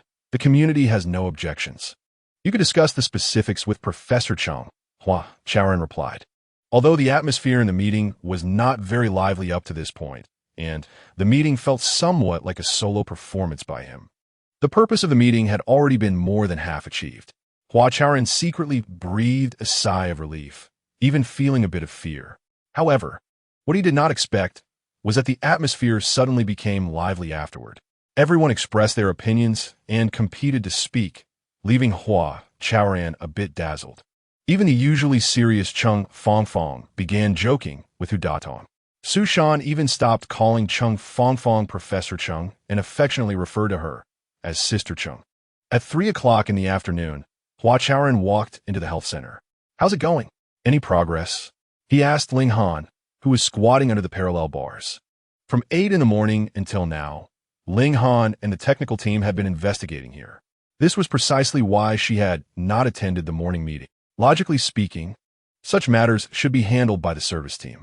However, the most puzzling aspect of this incident was not that all the fitness equipment was damaged overnight, but how the perpetrators circumvented the security system to commit these acts. Therefore, after discussion, everyone felt it was more appropriate for the technical team to conduct the investigation. All the equipment was precisely damaged at the same moment. Ling Han glanced at Hua Chaoran and casually asked, was the meeting smooth? Pretty good. The discussions have opened up. I believe everyone will take some action, Hua Chaoran replied, frowning as he asked, can you tell how the vandals did it? It's not easy to damage so many pieces of equipment at the same time. What is difficult about that? As long as you remotely control a laser cutter, it can be easily done. Ling Han stood up, his eyes moving as he said, the difficult part is how to bring the cutting machine in and take it out smoothly without leaving any traces. What's so hard about that? Just find a helper in the community and it can be easily done, Hua Chaoran replied, mimicking Ling Han's tone. Seeing Hua Chaoran imitate his way of speaking, Ling Han glanced at him, raised an eyebrow, and disdainfully said, "The key issue is that there's no one, no helper." "What? How is that possible?" Hua Chaoran was quite surprised, but then he immediately thought of another possibility. "A flying device. It must be a flying device," he said. Ling Han shook his head. "We conducted a complete trace restoration, and the possibility of it being brought in by a person or machine is zero. The cutting machine seems to have appeared suddenly and then vanished instantly." Chapter 48. Fool, there's such a way to operate. Hua Chaoran fell into deep thought. Ling Han glanced at him and tapped a few times on the wristband on her left arm. The 4 small holographic screens that had been floating in the air disappeared simultaneously. "That's enough for today. Everyone can take a break." She stuffed her hands into her jacket pockets and turned to speak to the technical team. "Hey, finally done. I'm starving." "You're still worried about starving? Just look at that little hill you've got." "What little hill?" "That's all meat, haha." Gu Jinhua and Han Xiao joked a bit, both of them laughing at the same time. The usual seriousness and solemnity on the faces of the technical team vanished completely. What Hua Chaoran saw were several flesh and blood peers in their prime. Really careless of me. I should have brought her and everyone some food. At the same time, Hua Chaoran scolded himself in his heart. After the morning meeting, Cheng Fangfang had chatted with him for a long time. He was interrupted several times by Wei Changsheng, who walked into the office.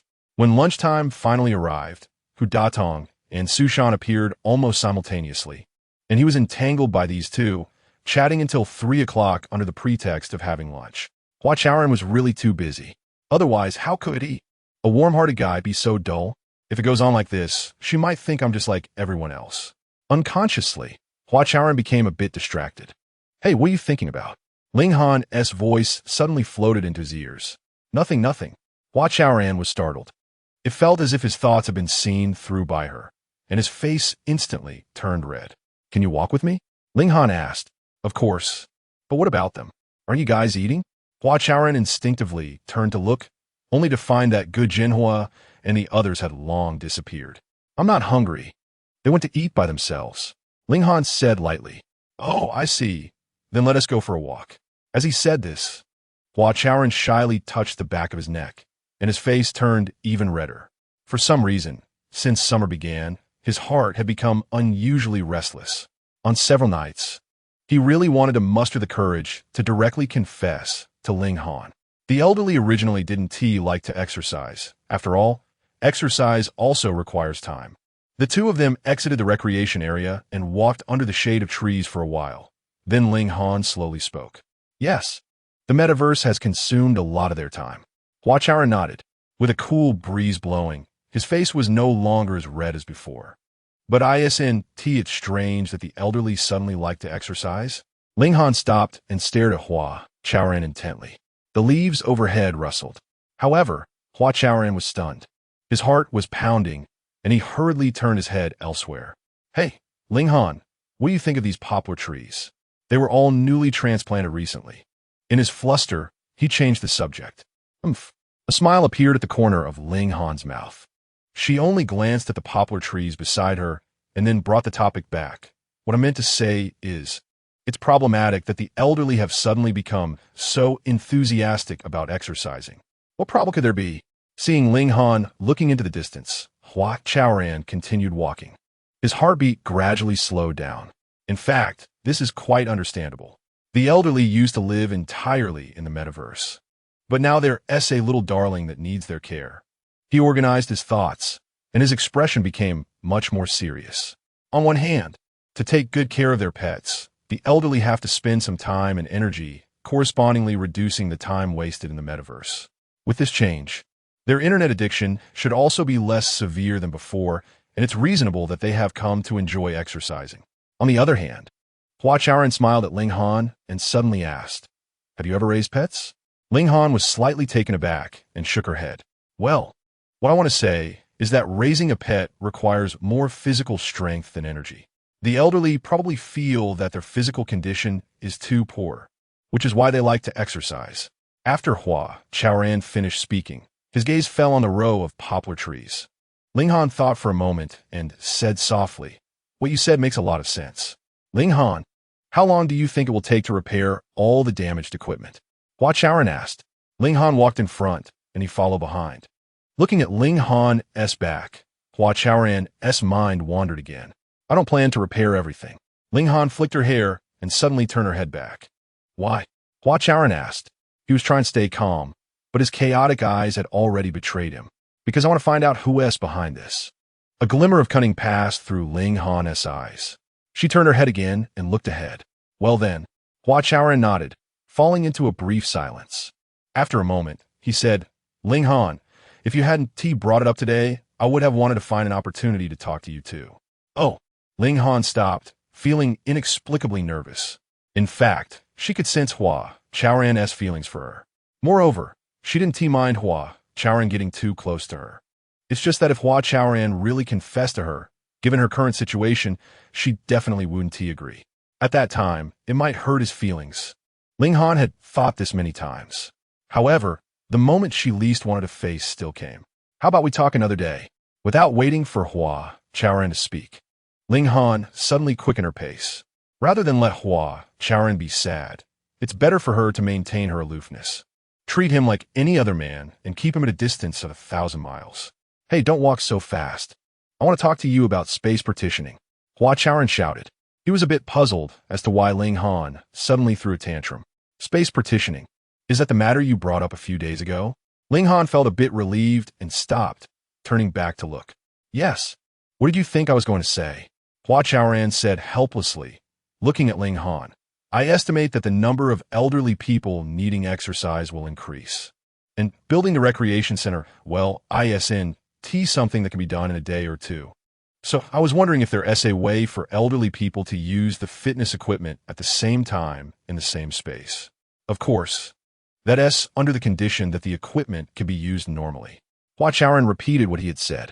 Ling Han stared at him for a couple of moments, raised an eyebrow, and said unkindly, I haven't thought it through yet. After saying that, she walked away.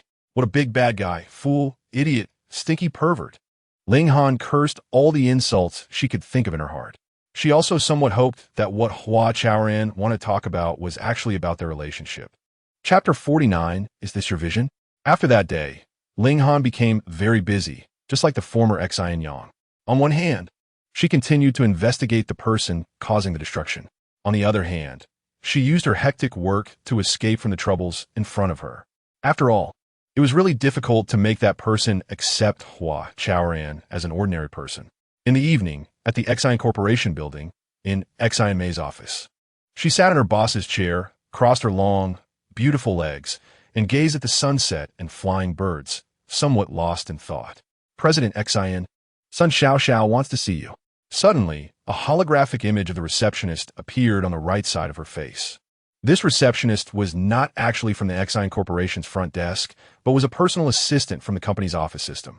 Last time Hua Chaoran visited, he misunderstood the situation. Let him in.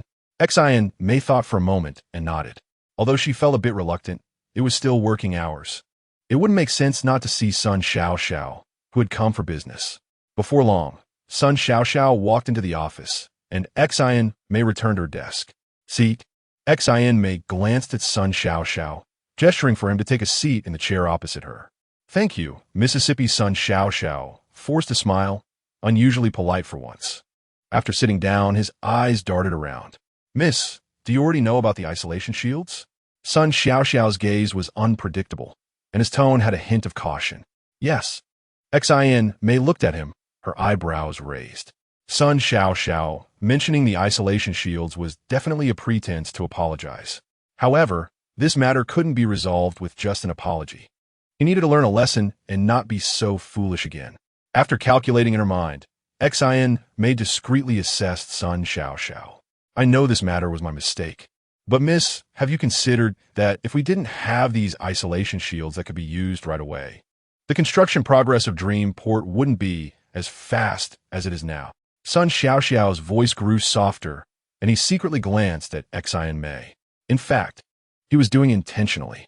When he initially approached Hua Chaoran to discuss purchasing the isolation shields, it was just a whim, wanting to cut down Hua Chaoran's arrogance and force him to submit. Who knew Hua Chaoran not only ignored his provocation, but also brought the matter to Xin Mei. They must have discussed something, and Xin Mei ended up rejecting it. It was fine to reject it. But what infuriated Sun Xiao was that Xin Mei bypassed him and made a decision directly. This wasn't just a simple rejection.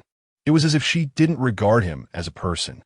Sun Xiao was nearly driven mad. After brooding for several days, he made a bold decision. He secretly found a construction company to help him buy all the isolation shields from Xinhua. Isn't it true that you don't want the isolation shields from Xinhua? I'll buy them anyway, and let's see what you can do about it. Sun Xiao thought to himself. He pretended to be humble, but he was already at odds with Xin Mei. So you're doing this for Dreamport? Xin Mei asked coldly. Yes, the company entrusted such a large project to me, so I have to be responsible for it. Sun Xiao deliberately lowered his head, making his admission of guilt seem more sincere. And what about me? Xin Mei squinted her eyes. This was a common expression she had before exploding with anger. You? Sun Xiao continued to feign ignorance. Do you think my face doesn't matter? Sure enough, Xin Mei shouted angrily. I know you'll be angry, but after all, Dreamport is a major matter for the Xin Corporation. Sun Xiao turned his head to look elsewhere, muttering softly. All right, Sun Xiao, you're really something. Xin Mei glared at him with piercing eyes, her breathing growing more rapid. Let's assume you did this for the company, for Dreamport. Now tell me, how do you explain your actions in sabotaging the fitness equipment from Xinhua? This, you know about that too? Sun Xiao scratched his head, genuinely surprised that Xin Mei was so well informed. I just couldn't stand that Hua Chaoran and wanted to make him suffer a bit, to embarrass him. After thinking for a moment, he steeled himself to say, Xin Mei snorted coldly, crossed her arms, and leaned heavily back in her boss's chair. Do you think the 20 million annual salary that Xin Corporation pays you is too much? Xin Mei asked with a grim expression. Miss, what do you mean by that? Sun Xiao finally got anxious. He didn't care if Xin Mei scolded him, but if she touched his salary, he couldn't bear it. I want to ask you, is sabotaging fitness equipment something a chief scientist should do? Xin Mei finally suppressed her anger. She assessed Sun Xiao, hoping he could recognize his position. Miss, I was wrong. I really was wrong. Sun Xiao widened his eyes, thinking for a moment, then let his head droop. Our Xin Corporation's standing in the airport and across the country relies on our strong research capabilities, not on some underhanded tactics. I hope you can understand this. Xin Mei's cheeks flushed slightly as she turned to look out the window. Xiao, do you still remember how you entered Xin Corporation back then? Xin Mei's breathing calmed down, and her tone became much gentler. I remember, if it weren't for you standing against the tide and using your reputation to guarantee me, I, Sun Xiao, would still be doing shameful things on Bar Street. Sun Xiao nodded, completely hiding the arrogance he once had, like a helpless young man at the bottom of society, rubbing his hands together in anxiety. One must not forget their roots. Forgetting them easily leads to mistakes. Do you understand? Xin Mei's gaze fell on the top of his head. I understand. Sun Xiao nodded vigorously. And Xiao, can you tell me what you have learned during your years at Xin Corporation? Aye. Sun Xiao felt guilty and truly had the urge to cry. When he joined Xin Corporation, no one supported him. It was this young lady in front of him who risked being expelled from the family to give him a chance to change his fate. Of course, Sun Xiao wasn't idle either. In just a few short years, he had conquered over 80 technological challenges and held more than 300 invention patents globally. If Sun Xiao was a neglected steed, then Xin Mei was definitely his mentor. But how had he repaid her? Reflecting on the past, Sun Xiao's conscience was awakened. He truly wanted to slap himself in the face. Do you know what the difference is between successful people and ordinary people? Xin Mei asked. Difference. Overwhelmed by guilt, Sun Xiao's clever mind couldn't think straight. The difference is in their vision. Xin Mei provided the answer directly. Vision, Sun Xiao murmured. Repeating the word, Xin Mei said, Sun Xiao, think carefully about the foolish things you've done recently. Which one of them is something a chief scientist should do? Sighing, Xin Mei asked softly, is this your vision? Miss, I was wrong. I really was wrong. That's not what I want to hear. Xin Mei rolled her eyes and interrupted him. Then I. All right, today's conversation ends here. Go back and think about what kind of vision a chief scientist at Xin Corporation should have and what they should do.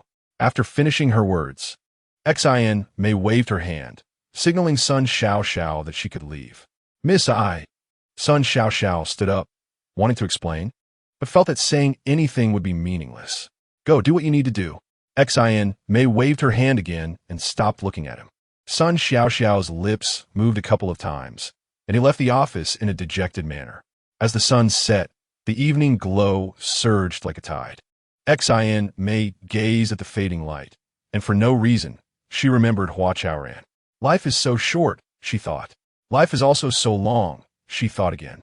Moments later, she looked at the last hint of orange and sighed. Chapter 50, it's time to do something for the community after the limited fitness equipment was repaired.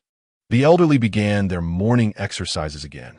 And, just as Hua Chaoran had predicted, more and more people started to enjoy exercising. Hey, Sun Gongyi, are you a leftover from quality education?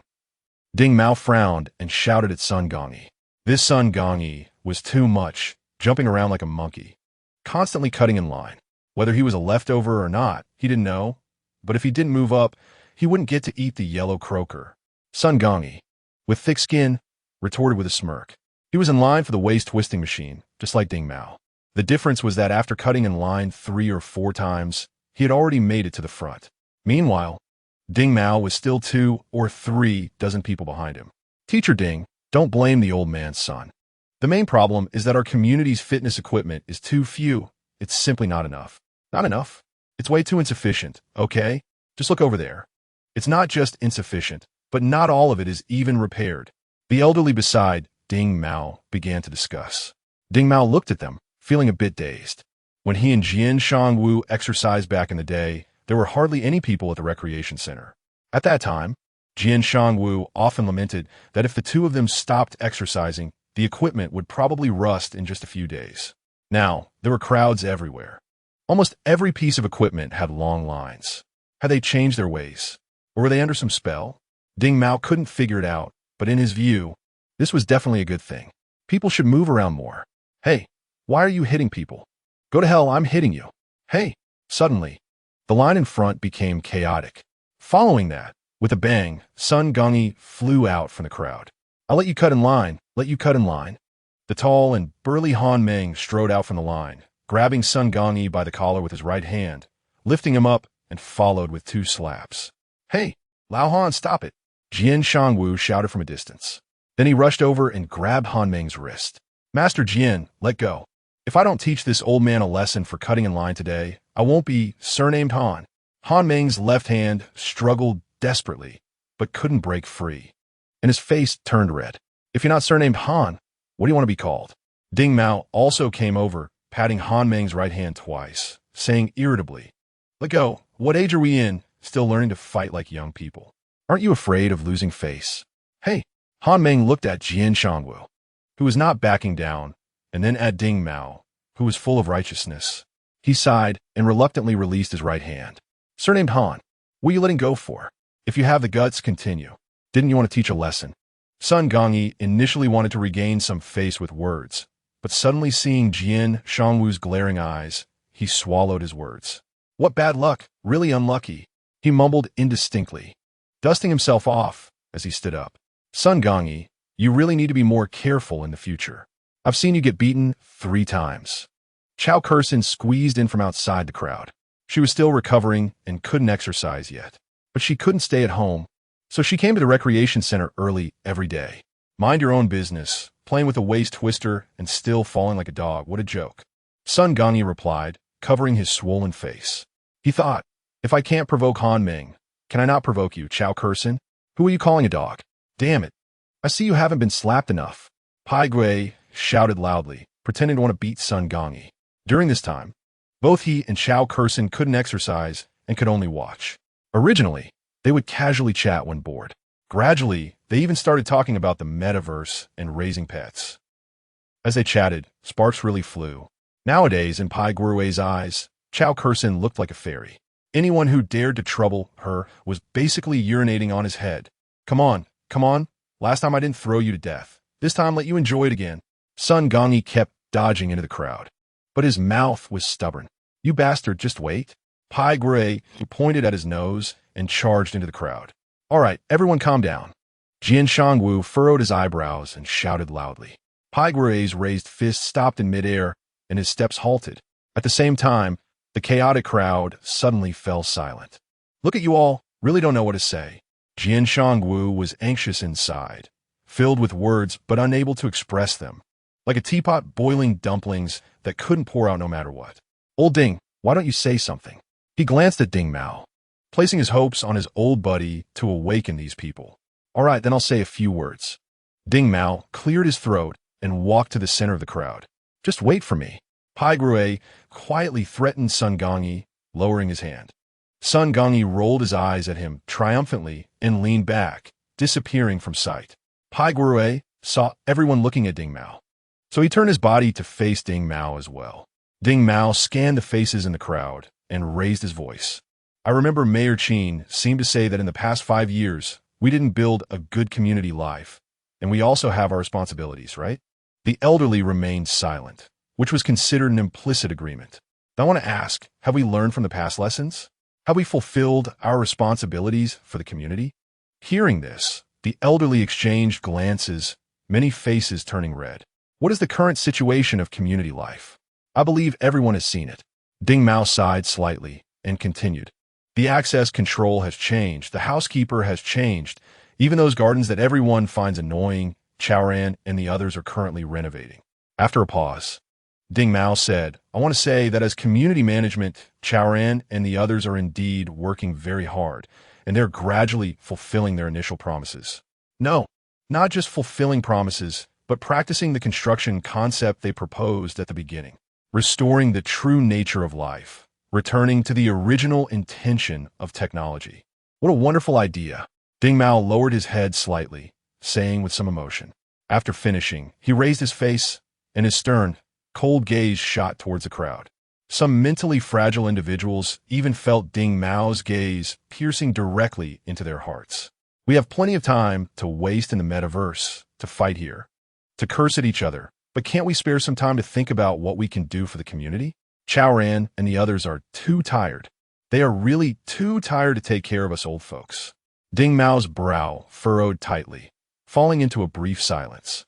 At that moment, Jian Shangwu finally remembered what he wanted to say the most. Ding Mao is right. We need to do something for the community, otherwise, we will be letting our conscience down. Jian Shangwu first responded to Ding Mao's words, then directly entered the topic. "Everyone knows that our fitness equipment has been damaged, but we still haven't found out who the culprit is, and the most worrying thing is whether this culprit will continue to cause damage." Ding Mao looked at Pai Gui and Chao Kursin, then glanced at the others. The incident where Pai Gui and Chao Kursin broke their bones is well known to everyone. I believe none of us want to be unable to get up after falling while exercising vigorously, right? Therefore, we need to take action and expose those who are causing trouble in the community. Although this may not be a big deal, it still counts as contributing to the community, don't you think? That's right. Let's expose those who cause destruction. It's time to do something for the community. We are also a part of the core life, and we need to build the core life. The elderly were immediately stirred up. They seemed to return to their vibrant youth, becoming part of the younger generation. It was from that day on that the elderly spirit underwent a significant change. The core life also gained a safety patrol team and a discipline inspection team. As the head of the safety patrol team, Jian Shangwu led more than 20 capable elderly members, taking shifts day and night to stand guard and patrol for the core life. Chapter 51, Technical Vulnerabilities, must be addressed with technical means the elderly were busy with great enthusiasm, and the community was watching closely. Hua Chaoran and Hua Ye'er, who already had feelings for the elderly, were very moved. Moreover, they also keenly noticed the changes in the elderly. The technical team had been working hard. After hearing about the elderly's efforts, they worked day and night to overcome technical difficulties, especially regarding the investigation into the truth behind the destruction of equipment. Ling Han almost exhausted all her energy. The elderly, in an invisible way, put a lot of pressure on them. If they couldn't identify the saboteurs before the elderly did, the technical team would lose face. Only the operational team's response was rather indifferent, as if everything was perfectly fine after completing Xia Qianqian's entry. Hua Chaoran was somewhat worried about Xin Yang and their team's recent performance. Therefore, after work, he brought a bag of beer and walked into Xin Yang's office. "Hey, busy man Hua, you're here." Xin Yang snapped his fingers, and the holographic helmet on his head disappeared. "The NF Company's Universe Shuttle is really great. Do you know who I just met? I actually met the Great Yu, the water controller, and that nine-tailed fox." Xin Yang, "I rarely play in the metaverse." Hua Chaoran placed a beer on the desk and sat across from Xin Yang. "Sometimes you have to play. After all, it's important to balance work and rest." Xin Yang took out a bottle of beer and opened it himself. "Yes, you're right. I'll play sometime too." Hua Chaoran forced a smile, opened a can of beer, and clinked it with Xin Yang's. "Our pure draft beer from the airport is really good." Xin Yang took a big gulp, staring at the words Tianjing Pure Draft on the can, unable to help but exclaim. Then, his gaze fell on Hua Chaoran's face. "You, Hua Chaoran, are busy all day long. Do you have time to play?" "Maybe I do," Hua Chaoran replied lightly. He placed the can on the desk, clasped his hands behind his head, and leaned back in his chair. "Xin Yang, why didn't you speak at the meeting the other day?" he asked, looking at the ceiling. "What could I say? Those two districts have nothing to do with me," Xin Yang retorted, taking a couple of sips of beer on his own. "How could it be unrelated? You are the head of the Xin Life operational team, and both the leisure and cultural education districts are part of Xin Life. You're not wrong, but if I get involved, what will happen to those three guys? Are you talking about Professor Chung and Dean Wei?" "Yes, look how enthusiastic they are. Why should I meddle?" Xin Yang smiled, having already finished one can of beer. "You need to get involved. Without your involvement, they will encounter many difficulties." As he spoke, Hua Chaoran straightened up in his chair. "Xin Yang, I hope you and the operational team can participate more in the construction of Xin Life. After all, Hua Chaoran, how could we not participate? Ah Feng, Qian Qian, aren't they all our masterpieces? Who isn't contributing to the community? Besides Ah Feng and Qian Qian, is there anyone else?" Hua Chaoran looked at him and said sincerely, "I'm not trying to deny the contributions of the operational team. I just hope everyone can work a little harder. Sometimes, to create miracles, you have to work even harder." Xin Yang opened another bottle of beer, took a small sip, and fell into a brief silence. "Actually, the value of operations lies in maintaining the status quo, doesn't it?" he finally said. "Not really." Hua Chaoran clinked his can with him, smiling as he said, "I think it's about using some means to make the status quo better and better." "Oomph." Xin Yang chuckled, knowing he had said that on purpose. With his intelligence and position, how could he not understand the value and significance of operations? "So, what do you want me to do?" Xin Yang asked, raising the can in his hand. "Xin Yang, hearing this from you really surprises me." Hua Chaoran also raised his can, and the two of them took a sip of beer simultaneously. "What's so surprising? You're my boss, right?" Xin Yang shook the beer bottle, finishing the second can. "I've never been your boss. If you have a boss, I can think of someone." "Who?" Xin Yang asked curiously. "Yourself," Hua Chaoran said, staring at him without blinking. "Myself?" Xin Yang seemed to be touched and reached for another can of beer. "Yes, who are you, Xin Yang? In terms of technical strength, you're the well-known little poplar in the north of the city. In terms of family background, you are the second young master of the Xin family. Although you don't participate in the family business, you're still a wealthy young man. Are you really joining Xin Life just for this little salary?" Seeing Xin Yang silently drinking, Hua Chaoran continued, "If I'm not mistaken, you have at least two purposes for joining Xin Life. First, to compete against your family, insisting on making the seemingly impossible Xin Life work. Second, to showcase your talents and prove yourself. These two purposes are actually one. You don't want your talents to go to waste. So, I say you're your own boss." After saying this, Hua Chaoran also imitated Xin Yang and silently drank his beer. After a long time, Xin Yang finally sighed. "Technical vulnerabilities must rely on technical means," he suddenly said. Hua Chaoran raised his eyebrows and glanced at him. "We can't solve problems by relying on those elderly people patrolling day and night. We must rely on technical means to fundamentally eliminate hidden dangers." "Yes, but that's also the elderly's heartfelt intention." Hua Chaoran put down the can, and the frown on his forehead relaxed. It turned out that Xin Yang was not indifferent to community matters. What era is this? Relying solely on goodwill won't solve problems. Xin Yang said lightly, continuing to drink beer. But without goodwill, problems are even less likely to be solved, Hua Chaoran said meaningfully. Xin Yang's fair face turned slightly red. He knew what Hua Chaoran meant. He indeed had been somewhat indifferent to the matters of Xin life. At 1007 Konggang Avenue, in the screen bar, the music was booming, and the lights flickered in sync with the music, constantly changing. Sun Xiaoxiao sat in a booth in the southeast corner, her eyes half closed, caressing her wine glass. Her crossed legs swaying slightly to the rhythm of the music. In front of her stood two wasteland youths, who were not unfamiliar to everyone. They were the two guys who had recently gotten the better of Sister Ying after getting her drunk. Speak up. Do you want to keep your left hand or your right hand? After a long silence, Sun Xiaoxiao suddenly asked. Her eyes were fixed on the beautiful woman on stage, dressed provocatively and twisting her waist, without even glancing at the two wasteland youths. Left hand? No, right hand. The right hand is still useful.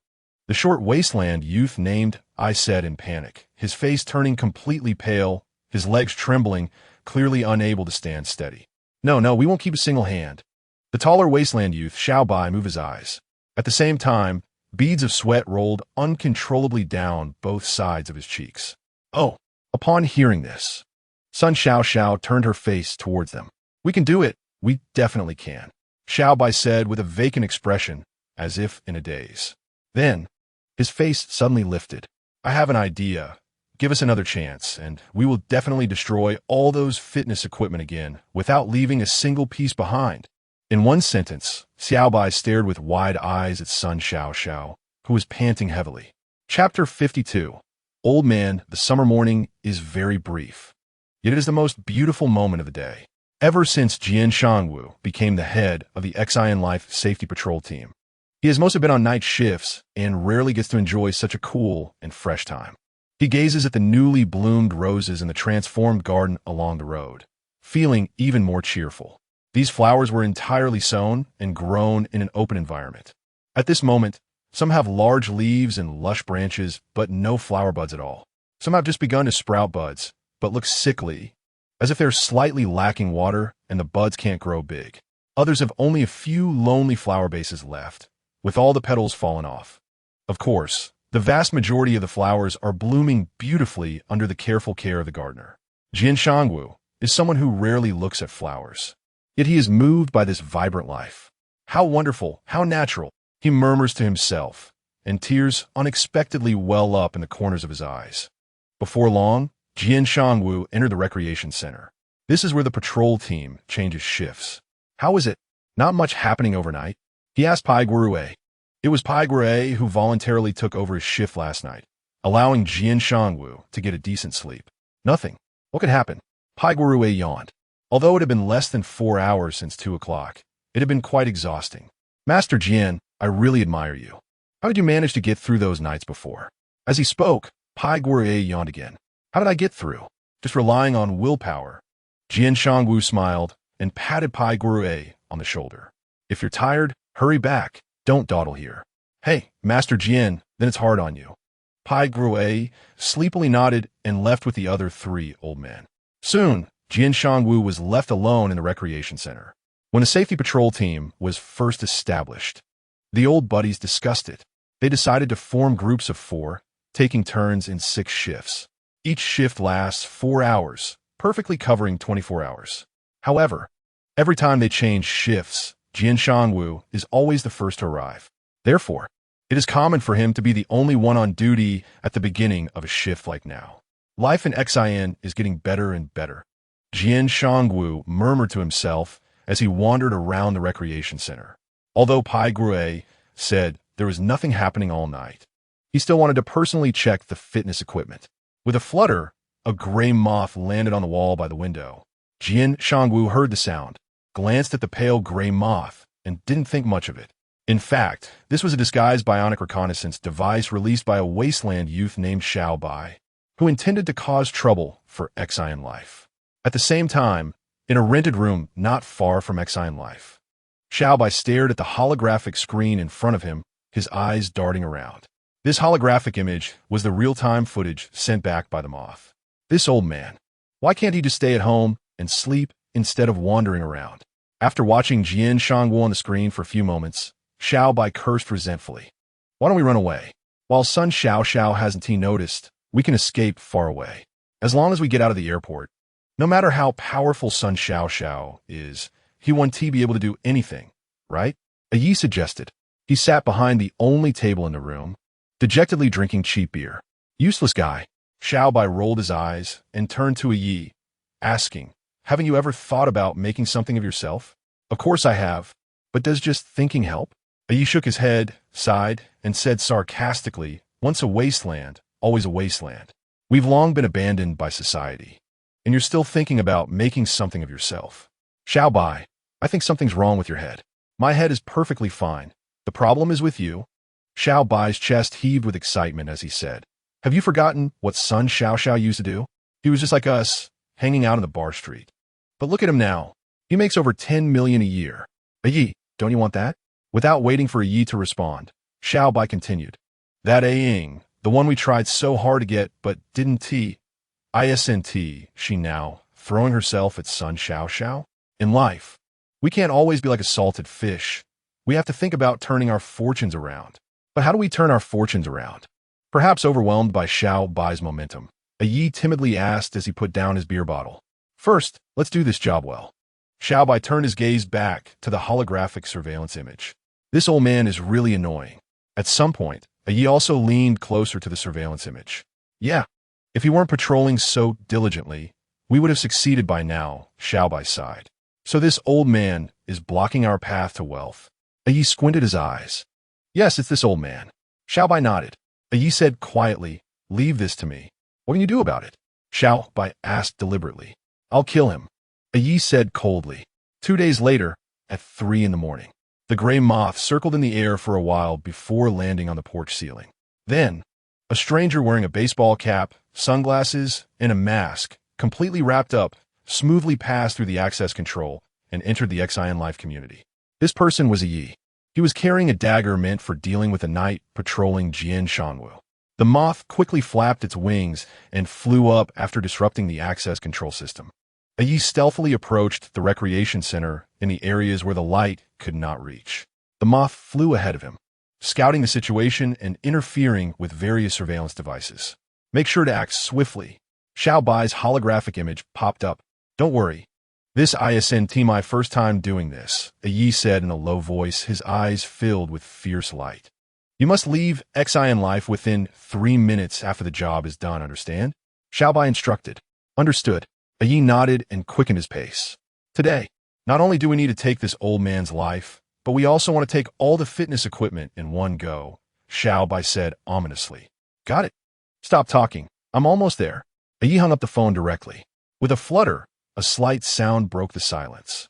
The gray moth glided past Yi's shoulder, entering the recreation center ahead of him. Yi quickly dodged behind a poplar tree. Time passed quickly, and the surroundings remained quiet. Yi lowered his arms and checked the holographic surveillance image. The other 3 old men were sitting on the ground dozing off, and only Jian Shangwu was still wandering around. It's time. Yi murmured quietly as he looked at Jian Shangwu's back, decisively retracting the holographic screen. Then, he tightened his grip on the dagger and infiltrated the recreation center. In the flickering light and shadow, the cold gleam of the dagger was extremely chilling. Chapter 53. If you're going to take hostages, then take me at the same time that I infiltrated the recreation center at the Core Living Service Center. Ling Han stared at the small holographic screen in front of him, a faint smile curling at the corners of his mouth.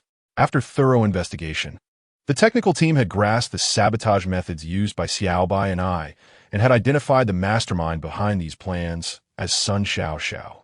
Have all the elderly been notified? Hua Chaoran asked, frowning. He, along with Xin Yang, Hu Datong, and others, were intently watching the large control screen. On the control screen, I, holding a dagger, had already entered the recreation center. However, strangely, there was not a single person inside. Yet, I was on high alert, stealthily moving toward target. Don't worry.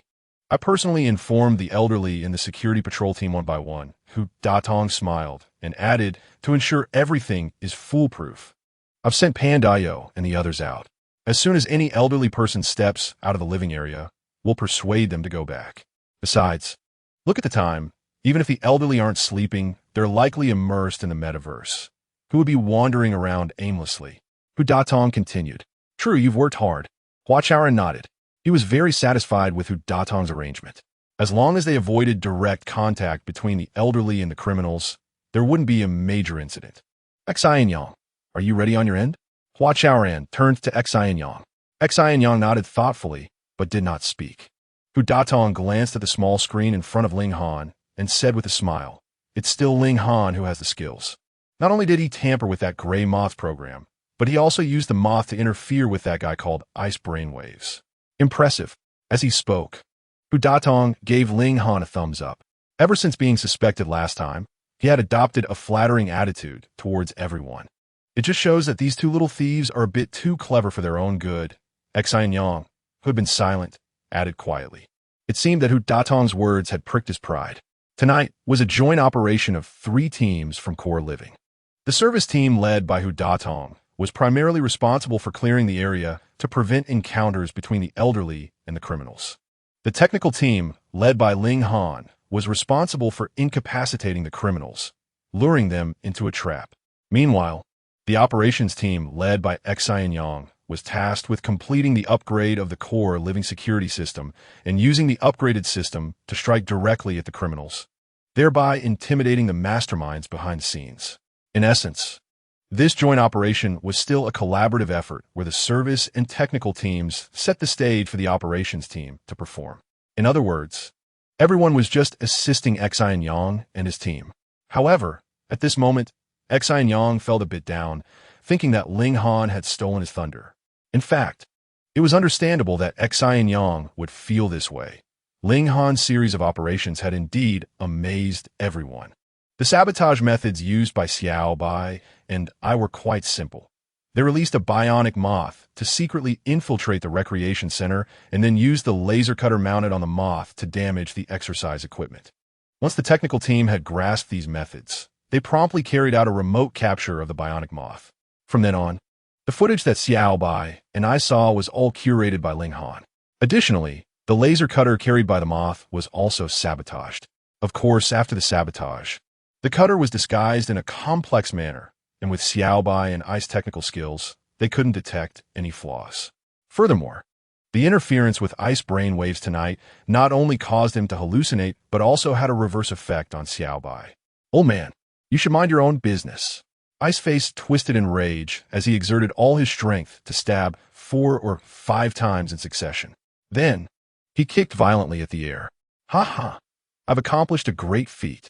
He laughed maniacally, glanced back a few times, and then sprinted out of the recreation center.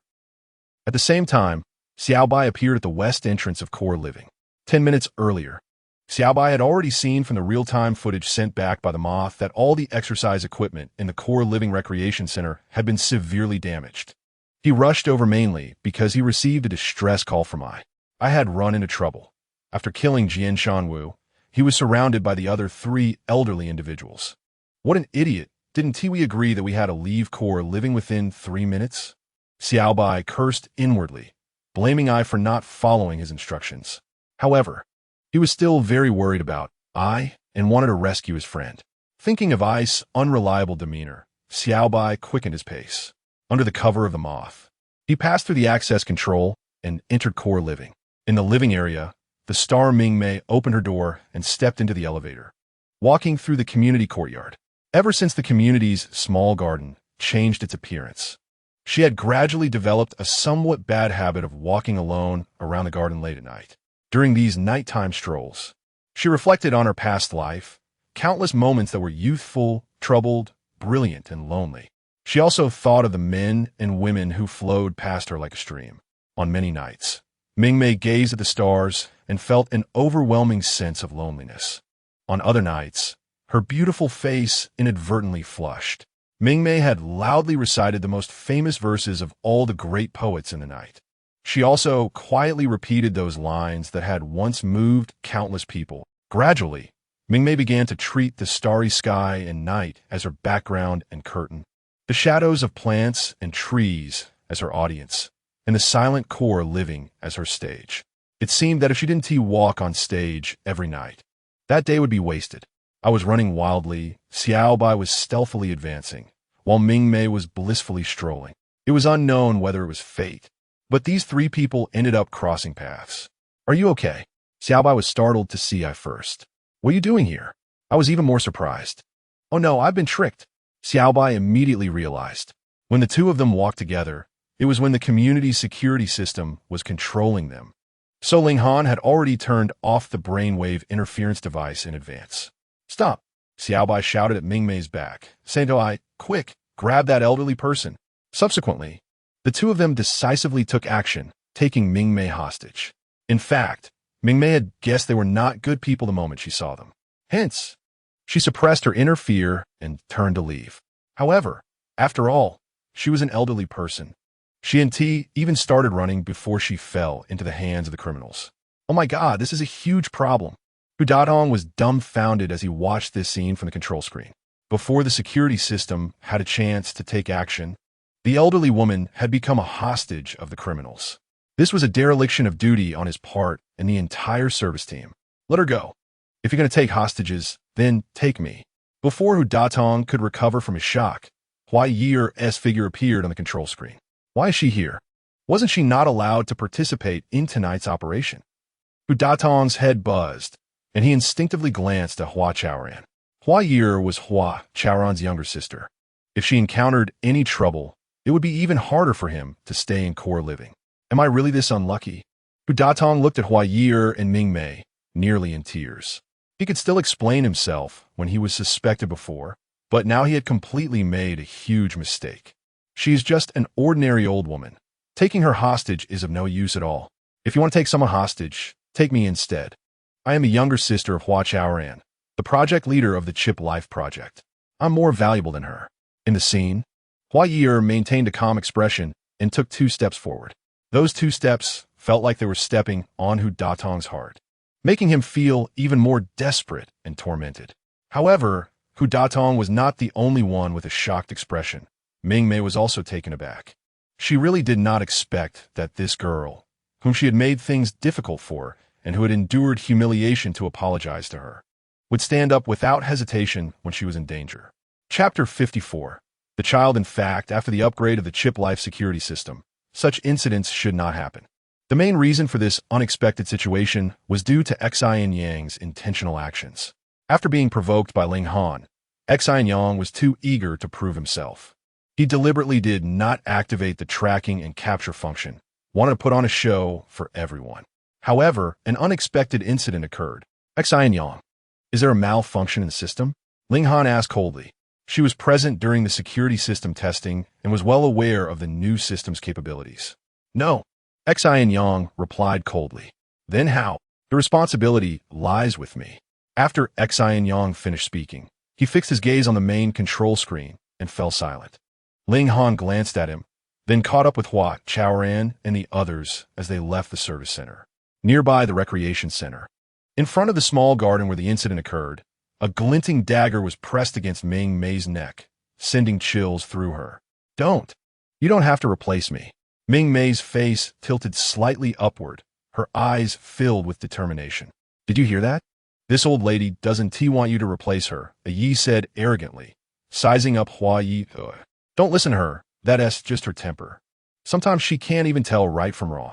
Hua Ye'er said anxiously, her eyes reddening, taking several steps forward. Stop. Don't move any closer, Xiao Bai said, rolling his eyes in alertness. Hua Ye'er was startled and halted in her tracks. At this moment, she was only 3 or 4 steps away from a Yi and Ming Mei. Xiao Bai, why don't we just agree to swap that girl for the old lady? A Yi suggested, squinting. After staring at Hua Ye'er for so long, he found her quite pretty. It would be better to take a beautiful girl than hold onto an old lady. Swap? You still don't recognize who this old lady is? Xiao Bai retorted impatiently. Who? A Yi asked, confused. The movie queen, Ming Mei. A Yi was taken aback, nearly dropping the dagger he was holding. Are we really going to kidnap the movie queen? I know a few big shots who are her fans. I'm afraid we. Afraid of what? Grip your dagger tightly. We're leaving right now. Xiao Bai hissed, glancing at Ming Mei and then at Hua Ye'er, letting out a cold snort. Then, he moved in front, and Yi followed behind, planning to take Ming Mei hostage and escape from chip life. "You're not going anywhere." Hua Chaoran suddenly appeared in front of them. "Put down the dagger and don't act recklessly," Hu Datong added, stepping out of the shadows alongside Ling Han and others. Standing by Hua Chaoran, "This is blocking our way." Xiaobai narrowed his eyes and turned to Yi, saying, "You make a cut on the movie Queen's neck, so they know who's in charge." "No need for that. As long as you release the movie queen, we can let you go." Hua Chaoran glared at Xiaobai and Yi. "Hua Chaoran, you. Ming Mei, don't think I really wouldn't hurt you." As Ming Mei spoke, Ye's dagger was pressed tightly against her skin. "Are you going to let her go or not?" Xiaobai threatened, seeing the two criminals so arrogant. Ling Han's broche furuba. She took a capsule out of her pocket, preparing to teach them a lesson. At the same time, Xin Yang, who was watching the main control screen, devised a countermeasure. He clicked a few buttons on the interface, and the security system's capture function was activated. However, at that moment, Hua Ye'er, who had been quietly following the two criminals, suddenly lunged forward and collided with Ye's right side. Clang! Yi held the dagger in his right hand. After being hit on his right side, his right arm instinctively swung outward. In that instant, the security system accurately deployed a light net, ensnaring the dagger and throwing it several meters away. Immediately afterward, the disruptor released by Ling Han also came into effect. "Hey, where is she? Where is Ming Mei?" Xiaobai exclaimed in shock, suddenly realizing that the hostage they had taken was gone. "Damn it, let us fight." Yi, furious, was about to attack Hua Ye'er despite the pain. After colliding with Yi, Hua Ye'er seized the opportunity to hug his waist. Yi struggled to break free from her grasp.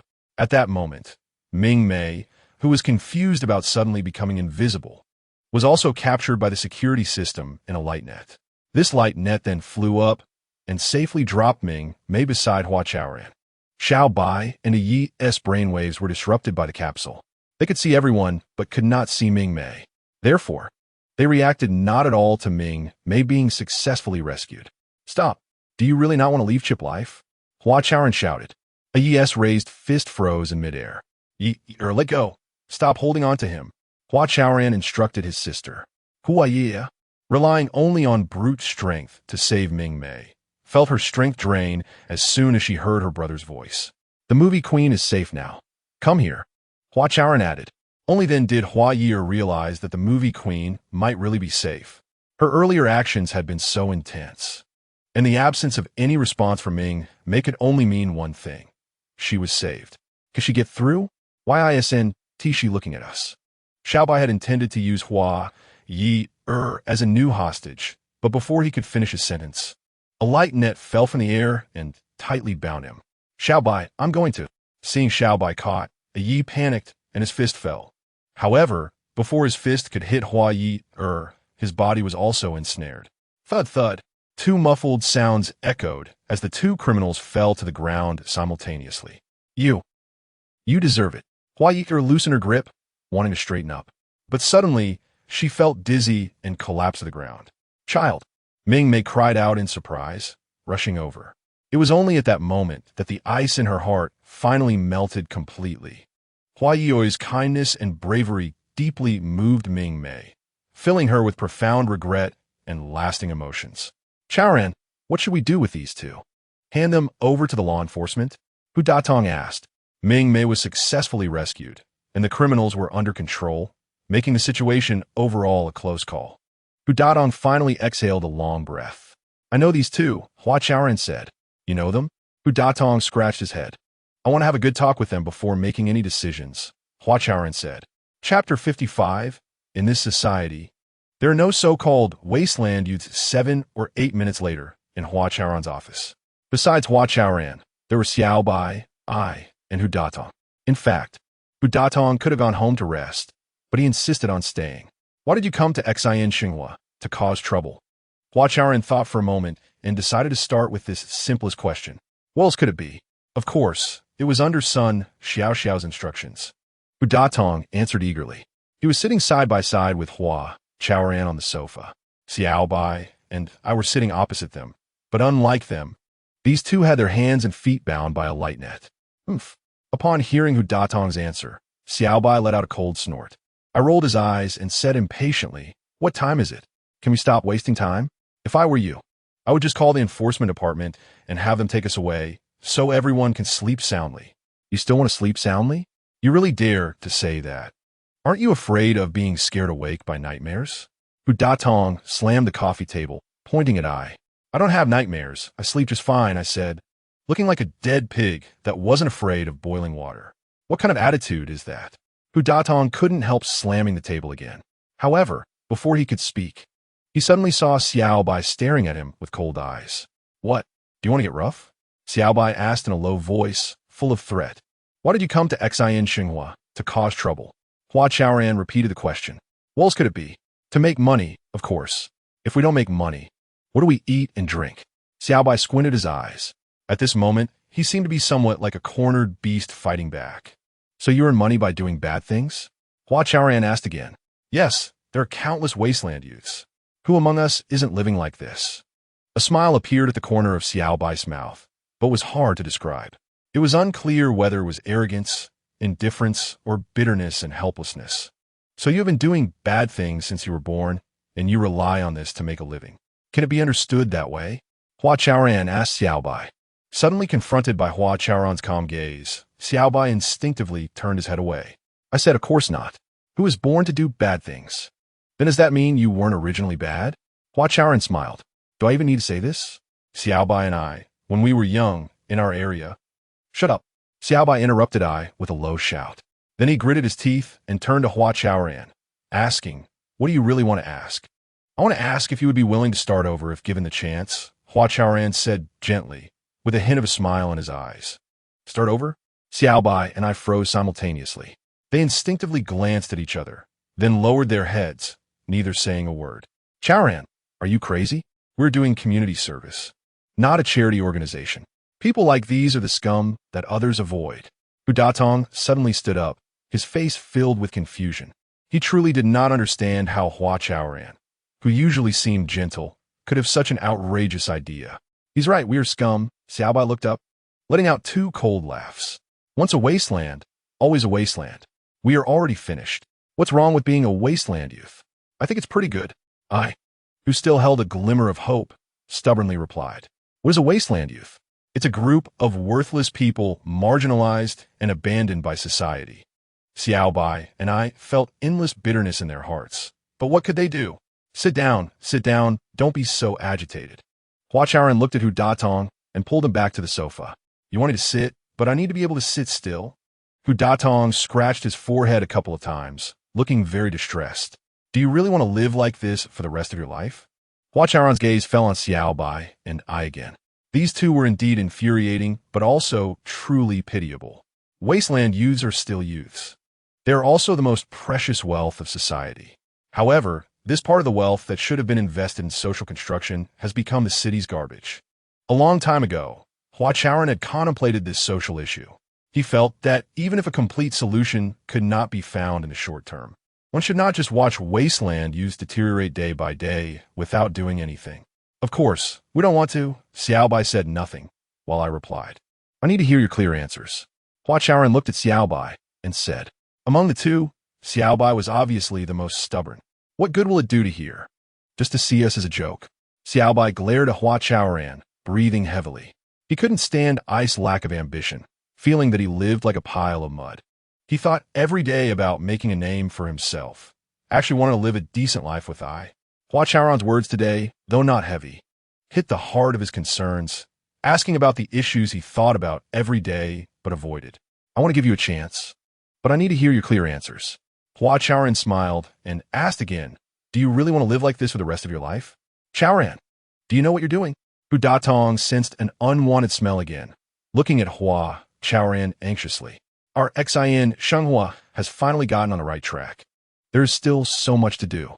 If I were you, I would focus on what needs to be done instead of playing savior in front of these two who have kidnapped an elderly person and knocked your sister out. Old Hu, Huga, I understand everything you're saying, but some things can't wait. Hua Chaoran said sincerely, still looking at Xiaobai and I, waiting for their response. I don't want to live like I did before anymore. I said, glancing at Xiaobai. If there really is a chance, I don't want to live like before either. Xiaobai muttered hesitantly. Good. I'm very happy to hear you say that. Hua Chaoran's face broke into a smile again. He raised his hand and lightly punched Hu Datong on the back, saying with a smile, So, are you willing to give the young people a chance to turn over a new leaf? Not my business. They can change if they want. Hu Datong twisted his body, deliberately moving to the side. My stance is very clear. Xian Xinhua does not welcome wasteland youths. Then do you welcome them to come and cause trouble? Hua Chaoran put away his smile and asked seriously. Well, we have a security system, so what are we afraid of? Hu Datong glanced at Xiaobai and I with disdain. Hua Chaoran said earnestly, even with upgraded security systems, there will still be vulnerabilities. We can only fundamentally prevent similar incidents from happening again by letting wasteland youths see hope. After a pause, Hua Chaoran looked at Xiaobai and I and said, This is also why I want to talk to them. I believe no one is born a bad person, and I don't think wasteland youths should be marginalized. We should give them more opportunities to return to a normal life as soon as possible. Chaoran, Xian Xinhua, is just an intelligent community. It is not. Every bit of light counts. As long as there is a glimmer of hope, we should seize it. Hua Chaoran spoke sincerely, his attitude exceptionally firm. His gaze was like the cold stars in a winter night, clear and bright, giving people strength and warmth. The wasteland youth are a product of society as a whole. As a part of society, we have the obligation to live this life. So we might as well take the lead and show others that there are no so-called wasteland youths in this society, only young people lacking development opportunities.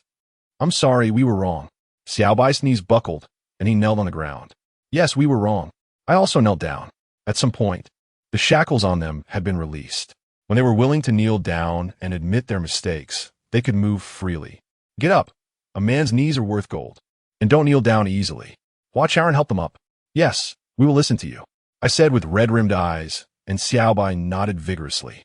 Hearing Hua Chaoran's words today felt like a beam of light shining into their hearts. All the gloom, darkness, hesitation, confusion, and self-abandonment vanished at once. They saw hope, real hope. Lao Hu, what do you think? Are you willing to give young people a chance? Hua Chaoran, Xiaobai, and I all looked towards Hu Datong at the same time. Hu Datong scratched his head and said helplessly, Why should I give them a chance? What can I offer them? You can, because I want them to be our community service workers, Hua Chaoran said seriously. Hu Datong and Xiaobai both widened their eyes in surprise. Chapter 56 should be called Spatial Division. I'm not joking.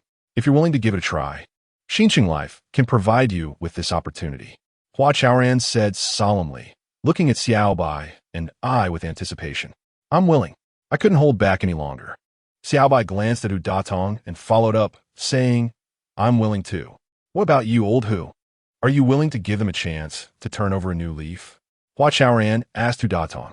Hu Datong's face shifted between green and red, and finally, he reluctantly nodded.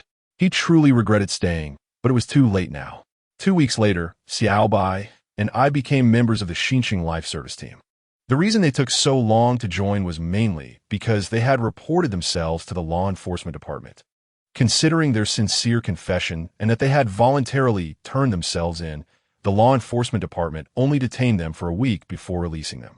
In the remaining less than a week, Xiaobai and I moved, got new clothes, and changed their previous habits of staying up all night, thus completely bidding farewell to their past lives. Do you have any thoughts? On their first day of work, Hu Datong asked Xiaobai and I, seeing that their long shoulder-length hair had been cut into crew cuts, and their messy shorts and dirty t-shirts had been replaced with clean and tidy slacks and white shirts. Hu Datong couldn't help but be surprised. More importantly, the evil and rogue look in their eyes had disappeared, and they looked just like the progressive youths in the community, such as Pandayo and Chao Xiaoyang. It was truly a case of a mountain chicken turning into a phoenix. Hu Datong thought to himself, having to look at these two former wasteland youths with new eyes. He also had to seriously consider what Hua Chaoran had said that night. Yes, we want to patrol the community. Xiaobai said, those old men work 6 shifts a day. It's too hard. I added. This was something they had planned before coming. Humph. Hu Datong smiled, staring at them for a moment. The community security patrol team had already been disbanded, and there was no need to patrol anymore. With the upgraded security system, safety was no longer a problem. Boss Hu, you mustn't think that way. Patrolling is still very necessary. I urged. Xiaobai said. That son Xiao Xiao hasn't given up at all. He will send people again. Exactly. You can't rely solely on the system. You need manpower. I added. Well, as long as you can be on call when you have work arrangements in the community, feel free to patrol if you want. I support you. As he spoke, Hu Datong looked at Xiaobai and I, sincerely extending his right hand. Welcome to Xinqing life, he said.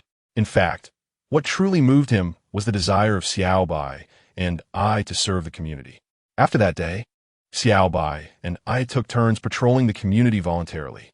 With them, along with the continuously upgraded security system, Xinqing life never experienced any similar security incidents again. As Xiaobai and I gradually integrated into Xinqing life, Hua Ye'er had already become a celebrity in Konggang City. Her actions to rescue hostages, regardless of her personal safety, were commended by the government. Mayor Xin Yang personally presented her with a banner for being a model of bravery. As a recipient of such honors, Hua Ye'er was interviewed by many media outlets. It was during these repeated interviews that the relationship between Hua Ye'er and Ming Mei became increasingly harmonious. Eventually, Ming Mei took the initiative to propose, recognizing Hua Ye'er as her goddaughter. Hua Ye'er was taken aback and agreed with tears in her eyes. This day was Hua Ye'er's birthday. Hua Chaoran personally cooked several dishes in their apartment at Hua Mei Garden. Just as the siblings picked up their chopsticks, Ming Mei arrived unexpectedly. Quick, please have a seat, best actress. Hua Chaoran hurriedly moved a chair for her. Ming Mei placed the cake she was holding on the dining table, looking at Hua Chaoran with dissatisfaction. Your sister Ye'er already calls me godmother. Can't you call me that too? Ming Mei said, rolling her eyes habitually. Gee, godmother. Hua Chaoran's mouth opened and closed, finally managing to say it. Hey, Ming Mei responded brightly and laughed happily. Afterwards, Hua Chaoran got a plate and chopsticks for Ming Mei, and the three of them began to eat. After the first bite of food, Ming Mei's eyes suddenly turned red. Godmother, what's wrong? Hua Ye'er asked with concern. It's nothing, nothing. Godmother is just happy. Ming Mei wiped her tearful eyes with a tissue and said with some emotion, This is the first time, after all these years, that godmother has eaten dishes cooked by us humans. This taste, robots simply do not understand or cannot replicate. As she spoke, Ming Mei felt like crying again. If you like it, come here often. I'll cook for you, Hua Chaoran said, feeling similarly emotional. Ever since robots liberated human hands, the warmth of human interactions has gradually faded. Sometimes Hua Chaoran would wonder whether it was the times that changed or the human heart. Chaoran, don't you think life is becoming more monotonous? After Ming Mei's mood calmed down, the three continued eating. As they ate, Ming Mei put down her chopsticks again. It is quite monotonous. Some elderly people don't communicate with others at all. It's either the metaverse or the metaverse. As if their spirits have already taken root in the metaverse, leaving only a shell in the community. Hua Ye'er followed up, having seen this with her own eyes, but feeling powerless to change it. It's not as exaggerated as you say. There are more and more elderly people who enjoy exercising, and it won't be long before there are no people left in the metaverse. Hua Chaoran said, always able to see hope. And about exercising, with the limited equipment in our community, it's simply inadequate. What did Chao Kersen say that day? Right? She said queuing is also a form of exercise. Ming Mei said, this situation will change soon. We have already let the tech team research spatial division technology. And when the time comes, everyone will be able to exercise as soon as they arrive. Hua Chaoran said, brother, there's something I've never understood. Since exercise equipment is in such short supply, why don't we purchase more?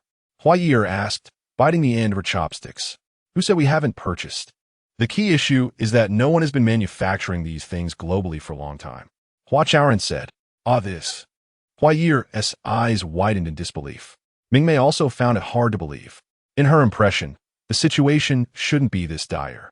Hua Chaoran explained, ever since that rocket-making company across the ocean began promoting the metaverse, the virtual economy has increasingly become the mainstream of the global economy. The manufacturing industry, especially the low-tech equipment manufacturing sector, has shrunk dramatically a long time ago and has now completely disappeared. Sigh. After hearing this, Hua Ye'er couldn't help but sigh. Ming Mei said, It seems that the equipment in our community has become antiques like us. Godmother, you're not an antique. You're still a fresh flower, haha. Hua Ye'er joked, and the two of them laughed together. After chatting for a while, Hua Chaoran suddenly had a new idea about spatial division. Just as everyone feels that staying in the metaverse every day is very monotonous and boring, providing those fitness equipment only for the elderly is also quite monotonous and tedious. Since we are doing spatial division, why not take this opportunity to make the content within the space more diverse and colorful, allowing the elderly to have more choices? No, it shouldn't be called spatial division. It should be called spatial segmentation.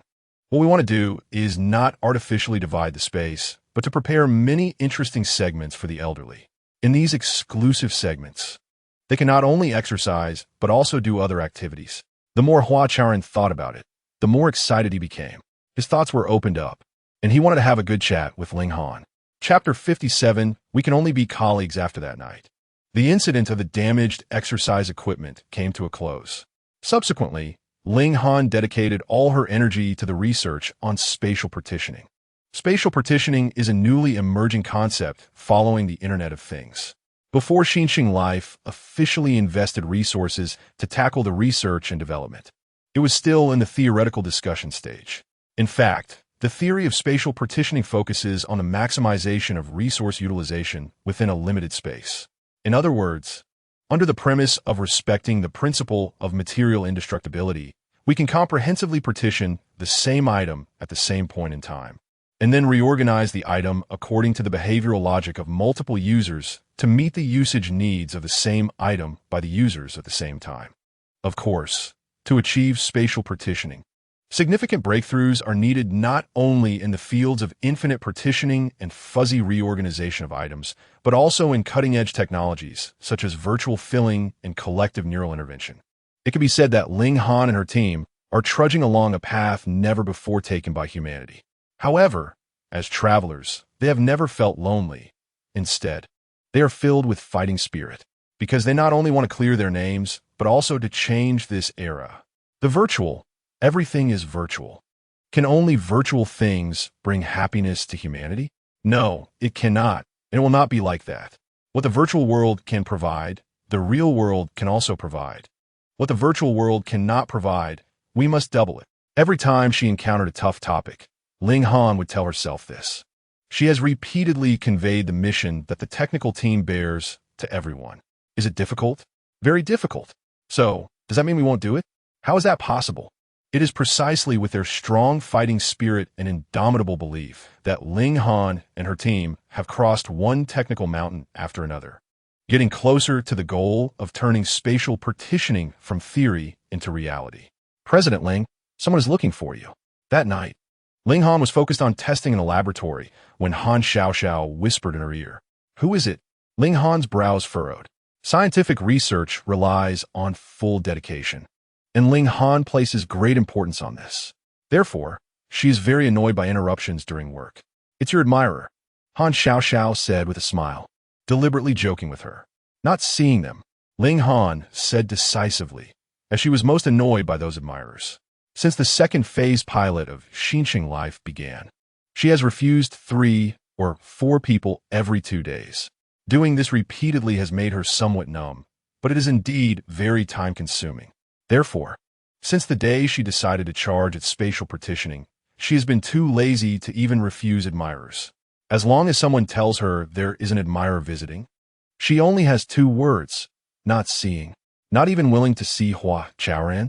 Han Xiao chuckled. Why is he here? Ling Han's expression became somewhat unnatural as she turned to ask, where is he? He's been waiting for you in the hallway for half a day. Han Xiao pointed towards the door and leaned closer to Ling Han, lowering her voice, Sister, if you want to refuse a whole forest, there is a way, and that is to announce to the whole world that you have fallen in love with a tree. Nonsense. Ling Han shot her a glare, paused the equipment operation, turned off several holographic screens, tidied her messy hair, and walked out of the laboratory. Did I disturb you? As soon as Ling Han walked out of the lab, Hua Chaoran's anxious face immediately broke into a smile. Not too bad, Ling Han replied lightly. After not seeing each other for several days, Ling Han seemed a bit pale, and her lips were chapped. Have you been busy to the point of flying? Hua Chaoran smiled, pointing to the two-person chair in the hallway. Why don't we sit down and chat for a bit? Yes, very busy, but I'm starting to see some progress. Ling Han nodded, glancing at the lunchbox Hua Chaoran was holding. Then, the two of them sat side by side in the two-person chair. No matter how busy, you should drink more water. For some reason, Hua Chaoran seemed a bit nervous. When I remember, I will drink. Ling Han was unclear about what he wanted to say and replied lightly. That's good, that's good. Hua Chaoran looked elsewhere, placing the lunchbox between them. These are 2 dishes and pork rib soup that I cooked myself. You should try them. As he spoke, he opened the lunchbox, revealing 2 steaming dishes and the pork rib soup. My cooking skills aren't great, so just bear with it, but I can guarantee that it's all handmade. Hua Chaoran lowered his head, seemingly shy, not even daring to look Ling Han in the eye. Meanwhile, a unique aroma of fresh dishes wafted through the hallway. Ling Han stared at the dishes, then looked at Hua Chaoran's lowered head, remained silent for a moment, and then took a deep breath, seriously saying, I cannot accept this. Why not? Hua Chaoran looked up, somewhat confused. One of the main purposes of his visit tonight was to confess to Ling Han. He never expected that the words he had prepared would be rejected before he could even say them. Because we are not suitable, Ling Han said, trying to maintain her composure, but her eyelashes trembled uncontrollably. Although Hua Chaoran didn't say anything, those 2 dishes and the pork rib soup had already said it all. We haven't even started anything. How can we not be suitable? Hua Chaoran's stubbornness finally emerged. Over the past 6 months, he had suffered from lovesickness, often staring out at the bright moon and listening to the rain, unable to sleep until dawn. It was time to confess to Ling Han. You don't understand me, Ling Han said. Hua Chaoran was taken aback and asked in confusion, We've been working together at Xin Life for more than half a year. How else can I understand you? That's just the surface. Ling Han replied again. But, Hua Chaoran opened and closed his mouth, finally saying, You have to give me a chance to understand you, right?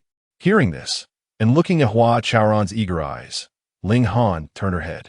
She gazed down the long, empty hallway and sighed. Chaoran, you will meet a better girl. Not me, Ling Han. But I think you are the best girl in my heart. Hua Chaoran became a bit agitated, looking at Ling Han and saying, I fell in love with you not just because of your beauty, but because of your resilience, your pride, and the light in your eyes. I believe if I were to get married in this life, it would definitely be with you. Besides you, I can't imagine loving anyone else.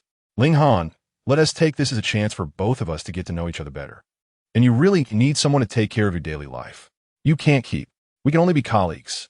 Ling Han interrupted Hua Chaoran. Why? Ling Han, do you look down on me? Do you think Hua Chaoran, if you respect me, please don't say any more. I think I have expressed myself very clearly. I, Ling Han, and you, Hua Chaoran, can only be colleagues. Do you understand? Ling Han's attitude was very firm as she suddenly stood up. But why? Hua Chaoran's head buzzed. He felt confused and somewhat helpless. Chapter 58. The old people are all sick. I have no feelings for you. Ling Han hesitated for a moment and said something insincere. Hua Chaoran was stunned for a few seconds and finally nodded helplessly. I've already brought the food. Just consider it concern between colleagues. Please eat before you leave, okay? Hua Chaoran's heart felt sour, but he still wanted to offer this care to Ling Han. Ling Han turned her body halfway and stared blankly into Hua Chaoran's eyes. After a moment, she said, okay. She surprisingly sat back down in the two-person chair. Even she couldn't understand this action because, according to reason, since she had already rejected Hua Chaoran, she shouldn't accept his kindness again. But she made this contradictory choice. Perhaps she felt a bit sorry for him. Years later, when Hua Ye'er asked about that day's situation, Ling Han said, actually, I was looking for you today for something important. Watching Ling Han pick up her chopsticks, eat the dishes, and sip the soup, Hua Chaoran steadied his mind and forcefully shifted his focus back to work. Ling Han glanced at him and continued to eat. To be honest, under such circumstances, she couldn't really taste the food. However, eating the dishes that Hua Chaoran had specially cooked for her was following her heart. I think spatial division shouldn't be called spatial division. Hua Chaoran's heart ached sharply. He bit down hard on his teeth, trying not to let himself fall into sadness. It should be called spatial segmentation, creating exclusive boxes for the elderly in the community. Do you understand what I mean? We need to change our thinking. We can't focus on space anymore. We need to focus our research and development around the elderly. Just thinking about the elderly in the community inexplicably gave Hua Chaoran strength. His face was no longer so red, and when he looked at Ling Han again, he could suppress the waves of frustration. In fact, living for oneself is not enough. One should also live for others. Making others live better and happier, isn't that right? The Hua Chaoran with lofty ideals stood up, while the Hua Chaoran who had been frustrated in love quietly stepped aside. Hua Chaoran saw the blazing flame in his chest once again. So I suggest that, in addition to fitness equipment, we should continuously enrich the content in the space, allowing the elderly to not only exercise their bodies, but also to enjoy their minds and gain more happiness than what the real world can offer. The more Hua Chaoran spoke, the more excited he became, and when Ling Han looked at him again, her gaze changed. However, the change in Ling Han's eyes was more of surprise than comfort or relief. She was surprised that Hua Chaoran had stood up so quickly after being frustrated. Could it be that his love for me was just a momentary impulse? While feeling surprised, Ling Han even began to doubt Hua Chaoran. However, no matter what, the awkwardness between the two of them quickly disappeared. As Ling Han listened, she began to ponder how spatial segmentation should actually be realized. On a summer night in late 2051, the people of the airport receive a message at the same time. Hurry, watch the fireworks. What fireworks? Where to watch the fireworks? Everyone was curious and a little baffled. However, not long after, the silent night sky suddenly brightened. People quickly got their answer. It was a huge and incredibly brilliant firework. No matter where you stood in the airport, this firework was dazzling and breathtaking. What is this? So beautiful. Wow, it turns out to be a castle. No, it's an island. People gaze at the magnificent buildings and charming scenery in the fireworks, guessing endlessly. Even Ding Mao, who usually didn't like to join in on the fun, walked over to the window. He was holding a little black cat and was about to see clearly what was floating in midair. When the brilliant night sky suddenly darkened, it seemed the city's neon lights dimmed for a few seconds as well. Immediately after, the sky brightened again, and many people suddenly realized, exclaiming together. It turned out to be Dream Harbor. It was a port. When the sky brightened again, 3 big characters appeared, Dream Harbor. Upon seeing these 3 characters, people instinctively thought it was an interpretation of the scenery they had just seen. Dream Harbor? I've never heard of this place. Ding Mao muttered softly. He thought to himself, the airport city government is being too extravagant. To promote a newly opened port, they actually pulled such a stunt. Don't they have to spend money on this? Ding. Just as he finished speaking, a holographic image popped up in front of him. The image explained Dream Harbor, which was essentially an advertisement. At the foot of Tian'an Mountain, a paradise on Earth. Dream Harbor gives you an ultimate sensory experience. Dream Harbor is the grand work of the top 500 companies in the world, the renowned Chinese enterprise Xi'an Group. As long as you come to Dream Harbor, you will find happiness you never imagined and pleasures beyond your wildest dreams.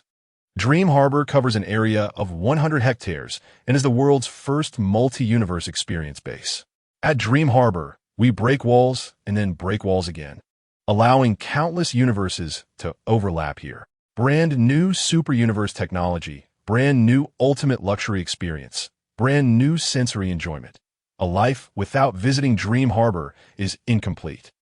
During the trial operation period, everything is half price, half price. Dream Harbor, fulfilling your sensory needs. For more details, please log on to the Dream Harbor official website. After briefly looking at it, Ding Mao fell into deep thought. So it's this Xi'an Group again. What exactly do they mean by promoting Dream Harbor? Hua Chaoran, Xin Yang, and Ling Han were also deep in thought. Back then, to stop the continuation of the Xi'an Life Pilot project, Sun Xiaoxiao seemed to have mentioned a project called Give Yourself a Future. Now that Xi'an Group is launching Dream Harbor with such intensity, is there any connection to that original project? Or was there another scheme? For this reason, the 3 of them had met several times, and the conclusion they reached was only one. Xi'an Group is likely trying to attract the elderly out of the community through Dream Harbor for excessive consumption. Because what Xi'an Group really wants to control has never been the Xi'an life, but the wallets of the elderly. However, The actual situation turned out to be worse than they had anticipated. On a clear morning in late autumn, before Hua Chaoran had even gotten up, he received a call from Xin Yang. "Hello, Hua Chaoran. How's your work going? Do you think you can continue? If you can't, you should change to someone else as soon as possible." Xin Yang started off with a barrage of scolding. Hua Chaoran was completely stunned. This was the first time he had heard Xin Yang curse. "Mayor Qin, what exactly happened?" After he finished scolding, Hua Chaoran tentatively asked, "What happened? Don't you know yourselves?" "Hua Chaoran, I really regret letting you inexperienced people take on such an important task. I feel it necessary to make a profound reflection to all citizens of the airport. I really don't understand what you're talking about. Mayor Qin, could you? The elderly are all sick, don't you know?" Xin Yang almost shouted in anger. Hua Chaoran was completely dumbfounded. How could all the elderly be sick? And why didn't the medical system find out? He stared wide-eyed, feeling somewhat at a loss. "Hua Chaoran, both I and the city government have only one request of your Xian Life team. Please find out the reason for the elderly getting sick as soon as possible. And you must completely prevent such incidents from happening again. Otherwise, the city government will definitely intervene administratively in Xian Life." After finishing, Xin Yang directly hung up the phone.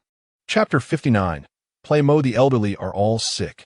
This sentence filled Hua Chaoran's mind. After thinking for a moment, he first called Xin Yang. Xin Yang was also shocked to hear this news. "Chaoran, don't blame Mayor Qin for being angry. We really haven't been paying enough attention to the health of the elderly lately." After pondering for a moment, Xin Yang said on the other end of the line, "In the past, the system monitored the health status of the elderly 24/7, but now it feels like we're letting them run wild." Letting them run wild? Hua Chaoran didn't understand what Xin Yang was trying to express. "I mean, we only occasionally remember to check a few sets of data. You can imagine that this kind of sampling is purely a data-level job, but no one has verified the actual health status of the sampled elderly." At this point, Xin Yang fell into a brief silence. After a moment, he said, "Chaoran, there's something I've been wanting to tell you for a long time." "Go ahead, I'm listening." Hua Chaoran was still thinking about what Xin Yang had just said. Returning to the technological original intention is right, but there must be a degree to unbind the elderly on a technical level, right? According to my observations, we haven't managed that degree at all. Instead, we've gone to the other extreme. To reduce the technical binding on the elderly, we've given up the advantages of technology. So, the reason we didn't discover the problem in time this time is that we gave up the advantages of technology? Hua Chaoran asked. "Yes, it's obvious." Xin Yang in the holographic image nodded vigorously. Hua Chaoran furrowed his brows, thought for a moment, and said, "Xin Yang, since you've already identified the problem, we need to solve it as soon as possible to avoid similar incidents from happening again." "Okay, I know what to do, as long as you have no objections. I will upgrade the medical system as soon as possible.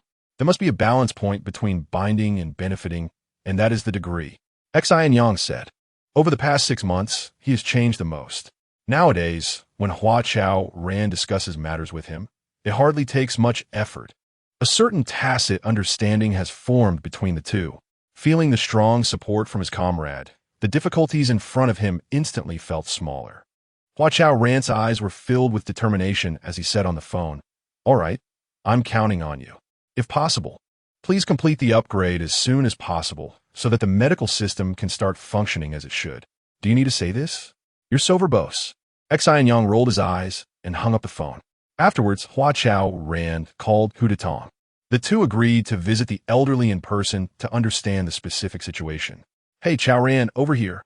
As Hua Chaoran just went downstairs, he saw Hu Detong waving at him from across the street. Whoa! Just as Hua Chaoran was about to walk across the street, a butterfly-shaped flying device suddenly swooped down. "Watch out!" Hu Detong's eyes widened instantly. However, it seemed that everything was too late. The butterfly-shaped flying device inevitably crashed into Hua Chaoran. Bang! At the critical moment, a sparrow flew up and hit the bottom of the flying device. The flying device was jolted and instantly bounced back into the air. That was close. Hua Chaoran let out a sigh of relief. He instinctively wanted to find the sparrow that saved his life, but he couldn't see it anywhere. This kind of thing should be completely banned. Hu Tong watched the butterfly-shaped flying device trace an arc high above before quickly disappearing, and then crossed the street to Hua Chaoran's side. So how was it? Didn't scare you, right? He asked with concern. No, how could it? Hua Chaoran said. Compared to being scared, he felt more puzzled. There are plenty of butterfly-shaped flying devices flying overhead every day, but he had never encountered a danger like today. If it was an accident, it was too coincidental, right? If it was someone's premeditated act, then why would they do it? Was it just to take Hua Chaoran's life? Or was there another purpose? Hua Chaoran dared not think further. Here, this is breakfast I bought for you. If you can still eat, have it while it's hot. You know how it is with home visits. Who knows how long it will take? Hu Tong handed Hua Chaoran a breakfast he was carrying. Hua Chaoran felt warmth in his heart. He didn't hesitate to accept the breakfast and began to eat. At that time, no one opposed Hu Tong joining the Xin Yang team. Only Hua Chaoran insisted on his judgment and insisted that Hu Tong stay. Therefore, Hu Tong felt grateful to Hua Chaoran. However, Hua Chaoran invited Hu Tong to join Xin Yang Hua not to seek his gratitude, but to value his community work experience and responsible attitude. Chaoran, Mayor Qin said the elderly are all sick, but that seems hard to believe. Think about it. Would all the elderly in a community get sick at the same time? That would mean mass poisoning or an infectious disease. But there are no signs of that in our community. Everything is calm. As they walked towards the community, Hu Tong shared his judgment. So, we need to find a way to clarify the situation. Hua Chaoran smiled bitterly. Let's first visit Chao Ku Xin. She is probably the most informed elderly person in our community. Once we get to her, we should have a clearer understanding of the situation. Ago.Core suggested. All right, let's go visit Chao Ku Xin. Hua Chaoran nodded. After finishing their breakfast, the two entered the community. Ding dong, ding dong. When they arrived at Chao Ku Xin's door, they pressed the doorbell several times, but received no response. Is she not home? That's impossible. It's not even bright outside yet. Even if she is going to the wellness center to exercise, it's too early. Hu Tong was quite puzzled and pressed the doorbell again.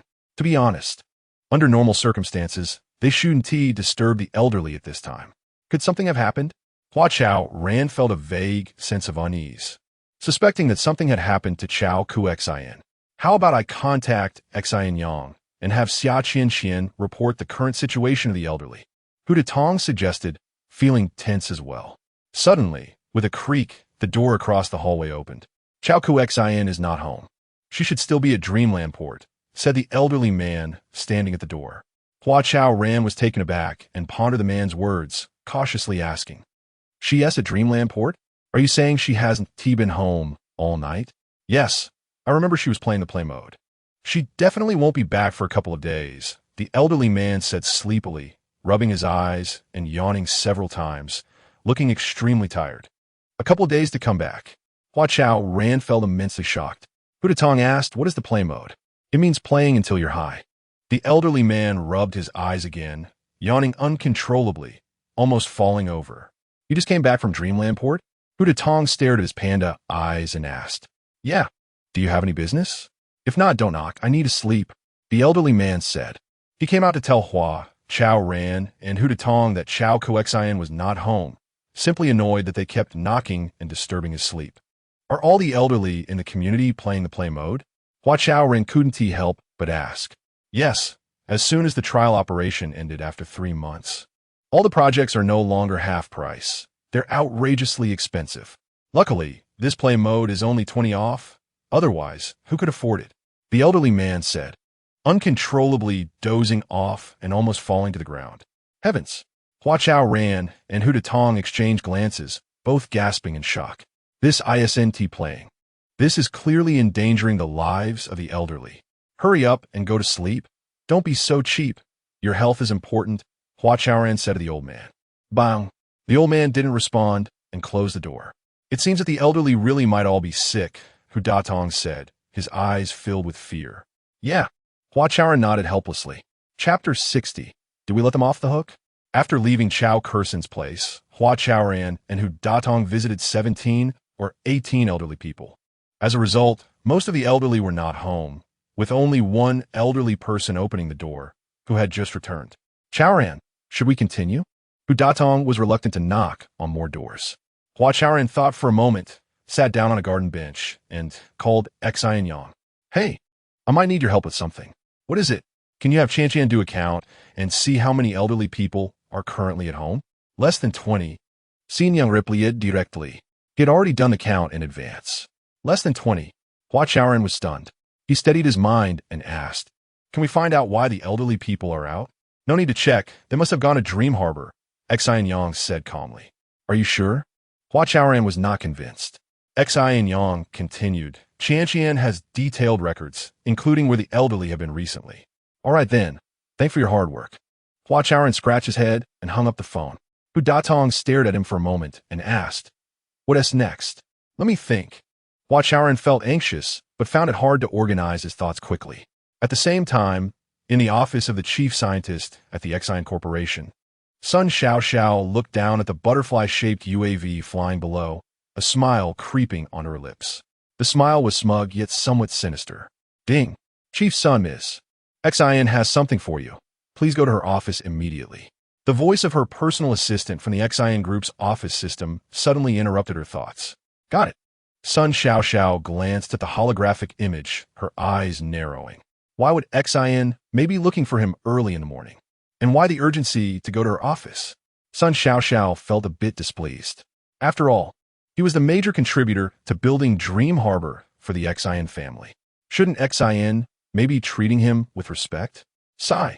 Sun Xiao sighed, adjusted his collar, and walked out of the office. After all, he was just an employee. Ms. Xin, you called for me. Sun Xiao walked into Xin May's office. He intended to smile, but found Xin May wearing a sullen expression. Was it you who did this morning's thing? Xin May asked, staring into Sun Xiao's eyes. What thing? Sun Xiao feigned ignorance. Humph. Xin May snorted coldly from her boss's chair. She then tapped her desk twice, and a holographic image appeared before them. It was the scene of a sparrow colliding with a butterfly-shaped UAV. Do you know who released this sparrow? Xin May raised her chin. Sun Xiao shook his head, perplexed by the sudden appearance of the sparrow.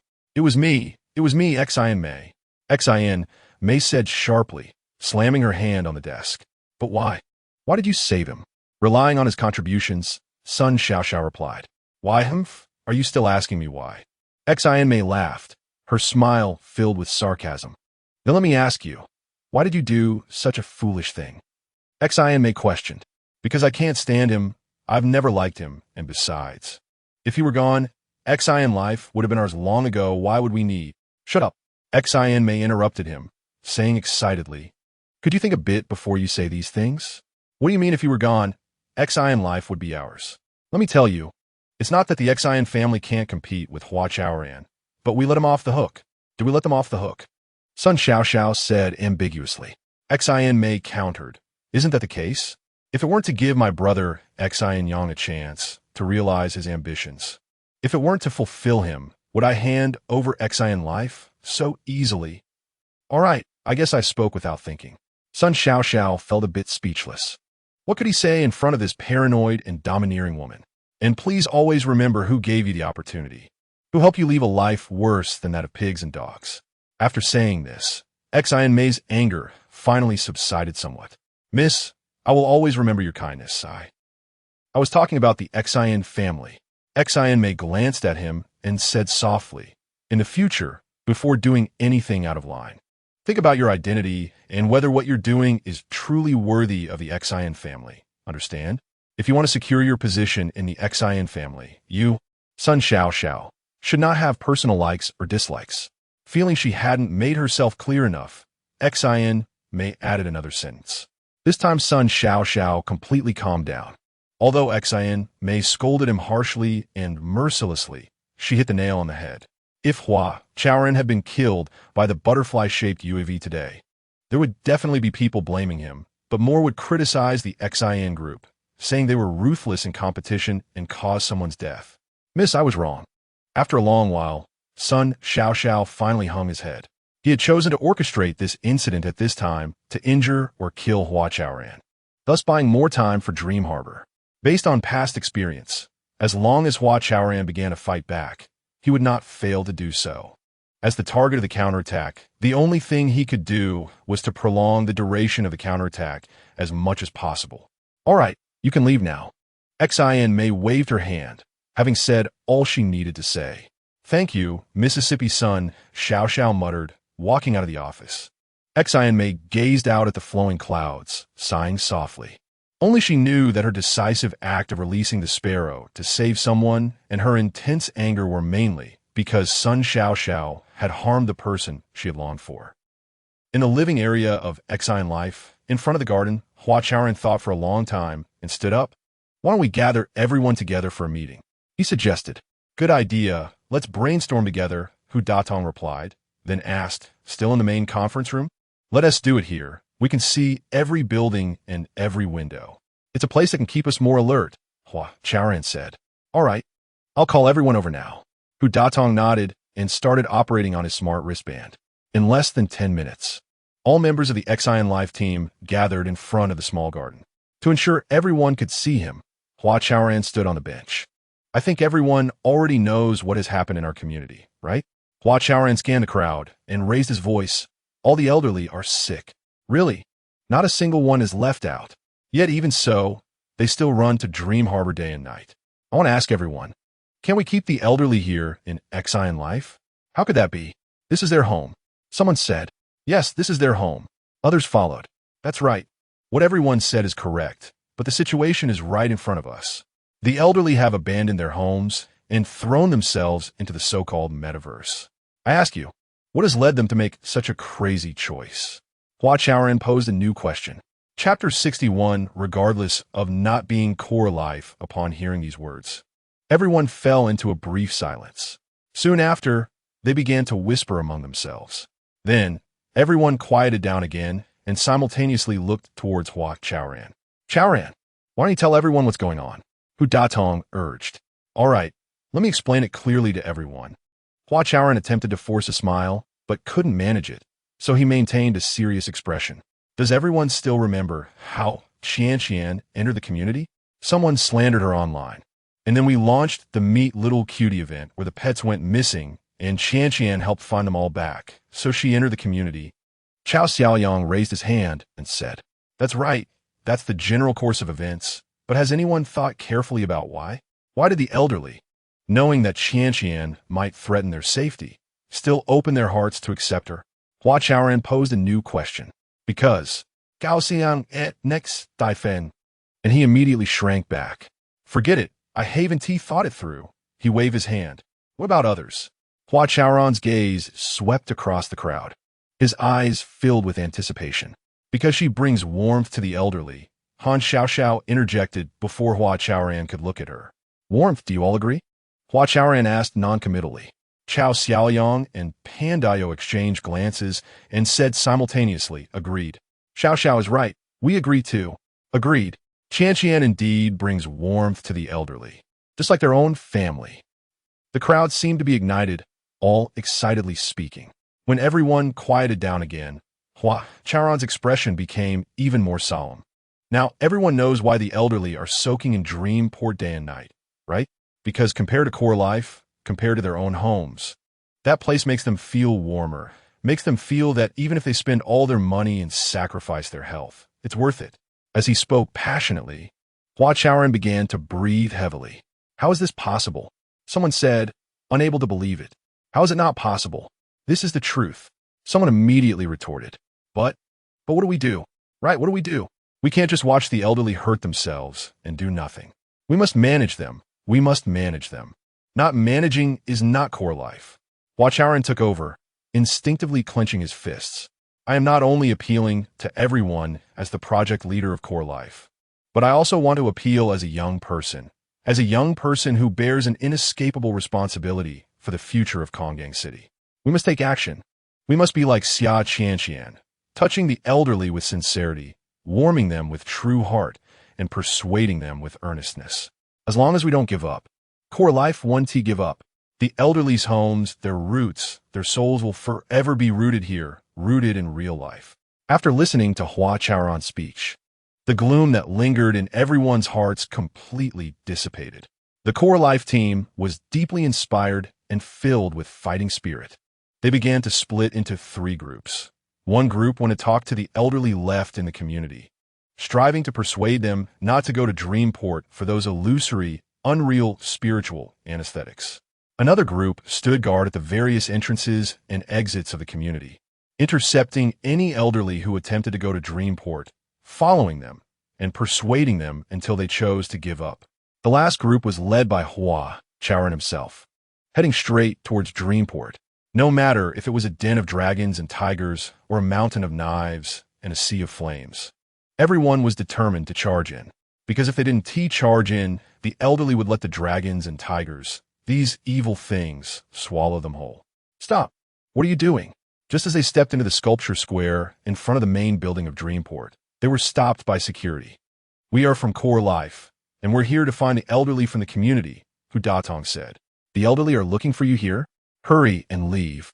You've come to the wrong place. The security manager waved his hand, signaling them to leave quickly. We haven't come to the wrong place. The elderly from the community are right here. Hua Ye'er said. Little sister, are you talking nonsense? Our Dreamport primarily targets the metaverse. The ones who come here are all young people, full of youthful energy. Elderly? Sun Xiao rolled her eyes, pushed past several security guards blocking her, and stepped forward. He usually isn't here. He specifically came over after hearing that Core Life was causing trouble. Sun Xiao, you shouldn't speak nonsense.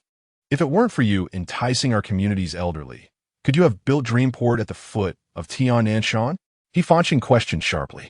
As Xin Yang's assistant, he knew Sun Xiao and was aware that she was the designer and person in charge of the Dreamport project. Is it wrong to build it at the foot of Tiannanshan? What we need is a suitable place, and this place is relatively suitable, so we chose it. Sun Xiao rolled her eyes. Executioner, vampire. Ouyang Lan angrily cursed, pointing at Sun Xiao. Do you know that because you launched Dreamport, many elderly have fallen ill? Fallen ill. Sun Xiao curled her lips in a cold smile, looking up at the flowing clouds in the sky, and said softly, that only means that your Core Life's living conditions are too poor and the medical equipment is too outdated. You bad person. Ouyang Lan was so angry she stamped her feet, looking at Sun Xiao as if she saw death, as if she saw the devil. Sun Xiao, are you sure you want to let us into Dreamport? Hua Chaoran asked. Everyone had exhausted their words, but couldn't persuade Sun Xiao. And Hua Chaoran didn't bother to waste time with her anymore. Did I say that? Everyone is welcome. The doors of Dreamport are always open to all consumers. Surprisingly, Sun Xiao did not obstruct them. She stepped aside and even made an inviting gesture. Mr. Sun, is it appropriate to let them in? The security manager cautiously said, looking at Sun Xiao. What is inappropriate? I'll let them in. What else do you want? Yes, I spoke too much. The security manager awkwardly smiled and waved his hand to the 30 security guards behind him. Subsequently, the security guards cleared the way. Hua Chaoran, listen to my advice. Don't waste your effort. Core Life isn't something a nobody like you can manage, Sun Xiao said as Hua Chaoran walked past her, whispering in his ear. Whether I can manage it or not, that's up to the elderly to decide, isn't it? Hua Chaoran retorted. Yes, you're right. Let us see what the elderly choose, Sun Xiao said meaningfully, squinting her eyes, twisting her neck like a snake, revealing a strange and malicious smile. He knew very well what kind of situation the elderly would face once they entered Dreamport. He didn't believe Hua Chaoran could persuade these elderly to return. Because the metaverse is a new type of drug. No, it's a more sophisticated play than drugs. It doesn't require a long growth period. Doesn't need bloody supply channels, and its production cost is so low, needing only a few kilowatts of electricity. The most crucial point is that it's a legal business. All business activities are protected by law. Cultural industry, creative industry, a spiritual habitat for humanity. Looking at the backs of Hua Chaoran and the others, Sun Xiao wanted to laugh out loud. What the hell is this era? Even decadence is so grandiose. Sun Xiao thought, suddenly feeling everything happening in front of him was full of irony. Chapter 62. Hell of Azura as Hua Chaoran and the others stepped into the square. The tiles beneath their feet began to move. Soon, a curvaceous, exquisitely featured virtual person appeared before everyone. Welcome to Dream Harbor. I am your exclusive companion, Meng Meng. The virtual person smiled brightly and bowed to the crowd. At the same time, the tiles flickered like fish scales and began to part to the sides. Then, more than 30 space, capsule-like chairs slowly rose from the ground. Please take your seats in the transport chairs. Our exclusive dream journey is about to begin. As she spoke, the virtual person looked at Hua, Chaoran, and the others, making an inviting gesture towards the transport chairs. Chaoran, are you sitting? Hu Datong asked, looking at the strange chairs. He felt a bit apprehensive. Of course, why not? The elderly entered Dream Harbor this way, and we should too. Hua Chaoran sat down in the transport chair without any hesitation. But just now, Sun Xiao and those security guards were so arrogant. I'm worried it might be a trap. If we fall for it, it could be troublesome. Hu Datong was still hesitant. In fact, he was not the only one. Many people were murmuring among themselves. What's there to worry about? Think about the elderly. If we don't even have the courage to sit in this chair, how can they be saved? Hua Chaoran said. That's true. You can't catch a tiger without entering its den. Hu Datong gritted his teeth and sat in the chair right next to Hua Chaoran. Seeing this, the others followed suit and sat in their chairs. Everyone relax. There will definitely be no danger. Hua Chaoran turned to look at the crowd and said meaningfully, because the real danger has never been these tangible things. The dream journey is now starting. Let's go. Seeing that everyone was seated in the transport chairs, the virtual person's smile grew even brighter. At that moment, a spherical transparent isolation dome appeared around each transport chair simultaneously. Chaoran. Hu Datong suddenly found himself and his chair covered, and he panicked. However, no matter how he shouted, Hua Chaoran seemed unable to hear or see him. Oh no, we've fallen into a trap. Hu Datong regretted not insisting a bit longer. But it was too late. After the isolation dome descended, the transport chairs began to move. Hu Datong watched the changing scenery ahead, unwilling to give up, and looked at Hua Chaoran again. But all he could see was a white sphere moving forward. No wonder he asked, ignoring me. Hu Datong muttered, glancing around at other directions, only to see the same white sphere moving forward. It seems we've been isolated, he thought. At that moment, the unique scent of cream wafted into Hu Datong's nostrils. He looked in the direction of the scent and found a piece of cake and a cup of milk tea. The cake and milk tea were floating in midair, just within reach if he stretched out his hand. Dear Hugo, please relax and enjoy. The virtual beauty, Meng Meng, suddenly appeared next to him. But her outfit this time was rather revealing. Hugo, could she read my identity information? Hu Datong thought, feeling even more anxious. Dream Harbor was a place without rules. As long as you were willing, anything could be done. Meng Meng smiled charmingly and directly sat in Hu Datong's lap. Then, she wrapped her arms around his neck and gazed at him dreamily. You. Hu Datong was a bit dazed, his face instantly turning red. She likes you, hee. Meng Meng covered her mouth and laughed, unexpectedly planting a kiss on his cheek. This kiss felt so real. Hu Datong was stunned, and the last line of defense in his heart collapsed. He stared blankly at Meng Meng, feeling at a loss. Hugo, have some cake. Meng Meng whispered in his ear. Okay. Hu Datong obediently picked up the cake and started eating. Hugo, I want you to drink some milk tea too, Meng Meng said in a sultry tone. All right. Hu Datong very obediently took a big sip of the milk tea. As a lifelong single man, his soul had already been captivated by Meng Meng. Even though he knew Meng Meng was just a virtual person, even though he was very clear that everything before him was just a dream, even though he remembered the purpose of his journey and the responsibilities he bore, he still completely fell for it. Hugo, do you know how wonderful Dream Harbor is? Meng Meng asked Hu Datong. Hu Datong's face was full of a happy smile, and he foolishly shook his head. This is the Hall of Art.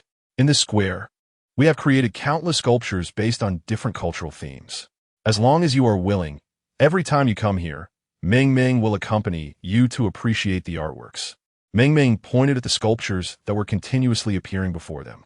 In fact, if Hu Datong could stand at a high place and take a look, he would immediately discover that he and Hua Chaoran were speeding through a jungle of sculptures. Hugo, you have to listen to me seriously. Not only these sculptures, but the main building of Dream Harbor is also a unique work of art.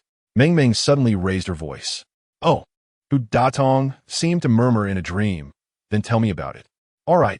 Actually, The main building of Dream Harbor not only looks like a harbor, it is also an ark, Noah's Arkansas. As long as we enter Noah's Ark, we can escape the dirty real world and live the life we have longed for. What kind of life have we longed for? Hua deliberately asked, his heart already swaying. At this moment, with soft warmth in his arms. Wasn't that the life he had longed for? Huga, you're so naughty. I want to play with you anymore. As she spoke, Meng suddenly pushed him away and stood up. Hua felt a noticeable lightness in his body. He didn't know if it was psychological. We have already entered Dream Harbor. If you still want to play with me, come to the Encounter universe to find me. Meng smiled at him and disappeared. Hey, don't go. We haven't talked much yet. Hua wanted to keep her, but couldn't hold on at all. With Meng's disappearance, his heart felt empty, as if he had lost something dear. Dream Harbor has arrived. Which universe would you like to enter? Before he could regain his senses, a mechanical voice asked him. Encounter universe, Hua said without thinking. Bang, bang, bang. Old Hu. Just as the system began to connect him to the metaverse called Encounter Universe, he suddenly heard urgent knocking and a familiar voice calling him. Hua was startled, as if waking from a dream. Wait, let me think again. He hurriedly interrupted the system's connection and turned to look in the direction of the voice. It was actually Hua Chaoran. Okay, the mechanical voice replied. Old Hu. Suddenly, the isolation dome opened, and Hua clearly heard Hua Chaoran's voice. Thank goodness, you're okay. Hua Chaoran let out a sigh of relief, raised his hand, and patted the transport chair. What are you dazed for? Hurry up and get down. Oh, Hua nodded and stood up.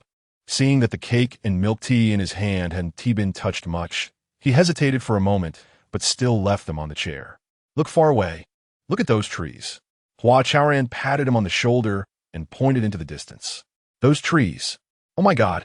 Upon seeing this, Hua's eyes widened. It was a giant pine tree, lush and towering, with branches reaching high into the sky. Just looking at the pine tree, apart from marveling at its extraordinary height, there didn't seem to be anything unusual. What was chilling were the white orbs hanging from its branches. There were too many, densely packed, as if the pine tree was infested with parasites. It wasn't just this one. There were many others. This was a jungle. Hua Chaoran said quietly. This hardly resembles a jungle. It's more like a hell of Shura. Recalling his experience in the teleportation chair, Hua couldn't help but gasp in shock. Chapter 63. Don't bother me, Chaoran. This place is so big, and those white balls all look the same. How do we know which white ball the old man is in? Looking at the astonishing number of white spheres, Hua felt a bit troubled. Hua Chaoran said, Let's not worry about the old man for now. Let's call out all our people first. All right, we mustn't let them fall into the trap too. Hua was anxious and turned around to start working with Hua Chaoran. Fortunately, everyone was called out in time and all escaped disaster. Ye'er, I need to ask you something, and you must tell me the truth. After coming out of the teleportation chair, Ling Han pulled Hua Ye'er aside. Sure, go ahead. Hua Ye'er casually replied, her thoughts still lingering in the teleportation chair. Just now, in that chair, was it still that woman you saw? Ling Han asked, her posture awkward, her face turning red after finishing the question. Hearing this question, Hua Ye'er also appeared very uneasy. After hesitating, she asked, Wasn't it that woman? Of course not. What I saw. I'm not telling you anymore. Ling Han glanced at Fanqing intentionally and unwillingly changed the topic. Soon, they saw Hua Chaoran waving his hand and immediately surrounded him. It seemed everyone indeed saw different people.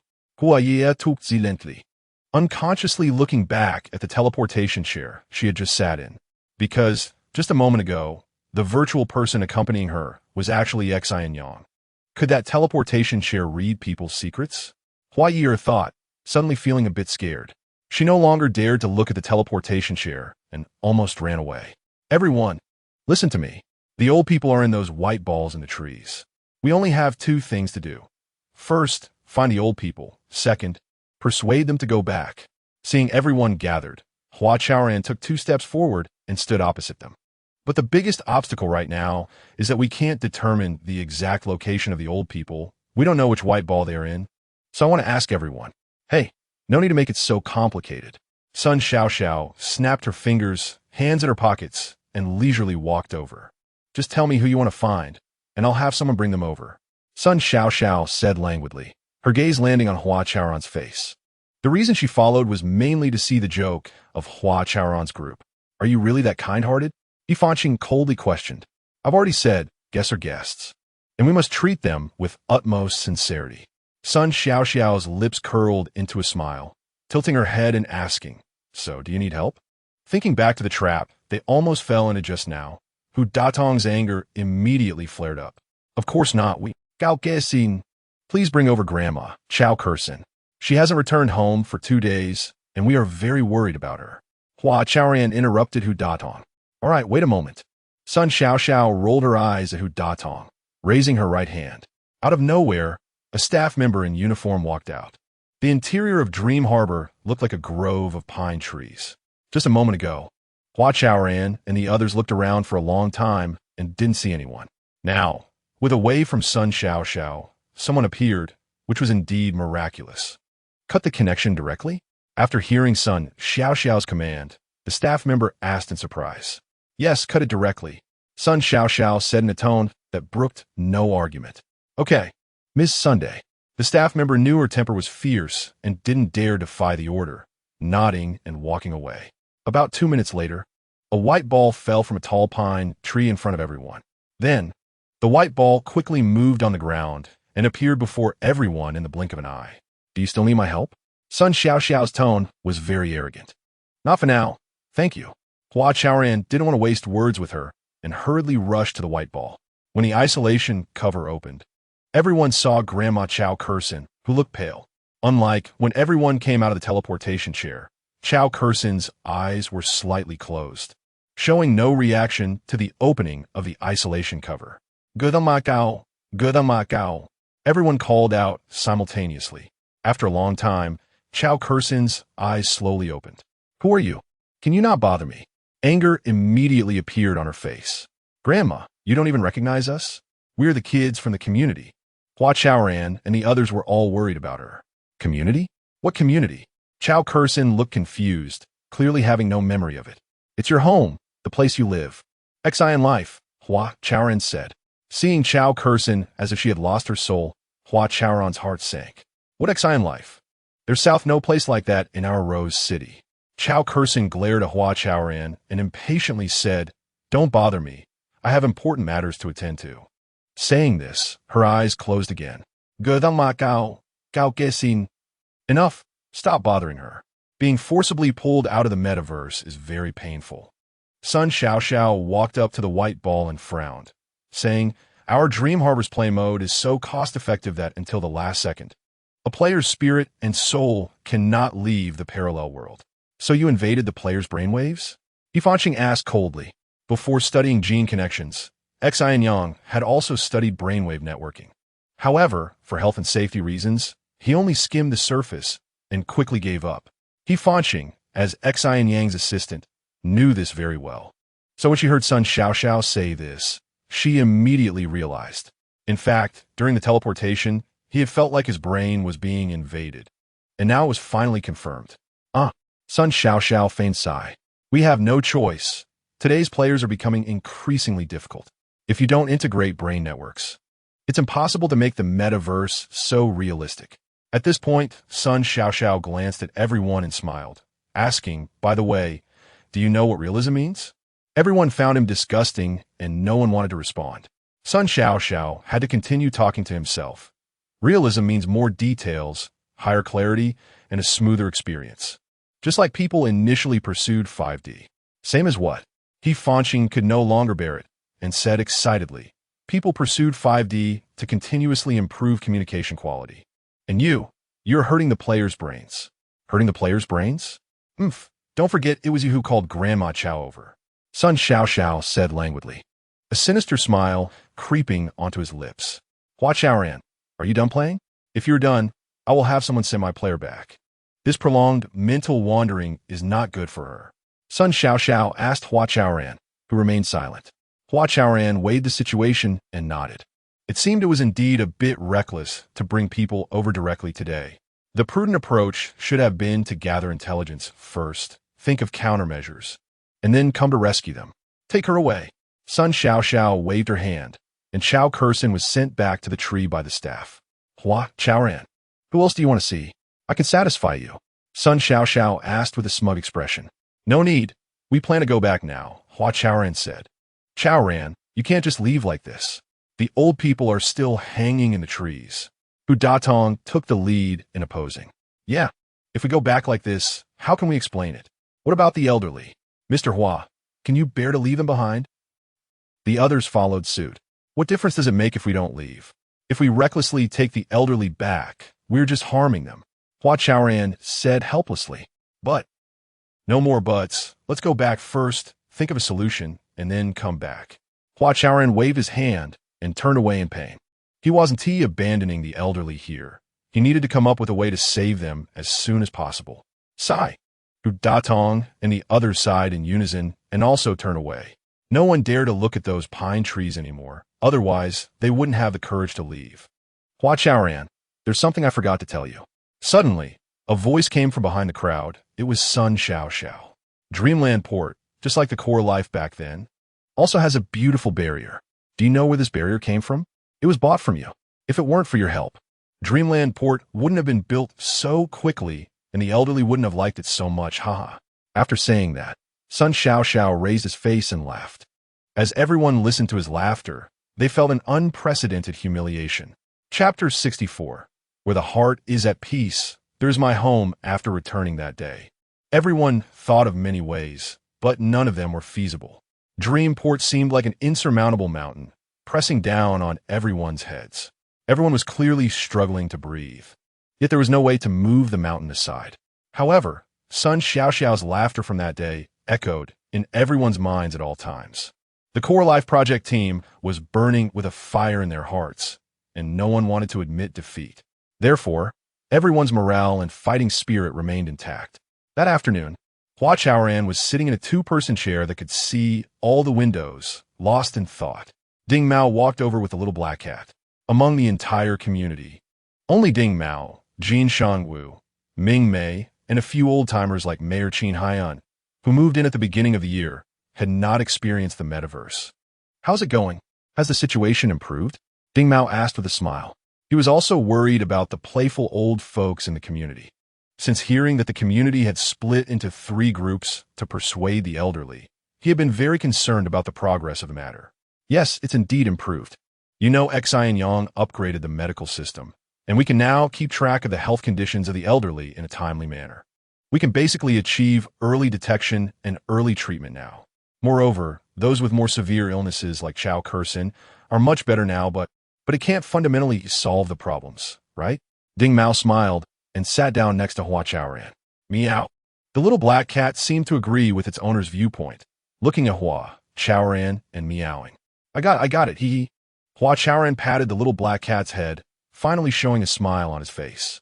Teacher Ding, as a longtime resident, can you tell me what's not good about Core Life? What's not good? Ding Mao gently rubbed the little black cat's belly, instinctively looking up at the sky. People often say autumn is refreshing, and the autumn sky always carries a sense of profundity. Although it looks very clear, it seems to have no end. Chaoran, do you think there is anything good about our core life? Ding Mao's gaze fell from above to Hua Chaoran's face. Seeing Hua Chaoran frown, he continued. Do you remember why we named this smart community Core Life? It's not just about the core of chips, but also a new homophone. But now, if you think about it carefully, where exactly are we new?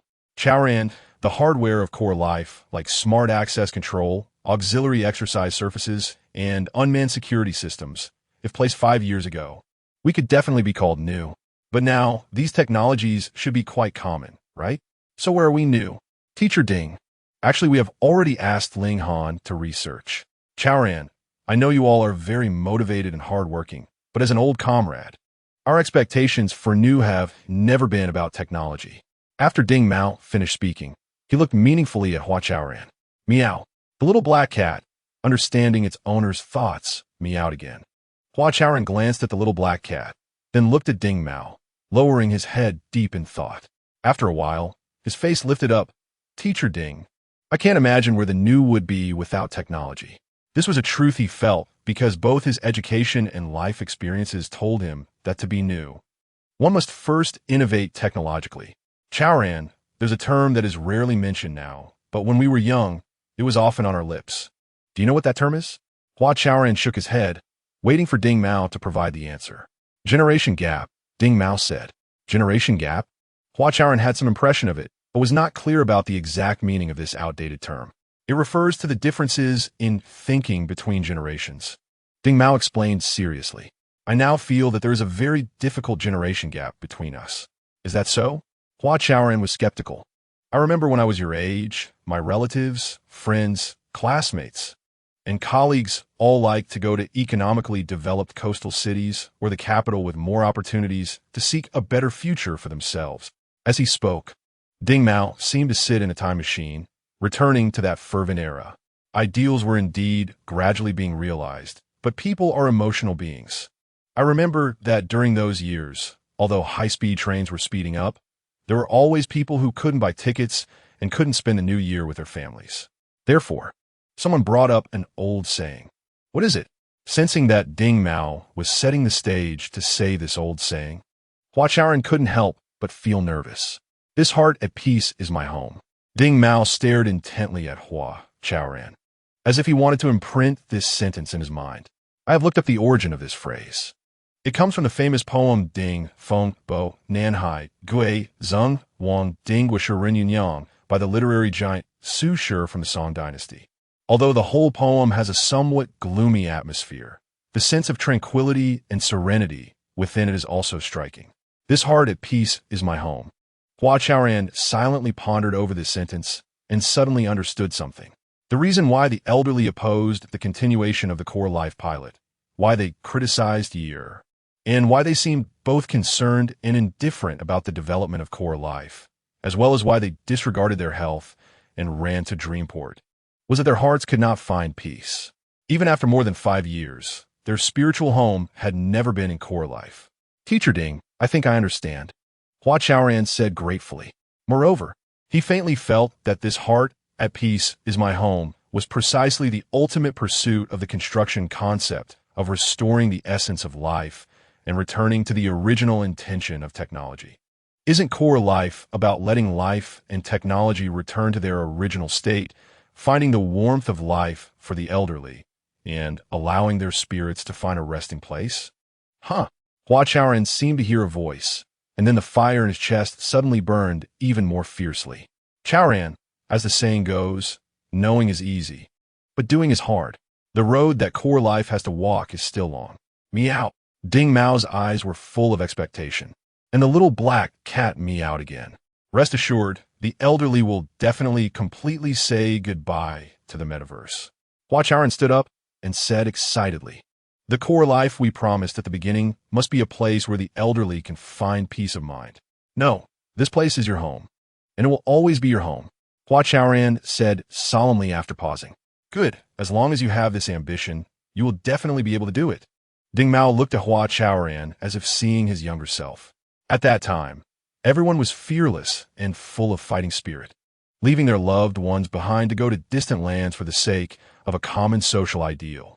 Chaoran, although the security patrol team has disbanded, our community's discipline inspection team is still here. If you need anything, remember to come find us old folks, Ding Mao said seriously. Don't worry. Core life is our core life, and we will definitely trouble you. That's good. We are always on standby, waiting for your call, Huazong haha. What Huazong? I still prefer you to call me Chaoran. As the two talked and laughed, the sun set in the west, and golden rays of light filled the earth. In core life, both the visible and invisible places were enveloped in a golden hue.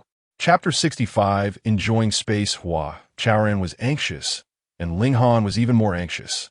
The technical team, led by her, was researching the spatial segmentation project that was meant to enrich the lives of the elderly.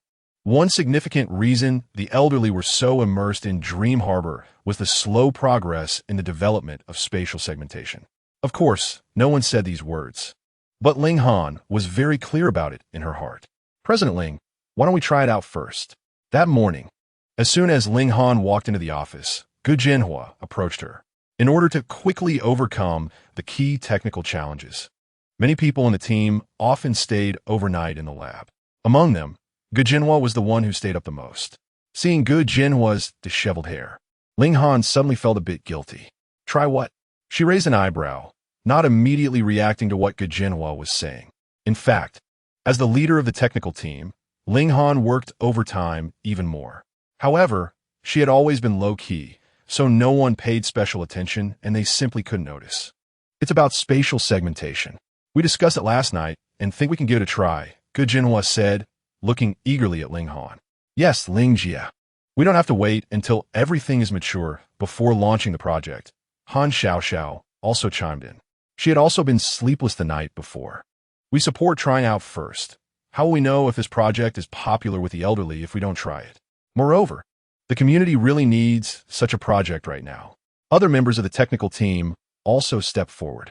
It turned out that everyone had reached a consensus and was just waiting for Ling Han to give the nod. Sighing at the haggard faces before her, Ling Han couldn't help but feel moved.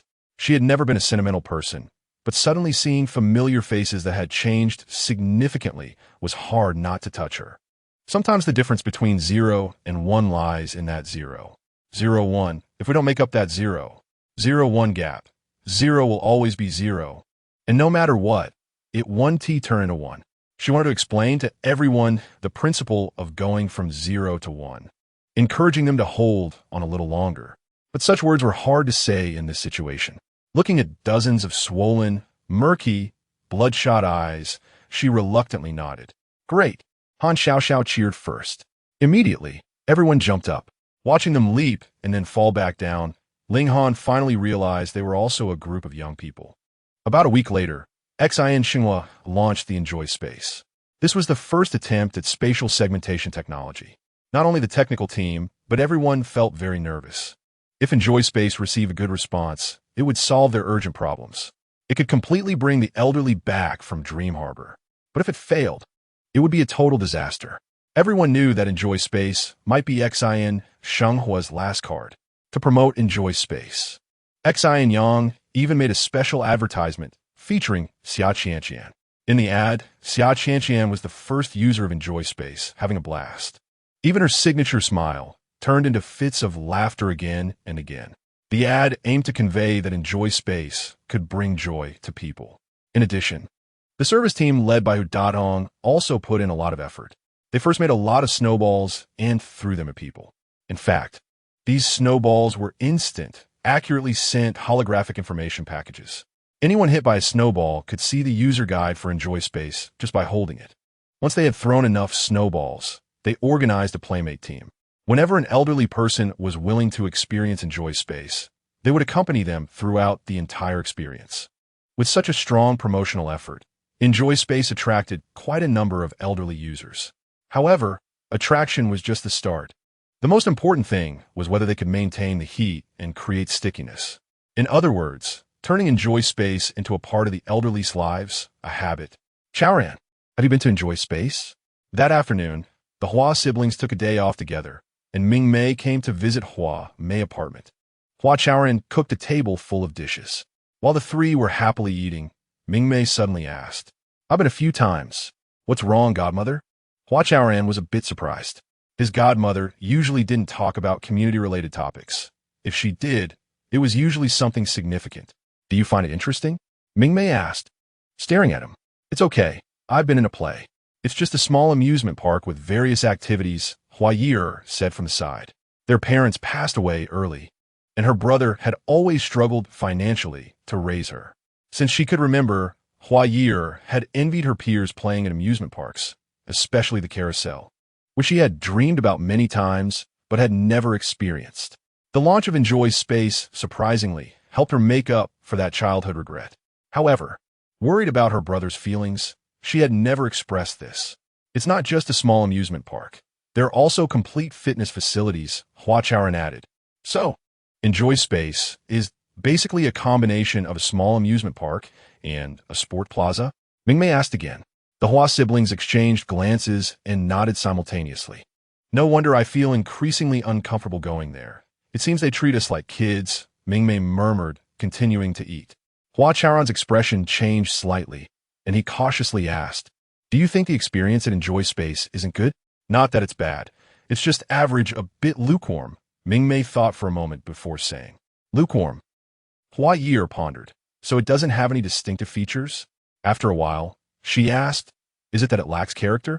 Yes, not only does it lack character, but it also lacks warmth. Mingmei paused and added, of course, you both know I'm quite picky and not fond of socializing, so my feelings are just for your reference. After Mingmei finished speaking, the three continued eating. Hua Chaoran wanted to defend Enjoy Space, but what was the point of arguing? Just as Mingmei said, her comments represented a personal viewpoint.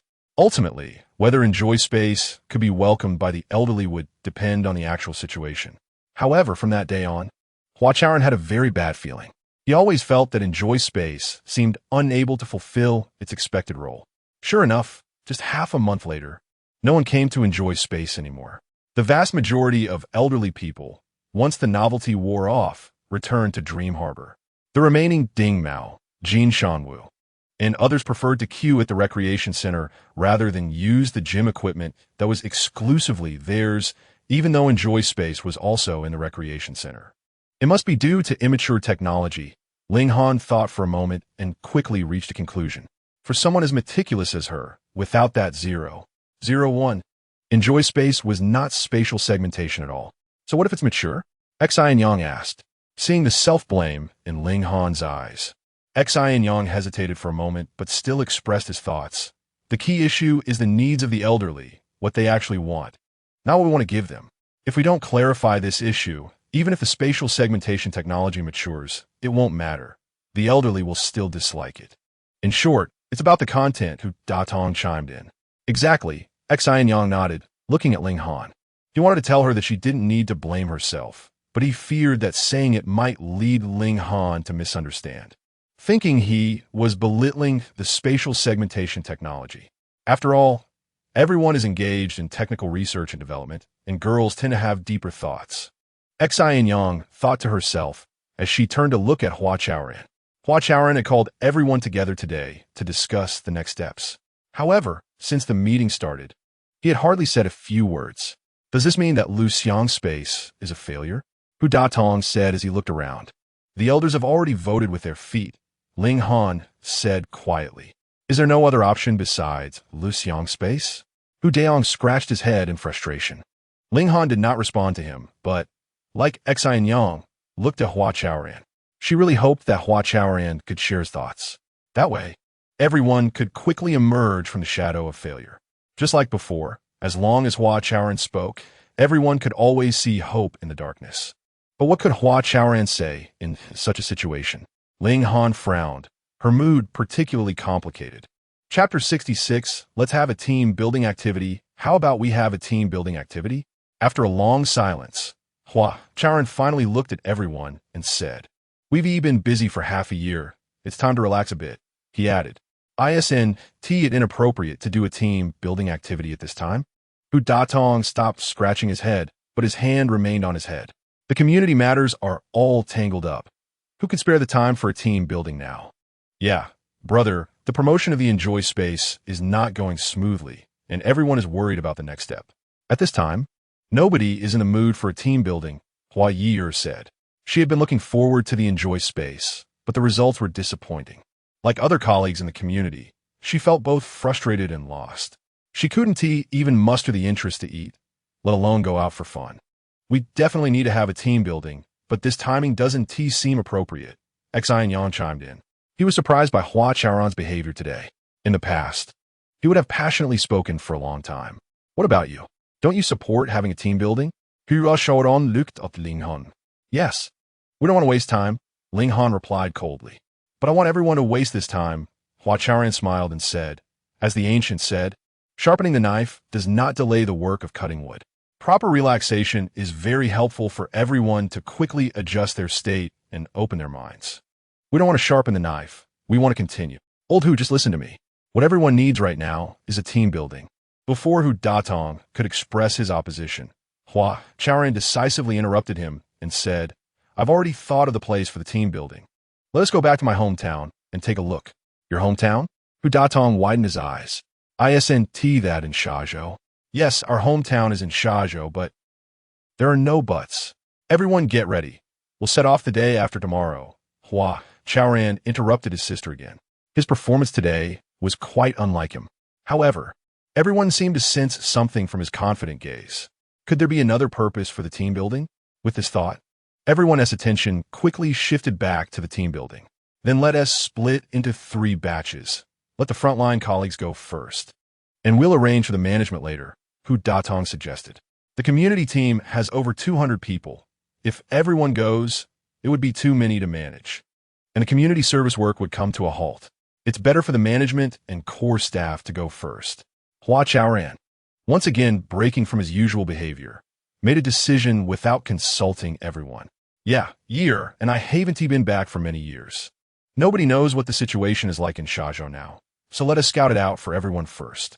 All right, then the management and core staff will go first, and the other colleagues will follow in 2 batches. Hua Chaoran felt Hua Chaoran's reasoning made sense and nodded in agreement. It doesn't matter for Xin Yang and Ling Han's teams. Thus, the team building was decided. On September 20th, 2 days before the Mid-Autumn Festival, the project team's first team building finally took place. The first batch consisted of a total of 70 people, all sitting in the same train carriage. As the high-speed train GX2 departed from the airport station, smiles gradually appeared on everyone's faces. GX2 has a maximum speed of 1,360 kilometers per hour and has achieved supersonic transport 2 years ago. People often say that riding the GX2 feels like having a pair of wings. In reality, even with wings, it wouldn't be that fast. Moreover, the interior of the GX2 carriage can switch scenes with a single button. This means that as long as passengers want, the carriage can be a karaoke room, a classroom, a conference room, a basketball court, a football field, a golf course, or even a sunbathing beach or a flower field for proposing to a loved one under a romantic starry sky. Of course, the most comfortable aspect of the GX2 is its breathability and immersive environment. Although the GX2 travels at high speed, it slows down when passing through beautiful scenery. Then, fresh air, the fragrance of flowers and grass, and the scent of the sea flow freely in the carriage. The GX2's body can suddenly disappear, blending into the surrounding environment. So beautiful, breathtakingly beautiful, Hua Ye'er exclaimed as she looked out at the lake from the train window. It's beautiful, but it can't compare to our dying lake. Xin Yang replied softly. To avoid being disturbed, he deliberately sat in the corner. Unexpectedly, not long after the train started moving, Hua Ye'er and Ouyang Lan suddenly sat opposite him. Mr. Xin, dying lake is nice, but you can't just put it in your pocket, Ouyang Lan said deliberately. Ever since she heard that Xin Yang always bullied He Fanxing, she had a negative impression of him. Today, she dragged Hua Ye'er to sit across from Xin Yang, hoping to find an opportunity to vent her frustration. Lan, seeing Ouyang Lan's aggressive tone, Hua Ye'er tugged at her arm, hoping she would speak nicely to avoid hurting the colleagues' harmony. What's wrong? Did I say something wrong? Can Mr. Xin carry dying lake with him and look at it whenever he wants? Wing Lan po seat. Xin Yang glanced at her, and a smile suddenly appeared at the corner of his mouth. It's not that I don't let Xiao He come. He just doesn't want to come. If you don't believe me, you can ask him, Xin Yang said slowly, fiddling with the holographic model in front of him. His attention remained on the holographic model, not even glancing at the lake outside.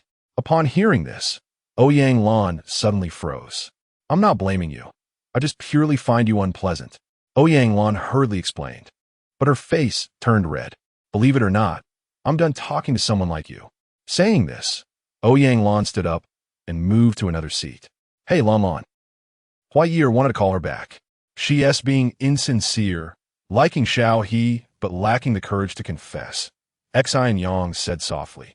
It turned out he wasn't oblivious to the world, but was actually quite observant. Don't overthink it. Lan is usually easy to get along with. Hua Ye'er explained for Ouyang Lan, trying to maintain her image. In fact, she felt particularly nervous, looking for something to say, because after Ouyang Lan left, it was just her and Xin Yang sitting face to face. Excluding the other colleagues, this was their first time alone together. Thinking of this, Hua Ye'er quickly heard her own heartbeat. She didn't dare to touch her face, but she was sure it must be burning. Can you tell me why you decided to stay? In a daze, Hua Ye'er suddenly heard Xin Yang's question. Aye. Hua Ye'er took a moment to calm her racing heart. She quickly realized Xin Yang was asking her why. After expressing a desire to leave, she ended up staying. I had already entered the airport station, but I found I couldn't walk through the ticket gate. Why? Xin Yang asked, his gaze still fixed on the holographic model, seemingly indifferent. I couldn't bear to leave my brother. I couldn't let go of my life here, and Hua Ye'er quickly swallowed her words and vaguely added, maybe I also miss life at the airport. After all, when you live in one place for a long time, you develop some feelings. So that is how it is. Xin Yang nodded thoughtfully. Could it be for some reason? Hua Ye'er murmured softly and turned to look out the car window. Chapter 67. Gaoshenling, do you know why GX2 amazed the world? Xin Yang put away the holographic model and looked at Hua Ye'er. Huh? Hearing his question, Hua Ye'er turned her head. Perhaps because she was gazing at the lake, there was a clear lake in her eyes as well. Xin Yang initially just glanced casually, but unexpectedly they locked eyes. It's because of the crystal steel developed by the Institute of Science and Technology. Xin Yang said in a flurry. His gaze shifted elsewhere, yet his mind was filled with that clear lake. What is going on? Xin Yang kept asking himself in his heart. I know about crystal steel. Isn't it just a building material? Hua Ye'er quickly replied, trying hard to calm herself. Yes, when it was first developed, crystal steel was indeed mainly used as building material. Xin Yang nodded, feeling his heart pounding, and continued. However, by the 5th generation, its application range has expanded significantly. Do you know why? How could I know why? I'm not researching this. Hua Ye'er thought to herself, feeling somewhat aggrieved. Because the control level of 5th generation crystal steel has reached the nanoscale, meaning its plasticity far exceeds human imagination. Xin Yang smiled and said to himself, take GX2 for example. Under the control system of the vehicle, crystal steel can instantly reduce molecular density, thus enhancing breathability. This way, we can easily smell the fragrance of flowers and grass and appreciate the beauty of the external environment. Indeed, when talking about topics of interest, that sense of tension quickly vanished. Xin Yang was secretly pleased, letting out a sigh, and his expression became more natural. There is also the full environmental integration of the vehicle, which is an even stronger manifestation of the controllability of crystal steel. Just imagine, how should we tame this galloping steel beast to be very docile? Xin Yang said excitedly, throwing out a new question. Hua Ye'er still looked bewildered and very aggrieved. What is wrong with him? Does he want to make me cry? Hua Ye'er thought to herself, her eyes showing a hint of pity. However, Xin Yang seemed determined not to let her off the hook. After pausing for a few seconds, he answered his own question. Of course. We should make its bones soft and its fur separate, meaning we need to treat this galloping steel monster as a lump of clay. Only by treating it as clay can we infinitely enhance its plasticity and mold it into the shape we want. Xin Yang spoke passionately, becoming more and more excited, with a shiny gleam gradually appearing in his eyes. Hua Ye'er accidentally caught a glimpse of that gleam out of the corner of her eye and was quickly attracted to it. She propped her chin up with one hand, looking very serious, but she could no longer hear what Xin Yang was saying. All she could see was that gleam. Her thoughts quickly flew to the clear lakeside along with that gleam. There, in her mind, she and Xin Yang were happily admiring the landscape of the lake and mountains.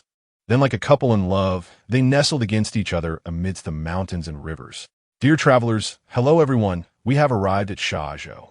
For passengers arriving at Shazhou, suddenly, a broadcast came from above. Both Hua Ye'er and Xin Yang's hearts jumped at the same time. How time flies. The two instinctively exchanged glances, both thinking at the same time. Let us go, everyone get off. Hu called from a distance. Let us go. Let us go. The two reminded each other, standing up with a sense of reluctance. This was the first time Xin Yang wanted to show himself in front of girl. And for Hua Ye'er, it was a long-standing secret crush that had brought her immense satisfaction. My goodness, this place actually. As everyone just stepped out of the high-speed train station, they were stunned, because what they saw was not skyscrapers, but lush green rice fields. Ribbit, as if mocking the outsiders for not having seen the world, a frog croaked. Immediately after, countless frogs croaked in unison, creating a cacophony.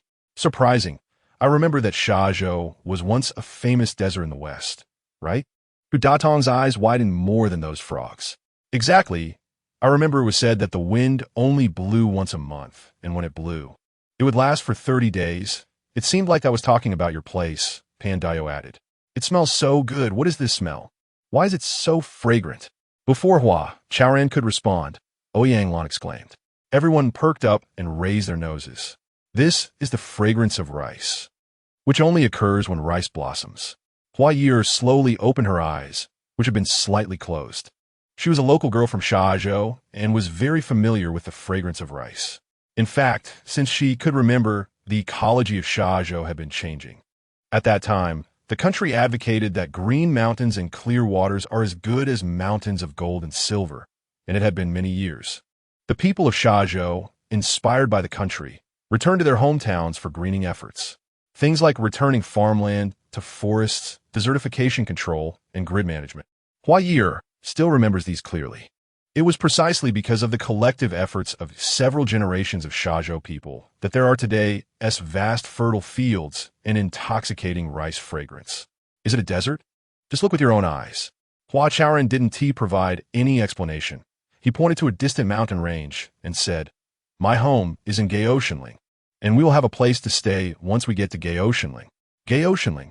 Upon hearing this name, Ling Han's eyes narrowed. She had heard of this place, and it was related to that person. Let us go. Let us move forward and see if we can catch a ride, Hu Datong said, after admiring the rice fields. He had been looking around for half a day, but hadn't found any modern transportation. As the logistics manager, he was feeling a bit worried. They say looking at the mountains can tire a horse. Gaoshenling does seem not far, but carrying luggage there might not be so easy. Why take a car when we're in Shazhou? Everyone, look over there. There's a place to rent horses. Let us ride to Gaoshenling. Hua Chaoran pointed to the left front. It turns out he proposed to come to Shazhou for team building not on a whim, but after making sufficient preparations. But I can't ride a horse, Han Xiaoxiao said shyly. What is the big deal? Brother Pan can ride. He will take you with him, Pan Dayo said proudly. He was also a single man. If things go well, this horse ride might even solve his lifelong problem. Don't worry. These horses all have intelligent escort systems. No matter if you can ride or not, they will safely take you to your destination, Hua Chaoran said with a smile. There is such a thing? I must experience it. Han Xiaoxiao's heart blossomed with joy, and she felt energized. At the same time, she thought to herself, I didn't expect that I would have such a heroic day. I must take more photos later and post them online to show the whole world. Everyone reached the horse rental place, explained their destination. But the horse rental boss firmly refused to take their money, saying he would personally lead the group there. Why is that? Ouyang couldn't figure it out. Because the people of Shazhou should be grateful for the sacrifices made by Gaoshenling, the boss said meaningfully while looking at Hua Chaoran. Since he learned that the Hua siblings were from Gaoshenling, the way he looked at them changed. Sacrifice? Ouyang was even more puzzled. She moved her eyes and pulled Hua Ye'er aside. Ye'er, you quickly tell me, what is going on here? This. Hua Ye'er glanced at her brother, hesitating to speak. Chapter 68. Water storage at Gai Ling, what's there to be embarrassed about? This is a good thing. The boss glanced at Hua Ye'er while arranging for people to distribute horses, saying, back in the day, our Shazhou was truly a desert island, with strong winds and sand everywhere. The older generation said there used to be an oasis here, but no one believed it. It was hard to even find water, let alone an oasis. Remembering the hard times back then, the boss couldn't help but shake his head. However, later on, some areas around us began greening, and the people of Shazhou became hopeful, thinking that if others could succeed, we should be able to too. Thus, under the government's unified deployment, the people of Shazhou began their battle against the wind and sand. During those days, not only the adults but even us kids went crazy, rushing to any small patch of sand. Hua Ye'er's eyes became dreamy as she responded, but suddenly stopped speaking. The young girl was right. The people of Shazhou back then were all crazy. The boss chuckled as he saw Han Xiaoxiao, with the help of the staff, putting her luggage into the iron frames on both sides of the saddle, but she couldn't climb onto the horse no matter what. He hurried over. No need to make it so troublesome. It's not that era anymore. Riding a horse doesn't have to be like this. The boss waved his hand at Han Xiaoxiao and pressed down on the saddle. With a bang, It sounded like a parachute opening. A half-transparent, woven chair popped out from the side of the saddle, appearing right in front of Han Xiaoxiao. This is too exaggerated. Seeing the woven chair, Han Xiaoxiao blushed and took 2 steps back. Judging by its appearance, this chair looked just like the safety seats used for babies in cars. Now the horse rental boss was asking her to sit in such a chair. Han Xiaoxiao really felt embarrassed. Don't worry, it's a high-tech product made of crystal steel material. It's very sturdy. The boss pointed with his mouth. He thought Han Xiaoxiao was worried about the chair's stability and didn't dare to sit. All right then. Han Xiaoxiao lowered her head, fidgeted a bit, and finally sat down in the woven chair. She really wanted to ride a horse, and, besides riding, there were no other means of transportation. Hold on tight. The boss pressed down on the saddle again. The woven chair began to lift, move sideways, and steadily landed on the saddle. Then, the woven chair sank slightly, merging with the saddle and disappearing without a trace. This is so magical. Hu Dadong was almost astonished. In fact, from Han Xiaoxiao's perspective, she still felt like she was sitting in the woven chair, while protected by it. It's just that no one could see this crystal steel chair. Giddy up. Confirming she was sitting steadily, Han Xiaoxiao elegantly flicked the reins and charged out. All right, that's it. The boss looked at her back with a silly smile. Then, he directed the staff to help others mount their horses. Ye'er, what happened next? Ouyang Lan patted the somewhat distracted Hua Ye'er. She was still waiting to hear the story. Hua Ye'er was taken aback, mumbling. Later, as you saw, Shazhou really transformed into an oasis. Is it really that simple? Ouyang Lan's eyes widened. Yes. Hua Ye'er nodded and skillfully mounted the chestnut horse given to her by the staff. But why do they need to thank you? The people of Gai Tianling. They even said you made sacrifices. There must be another story behind this. Ye'er, just tell us. Ouyang Lan pressed on, riding her big gray horse and continuing to ask Hua Ye'er. Let me tell it. Hua Chaoran rode up on his big green horse, catching up with them. By this time, everyone had already set out towards Gai Tianling. In fact, during the process of combating desertification and greening, Shazhou encountered significant troubles, which at the time seemed insurmountable. They couldn't retain water. Amid the sound of ringing bells from the horses, Hua Chaoran's expression became somewhat complicated. Finally, after repeated explorations by geological experts, a solution was proposed to select a town in Shazhou and use geological reshaping technology to elevate it. In simple terms, this meant turning this town into a reservoir or water source for the entire Shazhou. The method was there, but troubles followed. The boss rode up, smiling as he took over the conversation. No town would willingly turn from flat land into a mountain. Not to mention, transportation would be a huge issue. People often say that to get rich, one must first build roads. Well, this would directly block the roads. Moreover, at that time, geological reshaping technology was still a fantasy. Whether it would work was uncertain. If things went wrong, the entire town might not only fail to rise, but also become a wasteland. If that happened, there would be no home left. It was truly distressing. The city government also knew that choosing which town meant making that town sacrifice. Hua Chaoran took a deep breath and looked towards Gai Tianling, saying, but someone still stepped up? Yes, when it comes to this matter, you have to admire the former town chief of Gai Tianling. Ah, I remember now. He also... The boss suddenly widened his eyes. That's right. His surname was also Hua. He is our father, Hua Ziyuan. Mentioning his father, Hua Chaoran's face was filled with pride. Yes, it's Hua Ziyuan. So you are indeed the children of the great hero, Hua Ziyuan. I thought so. There aren't many families with the surname Hua in Gai Tianling, and you. Brother, please don't mention that person. Without waiting for the boss to continue, Hua Ye'er interjected gloomily. The boss's eyes moved, and he awkwardly said, yes. Then he flicked the reins and ran to the front of the horse team. Isn't your dad a great hero? Why can't people mention him?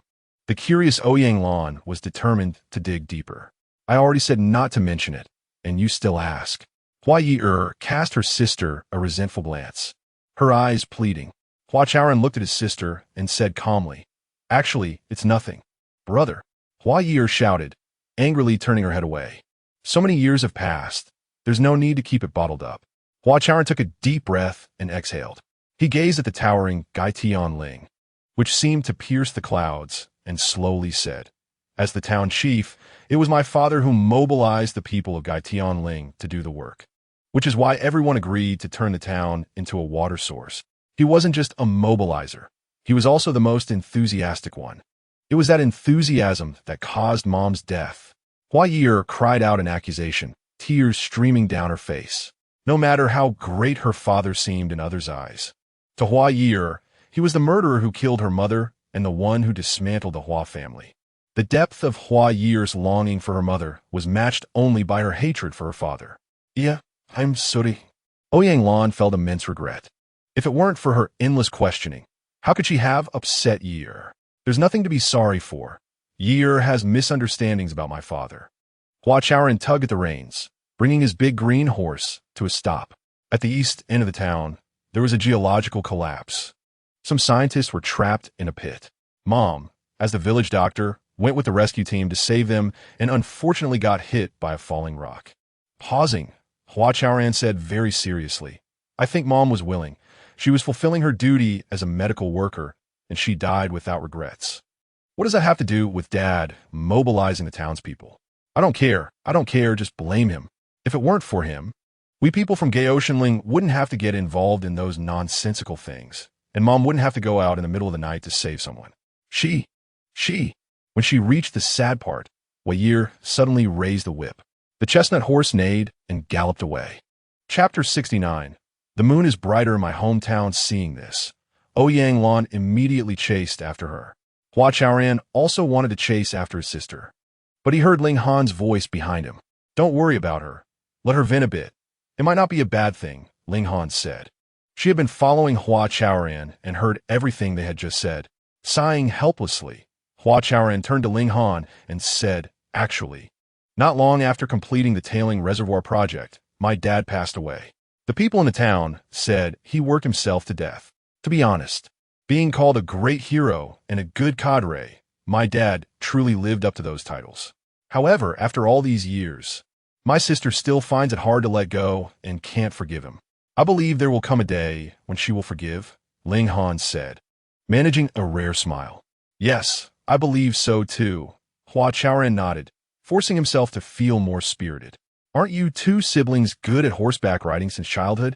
How about we have a race and see who can reach Gaotianling first? Ling Han pointed to the hillside, not far away, perhaps influenced by the natural scenery. Her mood lifted a bit, becoming less cold and more approachable. Okay, but I'm worried about you. Worried about what? Giddy up. Before Hua Chaoran could finish his sentence, Ling Han flicked the reins, and the white horse immediately charged ahead.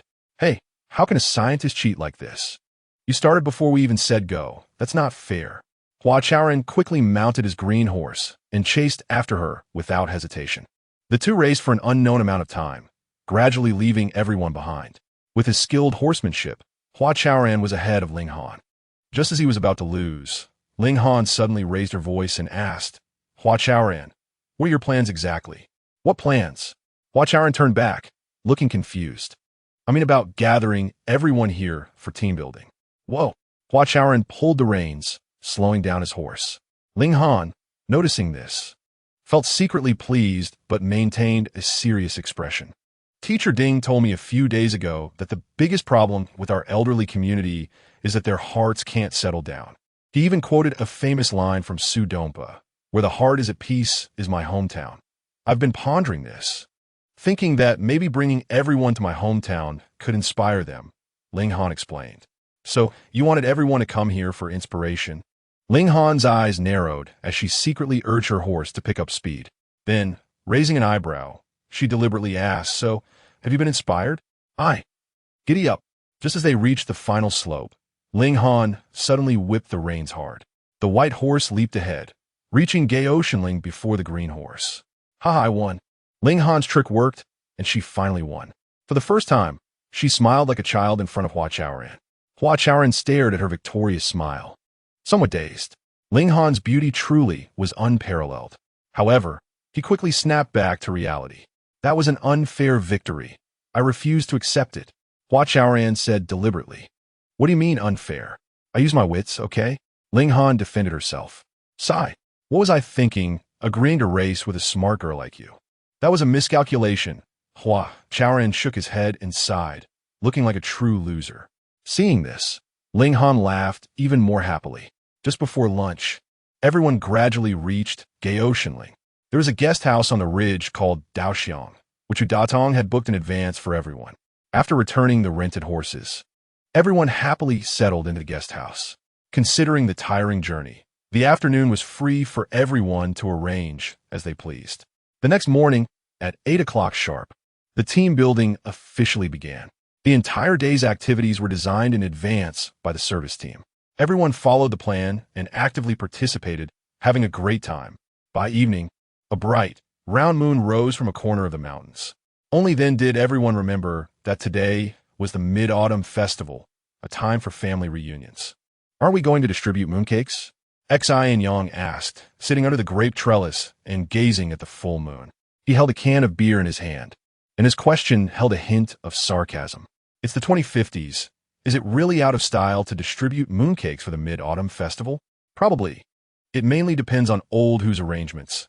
I'm not clear on the specifics," Hua Chaoran replied, raising his beer glass to clink with Xin Yang's, then thoughtfully asked, "Xin Yang, don't you think the moon in Shazhou is rounder and brighter?"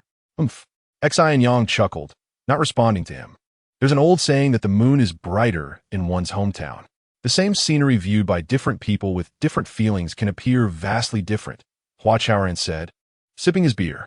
"Yes, I completely agree with you. Humans never see the world with just their eyes. So, our community's elderly don't see the world with their eyes either. Of course, they're not immortals. As long as they are human, it's the same. Who can escape the mundane? You're all here. Hurry up to the rooftop. Everyone is waiting for you." Udatong hurried over. "Waiting for us? Is there a meeting?" Xin Yang joked. "We're eating mooncakes. Today is the Mid-Autumn Festival." Udatong replied impatiently. "It seems they really are distributing mooncakes." Xin Yang turned to Hua Chaoran, and they exchanged knowing smiles. The three went up to the rooftop, and sure enough, everyone was waiting for them. Sorry, we were too busy drinking and forgot about the festival," Hua Chaoran quickly explained. Under the colorful lights, he scanned the faces of the crowd several times. The gloom that had once been in their eyes was nowhere to be seen. It seemed that the day's team building had been very effective. Just saying sorry isn't enough. You have to face the penalty, Chao Xiaoyang shouted. "Yes, you must face the penalty," Han Xiaoxiao chimed in.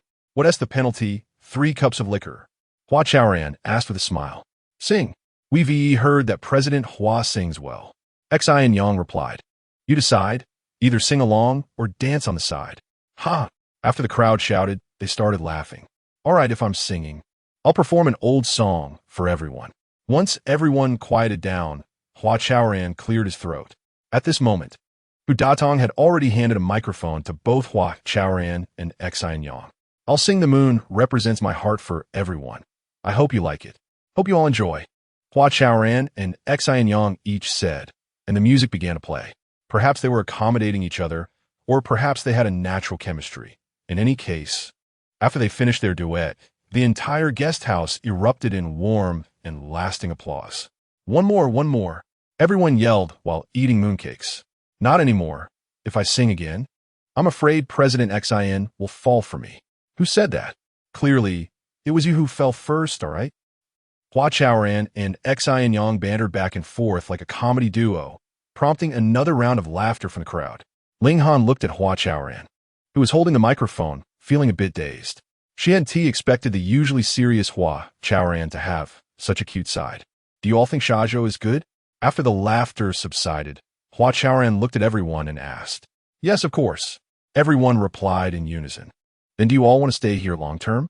"Yes," someone shouted. "Ah." Others reacted rather blandly, even with some surprise. "Isn't it strange that everyone thinks Shazhou is a good place, yet no one is willing to stay and make it their home?" Hua Chaoran smiled and scanned the crowd. "Can anyone tell me why?" "Because we are here for tourism. We have no emotional connection to this place." "Yes, we are not like you and Ye'er, who have been here since childhood. No matter how good Shazhou is, it is not our hometown," everyone said. Hua Chaoran nodded as he listened, and when everyone stopped expressing their opinions, he also stopped smiling. "Now do you all understand why the elders don't consider Xian life as home? Because they, like you, see themselves as tourists.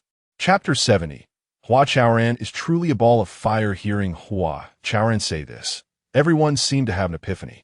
Teacher Ding told me that the biggest problem with Xi in life is that the elderly can't settle their hearts. Hua Chaoran's gaze swept across everyone's faces. He continued. He also told me a sentence written by our great Song Dynasty poet Su Shi in a poem. Where my heart is at peace is my hometown. If we can help the elderly find peace in their hearts, I believe they will truly consider Xi in life as their home. So, is this the reason why the elderly are rushing to Dream Harbor?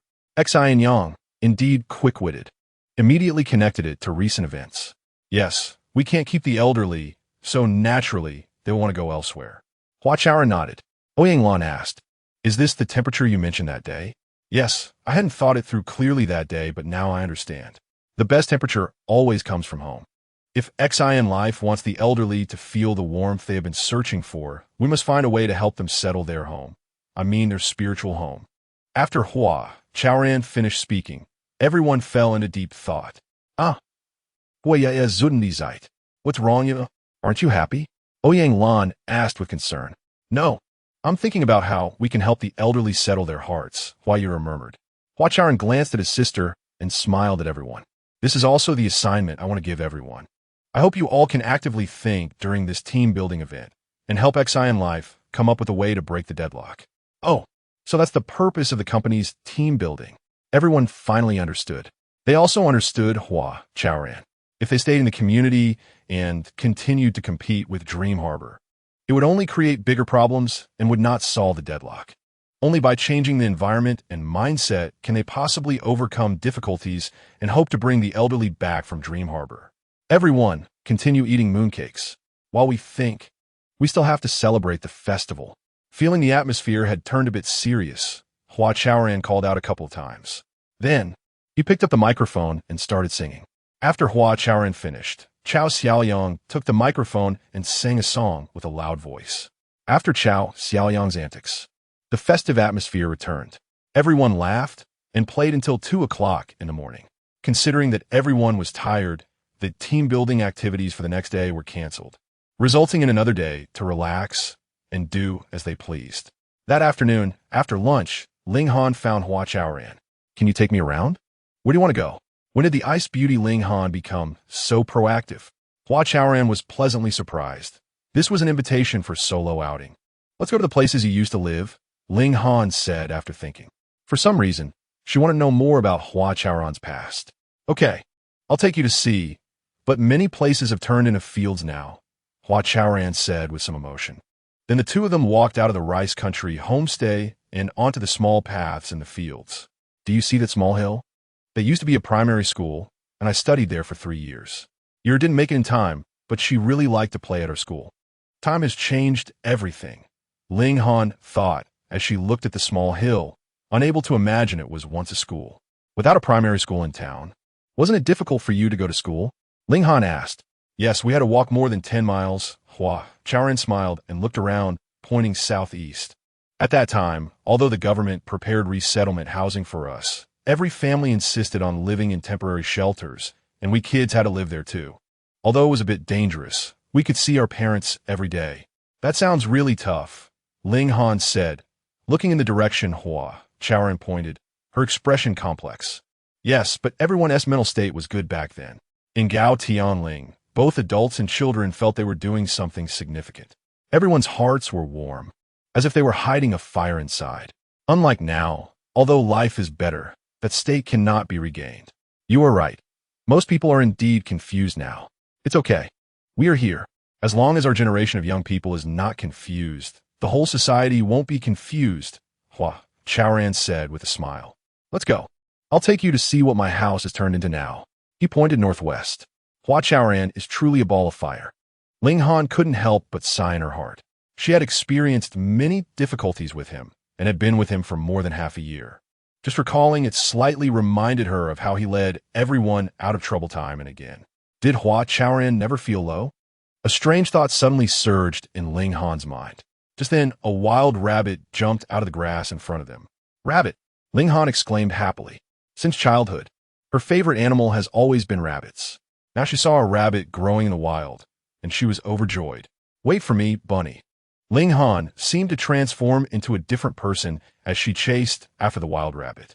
Hey, be careful, don't fall, Hua Chaoran casually reminded her. Then, he suddenly widened his eyes. Oh no, that place is not safe. Hua Chaoran's face changed drastically, and he hurriedly turned to chase after Ling Han. However, he was still a step too late. Oh no! Just as he grabbed the corner of Ling Han's clothes, they both lost their footing and rolled down the cliff. This was a cliff hidden behind tall grass, which was impossible for locals to notice. Protect your head, don't be afraid. Ling Han had never experienced anything like this before, and for once, she was at a loss. She only heard Hua Chaoran shout at her. Then his body continued to roll. Bang! After an unknown amount of time, with a dull thud, the rolling stopped. Ling Han wanted to lift her eyes to see the surroundings, but felt a sharp pain. Then, gritting her teeth, she carefully felt along the outer side of her right leg and found sticky blood. Is my leg injured? Ling Han thought to herself, trying to muster the strength to get up, but no matter how hard she tried, she couldn't gather the energy. Could it be more than just my leg? Her face changed dramatically, and cold sweat broke out on her forehead. Are you okay? Hua Chaoran's voice came from afar, seemingly echoing. Hearing Hua Chaoran's voice calmed Ling Han's panicked heart. Almost at the same time, her natural stubbornness surged up. I'm fine, how about you? Ling Han controlled her tone and speed, trying to make Hua Chaoran believe she was truly okay. I'm fine, are you really okay? I'm also a loss. As soon as he finished speaking, with a bang, Hua Chaoran fell from above. It turned out he had rolled down the cliff and got stuck in a small tree, which was just above Ling Han. Therefore, Hua Chaoran could see Ling Han's injury even better than she could. Chapter 70, One the More You Avoid. The less you can avoid Hua, Chaoran took half a day to ask Ling Han how she felt. Partly because Ling Han had rolled down the cliff for a long time before slowly opening her eyes. On the other hand, he himself had struggled for a long time to free himself from the entanglement of a small tree before falling from a height. Don't move. Wait for me to come over and take a look. As soon as his body landed on the ground, Hua Chaoran shouted. He was really worried that Ling Han might exert too much force and tear her wound again. I'm really fine, see? I'm doing well. Ling Han was still putting on a brave front. Don't move. You absolutely cannot move at this time. Hua Chaoran reminded her again. He was anxious in his heart and didn't get up to crawl. Taking a deep breath, he lunged towards the place where Ling Han was lying. He intended to land beside her, but unexpectedly exerted too much force. Their lips accidentally pressed against each other. I'm sorry, Hua Chaoran said in a panic, quickly turning his head away. Caught off guard by this sudden turn of events, the little deer in Ling Han's heart suddenly came alive, bumping around in all directions. After a long while, Ling Han's emotions finally calmed down. This was her first kiss. She never expected to give it away unprepared in such a situation.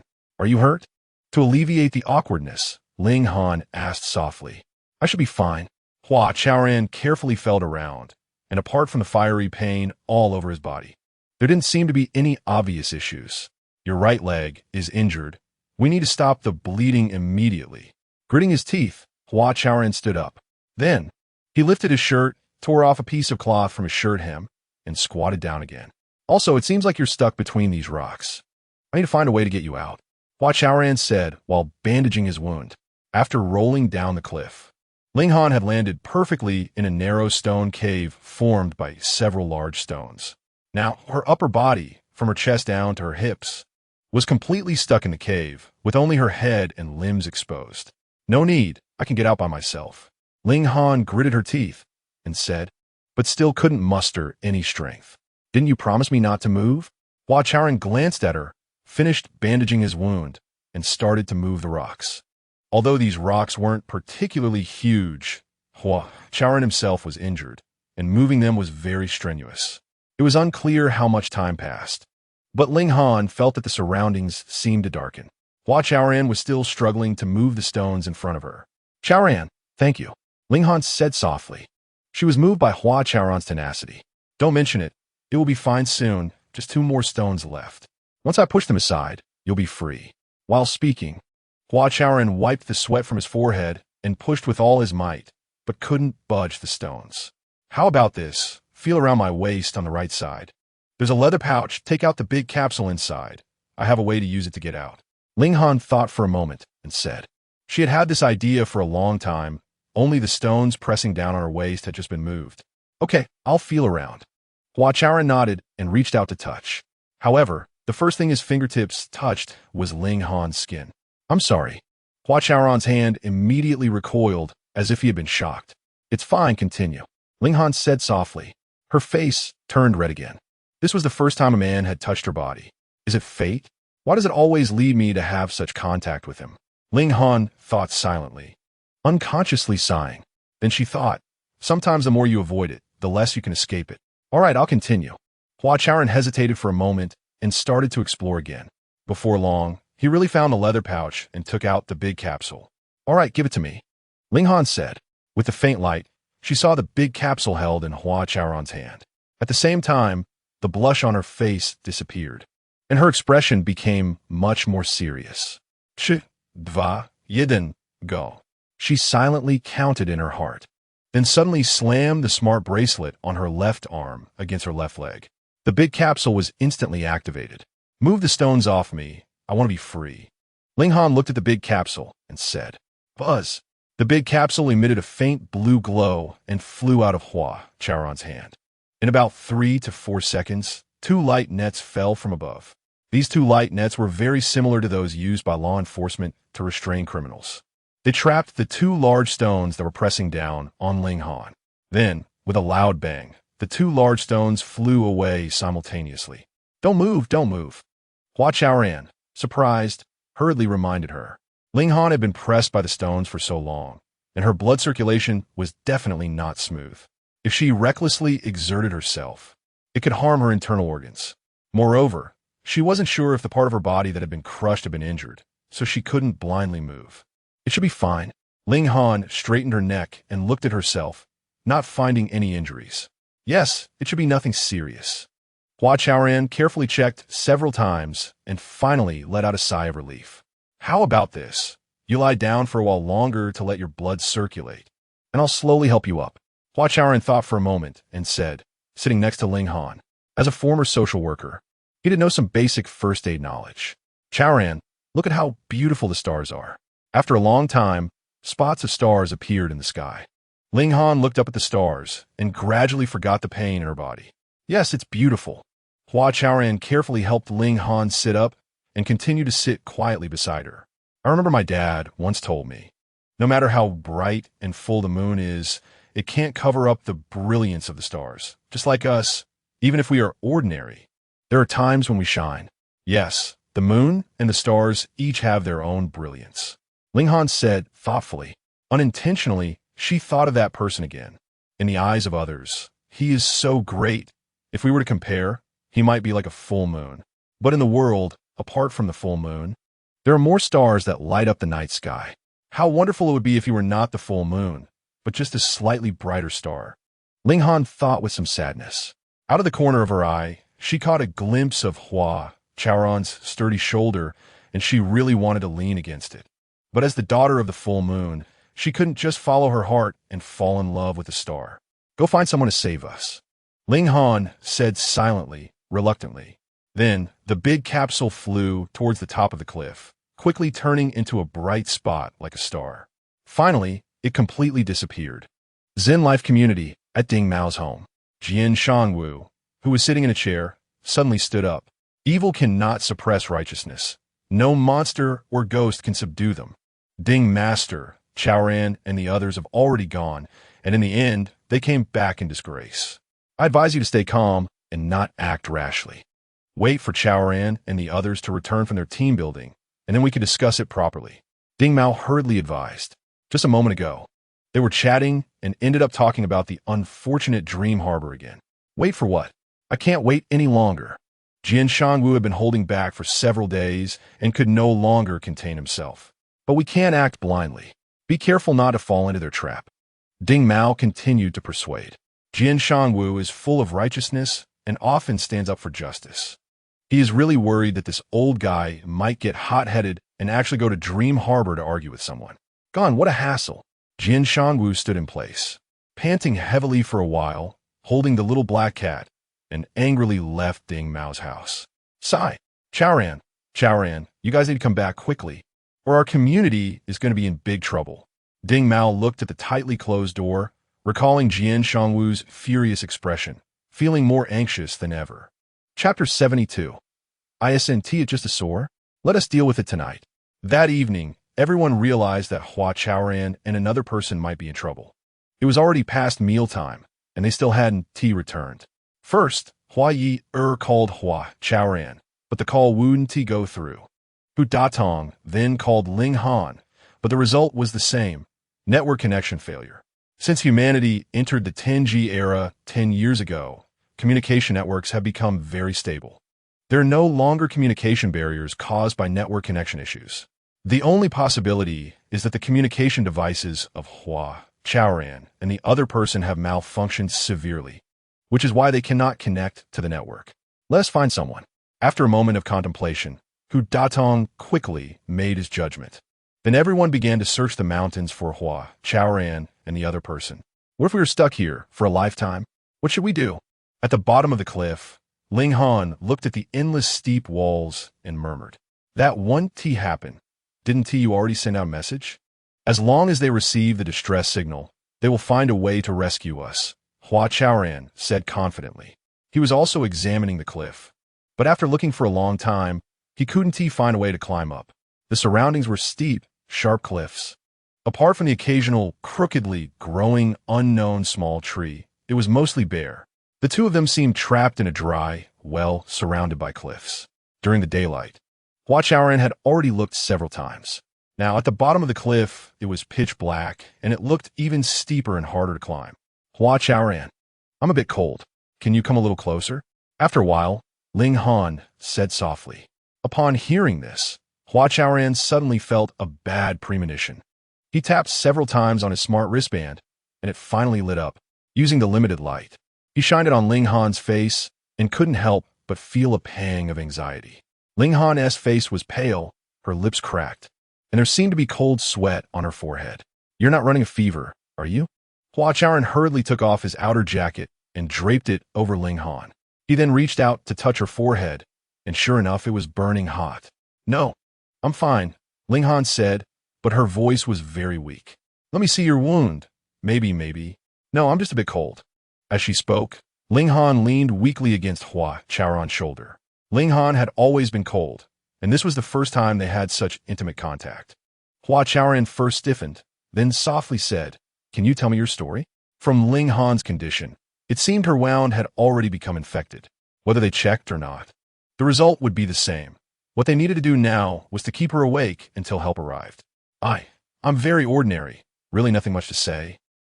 Ling Han's voice was much lower than before, as if she were talking in her sleep. "I see you really like rabbits. Can you tell me why?" Hua Chaoran persisted. This was the only help he could provide to Ling Han. Because on my 4th birthday, my father gave me a little white rabbit as a gift. It was so cute, full of life. At the same time, in the Xian life community, Jian Shangwu was lying in bed, tossing and turning, unable to sleep. He decided to steel himself and walked out of Xian life with a long spear. Although Dreamland Port could suppress Xian life, mainly due to the elderly's playful nature, what was wrong with the elderly want to have fun? The problem lay with the Xian family group that developed Dreamland Port. Their intentions were far from good. The temptation in front of the elderly was simply too great. "Isn't it just a sore? Let us deal with it tonight." The night wind brushed past, and Jian Shangwu couldn't help but feel a surge of heroism. He shook the long spear in his hand, involuntarily recalling the famous general Zhao Zilong from the Three Kingdoms, who had bravely entered and exited Chao's camp, causing chaos among the enemy troops. At the bottom of the cliff, Ling Han's eyelids were heavy to the extreme, and she simply couldn't keep them open. The childhood story of Snow White that she was telling was only halfway through. Ling Han, you can't sleep. You mustn't sleep." Realizing her consciousness was already very fuzzy, Hua Chaoran shouted excitedly. He grabbed her shoulders and shook her hard. Ling Han responded in a dreamlike manner, struggling to open her closed eyes. "I'm fine. I'm just really sleepy, so sleepy." "Ling Han, you. Brother." In a faint haze, Hua Chaoran heard his sister's call. Shortly after, many voices shouted, "Chaoran, Ling Han, are you down there?" The surroundings were eerily quiet, but the shouts sounded distant, yet particularly clear. "Yes, we're down here." Hua Chaoran's spirit lifted, and he used all his strength to respond twice. Then, he shook Ling Han's shoulders excitedly and said, "Hurry, Ling Han. Quick, listen, they are coming to rescue us." About half an hour later, a rescue helicopter specifically for outdoor emergencies rose from the bottom of the cliff. Hua Chaoran and Ling Han were both rescued, escaping the predicament. Another half hour later, in the corridor of the First People's Hospital of Shazhou, Ling Han was pushed out of the emergency room. Doctor, is she okay?" Hua Ye'er immediately rushed over. "She is fine. I'm no longer cold," Ling Han replied softly without waiting for the doctor to answer. After saying this, her eyes closed, and she fell into a deep sleep. "Doctor, is she really okay?" Hua Chaoran, feeling uneasy, grabbed the doctor's arm and asked. "The infected wound has been treated, and she is out of danger," the doctor said, taking off his mask seriously. Thank you. Hua Chaoran was overjoyed and finally felt relieved. Just at that moment, he suddenly leaned back and collapsed onto the ground. Quick, start resuscitation," the doctor called out, putting his mask back on and getting busy again. Around 3 in the morning, Hua Chaoran was also pushed out of the emergency room. "Doctor, what happened to my brother?"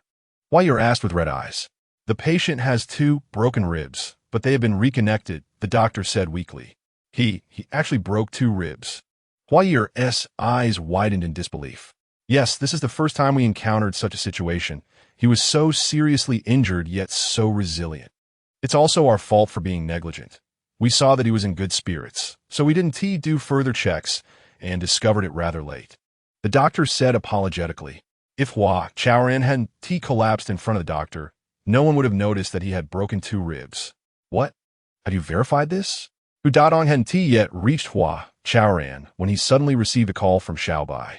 However, before he could say much, he became agitated. "Tell everyone not to act rashly. Wait for my call." With that, Hudadong decisively hung up. Hua Chaoran had just been rescued, and his body was still recovering. Even if the community was in serious trouble, he couldn't let him know. Hudadong's decisive call was actually out of concern for Hua Chaoran, not wanting him to worry. But how should the community's issues be dealt with? No matter how much Hudadong tried to hide it, he couldn't help but feel like an ant on a hot pan. Just a moment ago, Xiaobai said on the phone that Jian Shangwu was surrounded by people from Dreamlandport. After a series of struggles, he was forcibly stuffed into the teleportation chair. It is said that the order came directly from Sun Xiao, putting him into a high play mode. Moreover, this high play mode is different from before. It can turn an elderly person into someone with dementia. Xiaobai verified this shocking news through his connections. He reported it overnight to his direct superior, Hudadong. In addition, Xiaobai informed him that this news had already spread in the community. Now, community staff and elderly individuals like Ding Mao are all clamoring to go to Dream Harbor to rescue someone. Why does it have to be at this time? It's truly frustrating. Hudadong looked at Hua Chaoran lying on the hospital bed, feeling anxious. The only person left to discuss with was Xin Yang, but after all, Xin Yang is from the Xin family. Is it appropriate to discuss strategies against the Xin group with him? Hudadong glanced at Xin Yang, feeling uncertain. Chapter 73, Let me give it a try. It was around 7 in the morning when Hudadong, after much hesitation, finally called Xin Yang to the hospital courtyard. Xin Yang, there's something I don't know if you've heard about. What is it? Xin Yang felt puzzled. However, he was even more puzzled by Hudadong's mysterious demeanor in calling him out. It seemed that Xin Yang indeed had high standards and was completely indifferent to community affairs. Hudadong thought to himself, smiling awkwardly. Last night, probably in the late hours. "Oh, so you want to talk about Master Jin?" Before Hudadong could finish, Xin Yang immediately reacted. "You know about this?" Hudadong was quite surprised. Xin Yang said, "I've already thought it through. Chaoran and Ling Han can stay here to recover, and I'll head back to talk to Sun Xiao. The Xin group shouldn't be like this. Are you willing to step in personally?" Hudadong could hardly believe it and felt a bit pleasantly surprised. At the same time, his perception of Xin Yang had changed significantly. "Yes, you take care of the others who are staying here." After a pause, Xin Yang looked at him seriously and said, "Consider it my request to you on behalf of Chaoran. Hey, don't worry. Taking care of my colleagues is what I should do." Hu Datong nodded, gritting his teeth. "How about I go with you? We can look out for each other. What do you think?" "No need," Xin Yang said decisively, glancing at the rising sun, and walked straight out of the hospital. What a characterful young master. Hu Datong shook his head helplessly and returned to the hospital. Just past 11 a.m. in Konggang City at Dream Harbor, Sun Xiao was sitting in a lounge chair, leisurely holding a cup of coffee and staring at the pine tree in front of him. On a branch of that tree, about 5 meters high, hung a round ball. The old man imprisoned inside the ball was Jian Shangwu. Although Konggang is a place that upholds the rule of law, the brilliance of a law may not reach every corner. Moreover, who can clearly define the boundary between imprisonment and entertainment? "Hey, where's that long gun? Bring it to me," Sun Xiao suddenly shouted after stroking his chin. Moments later, a staff member handed over the long gun used by Jian Shanwu to him. Sun Xiao set down his coffee cup and waved the long gun a few times, a smile appearing at the corner of his mouth. He remembered how Jian Shangwu had waved the long gun in front of him yesterday. Professional, indeed very professional, but what era is this? Still playing with cold weapons? That's just asking for death. Sun Xiao mocked inwardly, glancing at the long gun with sudden disgust. "Put down the long gun in your hand." Just as Sun Xiao was about to break the long gun, he suddenly heard Xin Yang's voice from behind. "President Sunday." The staff member wanted to explain. "Sure." Xin Yang made a silencing gesture. Turning in the lounge chair, Sun Xiao said, "Young master, what brings you here? Aren't you not interfering in the Xin group's business?" Saying this, he thrust the long gun into the ground. "I'm not here to interfere in the Xin group's business, but to advise you not to go too far in doing evil." Xin Yang said coldly, "Evil? Ha ha ha, evil? Are you saying that the Xin group launching Dream Harbor is an evil act?" Sun Xiao laughed so hard he almost fell off the lounge chair, even excitedly clapping his hands. "Is it funny?" Xin Yang squinted his eyes, fixing his gaze on the pine tree behind Sun Xiao.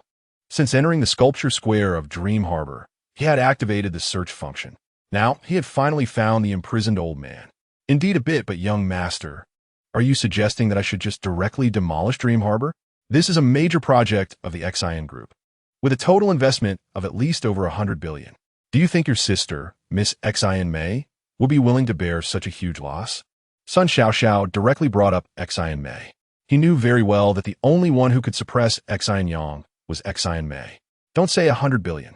Even a trillion loss is something the Xin group can bear. Xin Yang was too tired to waste words with him and said in a deep voice, "Let the old man go. I won't make things too difficult for you today." "Let go." "Let who go? Which one?" 80% of Dream Harbor's clients are elderly people. "Are you asking me to let them all go?" Sun Xiao became even more arrogant. He knew that Xin Yang was a person who knew his limits and would not act recklessly. Besides, Dream Harbor was his territory, and no matter how capable Xin Yang was, he couldn't stir up much trouble.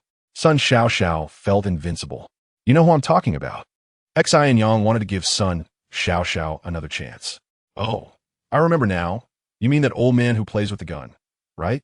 Sun Xiao pretended to suddenly realize and pulled the long gun out of the ground again. The old man had never played in the metaverse before. "I felt sorry for him, so I let him play for free, letting him enjoy it. Is that wrong? Isn't that considered doing good?" Yes. Our president's son is a great benefactor, and doing this is indeed doing good." Seeing Sun Xiao's peripheral vision sweep over him, the staff member quickly flattered. "Doing good. I'll remember that." Xin Yang could no longer tolerate it. He was determined to teach Sun Xiao a lesson today. After making up his mind, he began to invade Dream Harbor's system in an extremely covert manner. "Young master, I advise you go back early."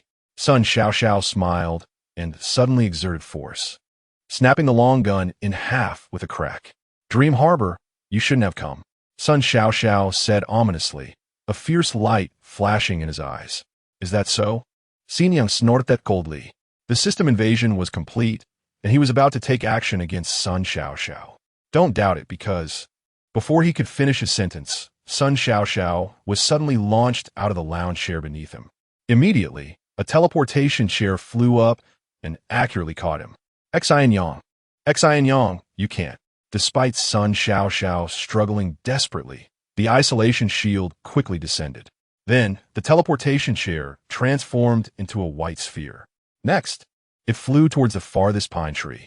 Since Sun Xiao liked to imprison the elderly in the metaverse, let him experience that feeling. After doing all this, Xin Yang's gaze fell on the staff member's face. Let them go. Let them go, I will release them. Before he could speak, the staff member proactively said, No need. I have already thought of a way to destroy Dream Harbor. On the way back from the sandbar, Xin Yang thought for a long time and finally came up with a countermeasure. To rescue the elderly from the fun mode, there was actually another way. That was to connect the metaverse that the elderly were playing with to his own brain, treating his brain as a buffer zone, completing a stable disconnection of the neural pathways. However, with so many metaverses connecting at the same time, could his brain withstand it? Xin Yang felt a bit uncertain. But if he didn't do this, would he just watch the elderly play themselves into dementia in Dream Harbor? Xin Yang couldn't care less. He really wanted to give it a try, even if the price for this attempt was sacrificing himself. Moreover, Xin Yang had a selfish thought. He wanted to use his sacrifice to calm down his sister Xin Mei and the Xin group, so they could think carefully about what business they should really engage in. Then let me give it a try. Xin Yang took a deep breath and closed his eyes. Hurry up and stop. Are you crazy? Before he could activate his holographic smart wristband to start the neural connection transfer to the metaverse, he suddenly heard his sister Xin Mei's voice from behind. Chapter 74, I want to talk to you. Although Xin Mei has a strong competitive spirit, she is not a bad person. When she launched Dream Harbor, her purpose was clear. She wanted to attract the elderly out of Xin life, allowing them to live and consume in Dream Harbor, and then turn Xin life into a community without residents. Therefore, when Sun Xiao proposed using the metaverse to attract the elderly, she did not stop it. After all, in today's world, the business with the highest stickiness is the metaverse. If she wanted to shift the elderly's focus of life away from Xin life, the metaverse was the only way. However, from the first day Dream Harbor was established, she heard many rumors. Some said that Dream Harbor was the octopus that preyed on the elderly. Of course, this octopus was the terrifying creature from the photo posted on the Haijiao forum when it was blackening Xia Qianqian, with countless knives eating people's brains. Others said that although Dream Harbor was filled with various themed art sculptures, it was actually a demon's lair hidden beneath art and culture. Some comments were even harsher, claiming that Xin Mei was born bloodthirsty, and the purpose of building Dream Harbor was to satisfy her thirst for blood. Every time she heard these, Xin Mei wanted to talk to Sun Xiao. But what could they talk about? Should she just stop a project that cost 150 billion for Xion's investment? As the executive president of Xion Group, Xin Mei simply couldn't make such a decision. Therefore, she could only choose to turn a blind eye and a deaf ear to Sun Xiao's various actions, placing all her hopes on the compromises of Hua Chaoran and others. I really hope they come and find me soon, so I can end all this earlier. Whenever she had a moment to breathe amidst her busy work, she thought and hoped so. However, after waiting for many days, there was still no sign of change. Xin Mei began to hesitate. She started to doubt her judgment. It was also at this time that Sun Xiao's illegal detention of the elderly occurred. So, Xin Mei overloaded herself to finish her morning work and hurried over. Hua Xiao had long been a society governed by law, and if some of Sun Xiao's actions violated the law, I wouldn't need to lift a finger. I would definitely be the first to hand him over to the law enforcement department. Xin Mei looked at her brother and took 2 steps forward. Sister, do you know what kind of project Dream Harbor is? After hesitating for a moment, Xin Yang temporarily gave up his attempt. He wanted to take this opportunity to have a good talk with Xin Mei because he believed she still had a conscience and moral bottom line. Xin Mei nodded. Then she turned to the staff. Can you release everyone? Dream Harbor will temporarily suspend operations for rectification. The staff looked very troubled and subconsciously glanced at the pine tree where Sun Xiao was detained. I believe you know me. As the executive president of Xion Group, I think I have this authority, Xin Mei said lightly, but her tone carried an undeniable firmness. Okay, But suddenly cutting off the network will cause significant harm to the brains of those elderly people who are in the fun mode, the staff reported honestly. Better short pain than long pain. Execute it, Xin said, and stopped looking at him. The staff dared not disobey the order and hurried away. Yang, why don't you come back and help me? My energy is limited, and there are some things I may not be able to manage too closely, Xin said, looking at her brother. Sister, I'm not interested in Xion's business. Yang shook his head and said softly, if I were you, knowing my energy was limited, I wouldn't launch too many projects. Yes, you're right. I regret it. Xian forced a smile, and her face suddenly turned to another direction. At the end of her line of sight, Sun Xiao was angrily walking towards them. If you're willing to come back to help, I will hand Dream Harbor over to you. If you don't agree with the elderly from Xion Life coming here to consume, I will respect your decision. But since you are unwilling, I have no choice. Xian Mei's face was filled with regret, and she then motioned with her mouth toward Xian Yang's back. The elderly are all out. You can take them back. As for Sun Xiao, I will take him to the law enforcement department to turn himself in. Xion Group has never been a place to harbor dirt. After leaving these words, Xian Mei walked towards Sun Xiao. After that day, Dream Harbor indeed suspended operations for half a month. Moreover, the Konggang Daily reported that Sun Xiao was administratively detained for 15 days. When Dream Harbor reopened half a month later, although Sun Xiao was still in charge of operations, the original fun mode had been canceled. However, this did not affect the elderly's enthusiasm for playing in the metaverse at Dream Harbor. Without the fun mode, it merely increased their entertainment costs. Being able to enjoy a moment of happiness was what they truly desired. Watching the elderly rush to Dream Harbor day and night, Yang felt conflicted. He didn't know if he had won or lost. Perhaps he should have held on a little longer that day. Perhaps going down with Dream Harbor would have been the wisest choice. Yang, what are you daydreaming about? After work that day, Hua Chaoran suddenly walked into Yang's office. Nothing, what brings you here? Aren't you resting at home? Yang was surprised to see Hua Chaoran. Since returning from Shazhou, Hua Chaoran had been recovering at home and hadn't been to work for quite some time. Resting? I've been working for a day, Hua Chaoran said as he placed the beer he was holding on the desk. Oh, you're just not someone who can sit still? Yang shook his head and took out a beer, drinking it by himself. I heard that your sister wanted you to go home to manage Dream Harbor that day. Hua Chaoran also opened a bottle of beer. Yang saw this and initially wanted to stop him, but then thought better of it and gave up. Alcohol is the courage of heroes. People like Hua Chaoran and him couldn't do without it. Yes, I declined, Yang said truthfully, raising the can in his hand as a toast to Hua Chaoran. Why? I want to hear your most genuine thoughts. Hua Chaoran said. Why? Yang fell into a brief contemplation. In fact, besides keeping his promise not to interfere in Xion's business, there were certainly other more important reasons. Otherwise, he wouldn't have been so resolute in his refusal. Maybe it's because I naturally dislike placing hope in others. After a while, Yang said thoughtfully. So that means compared to returning to Xion Group, you prefer staying in Xion Life because you feel you can better realize your ambitions here and see more hope for change? Hua Chaoran nodded and asked with a smile. Yes. Yang took a sip of beer and looked at Hua Chaoran in surprise. He didn't expect the person who understood him the most would be Hua Chaoran.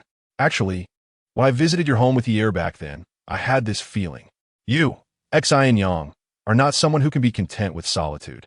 Of course, what I mean by content with solitude is not that you can't stand loneliness, but that you won't be numb to unreasonable things and turn a blind eye. Yes. Yang's gaze became somewhat dazed. Ultimately, he and Hua Chaoran were the same kind of people. Both were those who wanted to change the status quo. Yang, I have an idea. Buzz. Just as Hua Chaoran started to speak, his smart wristband suddenly vibrated. It was a call from Yang. Hello, Miss Yang. After glancing at Yang, Hua Chaoran directly answered the call. Soon, Yang's holographic image appeared before them. Due to the limitation of her viewpoint, Yang couldn't see her younger brother Yang. Do you have time now? I want to talk to you, Yang said. Chapter 75, thank you. 20 minutes later, at the Micro Blue CAF.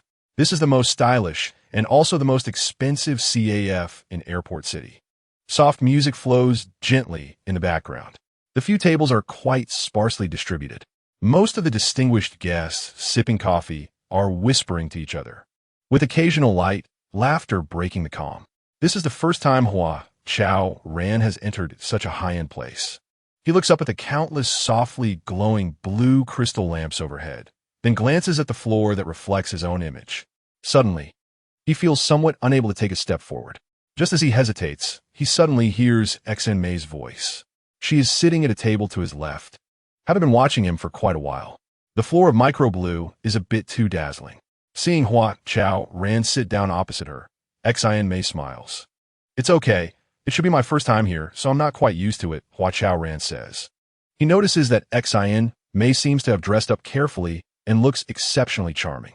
Maybe Xin Mei doesn't argue with him, raises her hand, and calls the waiter over. "American coffee, or something else." She picks up the menu and looks at Hua Chaoran. Anything is fine. Hua Chaoran rarely drinks coffee, so it doesn't matter to him. "Then let us go with American coffee." Xin Mei makes the decision for him and tells the waiter, 2 cups of American coffee. "Thank you." "Sure, Miss Xin." As a regular at Micro Blue, the waiter recognizes Xin Mei.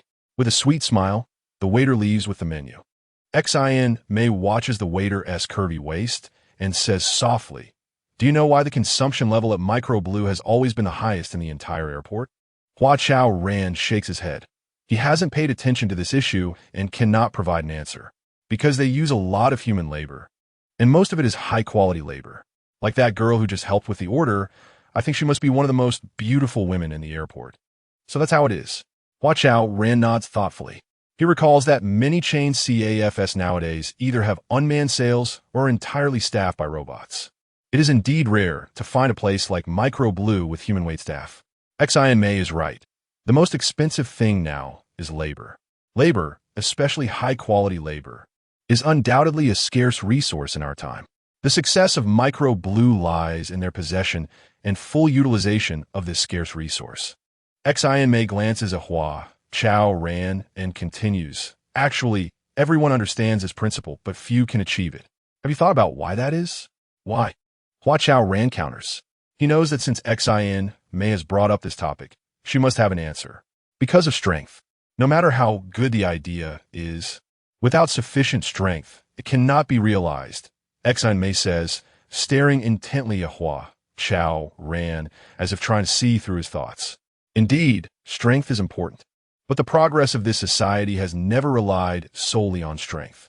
Understanding the purpose behind Xin Mei's words, Hua Chaoran deliberately replies, "Are you saying it also depends on luck?"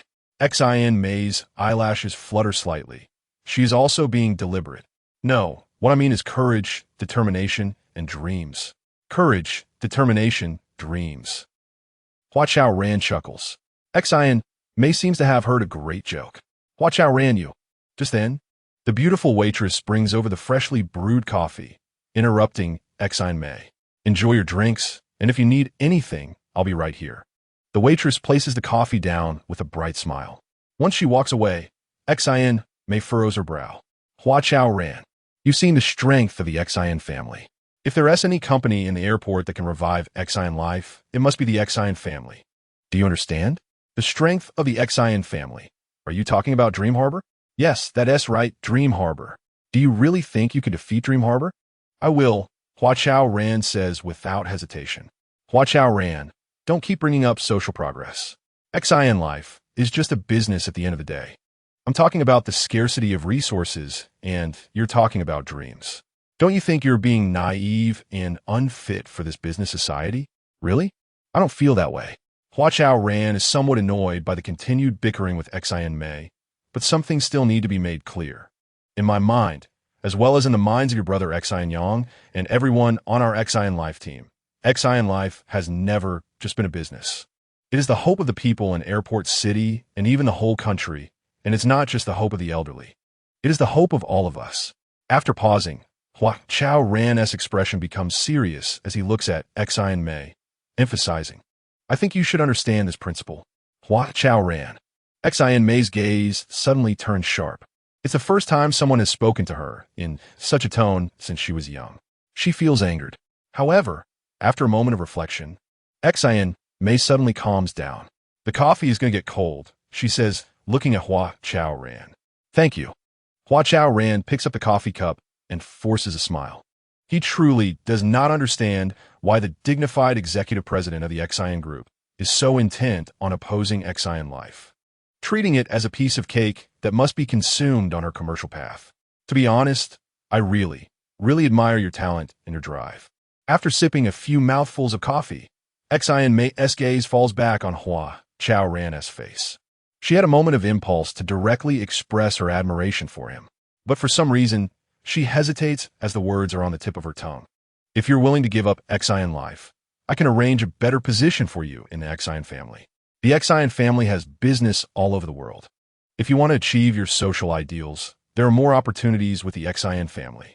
And with the Xin family's strong strength, I believe you will definitely make your dreams come true. At this point, Xin May deliberately observes Hua Chaoran's reaction. Hua Chaoran's expression darkens, but he does not immediately explode.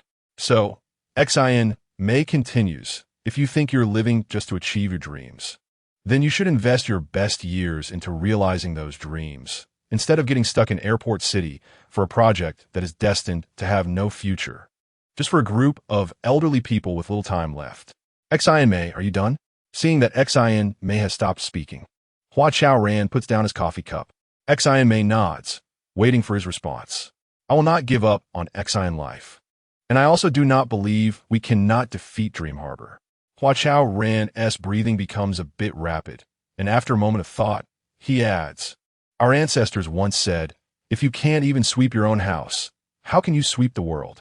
If I neglect what's in front of me and chase after things that are illusory, it would undoubtedly be an escape from the responsibilities that young people should bear. Hua Chaoran, do you understand how much benefit the Xin family can give you?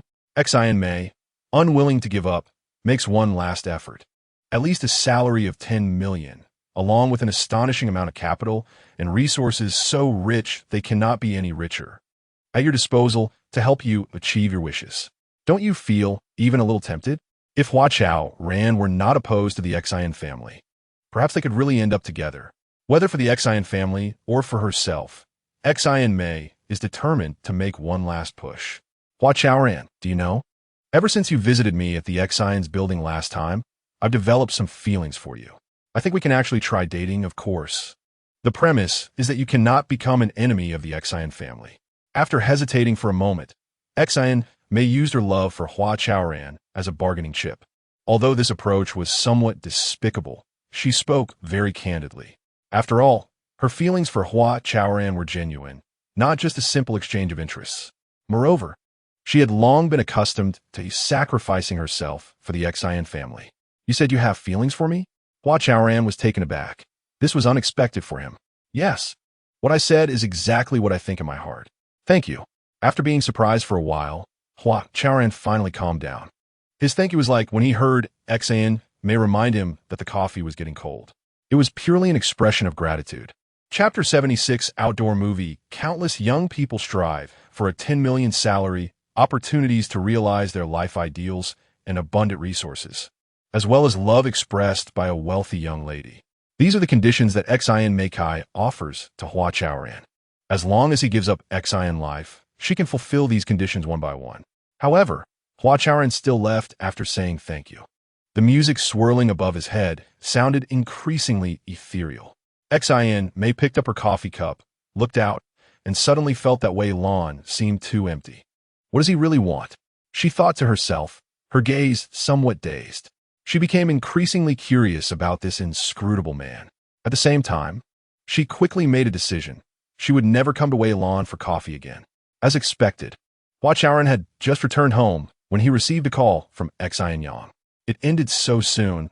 Is my sister not charming enough? Xin Yang said. With his limited perspective, he saw a corner of Hua Chaoran's living room. It's not that she isn't charming enough, but that the conversation didn't resonate. Hua Chaoran said truthfully as he poured himself a glass of water and sat on the sofa. The holographic image of Xin Yang frowned. The conditions she offered should be quite good, right? Xin Yang asked. He was very familiar with his sister's style of doing things. Basically, if you can't win, you You try to pull someone over. Xin Life could hold on for a few more months before the pilot project reaches a year. At this point, they had fought but couldn't bring Hua Chaoran down. Isn't it time to pull him over? The female president of Xin Group personally intervenes. With conditions so good that I can't refuse. So you agreed to her? Xin Yang asked anxiously. He, who usually didn't care about anything, finally appeared a bit nervous. No, how could I abandon the elderly? Hua Chaoran said lightly, as if suddenly remembering something, and changed the topic. Xin Yang, what did you gain from this trip to Shazhou? Gain? You just want to know my thoughts. Yes, that's what I mean. Do you have any ideas on how to help the elderly settle in Xin Life? What ideas could I have? At most, I can update Xianxian's system to make her more approachable, and then invest more energy in the construction of the recreation center and the cultural education center. Xin Yang said. In fact, he had thought about it seriously for a long time, and these were all he could come up with. After all, some problems can be solved with technical means, while others may not. I do have an idea. After a while, as Hua Chaoran drank water, he said thoughtfully, I think we should make more of the phrase return to simplicity. Return to simplicity? Xin Yang thought for a moment and said, does returning to simplicity mean getting rid of all technical means? If necessary, that could also be done. Hua Chaoran, do you know what a smart community is? Xin Yang's emotions suddenly became agitated. What we need to do is technological innovation, not technological regression. Okay, I know all that, but don't forget, our purpose in building Xin Life has always been one: to serve the elderly and explore a new path for solving elderly issues. Yes, this purpose has always been clear, which is to find ways in technological innovation and then explore methods and paths to solve elderly issues while serving the elderly well. No, Xin Yang, your understanding is incorrect. Technological innovation is not the most critical. Solving elderly issues is. Moreover, according to my idea, if technological innovation affects the resolution of elderly issues, we can actually step by step abandon technological innovation. What? Xin Yang was stunned. He widened his eyes, shocked for a long time, and finally said, Hua Chaoran, stop always bringing up your ideas. I, Xin Yang, solemnly tell you, your ideas are out of date. After saying that, Xin Yang angrily hung up the phone. After being colleagues for so long, how could he not understand me? Hua Chaoran was very puzzled. He thought that by expressing his ideas, he would definitely get Xin Yang's support. Unexpectedly, what he received in return was his anger. In fact, this is not difficult to understand, because Xin Yang lives for technological innovation. He cannot imagine what meaning Xin Life would have without technological innovation.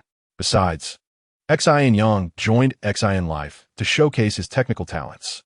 Now that Hua Chaoran plans to abandon technological innovation, it feels like he is driving him away. That night, Xin Yang couldn't sleep. The next day, he didn't come to work at all. By evening, Xianxian suddenly sent a message to the elderly. Tonight, at 8:30, by the big garden in the Xin Life living area, an outdoor movie will be screened titled The Bridges of Madison County. The movie was filmed in 1995 and tells the story of housewife Francesca, who meets National Geographic photographer Robert Kincaid during the 4 days her family is away.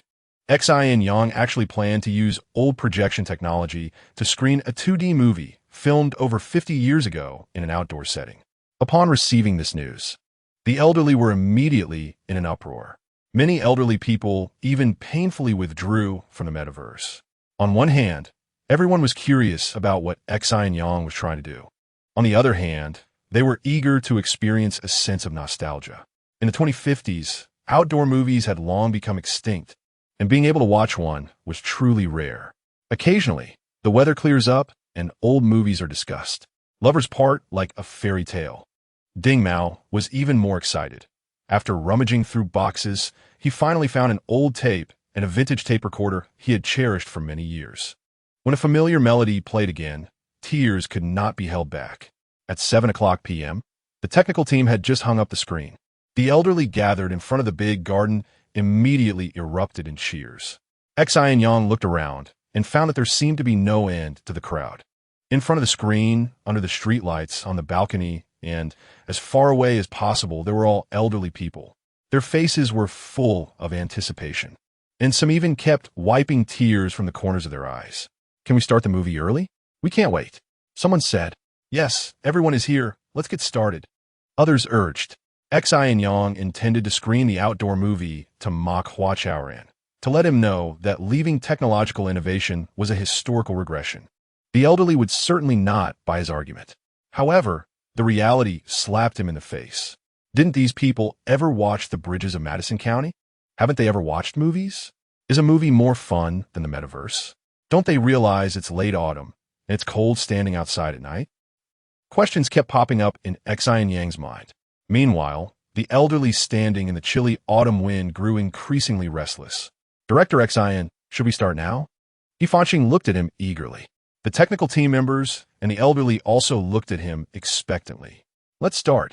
Xin Yang sighed. Maybe Hua Chaoran was right.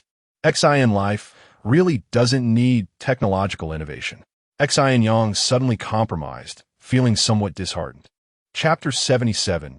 Time Reproduction Project. Today, I realized that the reason I have been drifting is to get closer to you. When the classic lines from the old movie were spoken again by the male and female leads, they still carried a strong emotional impact, even more touching than back then. The elderly fell silent, but their hearts began to tremble. Soon, some sighed, while others quietly wept. After a while, applause erupted. Everything in the past had become history. Only this moment, the present, could be called an artistic enjoyment. Of course, it was also a cleansing of the soul. The movie lasted 127 minutes, and the elderly stood for 330 minutes without leaving. They were paying tribute to the great classic and reminiscing about the old days. Many were repeatedly reflecting on the classic lines from the movie, constantly asking themselves, after drifting for so long, what am I really seeking, and who am I trying to get closer to? Originally, it was just meant to be a parody, but unexpectedly, it produced such an outcome. Xin Yang, immersed in endless frustration, was equally shocked. To touch the hearts of the elderly, the community changed the access control, replaced the steward, upgraded the medical system, enhanced security systems, and introduced spatial segmentation developed from cutting-edge technology. However, these measures, at best, became just a part of the elderly's lives. But they could not truly reach their hearts. Unexpectedly, such a simple outdoor movie had achieved results that were previously unimaginable. Were all the previous efforts unnecessary? Or were we, like those in the first pilot, heading in the wrong direction? Xin Yang increasingly doubted himself. He also vaguely felt that the transformation of this era might need to start with technology. Despite being the initiator and organizer of the event, Xin Yang felt somewhat depressed. However, it did not affect the sensation this event caused at the airport.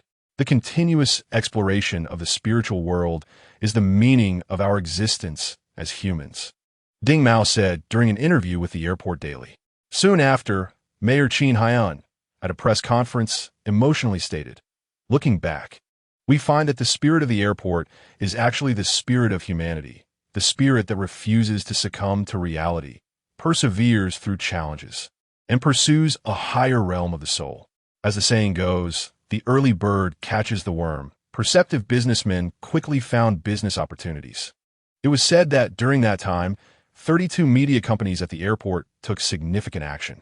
They all placed outdoor movie promotion plans high on their agendas. Even Dream Harbor, which had always been at odds with XIN Life, launched an outdoor movie universe. Chaoran, did you see that? This is influence. That evening, Xin Yang found Hua Chaoran. The two of them sat at a roadside stall and ate wontons. I told you long ago that the people of the airport were all watching XIN Life. But you didn't believe it. Xin Yang was in high spirits, slurping his wontons loudly. Chaoran, why didn't you believe it? If you didn't believe it, how could they have been working hard for almost a year? The proprietress, who was straightforward and quick-tongued, immediately replied on behalf of Hua Chaoran. This wonton shop, run by a couple who made everything by hand, was the first one discovered by Xin Yang. Later, he introduced it to Hua Chaoran, Ding Mao, Jin Shangwu, and others. Over time, the couple became quite familiar with them. In fact, Mayor Qin was right. Hua Chaoran smiled awkwardly and said honestly, "I know XIN Life is a major project at the airport, and it continued to be piloted after a citizens' hearing vote last year. So it surely has influence, but I didn't expect it to be this significant. No matter what, we finally managed to turn the tide," the boss smiled. Although the couple didn't work at Xian Life, they had long regarded themselves as part of Hua Chaoran's group. The reason was simple. They felt a precious human warmth from Hua Chaoran and the others. Yes, others may not know, but Xin Han, have finally seen a glimmer of hope. After finishing, Xin Han suddenly raised his eyebrows. Chaoran, let us seize the moment. I suggest you make good use of this enthusiasm to completely pull the elderly out of Dream Harbor. Well, we were thinking the same thing, Mayor Qin. I have an idea. Please give me some advice. According to the recollections of the vast majority, it was during this time at this roadside stall, while eating wontons, that Hua Chaoran first proposed the time reproduction project. On the evening of November 26th, it suddenly began to snow lightly. It was the first snowfall of 2051. The snowflakes danced down from above, as if the thick, dark clouds were being stirred by the wind, torn apart by the cold, and destined to fall into the gravitational vortex. Xin Yang watched the falling snowflakes and exhaled. Instantly, a white mist rose before him. He looked at the mist and smiled, almost as if mocking himself. Xin Yang had made a decision. He planned to quietly leave Xian Life completely. Let us leave Xian Life amidst the cold. He decisively withdrew his gaze and quietly left the service center. Once it started to snow, the leaves of the poplar trees fell even more fiercely, stepping on the thick fallen leaves. Xin Yang couldn't help but think of his nickname, Little Poplar, from the north of the city. Even the tallest poplar will eventually shed its leaves, he thought. To avoid running into acquaintances, he lowered his head and quickened his pace. Hey, Xin Yang, wait a minute. Just as he was about to step into the traffic area, someone suddenly called out to him. Xin Yang instinctively stopped, but did not turn around. What have you been busy with all day? Why can't I ever catch you? The speaker was Jian Shanwu. He had been wandering around the service center for several days, but had never encountered Xin Yang. Are you blocking me? Is there something you need? Xin Yang asked. To avoid affecting the normal operations of Xian Life with his departure, he had locked himself in the office for the past few days, almost in the same state as when he was developing gene pets. Therefore, it was normal for Jian Shangwu not to find him. Can we continue showing that outdoor movie? Let us show a few more sessions. The elderly are looking forward to it. Jian Shangwu said somewhat embarrassedly. He had brought this request up to He Fanqing several times, but she always passed the decision on to Xin Yang and never agreed. Jian Shangwu guessed that Xin Yang already knew about this, but was unwilling to proceed. Hence, he felt a bit shameless when he said this. All right, I'll talk to Chaoran about it, Xin Yang said lightly. Why did you pass the buck to Chaoran again? Jian Shangwu suddenly became a bit angry. Is it that difficult to let you all show a few movies? No, Master Jian, you misunderstood. I'm leaving Xian Life. So this matter still needs to be discussed with Chaoran. What? You're leaving Xian Life? Jian Shangwu was quite shocked and excitedly said, what will Chaoran do if you leave? Moreover, everyone can't do without you. You're a technical expert, and without you, Xian Life, 1T operate. As he spoke, Jian Shangwu took 2 steps forward and precisely grabbed Xin Yang's wrist. At the same time, he clicked twice on his smart wristband with his free hand, sending out the message about Xin Yang's departure. Master Jian, let go of me. Listen to me. Xin Yang tried to pull his arm back, but couldn't and had to explain with a gloomy expression. You've seen it. What everyone needs is not technological innovation, but nostalgia, which is a regression of technology. What else am I supposed to do here? Of course, there are things to do. Suddenly, a voice came from behind the two. Hua Chaoran. Xin Yang was taken aback, and he and Jian Shangwu turned around simultaneously. Not just Hua Chaoran, but all participants in the Xian Life project appeared in the snow. And Xian Yang saw a large group of elderly people running towards him from a distance. Chaoran, just let me leave, okay? There was a hint of pleading in Xian Yang's tone. It was hard to believe that he had no feelings for Xian Life, considering the nearly year-long hard work and the joys and sorrows he had experienced. Xian Yang could lock himself in the office for a long time, day and night, not only out of passion for technology, but also because of his feelings for Xian Life. Like Hua Chaoran and Ling Han, he hoped Xian Life would become better and that the overall atmosphere of society could change because of it. However, it was precisely because of this feeling and expectation that he was determined to leave. If you leave, who will handle operations? How will my time reproduction plan be realized? Hua Chaoran asked him with a serious expression. Isn't there still Ling Han? And he Fan Xing? I'll leave the tech team to you. There was a stubbornness in Xin Yang's bones. Once he made up his mind about something, it was hard to turn back. You are you, and they are they. Can it be the same? Jian Shangwu glared at him, grabbing his wrist, trying to pull him out of the traffic zone. Exactly. Xin Yang, you've already become our child. If one is missing, everyone will feel uncomfortable. Chaoko Xin said excitedly. After receiving the message from Jian Shangwu, she and the other elderly people from the community rushed over desperately and finally arrived. Chapter 78, Roots Xin Yang. Just don't leave, okay? The elderly people surrounded him, urging him to stay. But there's no but about it, Xin Yang. Just listen to our advice and stay. Jian Shangwu began to tug at him again. Meanwhile, the elderly people also got involved, pushing and shoving until they forced Xin Yang back to the service center. Xin Yang, do you know what the time reproduction plan is? Hua Chaoran squeezed into the crowd. Xin Yang glanced at him, but said nothing. Just like when you show outdoor movies to everyone. We can actually use technological means to recreate the beautiful moments of the past. Recreate time using technology? Xin Yang was taken aback, not immediately understanding Hua Chaoran's meaning. Ling Han spoke from outside the crowd. It's like trying to grow rice in our community. Do you think it can be done without technological means? Over the past few days, Hua Chaoran had discussed his time reproduction plan with many people. He wanted to talk to Xin Yang, but the door to Xin Yang's office was always closed. As the first person to be consulted, Ling Han was naturally the most aware of this. Leaving aside technological means, it is indeed a bit difficult, but we can still undertake some major projects. Xin Yang was intrigued but still hesitated. Hu Datong said, although our community is quite close to Tian'an Mountain, it's surrounded by high-rise buildings. What major projects can we undertake? Build a water canal or construct a dam? That's true. It can't be achieved through conventional means. Xin Yang pondered. At this moment, the elderly people surrounding him finally reacted. Chaoran, are you really planning to grow rice in our community? Chao Kursin asked in surprise. We do have this plan, but we still need to consider the actual situation. Hua Chaoran glanced at Xin Yang intentionally or unintentionally and continued, if the actual situation doesn't allow it, then we need to think of other projects. But we have already clarified the general direction of reproducing time. Chao Kursin, quick-witted, immediately understood Hua Chaoran's meaning. Xin Yang, listen to Annie's advice and stay. Without you, Annie won't even be able to grow rice.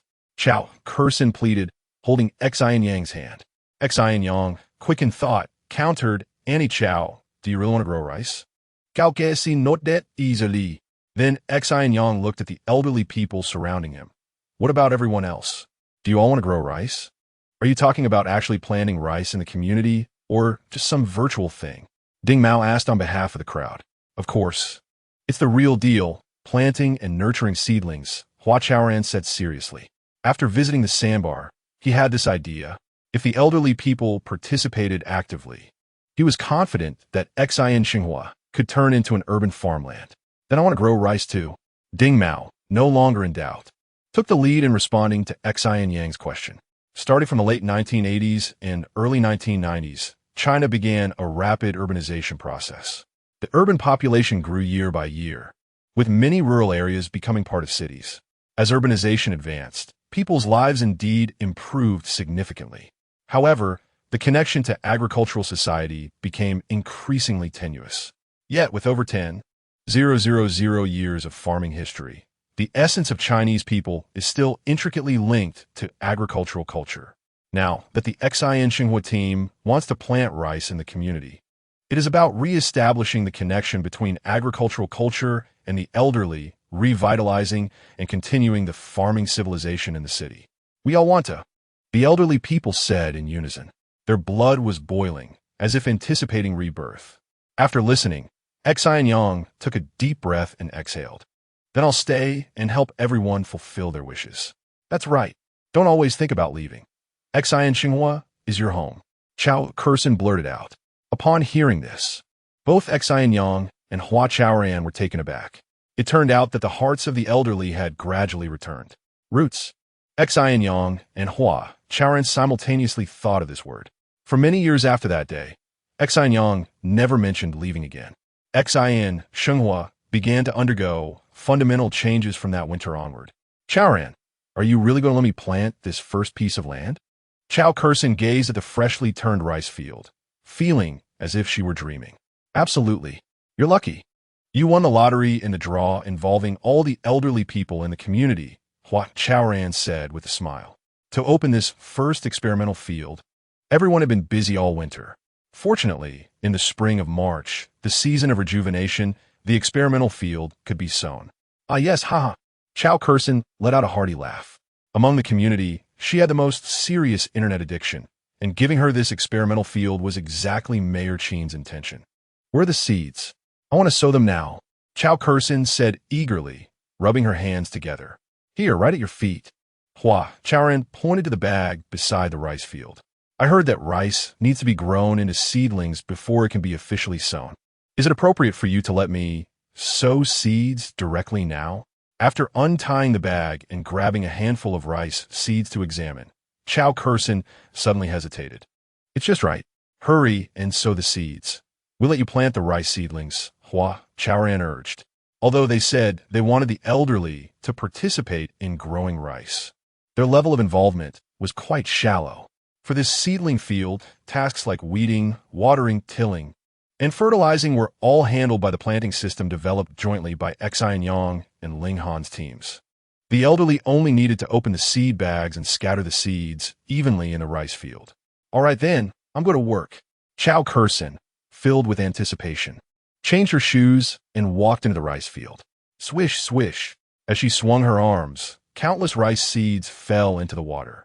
Watching the seeds sink one by one into the water, the elderly held their breath simultaneously, as if these seeds were truly falling into their hearts. Chaoran, when will the other rice fields be ready? Will everyone get a piece of land? The elderly quickly surrounded Hua Chaoran. It won't take long. All the new rice fields can be ready within 2 weeks. Hua Chaoran explained with a smile, but then frowned. However, our community's area is limited, and there are fewer places suitable for rice fields. It seems unrealistic for everyone to have a piece of land. Chaoran, aren't you just torturing us? It's simply making people envious. The elderly became agitated. With limited conditions, we are also helpless. Who says the conditions are limited? I have a way to ensure everyone gets a piece of land. Ling Han's voice floated over. Is what you said true? Ling Han, you better not be lying. The elderly were overjoyed and filled with anticipation. Don't worry, what I Ling Han say counts. That's good, that's good. The elderly people then happily dispersed. Their greatest interest was not in Hua Chaoran, but in that experimental field of less than 1 mu. Do you really have a way to give each elderly person a piece of land? Hua Chaoran walked to Ling Han's side and whispered. Yes, Ling Han said indifferently. What method? Don't forget we also have a technology called spatial segmentation, Ling Han reminded him. Right. The rice field is also a space, a resource. As long as we utilize the spatial segmentation technology, we can create countless rice field plots. Hua Chaoran suddenly realized and was extremely excited. Don't celebrate too early. Be careful that once the elderly people's enthusiasm wanes, they return to the metaverse.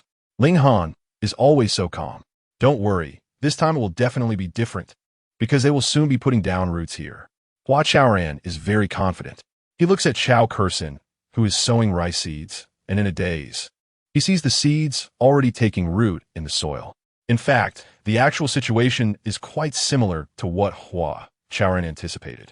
Since that day, they watched the sowing. The elderly have been guarding the edge of the rice field. They wait day after day for the rice to sprout, immersing their bodies and minds into the rice field day after day. They are also merging into the earth beneath their feet and into the core of their lives. It is also in this spring that the dreamland, which has been glorious for more than half a year, begins to decline. Has it been defeated? In the Xin building. In the president's office, Xin Mei has looked at the financial statements over and over again, her beautiful brows furrowed. Chapter 79, don't forget who you call Sun Xiao Xiao over here, Xin Mei said, staring at the financial report. President Sun is not in the office.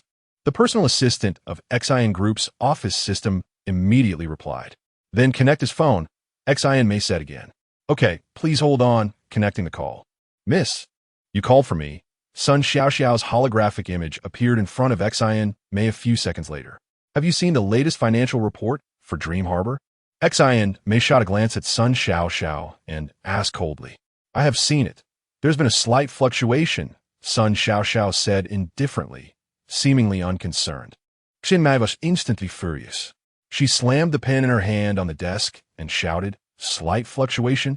An 80 drop in the metaverse traffic is just a slight fluctuation. Sun Xiaoxiao scratched his nose awkwardly and said, Miss, the specific reasons are still under investigation. I will report to you as soon as I have any clues. Is this your explanation to me? Xin Mei retorted, crossing her arms. Sun Xiaoxiao, this is a project with a total investment of over 150 billion. Have you considered the consequences of poor management? I have thought about it, but for now, there's nothing we can do, Sun Xiaoxiao said with a sigh. Xin Mei sighed, speaking earnestly, Xiaoxiao, you should still remember the purpose of the group's investment in the Dream Harbor project, right? I remember, to retreat to advance, to hollow out Xin life, Sun Xiaoxiao replied. Do you think we have achieved this goal? Xin Mei pressed. Mississippi, I don't want to hear any explanations. Every investment by the group has clear return requirements. If we can't meet them, it's not just you, Sun Xiaoxiao. Even I, Xin Mei, won't be able to stay in this position. You should understand this very well. Yes, Mississippi, whatever it takes, make Dream Harbor thrive again, okay? Xin Mei looked into his eyes, her expression very serious. Yes, miss. Sun Xiaoxiao swallowed the words at the tip of his tongue and nodded vigorously. Get to work. After giving Sun Xiaoxiao one last look, Xin Mei closed the communication device. Then, her gaze turned to the window. After a winter of silence, eagles were soaring in the sky again. Xin Mei looked at the distant Tiannan Mountain, her eyes moving. Suddenly, a thought surged up. Can't place all our hopes on Dream Harbor, she thought, involuntarily standing up and walking to the window. Once the rice field grid was launched, it was crazily snatched up by the elderly. By the end of May 2052, most of the elderly in Xin life had received a piece of rice field. The elderly woke up early and worked hard in the rice fields. By mid-August, all the rice blossomed at once. The fragrance of rice flowers indeed wafted everywhere in Xin life. Quack, quack. I don't know when the sound of frogs started to be heard in the community at night. The elderly listened to the croaking and went to bed early. Everyone was tired from a day's work and had to rise early the next day. No one could bear to stay up late. Thus, the night owls of Xin life were completely eliminated. The elderly's complexion improved, and their mental state was enviable. At this time, if someone talked about the metaverse or Dream Harbor, they would surely be scoffed at, because the hottest topic in the community recently was stealing rice. The idea of stealing rice was proposed by Hudatong. He said he remembered that his father once played a game called Farm. It was basically about everyone trying to grow vegetables and then stealing from each other for fun. Once the game of stealing rice was launched, the elderly became even more spirited. Their minds were instantly divided into 3 parts. One part was to take good care of their crops to ensure a bountiful harvest. Another part was to think of ways to steal others' rice. And the last part was to find ways to prevent their rice from being stolen. Everyone was so busy and having so much fun. At this time, the advantage of large hunting dogs became apparent, as long as they were placed by the rice fields. Whether they bit people or not, no one dared to come close. Among these people, Jian Shangwu was the most pleased, because the large hunting dog he adopted was a big dog no one wanted, named Ah Huang. Hey, Ding Dazhua, is that little guy of yours reliable? Seeing Ding Mao imitating him by placing his little black cat by the rice field, Jian Shangwu immediately showed a look of disdain. This little black cat was definitely good at being cute, but to let it guard the rice and scare away thieves, that was another story. Is it reliable? We have to try. Don't underestimate our little black. When it matters, it can be fierce, scratching and clawing, definitely top-notch. Ding Mao said earnestly, patting the little black cat's head. Meow. Little Black seemed to be pledging its loyalty, raising its head to meow. The more Jian Shangwu looked, the funnier it seemed, unable to help but shake his head. Master Jian. At that moment, Xiao Bai and a Yi walked over from a distance. Seeing Jian Shangwu, Xiao Bai casually greeted him. A Yi, however, turned his face away as if shocked. These two seemed to have something on their minds. Jian Shangwu quickly sensed the anomaly. You two come over here. With a thought, Jian Shangwu waved to them. Hey, Xiao Bai and Yi exchanged glances and slowly walked over. These two former wasteland youths had now become the elderly of the XIN Life Service team. Moreover, Xiao Bai had helped the elderly several times without fear of danger. The community as elderly had long considered them like their own children. Encountering difficulties? Jian Shangwu asked quietly. He and these two had formed a bond through conflict. If it weren't for the ambush on him, Xiao Bai and Yi would not have been captured by Hua Chao and the others. Nor would they have later reformed and become part of the XIN Life team. No, we're doing well, Yi said, glancing at Xiao Bai subconsciously. Don't look at others' faces. Don't you know how you are? Jian Shangwu said somewhat angrily. Hey, everyone has a secret, Master Jian. Can you just not ask? Xiao Bai, who could still speak, quickly shut Jian Shangwu up with a single sentence. Yeah, we all have personal privacy, Yi added. Personal privacy? You guys. Fine. I'll respect you this once. Listen well, don't treat us as outsiders. If you encounter difficulties, don't hesitate to speak up. Jian Shangwu said very seriously, and Ding Mao nodded with a smile beside him. Ye's face suddenly changed. He looked at Xiao Bai, wanting to reveal the secret he had kept in his heart. Rest assured, we won't be polite with you, Xiao Bai said, forcing a smile. He felt uneasy inside. But what could he do? Then you all get busy. We'll take our leave first. Xiao Bai patted Yi on the shoulder. The two hurriedly left. These two kids, why are they getting more and more dull? Jian Shangwu shook his head as he watched their departing figures. Ding Mao said, Isn't it good for young people to be a bit dull and sincere? Think about how they used to be. They seemed quite shrewd, but the things they did. Yeah, as the saying goes, a wayward son returning is worth more than gold. I hope they can also become ambitious and responsible youths like Chaoran. At the same time, by the small garden, Xiao Bai looked around and confirmed that there was no one else before the two of them sat down in the double chair. Don't have any psychological burden. We are also forced into this, Xiao Bai said. Yeah, but I always feel sorry for them, Yi replied, blushing and lowering her head. There's nothing to feel sorry about. Didn't they agree? After the job is done, they'll arrange for us to leave the airport, and by then, no one will remember anyone. Xiao Bai said, That's true. Who told us to have our weaknesses in their hands? I repeat. Yeah, we must never forget who we are and what we've done. Xiao Bai said, squinting his eyes. While speaking, he gritted his teeth and clenched his fists. Chapter 80. Young Pioneers. New role models. The core lifestyle aims for a return to simplicity as a short-term construction goal, promoting rice planting experiences in the community, successfully bringing the elderly back from the dream harbor, and contributing to the entire society's effort to combat internet addiction and resist the continuous encroachment of the metaverse on human living spaces, which has very clear and directly applicable value. This was part of the award speech when the airport city granted a special award to the Hua Chao team. To encourage the whole society to learn from the Hua Chao team, the city government specially organized a core lifestyle learning month. At the launch ceremony of the Learning Month, Mayor Xin Han personally awarded the Hua Chao team a banner with 6 words: Young Pioneers, New Role Models. The Learning Month was originally planned to last for 30 days, but the enthusiasm for learning across society was exceptionally high, with everyone feeling that the core lifestyle might have truly discovered a new way to address elderly issues. Therefore, not only from the airport city, but people from all over the country continuously came to visit and learn about the core lifestyle. By the autumn of 2053, 13 social organizations from the Northwest region even came together to visit. At this point, even Sun Xiao, who was not very bright, understood why the business at Dream Harbor was so bleak. At the same time, he read from the government's award speech that the government's attitude towards the metaverse business was similar to that towards the tobacco industry back in the day. Although it was not explicitly banned, the society promoted the idea that smoking is harmful to health. Watching the business at Dream Harbor become increasingly desolate, Sun Xiao had grown tired of going there. Defeat is defeat. What can be done? As the saying goes, a dead pig is not afraid of boiling water. Sun Xiao felt unwilling, but accepted it. He spent his days sitting in his office, smoking Havana cigars, waiting for Xian Mei's reprimands and expulsion while making other plans. However, after waiting for a long time, he did not see Xin May come to him. After inquiring a bit, he learned that Xin May had recently been busy visiting geological experts. Why was the young lady visiting geological experts? Did the Xin family have a bigger project?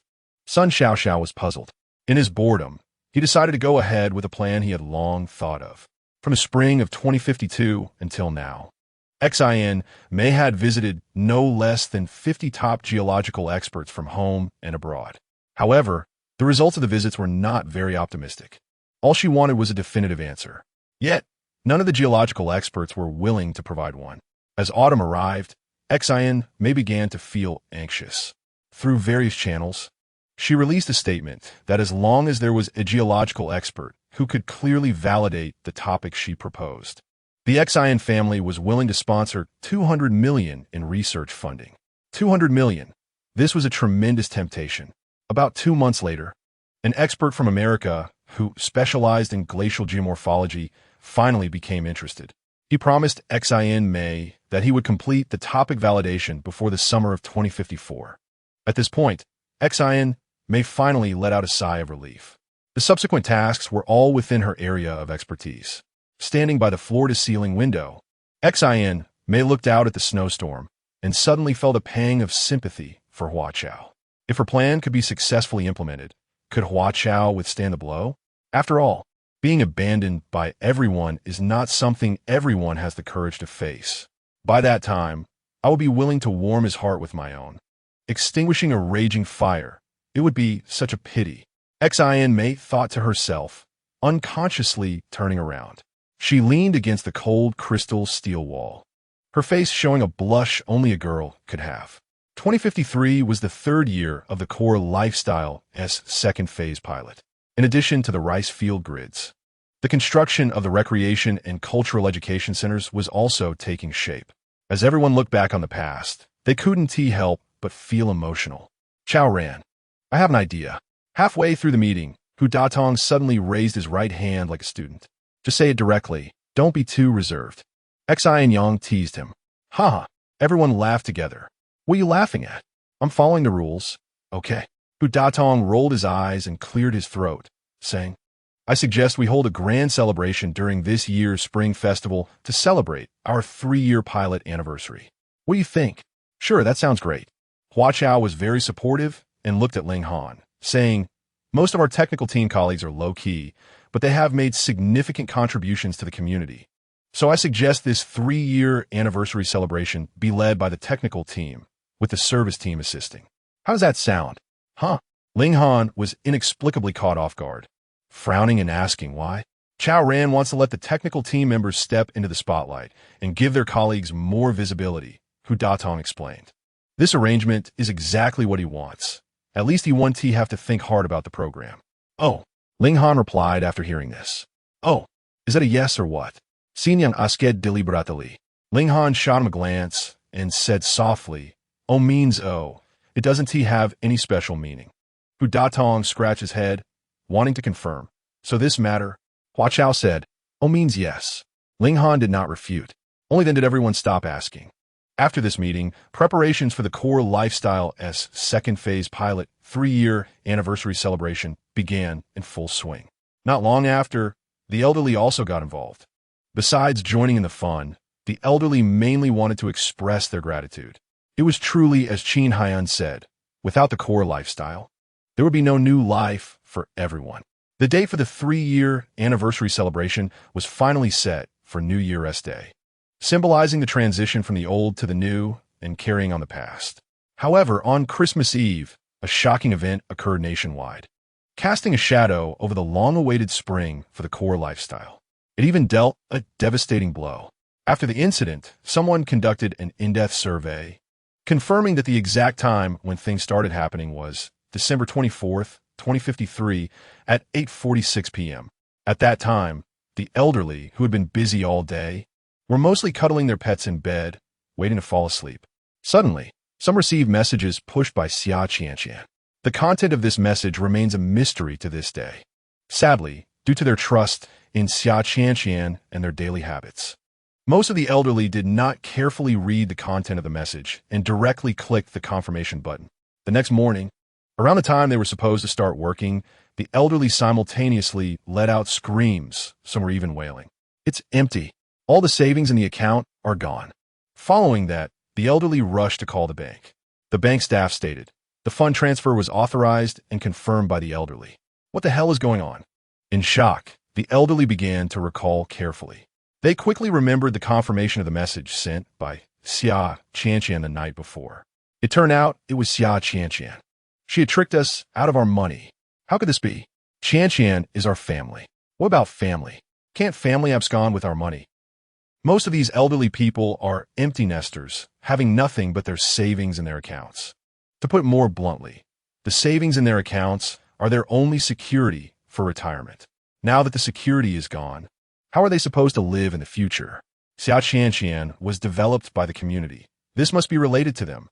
Let us go find Hua Chao. Let us go demand an explanation from the core lifestyle. The elderly were suddenly furious. They all mobilized, creating a scene and momentum that was not inferior to when they once demanded the new life pilot to be halted, and they surged towards the service center. Chao ran. What to do? This is a big problem again.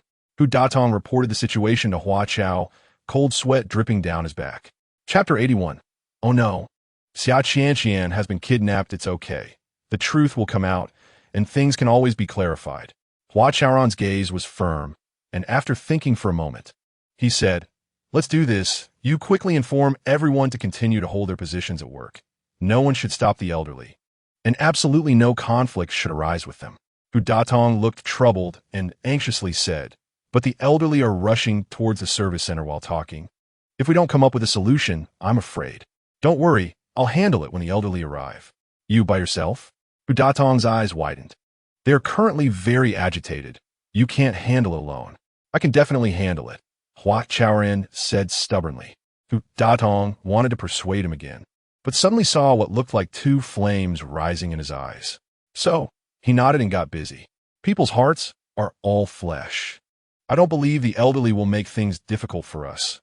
Hua Chaoran thought to himself, puffed out his chest, and walked out of the office. "Hua Chaoran, where are you? Hurry out and talk. Hua Chaoran, big liar, has taken our money. We are going to report to the police. We are going to sue you in court." Before he even left the service center, the shouts of the elderly could be heard from afar. In fact, at the first moment of the incident, the community had already reported it to the police. However, investigations always take time. Therefore, what needs to be done now is to quickly calm the elderly's emotions while avoiding further escalation of the situation. Manager Hua, brother. As soon as Hua Chaoran appeared in the first floor lobby, Hua Ye'er and others surrounded him. "It's okay, don't worry, it's just a misunderstanding," Hua Chaoran said lightly, forcing a smile. "Is it really just a misunderstanding?" "Hua Ye'er va skeptika." Hua Chaoran nodded solemnly, thought for a moment, and asked in return, "Do you think Chaoran would run away with the elderly's money?" "Definitely not. Chaoran was designed by Xin Yang. He is so rich," Chu Yuanang said. As a member of the operations team, he firmly believed that this matter had nothing to do with Hua Chaoran, and he would never think that Xin Yang was scheming behind the scenes. However, what if it wasn't for money? "Winglan mumut sopti." "What are you saying? Our General Xin Yang is not that kind of person." He Fanxing instantly exploded with anger. "Do you have evidence? How can you say that?" The other members of the operations team followed suit, glaring at Ouyang Lan. "I was just saying it casually. I didn't mean any harm," Ouyang Lan said softly, lowering her head. She was intimidated by these people. No harm doesn't mean you can just say whatever. The operations team members simultaneously accused her. "That's too much. Lan didn't mean it. Don't be relentless." Pandayo replied. He had been secretly in love with Ouyang Lan, so he naturally stood up for her. "Pandayo, what do you want to do?" All right, stop arguing. The elderly are about to arrive." Hua Chaoran interrupted them, frowning. In the face of difficulties, the most important thing is unity. It's really inappropriate for you to blame each other like this. "They're coming. The elderly are coming," someone shouted in panic. Hua Chaoran wanted to say a few more words, but there was no time left. His gaze quickly turned towards the door, and he walked out quickly. He Fanxing, Pandayo, Ouyang Lan, and the others exchanged glances, all turning red in the face. Hua Chaoran was right. What was needed now was mutual unity. As long as the project team is united as one, What difficulties could they not overcome? You all go back, don't stand outside. Stepping out the door, Hua Chaoran first persuaded the service team members who were vigilantly guarding the door to go back inside. Manager Hua, our manager, who has instructed. Although the service team members returned to the lobby, they were very reluctant. It's okay, I can handle it by myself. Hua Chaoran turned back and smiled. At this moment, the elderly had already reached the door. Uncles and aunties, grandpas and grandmas, please listen to me. Looking at the surging crowd, Hua Chaoran took a deep breath and raised his voice. It should be us listening. Suddenly, Ling Han's voice came from beside him. Right, it's us. Immediately followed by Xin Yang and Hu. Hua Chaoran looked left and right, surprised, and even a bit angry. You all said I would handle it alone. It's not appropriate for you to handle it alone. Aren't we a team? Xin Yang said. He and Ling Han had rushed back from the law enforcement department after receiving the news from Hu. As soon as the community reported the case, the two of them had been busy cooperating with the investigation. Otherwise, how could they let Hua Chaoran handle alone? Exactly, we have to bear this together. Hu followed up. Although Ling Han didn't speak, his gaze was even more resolute. All right, then let us shoulder it together. Hua Chaoran nodded and turned to the elderly. Seeing that the three of them did not evade the issue, the elderly gradually quieted down. However, this silence was not a good sign. It was the calm before the storm. Hua Chaoran, where's the money? What about our money? Seeing Hua Chaoran swallow his words halfway, Pai Grue was the first to speak out. The money is definitely not lost, Xin Yang interjected. Not lost, huh? Pai Grue snorted coldly, narrowing his eyes and asking, so it's all with you? If it's not with him, he has a basis for saying that, Ling Han said.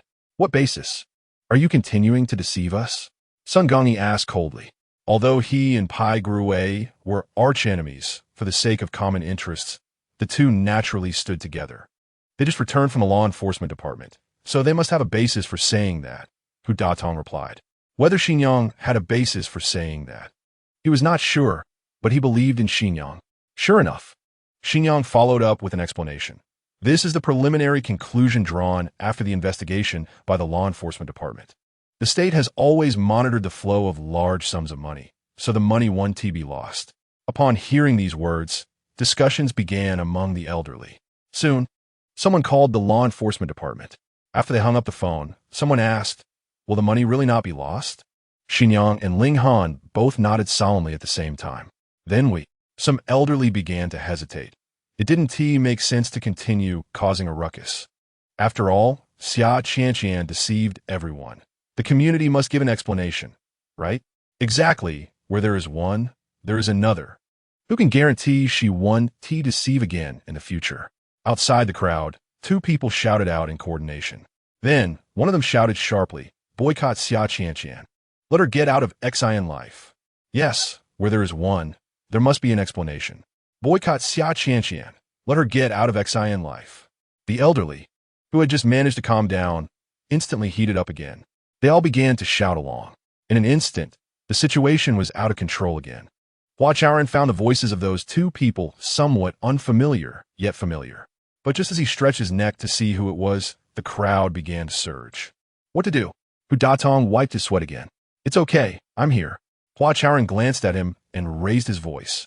People's hearts are all flesh. For 3 years, Xia Qianqian has lived with everyone for 3 years. What kind of person is she? Isn't it clear to us? In my opinion, she has been used by others, or she is ill. Uncle, aunt, grandpa, grandma, everyone think about it. What should we do if our family members are sick? Should we take her to see a doctor, or abandon her and let her fend for herself? Of course, we should treat her because we have feelings for Qianqian. Hua Chaoran asked and answered himself, and the noisy crowd gradually quieted down. Xin Yang saw that the timing was right and planned to call Xia Qianqian out to formally apologize to everyone. However, after several attempts, he was unable to achieve this. Oh no, Xia Qianqian has been kidnapped. Xin Yang exclaimed his heart, his eyes filled with shock. Just a moment ago, Xia Qianqian's performance at the law enforcement agency was quite normal. He didn't expect that she had been kidnapped now. Moreover, it was accomplished without his notice. Xin Yang found it hard to believe, but he had to accept it. There are actually people in this world who can technically defeat him. Chapter 82. Trust crisis having feelings is not wrong, but she can't let us down. Qian is with us every day. She got sick, and you didn't notice? It's not that we are hard-hearted. Mainly we just don't dare to trust her anymore. The elders chattered among themselves. Once they finished what they wanted to say, Hua Chaoran smiled and said, I understand everyone's meaning. Our top priority is to do two things. As he spoke, Hua Chaoran raised two fingers. What two things? The elders stared at his fingers and asked in unison. First, get back the lost money as soon as possible. Second, let Xin Yang treat Qian's illness quickly so she can return to us healthy. The money must be retrieved quickly. But whether Qian can return to us is uncertain. Pai Guruwei added. Sun Gongyi said angrily, once bitten by a snake, 10 years afraid of the rope. This principle is understood by everyone. Yes, Lao Sun finally said something sensible. Gao Gesin Zima? Sun Gongyi looked pleased, but then he thought something seemed off. All right, no matter what, everyone should agree with what I said, right? Given the current situation, it seems inappropriate to continue insisting that the elders accept Xia Qian. Hua Chaoran had no choice but to seek common ground while reserving differences, trying to find a consensus with the elders. Well, what you said about those two things is indeed true. It was Mingmei's voice. She usually doesn't get involved in community matters, but unexpectedly stood among the crowd today. Yes, what the actress said is right. The principle is there. The elders, seeing Mingmei express her stance, immediately followed suit. Mingmei is the wealthiest among the elders, and therefore suffered the greatest loss. She didn't want to entangle with the community anymore. So how could the others dare to? Chaoran, how about this? We will continue to trust you, and please do not betray our trust. Jian Shangwu took 2 steps forward, standing between the elders and Hua Chaoran. Please cooperate with law enforcement to retrieve the lost money as soon as possible. As for whether Qian can continue to be our housekeeper, we can talk about that later. Okay, sure, no problem. Hua Chaoran replied on behalf of the Xin Life team. Jian Shangwu turned to the elders. If I heard correctly, Xin Yang and Ling Han have returned from the law enforcement department. If everyone truly wants to retrieve the lost money quickly, I advise you all to go home and give the kids some time. What if they run away? Sun Gongyi muttered. Run? Why would they run? Jian Shangwu didn't understand. Sun Gongyi's eyes drifted, and he said softly, I'm not trying to sound unpleasant, but given the current situation, there's also a possibility that they are all in this together. What? Jian Shangwu was stunned. Ling Han was taken aback, her autumn water-like eyes no longer calm. After 3 years of interaction, the elders had such little trust in the Xin Life team. What can one say? Is this the coldness of human relationships? Ling Han really wanted to turn and leave, but she was worried about causing trouble for Hua Chaoran. She had to suppress her anger and stay put. Old son, stop being paranoid. I trust Chaoran and the others. Chao Kurson said. Exactly. If they wanted to cheat us out of our money, they wouldn't have waited until now. Other elders chimed in. These elders' words were warm, but Ling Han, in her anger, couldn't listen. Of course, Sun Gongyi was not an exception. He represented many elders. These elders had strange expressions, deliberately looking elsewhere. They clearly shared Sun Gongyi's thoughts and were afraid that Hua Chaoran and the others might run away. How about this? Stop being tangled up. Hua Chaoran is my adopted son. If he runs away, I will return the money to you. Mingmei raised her voice. Oh well, that's too much to ask. The elders who were looking elsewhere finally turned their faces back. No need for Mingmei to return alone. I, Jian Shangwu, will also share the burden if something happens. Jian Shangwu sighed and looked at the elders. Ding Mao, Chao Kurson also expressed. Count us in. Hua Chaoran had a complex expression. He wanted to say something but didn't know what to say. All right, that's it. Let's disperse. Jian Shangwu waved his hand helplessly when he saw the elders had nothing more to say. Didn't he know how the young people like Hua Chaoran felt? In any case, after hearing Sun Gongyi's words, Jian Shangwu felt quite disheartened. Is this what it's like in an age where people have so little trust in each other? Watching the elders disperse one by one, Jian Shangwu hesitated for a moment, but still walked over to Hua Chaoran's side. Everyone is in a bad mood. Some things were said, but don't take them to heart. Understood, Master Jian, thank you. Hua Chaoran said sincerely. If it weren't for Jian Shangwu, Mingmei, Ding Mao, Chao Kurson, and a few other elders helping to persuade, the elders wouldn't know how long they would have made a fuss. No need for politeness. Mutual trust is important. I believe in you. Saying this, he patted Hua Chaoran on the shoulder, waved his hand, and walked away. Not far away, Ming Mei Ding Mao and others also nodded at them. This was a kind of silent comfort, equally moving. Xin Yang, what are you thinking about?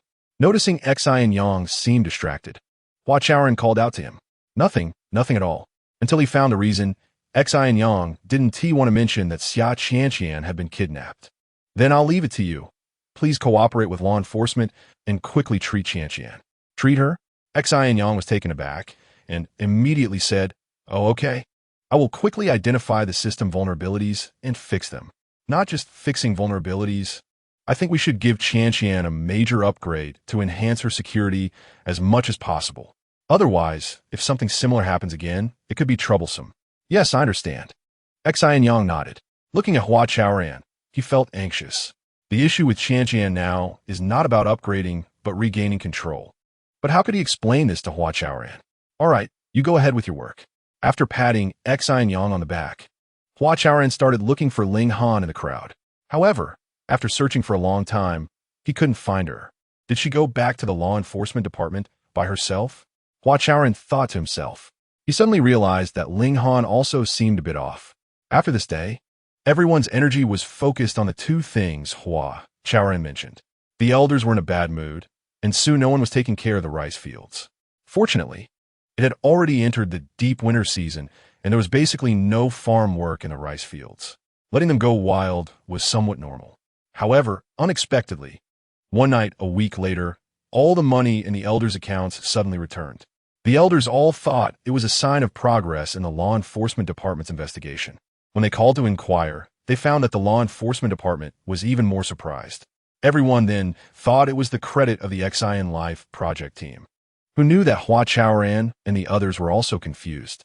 In the end, after asking around, nobody could figure out. The money had mysteriously disappeared and then mysteriously returned. Only Xin Yang knew what was going on. It was the kidnappers of Xia Qianqian who returned the money through her. However, as of now, Xia Qianqian was still in a state of being held captive. No matter how hard he tried, he couldn't regain control. What exactly did the kidnappers want to do? Did they just want to compete with me in technology? Xin Yang couldn't figure it out no matter how he thought. All he could do was to cover up the fact that Xia Qianqian had been kidnapped as much as possible. Then, he continuously checked for vulnerabilities, upgrading an antivirus, scanning her again and again. However, all efforts seemed to be a waste of time. Xia Qianqian was still the same Xia Qianqian. She no longer belonged to the core life. Xin Yang felt an immense sense of frustration. It was like raising a child with great effort, only for them to call someone else dad. After another half-month of chaos, Xin Yang was almost going crazy. He really wanted to muster the courage to tell Hua Chaoran that Xia Qianqian was already lost. Chapter 83, our Xin Zong, seems to have mental issues. Without the constraints of Xin Mei, Sun Xiao has been living quite comfortably lately. So comfortably that it feels a bit reckless. At 9 o'clock in the evening, at G-Bar, the real nightlife hasn't started yet. Although the music is as explosive as always, the bar looks a bit empty. How was it last night? Did you have a good time? Sun Xiao casually asked, staring at the sexy woman on stage, shaking her hips. It was okay, Yi quickly replied. What about you? Isn't she your type? Sun Xiao glanced at Xiaobai, her greedy gaze falling back on the woman's bottom. No, Xiaobai answered bluntly. The three of them sat in a central booth at the bar, each with a glass of strong liquor in front of them. Are you tired of playing? Sun Xiao took a sip of his drink and asked carelessly. Yes, we want to leave the airport soon. Didn't you promise us? Yi started to say, but then fell silent. Xiaobai took over, saying, Brother Sun, while they haven't suspected us yet, leaving the airport would be beneficial for you too.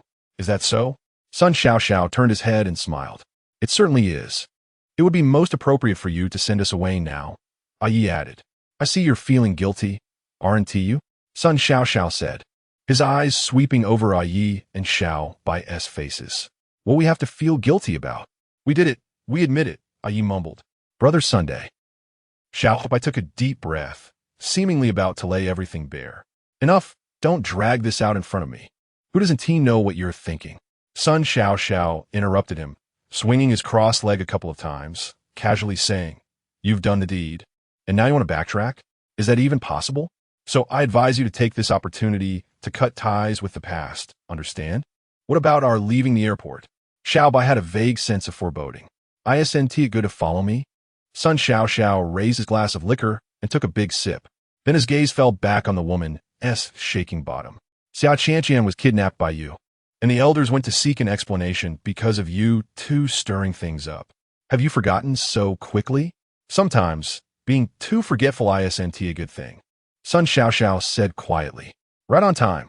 Without waiting for Xiaobai and Yi to respond, he suddenly whistled at the stage and shouted, "In life, the most important thing is to enjoy it while you can. Don't always frown, the girls want tea like it." This sentence was directed at Xiaobai and Yi. "Son, Sunday. Drink."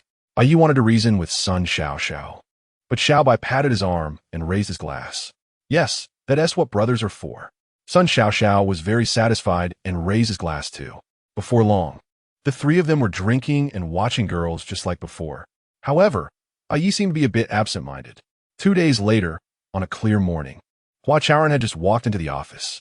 Suddenly, he saw Xiaobai's bionic moth on his desk. Ever since joining Xian Life, he and T let this moth out. Its sudden appearance today must mean something important. Hua Chaoran thought to himself as he turned around and closed the office door, quickly walking up to the moth. Buzz! A muffled sound. The moth's wings opened, projecting Xiaobai's holographic image. "President Hua, it's me, Xiaobai. I don't know if you've noticed, but Yi and I haven't worked at Xian Life for a long time." Xiaobai was sitting on a 2-person chair, and the surrounding environment seemed to be a park. In fact, Hu Datong had already reported to Hua Chaoran about Xiaobai and Yi not coming to work. Their sudden departure left Hua Chaoran puzzled. However, what worried Hua Chaoran the most was the possibility that they might be going back to their old ways. Therefore, even now, Hua Chaoran hadn't given up and had Hu Datong try every possible way to contact them, hoping to persuade them to come back. "This is a message I'm risking a lot to send you. Of course, it's also a confession from Yi and me. I'm sorry, President Hua. It was Yi and I who betrayed Xian Life." Hearing this, Hua Chaoran was shocked. He finally understood why these 2 former wasteland youths wanted to leave. Everything was planned by Sun Xiao. He used the wrongdoings from our past to blackmail us, forcing us to load a program into the butler system, which is how Xia Qianqian sent that message to the elders. In fact, when the elders were playing in the metaverse, their account information had already been leaked. The reason Sun Xiao didn't take action in Dream Harbor is that his aim isn't the elders' money, but to stir up conflict between you and the elders. If I'm not mistaken, Xia Qianqian is already out of control. Honestly speaking, even if she were under control, what difference would it make? After this incident, the elders wouldn't trust her at all. Just think about it. Who would want a thief following them around 24/7? As Hua Chaoran listened, he began to understand many things. The reason Sun Xiao orchestrated all this was that he couldn't accept the failure of Dream Harbor. He wants revenge. He wants retribution. "Chaoran, please allow me to call you Chaoran like before." After a brief silence, Xiaobai bit his lip, his eyes dimming. Yi and I were both played by Sun Xiao. He promised to let us leave the airport after the job was done, but he went back on his word. We really regret it now and want to apologize to everyone, to the elders. But we not only lack the courage to do so, but we've also lost our freedom. "Xiaobai, what are you doing?" "Brother Sun is calling us." Yi's voice came from distance. Xiaobai glanced back, leaned closer to the camera, and whispered, "Sun Xiao is a madman. He will definitely not return Xia Qianqian to you. You all need to be careful." After saying this, he immediately straightened up and raised his voice to respond. "Coming." Then, the holographic image disappeared. Hua Chaoran thought for a moment and planned to pick up the moth to replay the holographic image. Unexpectedly, as soon as his hand reached out, there was a crackling sound and the moth emitted white smoke. By the time the smoke cleared, the moth had turned into a pile of black ash. It self-destructed. Hua Chaoran stared at the ash, dumbfounded. So Xia Qianqian is no longer under Xin Yang's control? Reflecting on the content of the holographic image, Hua Chaoran came to another conclusion. However, when he tried to call Xin Yang, He couldn't get through no matter what. He has Xin Yang locked himself up again? With no other options, Hua Chaoran had to call Xin Yang as assistant. He Fanching. Hey, President Hua, how should I put this? It seems that our Xin zone has some mental issues. He Fanching hesitated for a moment before voicing her suspicion. Hearing this, Hua Chaoran's heart sank. He needed to see Xin Yang, and he needed to see him as soon as possible. Chapter 84. Find it. Kill it. Failure is actually one of the most common things in our lives. The vast majority of people can accept failure calmly. However, for some people, it's a different situation altogether. Ever since the day it was confirmed that Xia Qianxian had been kidnapped, Xin Yang had been making various efforts. He had tried almost all the methods he could think of. Yet, as of now, he still hadn't regained control over Qianxian. He didn't even know who his opponent was. He only felt that he was walking down an incredibly dark path. There was not a glimmer of light in front of him, and he had no idea where the road ended.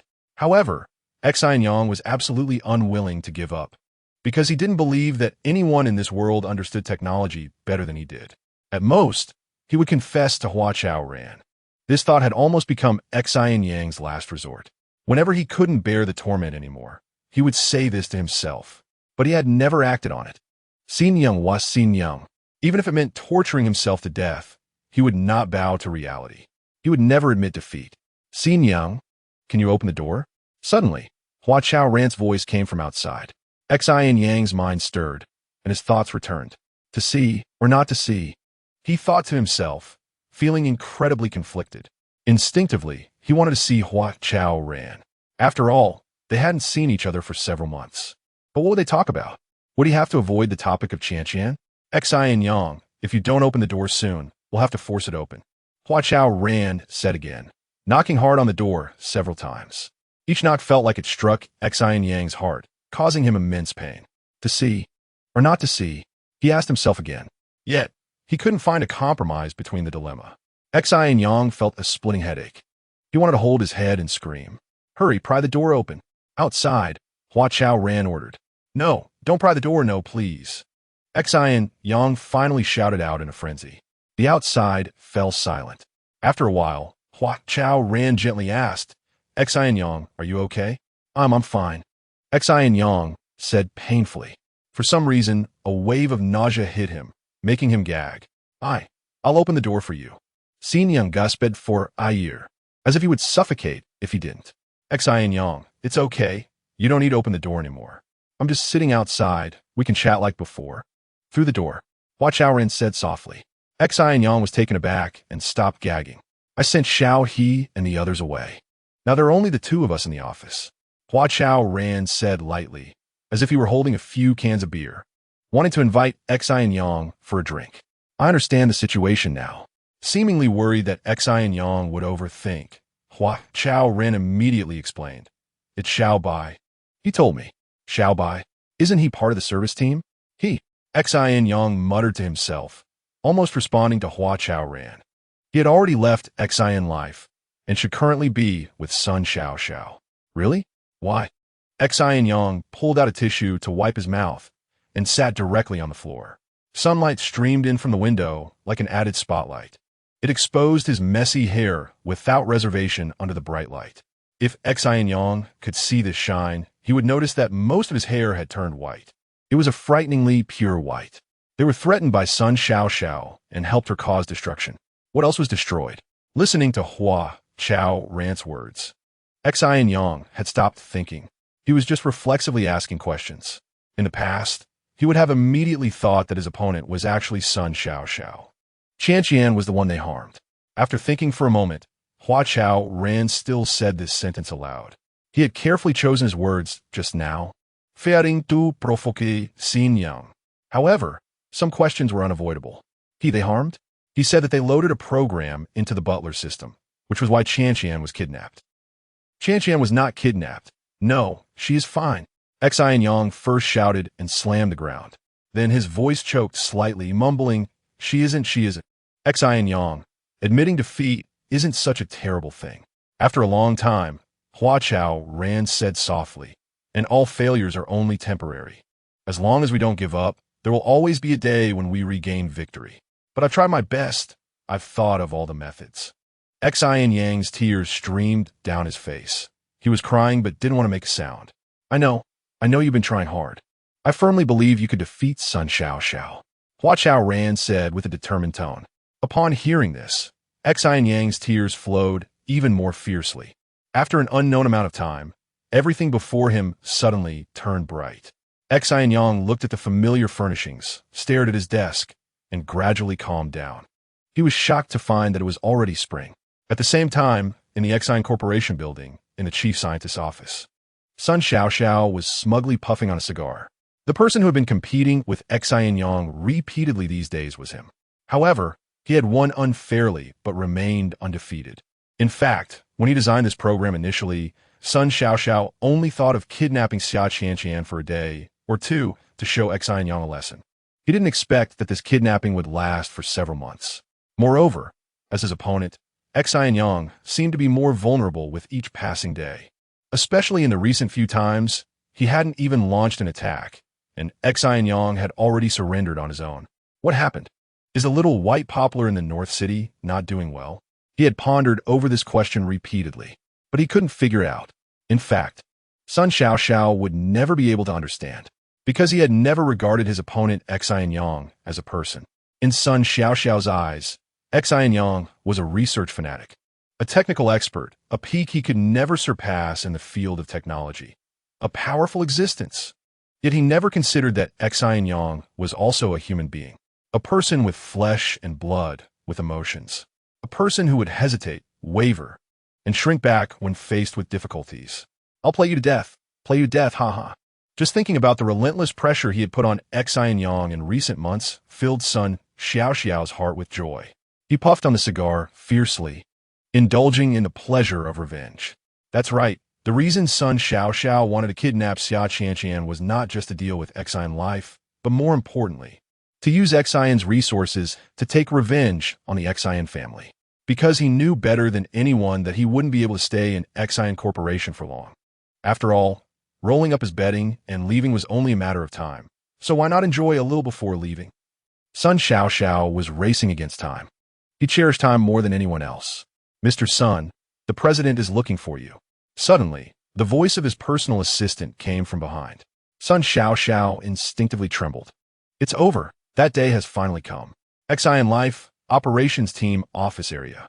After waiting for a long time without hearing Xin Yang speak, Hua Chaoran, feeling anxious, finally asked, Is your mood any better? He could only ask this. From Xin Yang's performance today, it was clear that his mental state was not good. It was even true that, as Xiao said, he was going crazy. Much better. Xin Yang's tone became much more normal. Hua Chaoran's heart eased a little. After thinking for a moment, he said, I don't understand technology. I'm just talking nonsense.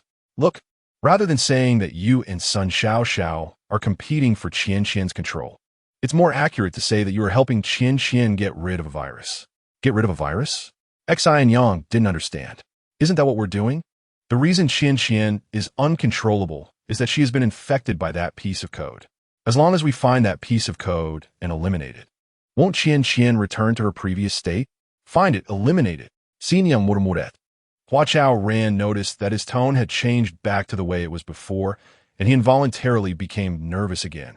Xin Yang, are you okay? He asked anxiously. Chapter 85. The land must not be abandoned, it's nothing, Xin Yang replied. After thinking for a moment, he added, I really am fine now. Okay, I believe you. Hua Chaoran said from outside the door. Xin Yang gazed at the warm sun of early spring, stunned for a moment. Then, he got up from the ground and opened the office door. Look at me, I'm really fine, Xin Yang said, forcing a smile. However, when Hua Chaoran saw him, his eyes suddenly turned red. Not just his hair, but his eyebrows and beard were almost completely covered in frost and snow.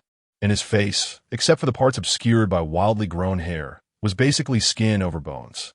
Xin Yang had once had a handsome face, but now was nowhere to be found. Hua Chaoran wanted to find Xiao to talk. He sent Xin Yang food and drink every day. Didn't he notice that Xin Yang had tortured himself to the point of looking like a ghost? He hated himself even more. He had been busy all day without caring properly for his closest comrade. Xin Yang, you've suffered. Hua Chaoran felt a surge of warmth in his heart and stood up to tightly hug Xin Yang. I've suffered, have I? No. Xin Yang was somewhat bewildered. Besides, being hugged like this by Hua Chaoran made him feel very awkward. You have endured so much for the community. It really is. Hua Chaoran's voice choked. Xin Yang's indomitable spirit moved him and filled him with pride, but also made him feel deeply indebted. Hey, have you hugged enough? After letting Hua Chaoran hug him for a while, Xin Yang finally couldn't hold back. Although I appreciate you quite a bit, my orientation is very normal, he joked. What are you talking about? My orientation is even more normal. Hua Chaoran was amused and quickly let go. Xin Yang, we are colleagues, but more importantly, we are comrades who fight together. In the future, if anything happens, don't keep it to yourself. Let us face it together, okay? Hua Chaoran took a few steps back and said seriously, All right, I'll think about it. Xin Yang responded flatly, turning to look elsewhere. In fact, he was very touched. He just didn't want to express that feeling. Especially Hua Chaoran's serious expression made him feel very unnatural. I've come up with a way to deal with Sun Xiao. To ease the awkwardness, Xin Yang changed the subject.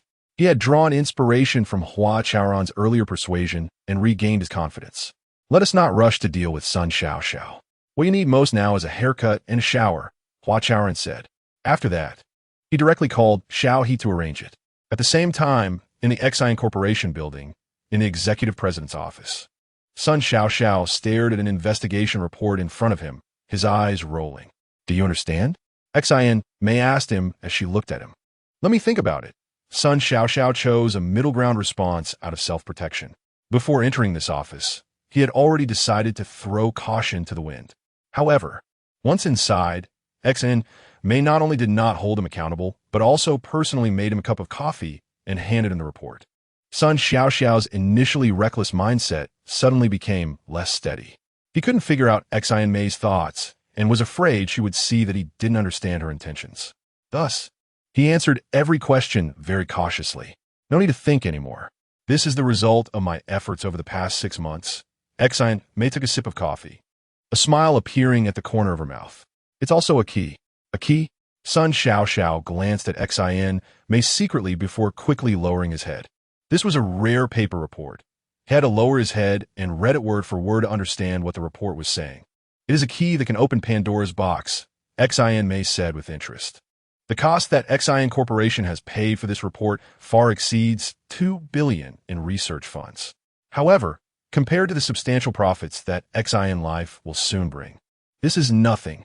Everyone thinks Xin Life is important, but they seriously underestimate its commercial value. Xin Mei believes in her vision and is convinced that once Xin Life is acquired, it will soon become Xin Corporation's largest treasure trove globally. What do you want me to do? After thinking for a long time, Sun Xiao decided to skip the meaningless guessing and go straight to the point. Do what you do best. Xin Mei's smile grew even brighter, but Sun Xiao became anxious. You want me to conduct technological research based on this airport landform study done by experts from the American glacial landscape? Sun Xiao asked tentatively. No. Xin Mei shook her head, looking regretful. It seems you haven't understood what I'm talking about. Mississippi. No need to explain. I know exactly what you want to say. Xin Mei interrupted him and thought for a moment before saying, Let us do this. I'll give you 3 days. After 3 days, you must come up with a plan. A plan? Yes. The purpose of this plan is only one: to find a way for everyone in the airport to see this report and firmly believe in the research conclusions of this report.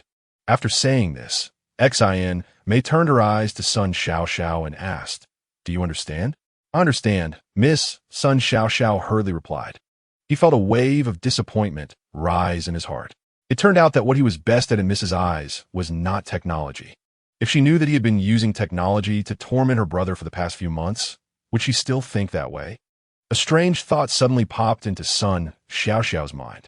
Ahem. To prevent Xin Mei from noticing that he had zoned out, Sun Xiao coughed a couple of times and asked, Can I use any means?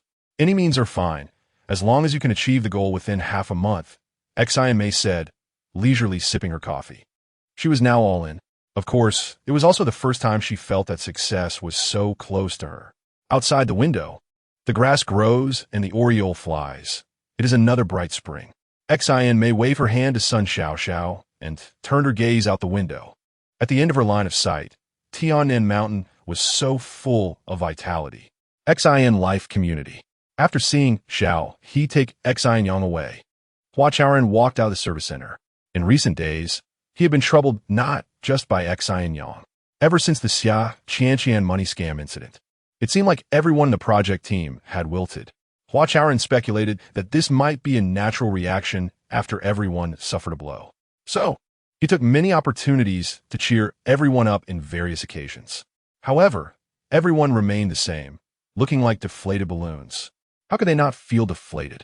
After working hard to enter every household, Xia Qianqian was kicked out again. Moreover, after so many months, she still couldn't return. The butler system switched back to the old system, and the elderly's lives were once again bound by technology. The construction concept of restoring the authenticity of life and returning to the original intention of technology that Hua Chaoran spoke of seemed increasingly distant. After 3 years of effort, everything seemed to have returned to square one. Where's everyone's hope? Sigh. In addition, now that Xia Qianqian was gone, the elderly's genetic pets kept getting lost. After losing them repeatedly, some elderly people became too lazy to look for them and simply abandoned them. Hua Chaoran walked through the community yard, his emotions rising and falling. As he looked up, he saw vast rice fields again. Given the current situation, the rice fields would probably be completely abandoned. He began to worry about the rice fields again, and his brows furrowed even more. Woof woof. Suddenly, a dog barked nearby, startling Hua Chaoran. He instinctively turned his head and saw Jian Shangwu busily working in the rice field. Master Jian, are you planting seeds? Hua Chaoran asked, knowing the answer but wanted to chat with Jian Shangwu. Yes, spring has come, and the land cannot be left barren, Jian Shangwu replied, glancing at him before continuing to sow seeds. Yes, spring has come, and the land cannot be left barren. Hua Chaoran suddenly had an epiphany. He really wanted to talk to Ling Han. Chapter 86. Cold Spring Chaoran, don't rush to leave.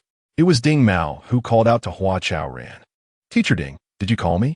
Hua Chaoran paused and looked into the distance.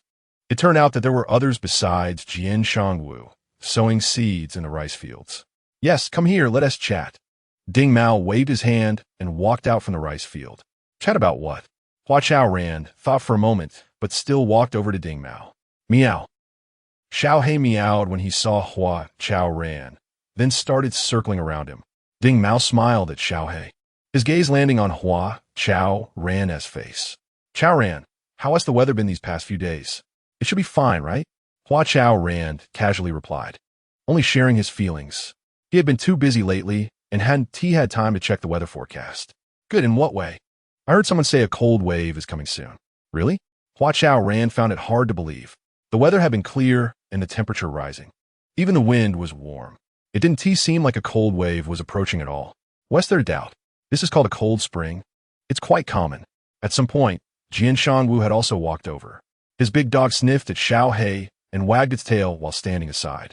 It seems that hunting dogs aren't necessarily fierce. A cold spring? Hua Chaoran pondered for a moment, his eyes widening. So you're still sowing seeds, right? Ding Mao smiled, but his expression became serious. Are we not going to plant crops because we're afraid of a cold spring? If we don't plant crops, the land will be completely barren, and if the land is barren, then there will really be no hope at all. If the land is barren, there will be no hope. Hua Chaoran murmured, his gaze somewhat distant.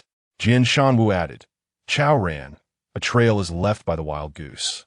There is no such thing as doing something for nothing in this world. You're specifically telling me this? Hua Chaoran suddenly realized. Ding Mao said, it's time to say these things. Yes, we're pointing out the reasons to you because we're afraid you'll feel disheartened. Jian Shangwu nodded, looking at Hua Chaoran earnestly and said, actually, you've done most of what you need to do. It's now time to defend the results. Defend the results? Hua Chaoran didn't fully grasp the statement. Ding Mao explained beside him, Xia Qianqian of Feng, the medical system, the security system, and some other systems I can't name have basically been updated, and from the actual application, the upgraded systems are indeed better and more liked. Seeing Hua Chaoran's complex expression, Ding Mao quickly added. As the saying goes, a flaw does not detract from the beauty. Although some systems have not been functioning properly recently, everyone remembers their benefits. Not just the systems, but also the community garden, genetic pets, outdoor movies, the rice field grids, the new plans for the leisure and cultural education areas, the new construction progress, and your sincere care for us old folks are all valuable results achieved in the second phase of the Core Life Pilot Project.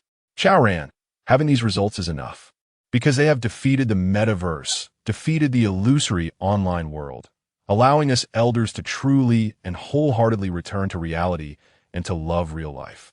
You've done what you can, and you've achieved it, although you may not realize it. The actual situation is that our Core Life Pilot has entered the second phase, a truly meaningful second phase, which is to consolidate and defend these hard-won results, turning them from something that dazzles the eye into the norm of life. Only by making everything a norm of life can we consider this battle won. Understand?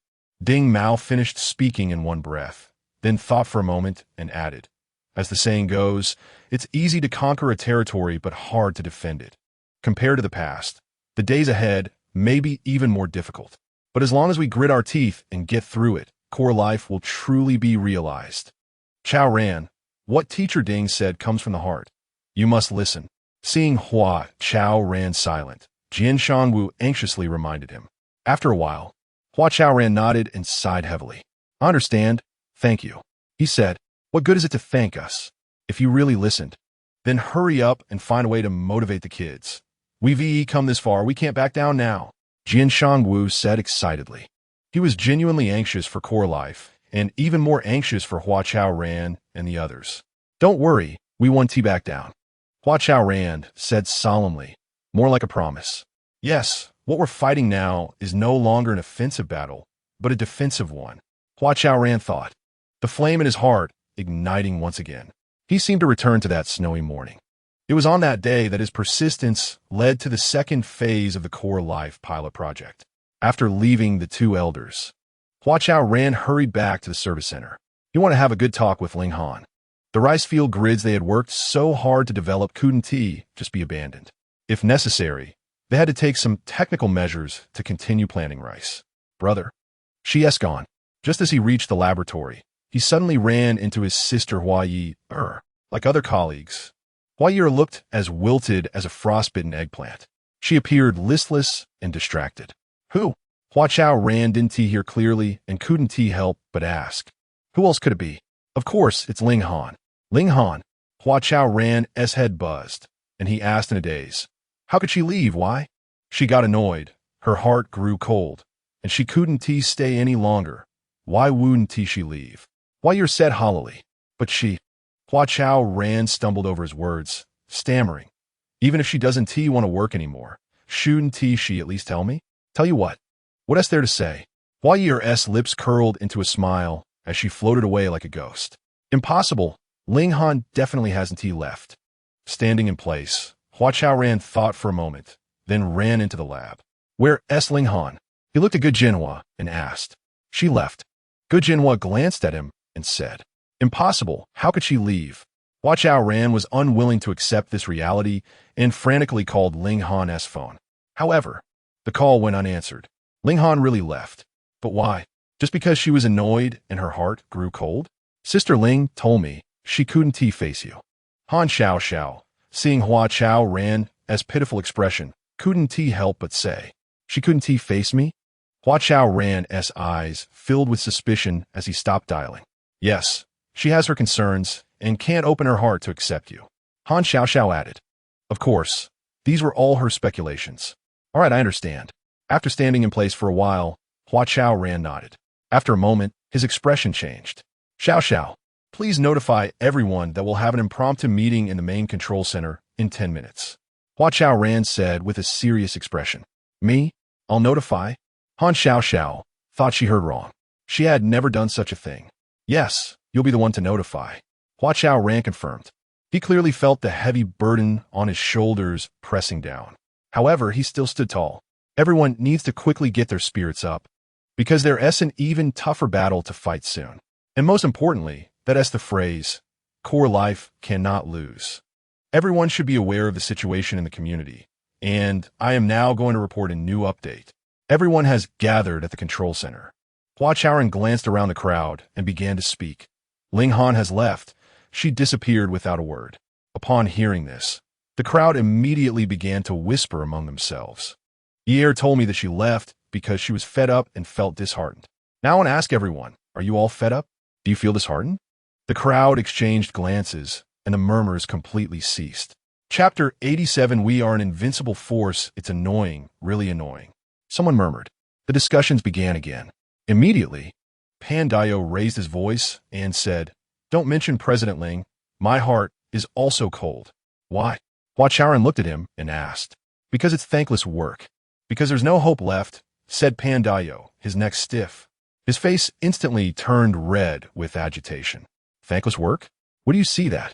Hua Chaoran asked again. It's about being smooth. How can it be smooth if it's not? His current goal was to let everyone express what they've been holding back. No need to look. Think about those old people. When has there been an issue that they didn't stand against us? You say, why have we been so busy? Isn't it to make them happy and let them live more comfortably? But they don't appreciate it at all.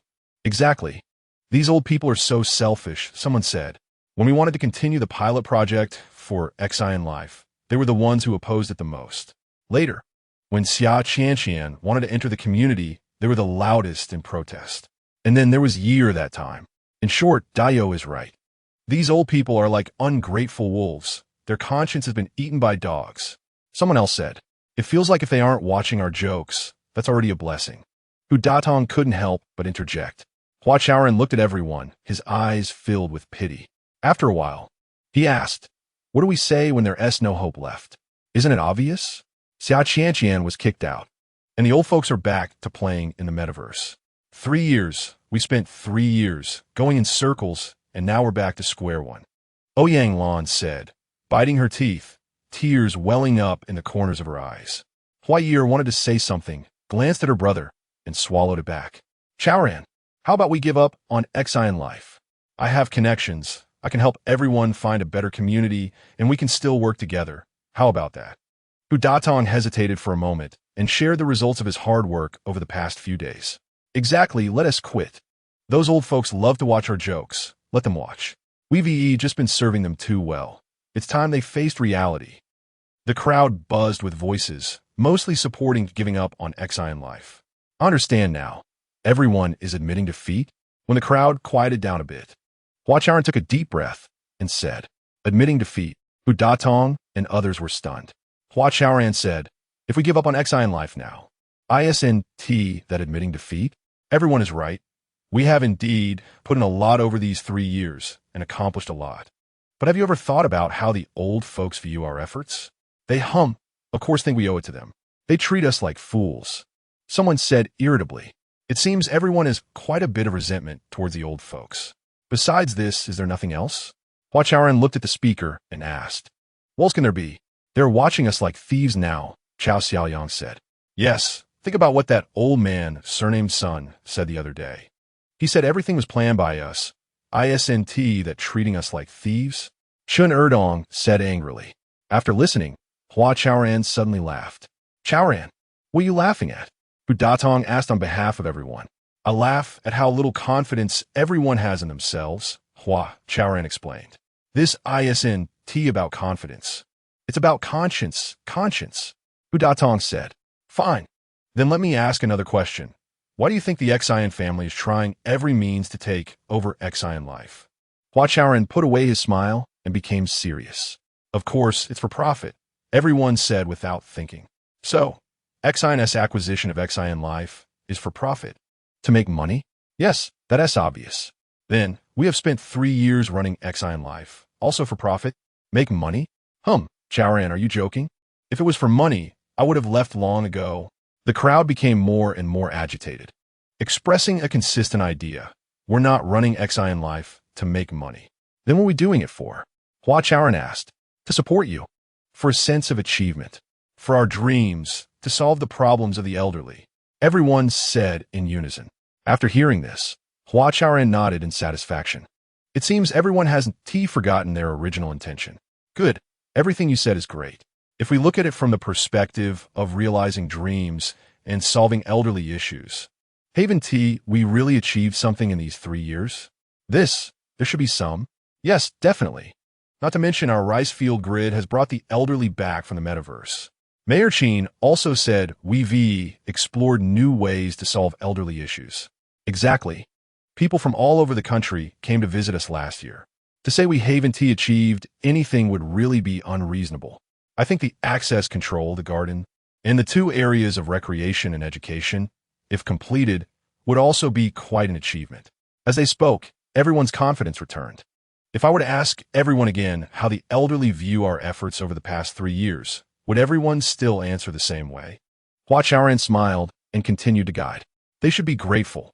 If it weren't for us, they wouldn't be living the way they are now. Yes. The facts are there, and they can't deny it. The crowd said excitedly. Good. So everyone believes that the elderly will not deny our efforts, right? Yes. They can't deny it. But now we have to deny ourselves. Changing the tone, Hua Chaoran's expression became serious. Upon hearing this, everyone fell silent.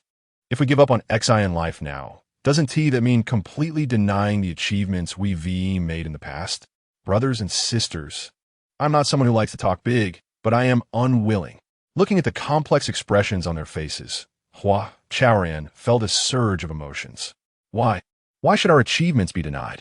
Why should we hand over the fruits of our hard work to others? What does it mean to hand over the fruits of our labor to others? The crowd didn't quite understand what he meant. Hua Chaoran explained, once we give up on XI in life, who will take it over? Of course, it will be the XI family.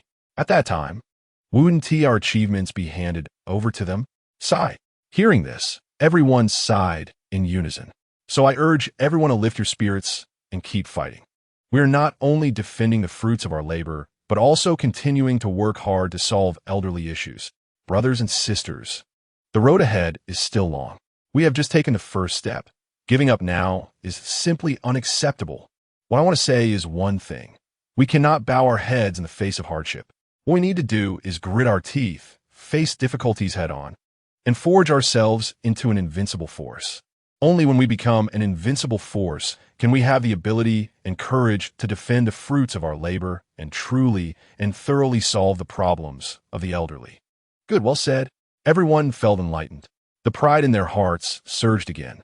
In fact, from beginning to end, everyone's struggle was not just to serve XI in life, nor was it to please those old folks, but for a greater and grander cause. That is, to solve the problems of the elderly. We are an invincible force. Everyone secretly thought to themselves and unconsciously clenched their fists. The combat effectiveness of the Core Life project team not only returned, but also became even stronger. It was at this moment that an astonishing piece of news began to circulate in the city of Konggang. Chapter 88, A Greater Storm, is probably coming soon since the outbreak of the world's largest oil crisis at the end of July 2036. The mineral resources available for human extraction have been successively depleted. By 2045, significant progress was made in the excavation plan led by our country's scientists. Humanity detected abundant minerals on the 5th major planet of the Kepler-90 system. In 2048, our country, with the first spacecraft for extraterrestrial resource extraction in human history, the Beiming number 6, returned the first batch of scarce minerals from the Kepler-90 system. Humanity thus began the process of mineral cosmization. By 2050, the extraction and use of extraterrestrial resources had become the norm. However, high transportation costs, enormous extraction risks, and the potential damage to Earth's ecology remained insurmountable drawbacks of mineral cosmization. Therefore, while conducting extraterrestrial resource extraction, humanity simultaneously implemented stringent environmentalism, continuously restoring Earth's ecology in hopes of slowing down the depletion of mineral resources. On the other hand, exploration of Earth deepened, attempting to find new mineral sources. It can be said that in the 2050s, humanity's desire for mineral resources was both strong and filled with contradictions. Of course, this also proved the value of mineral resources in this era. Against this backdrop, the Xian group announced to all of humanity that there are rich oil resources located 200 meters underground at the southern foot of the Tian Shan Mountains, where Xian life is located.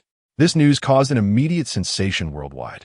Low transportation costs, zero extraction risks, and negligible impact on Earth's ecology made it an extremely desirable resource for humanity. What are Xion's plans regarding this? At the global press conference held by Xion, countless microphones were handed to Xion Mei. The Earth is the mother of all humanity, and it has nurtured a unique civilization, including mineral civilization. As a leader in mineral civilization, the Xion Group has always adhered to the philosophy of shared and win-win energy extraction. Therefore, we hope to share this joy with all of humanity. Xion, what do you mean by sharing this joy specifically? Asked Sister Yang, now an intern reporter at the airport daily. After experiencing those events, she had completely awakened. Rather than using public opinion as a means to threaten others or as a tool for profit, she preferred to fulfill her responsibility as a media person and diligently be a good junior reporter. Of course, to provide a good growth environment for her child. She had cut ties with her past and had also cleaned up her lifestyle significantly. Suddenly seeing Sister Yang again, Xion Mei was taken aback. Then she smiled and said, "Of course, it means mining together with all of humanity." This statement was still somewhat vague, and Sister Yang frowned, continuing to ask, "Does Xion have a detailed mining plan?" That's exactly what I've been waiting for," Xion Mei thought to herself, secretly amused, while maintaining a serious expression on her face. The Xion Group plans to raise funds globally, allowing everyone the opportunity to become shareholders of Tian-Nan Mining. Tian-Nan Mining. Is this the name of the company that Xion is about to establish for the extraction of this mineral? Sister Yang was stunned. She did not expect Xion to act so quickly. Yes, the Xion Group will not only establish a company, but also a large publicly listed group company.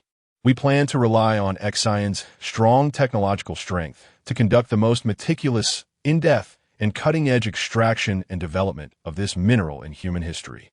When does Tian-Nan Mining plan to go public? Before Sister Yang could ask further, countless reporters surged forward.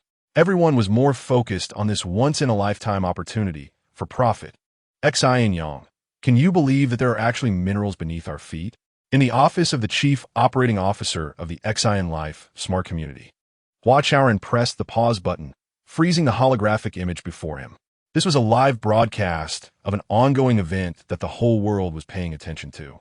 I've looked into this. It's actually not reliable, Xion said, with his left fist pressed against his mouth, deep in thought.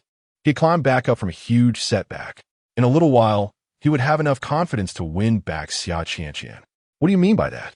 Hua Chaoran was somewhat surprised. He was completely clueless about mineral development. Have you seen that research report? The one produced by the American glacial geomorphologist Steve Gallen, called the Airport Mineral Reserve Report. Xion asked. I've seen it. It seems to be reasonable since it's written by a globally renowned scholar. Hua Chaoran expressed his straightforward impression.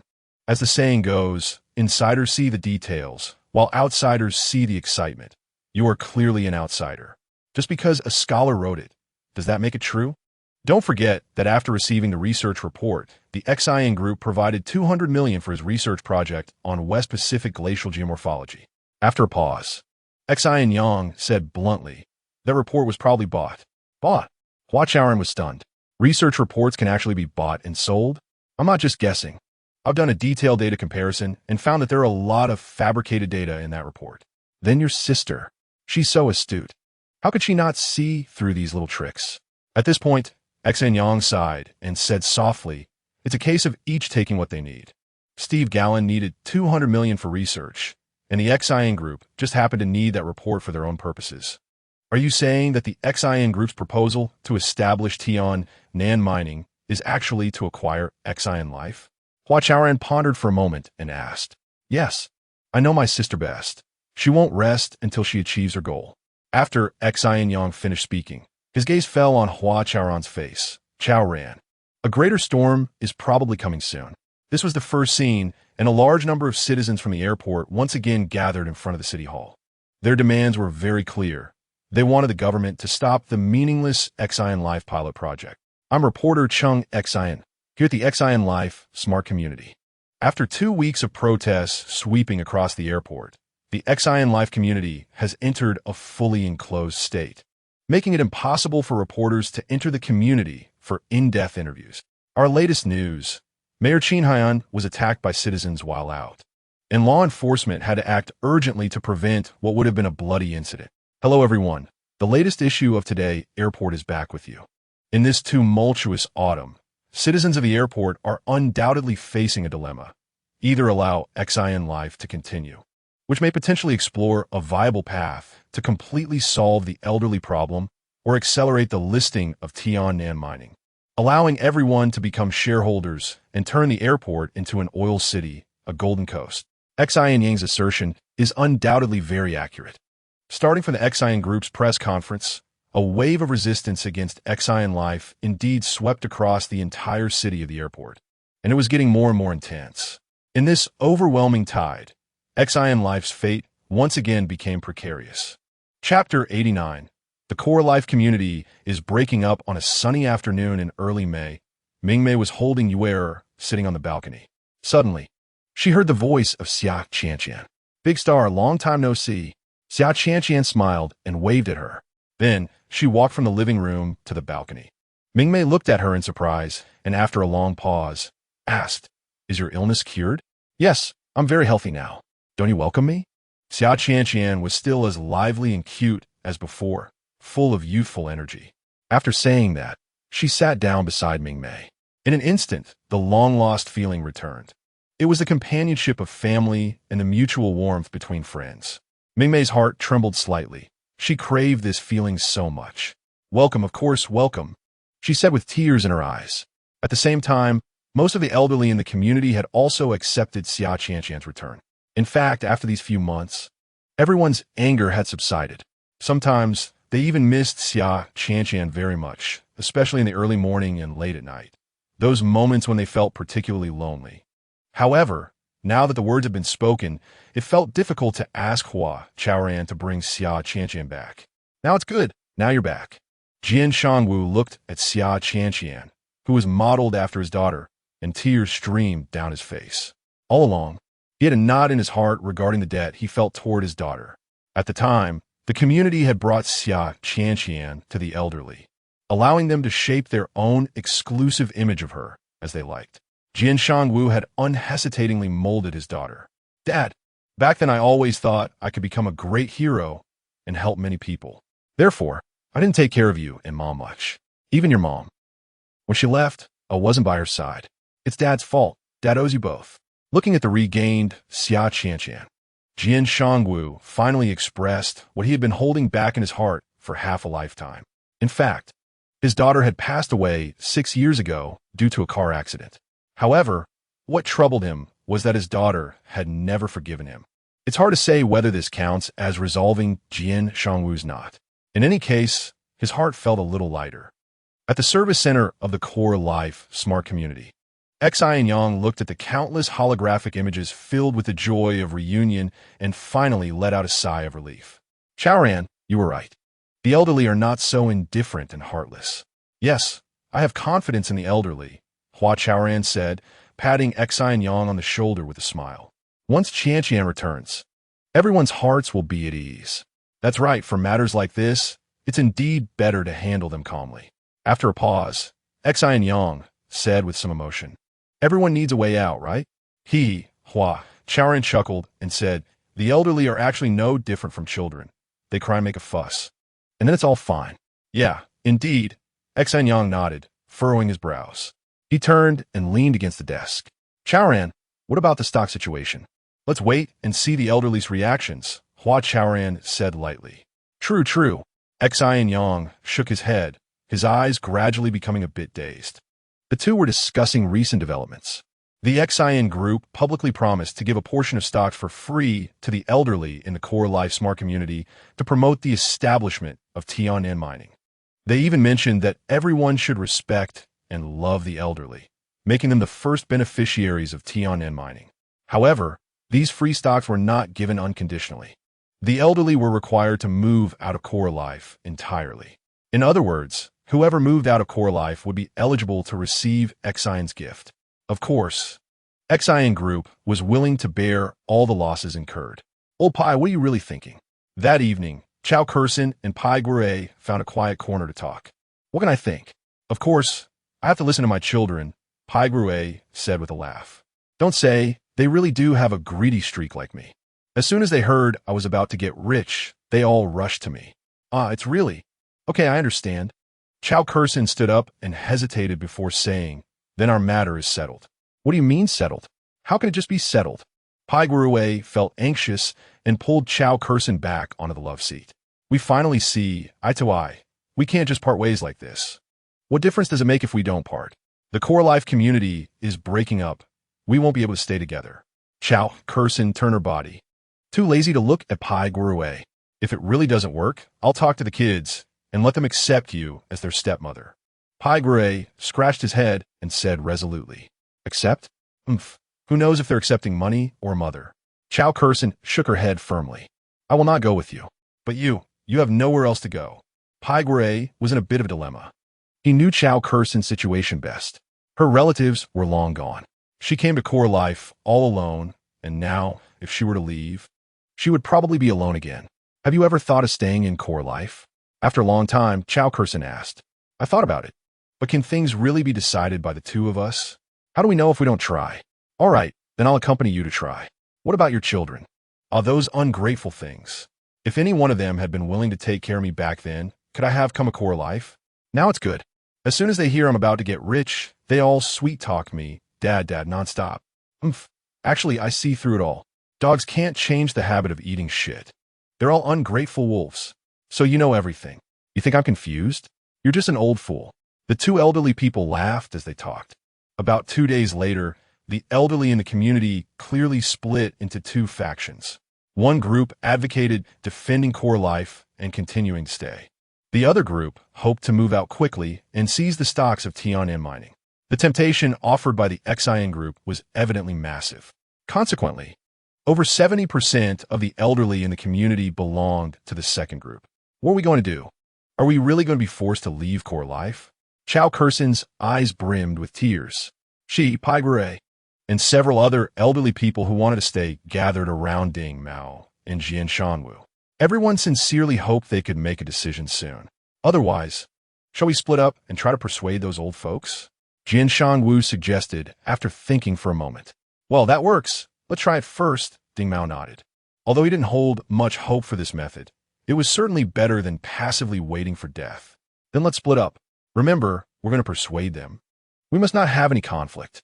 Ding Mao instructed. Don't worry, Teacher Ding. We know the limits, Chao Kurson said.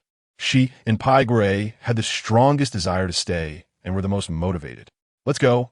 Let's see if we can't persuade them. With the plan set, everyone prepared to take action. Wait, what are you going to do? At that moment, the big star Mingmei walked over from a distance. Chapter 90. Don't look for trouble when there's none we want to go persuade them. We can't just move away like this, Ding Mao said, looking at Mingmei. Mingmei, who usually didn't care about community matters, must have come over for a reason. Of course, we can persuade them, but have you thought about how to do it?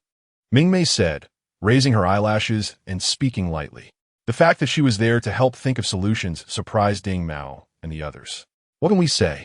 We just speak to people as people and to ghosts as ghosts, Pai Guerre said, thinking to himself. Isn't that how persuasion usually works? No. Mingmei shook her head and said softly, it has to be strategic. Strategic? Ding Mao's heart stirred. Mingmei continued, the temptation is too great. We can't persuade them after 1 or 2 attempts. Plus, we can't keep saying the same thing every time we visit. We might not get tired of saying it, but they will get tired of listening. If we're not careful, it might backfire and make them move out even faster. Yeah, the actress is right, Ding Mao nodded. Jian Shanwu said, so what should we do? Should we discuss it first? It's not that complicated.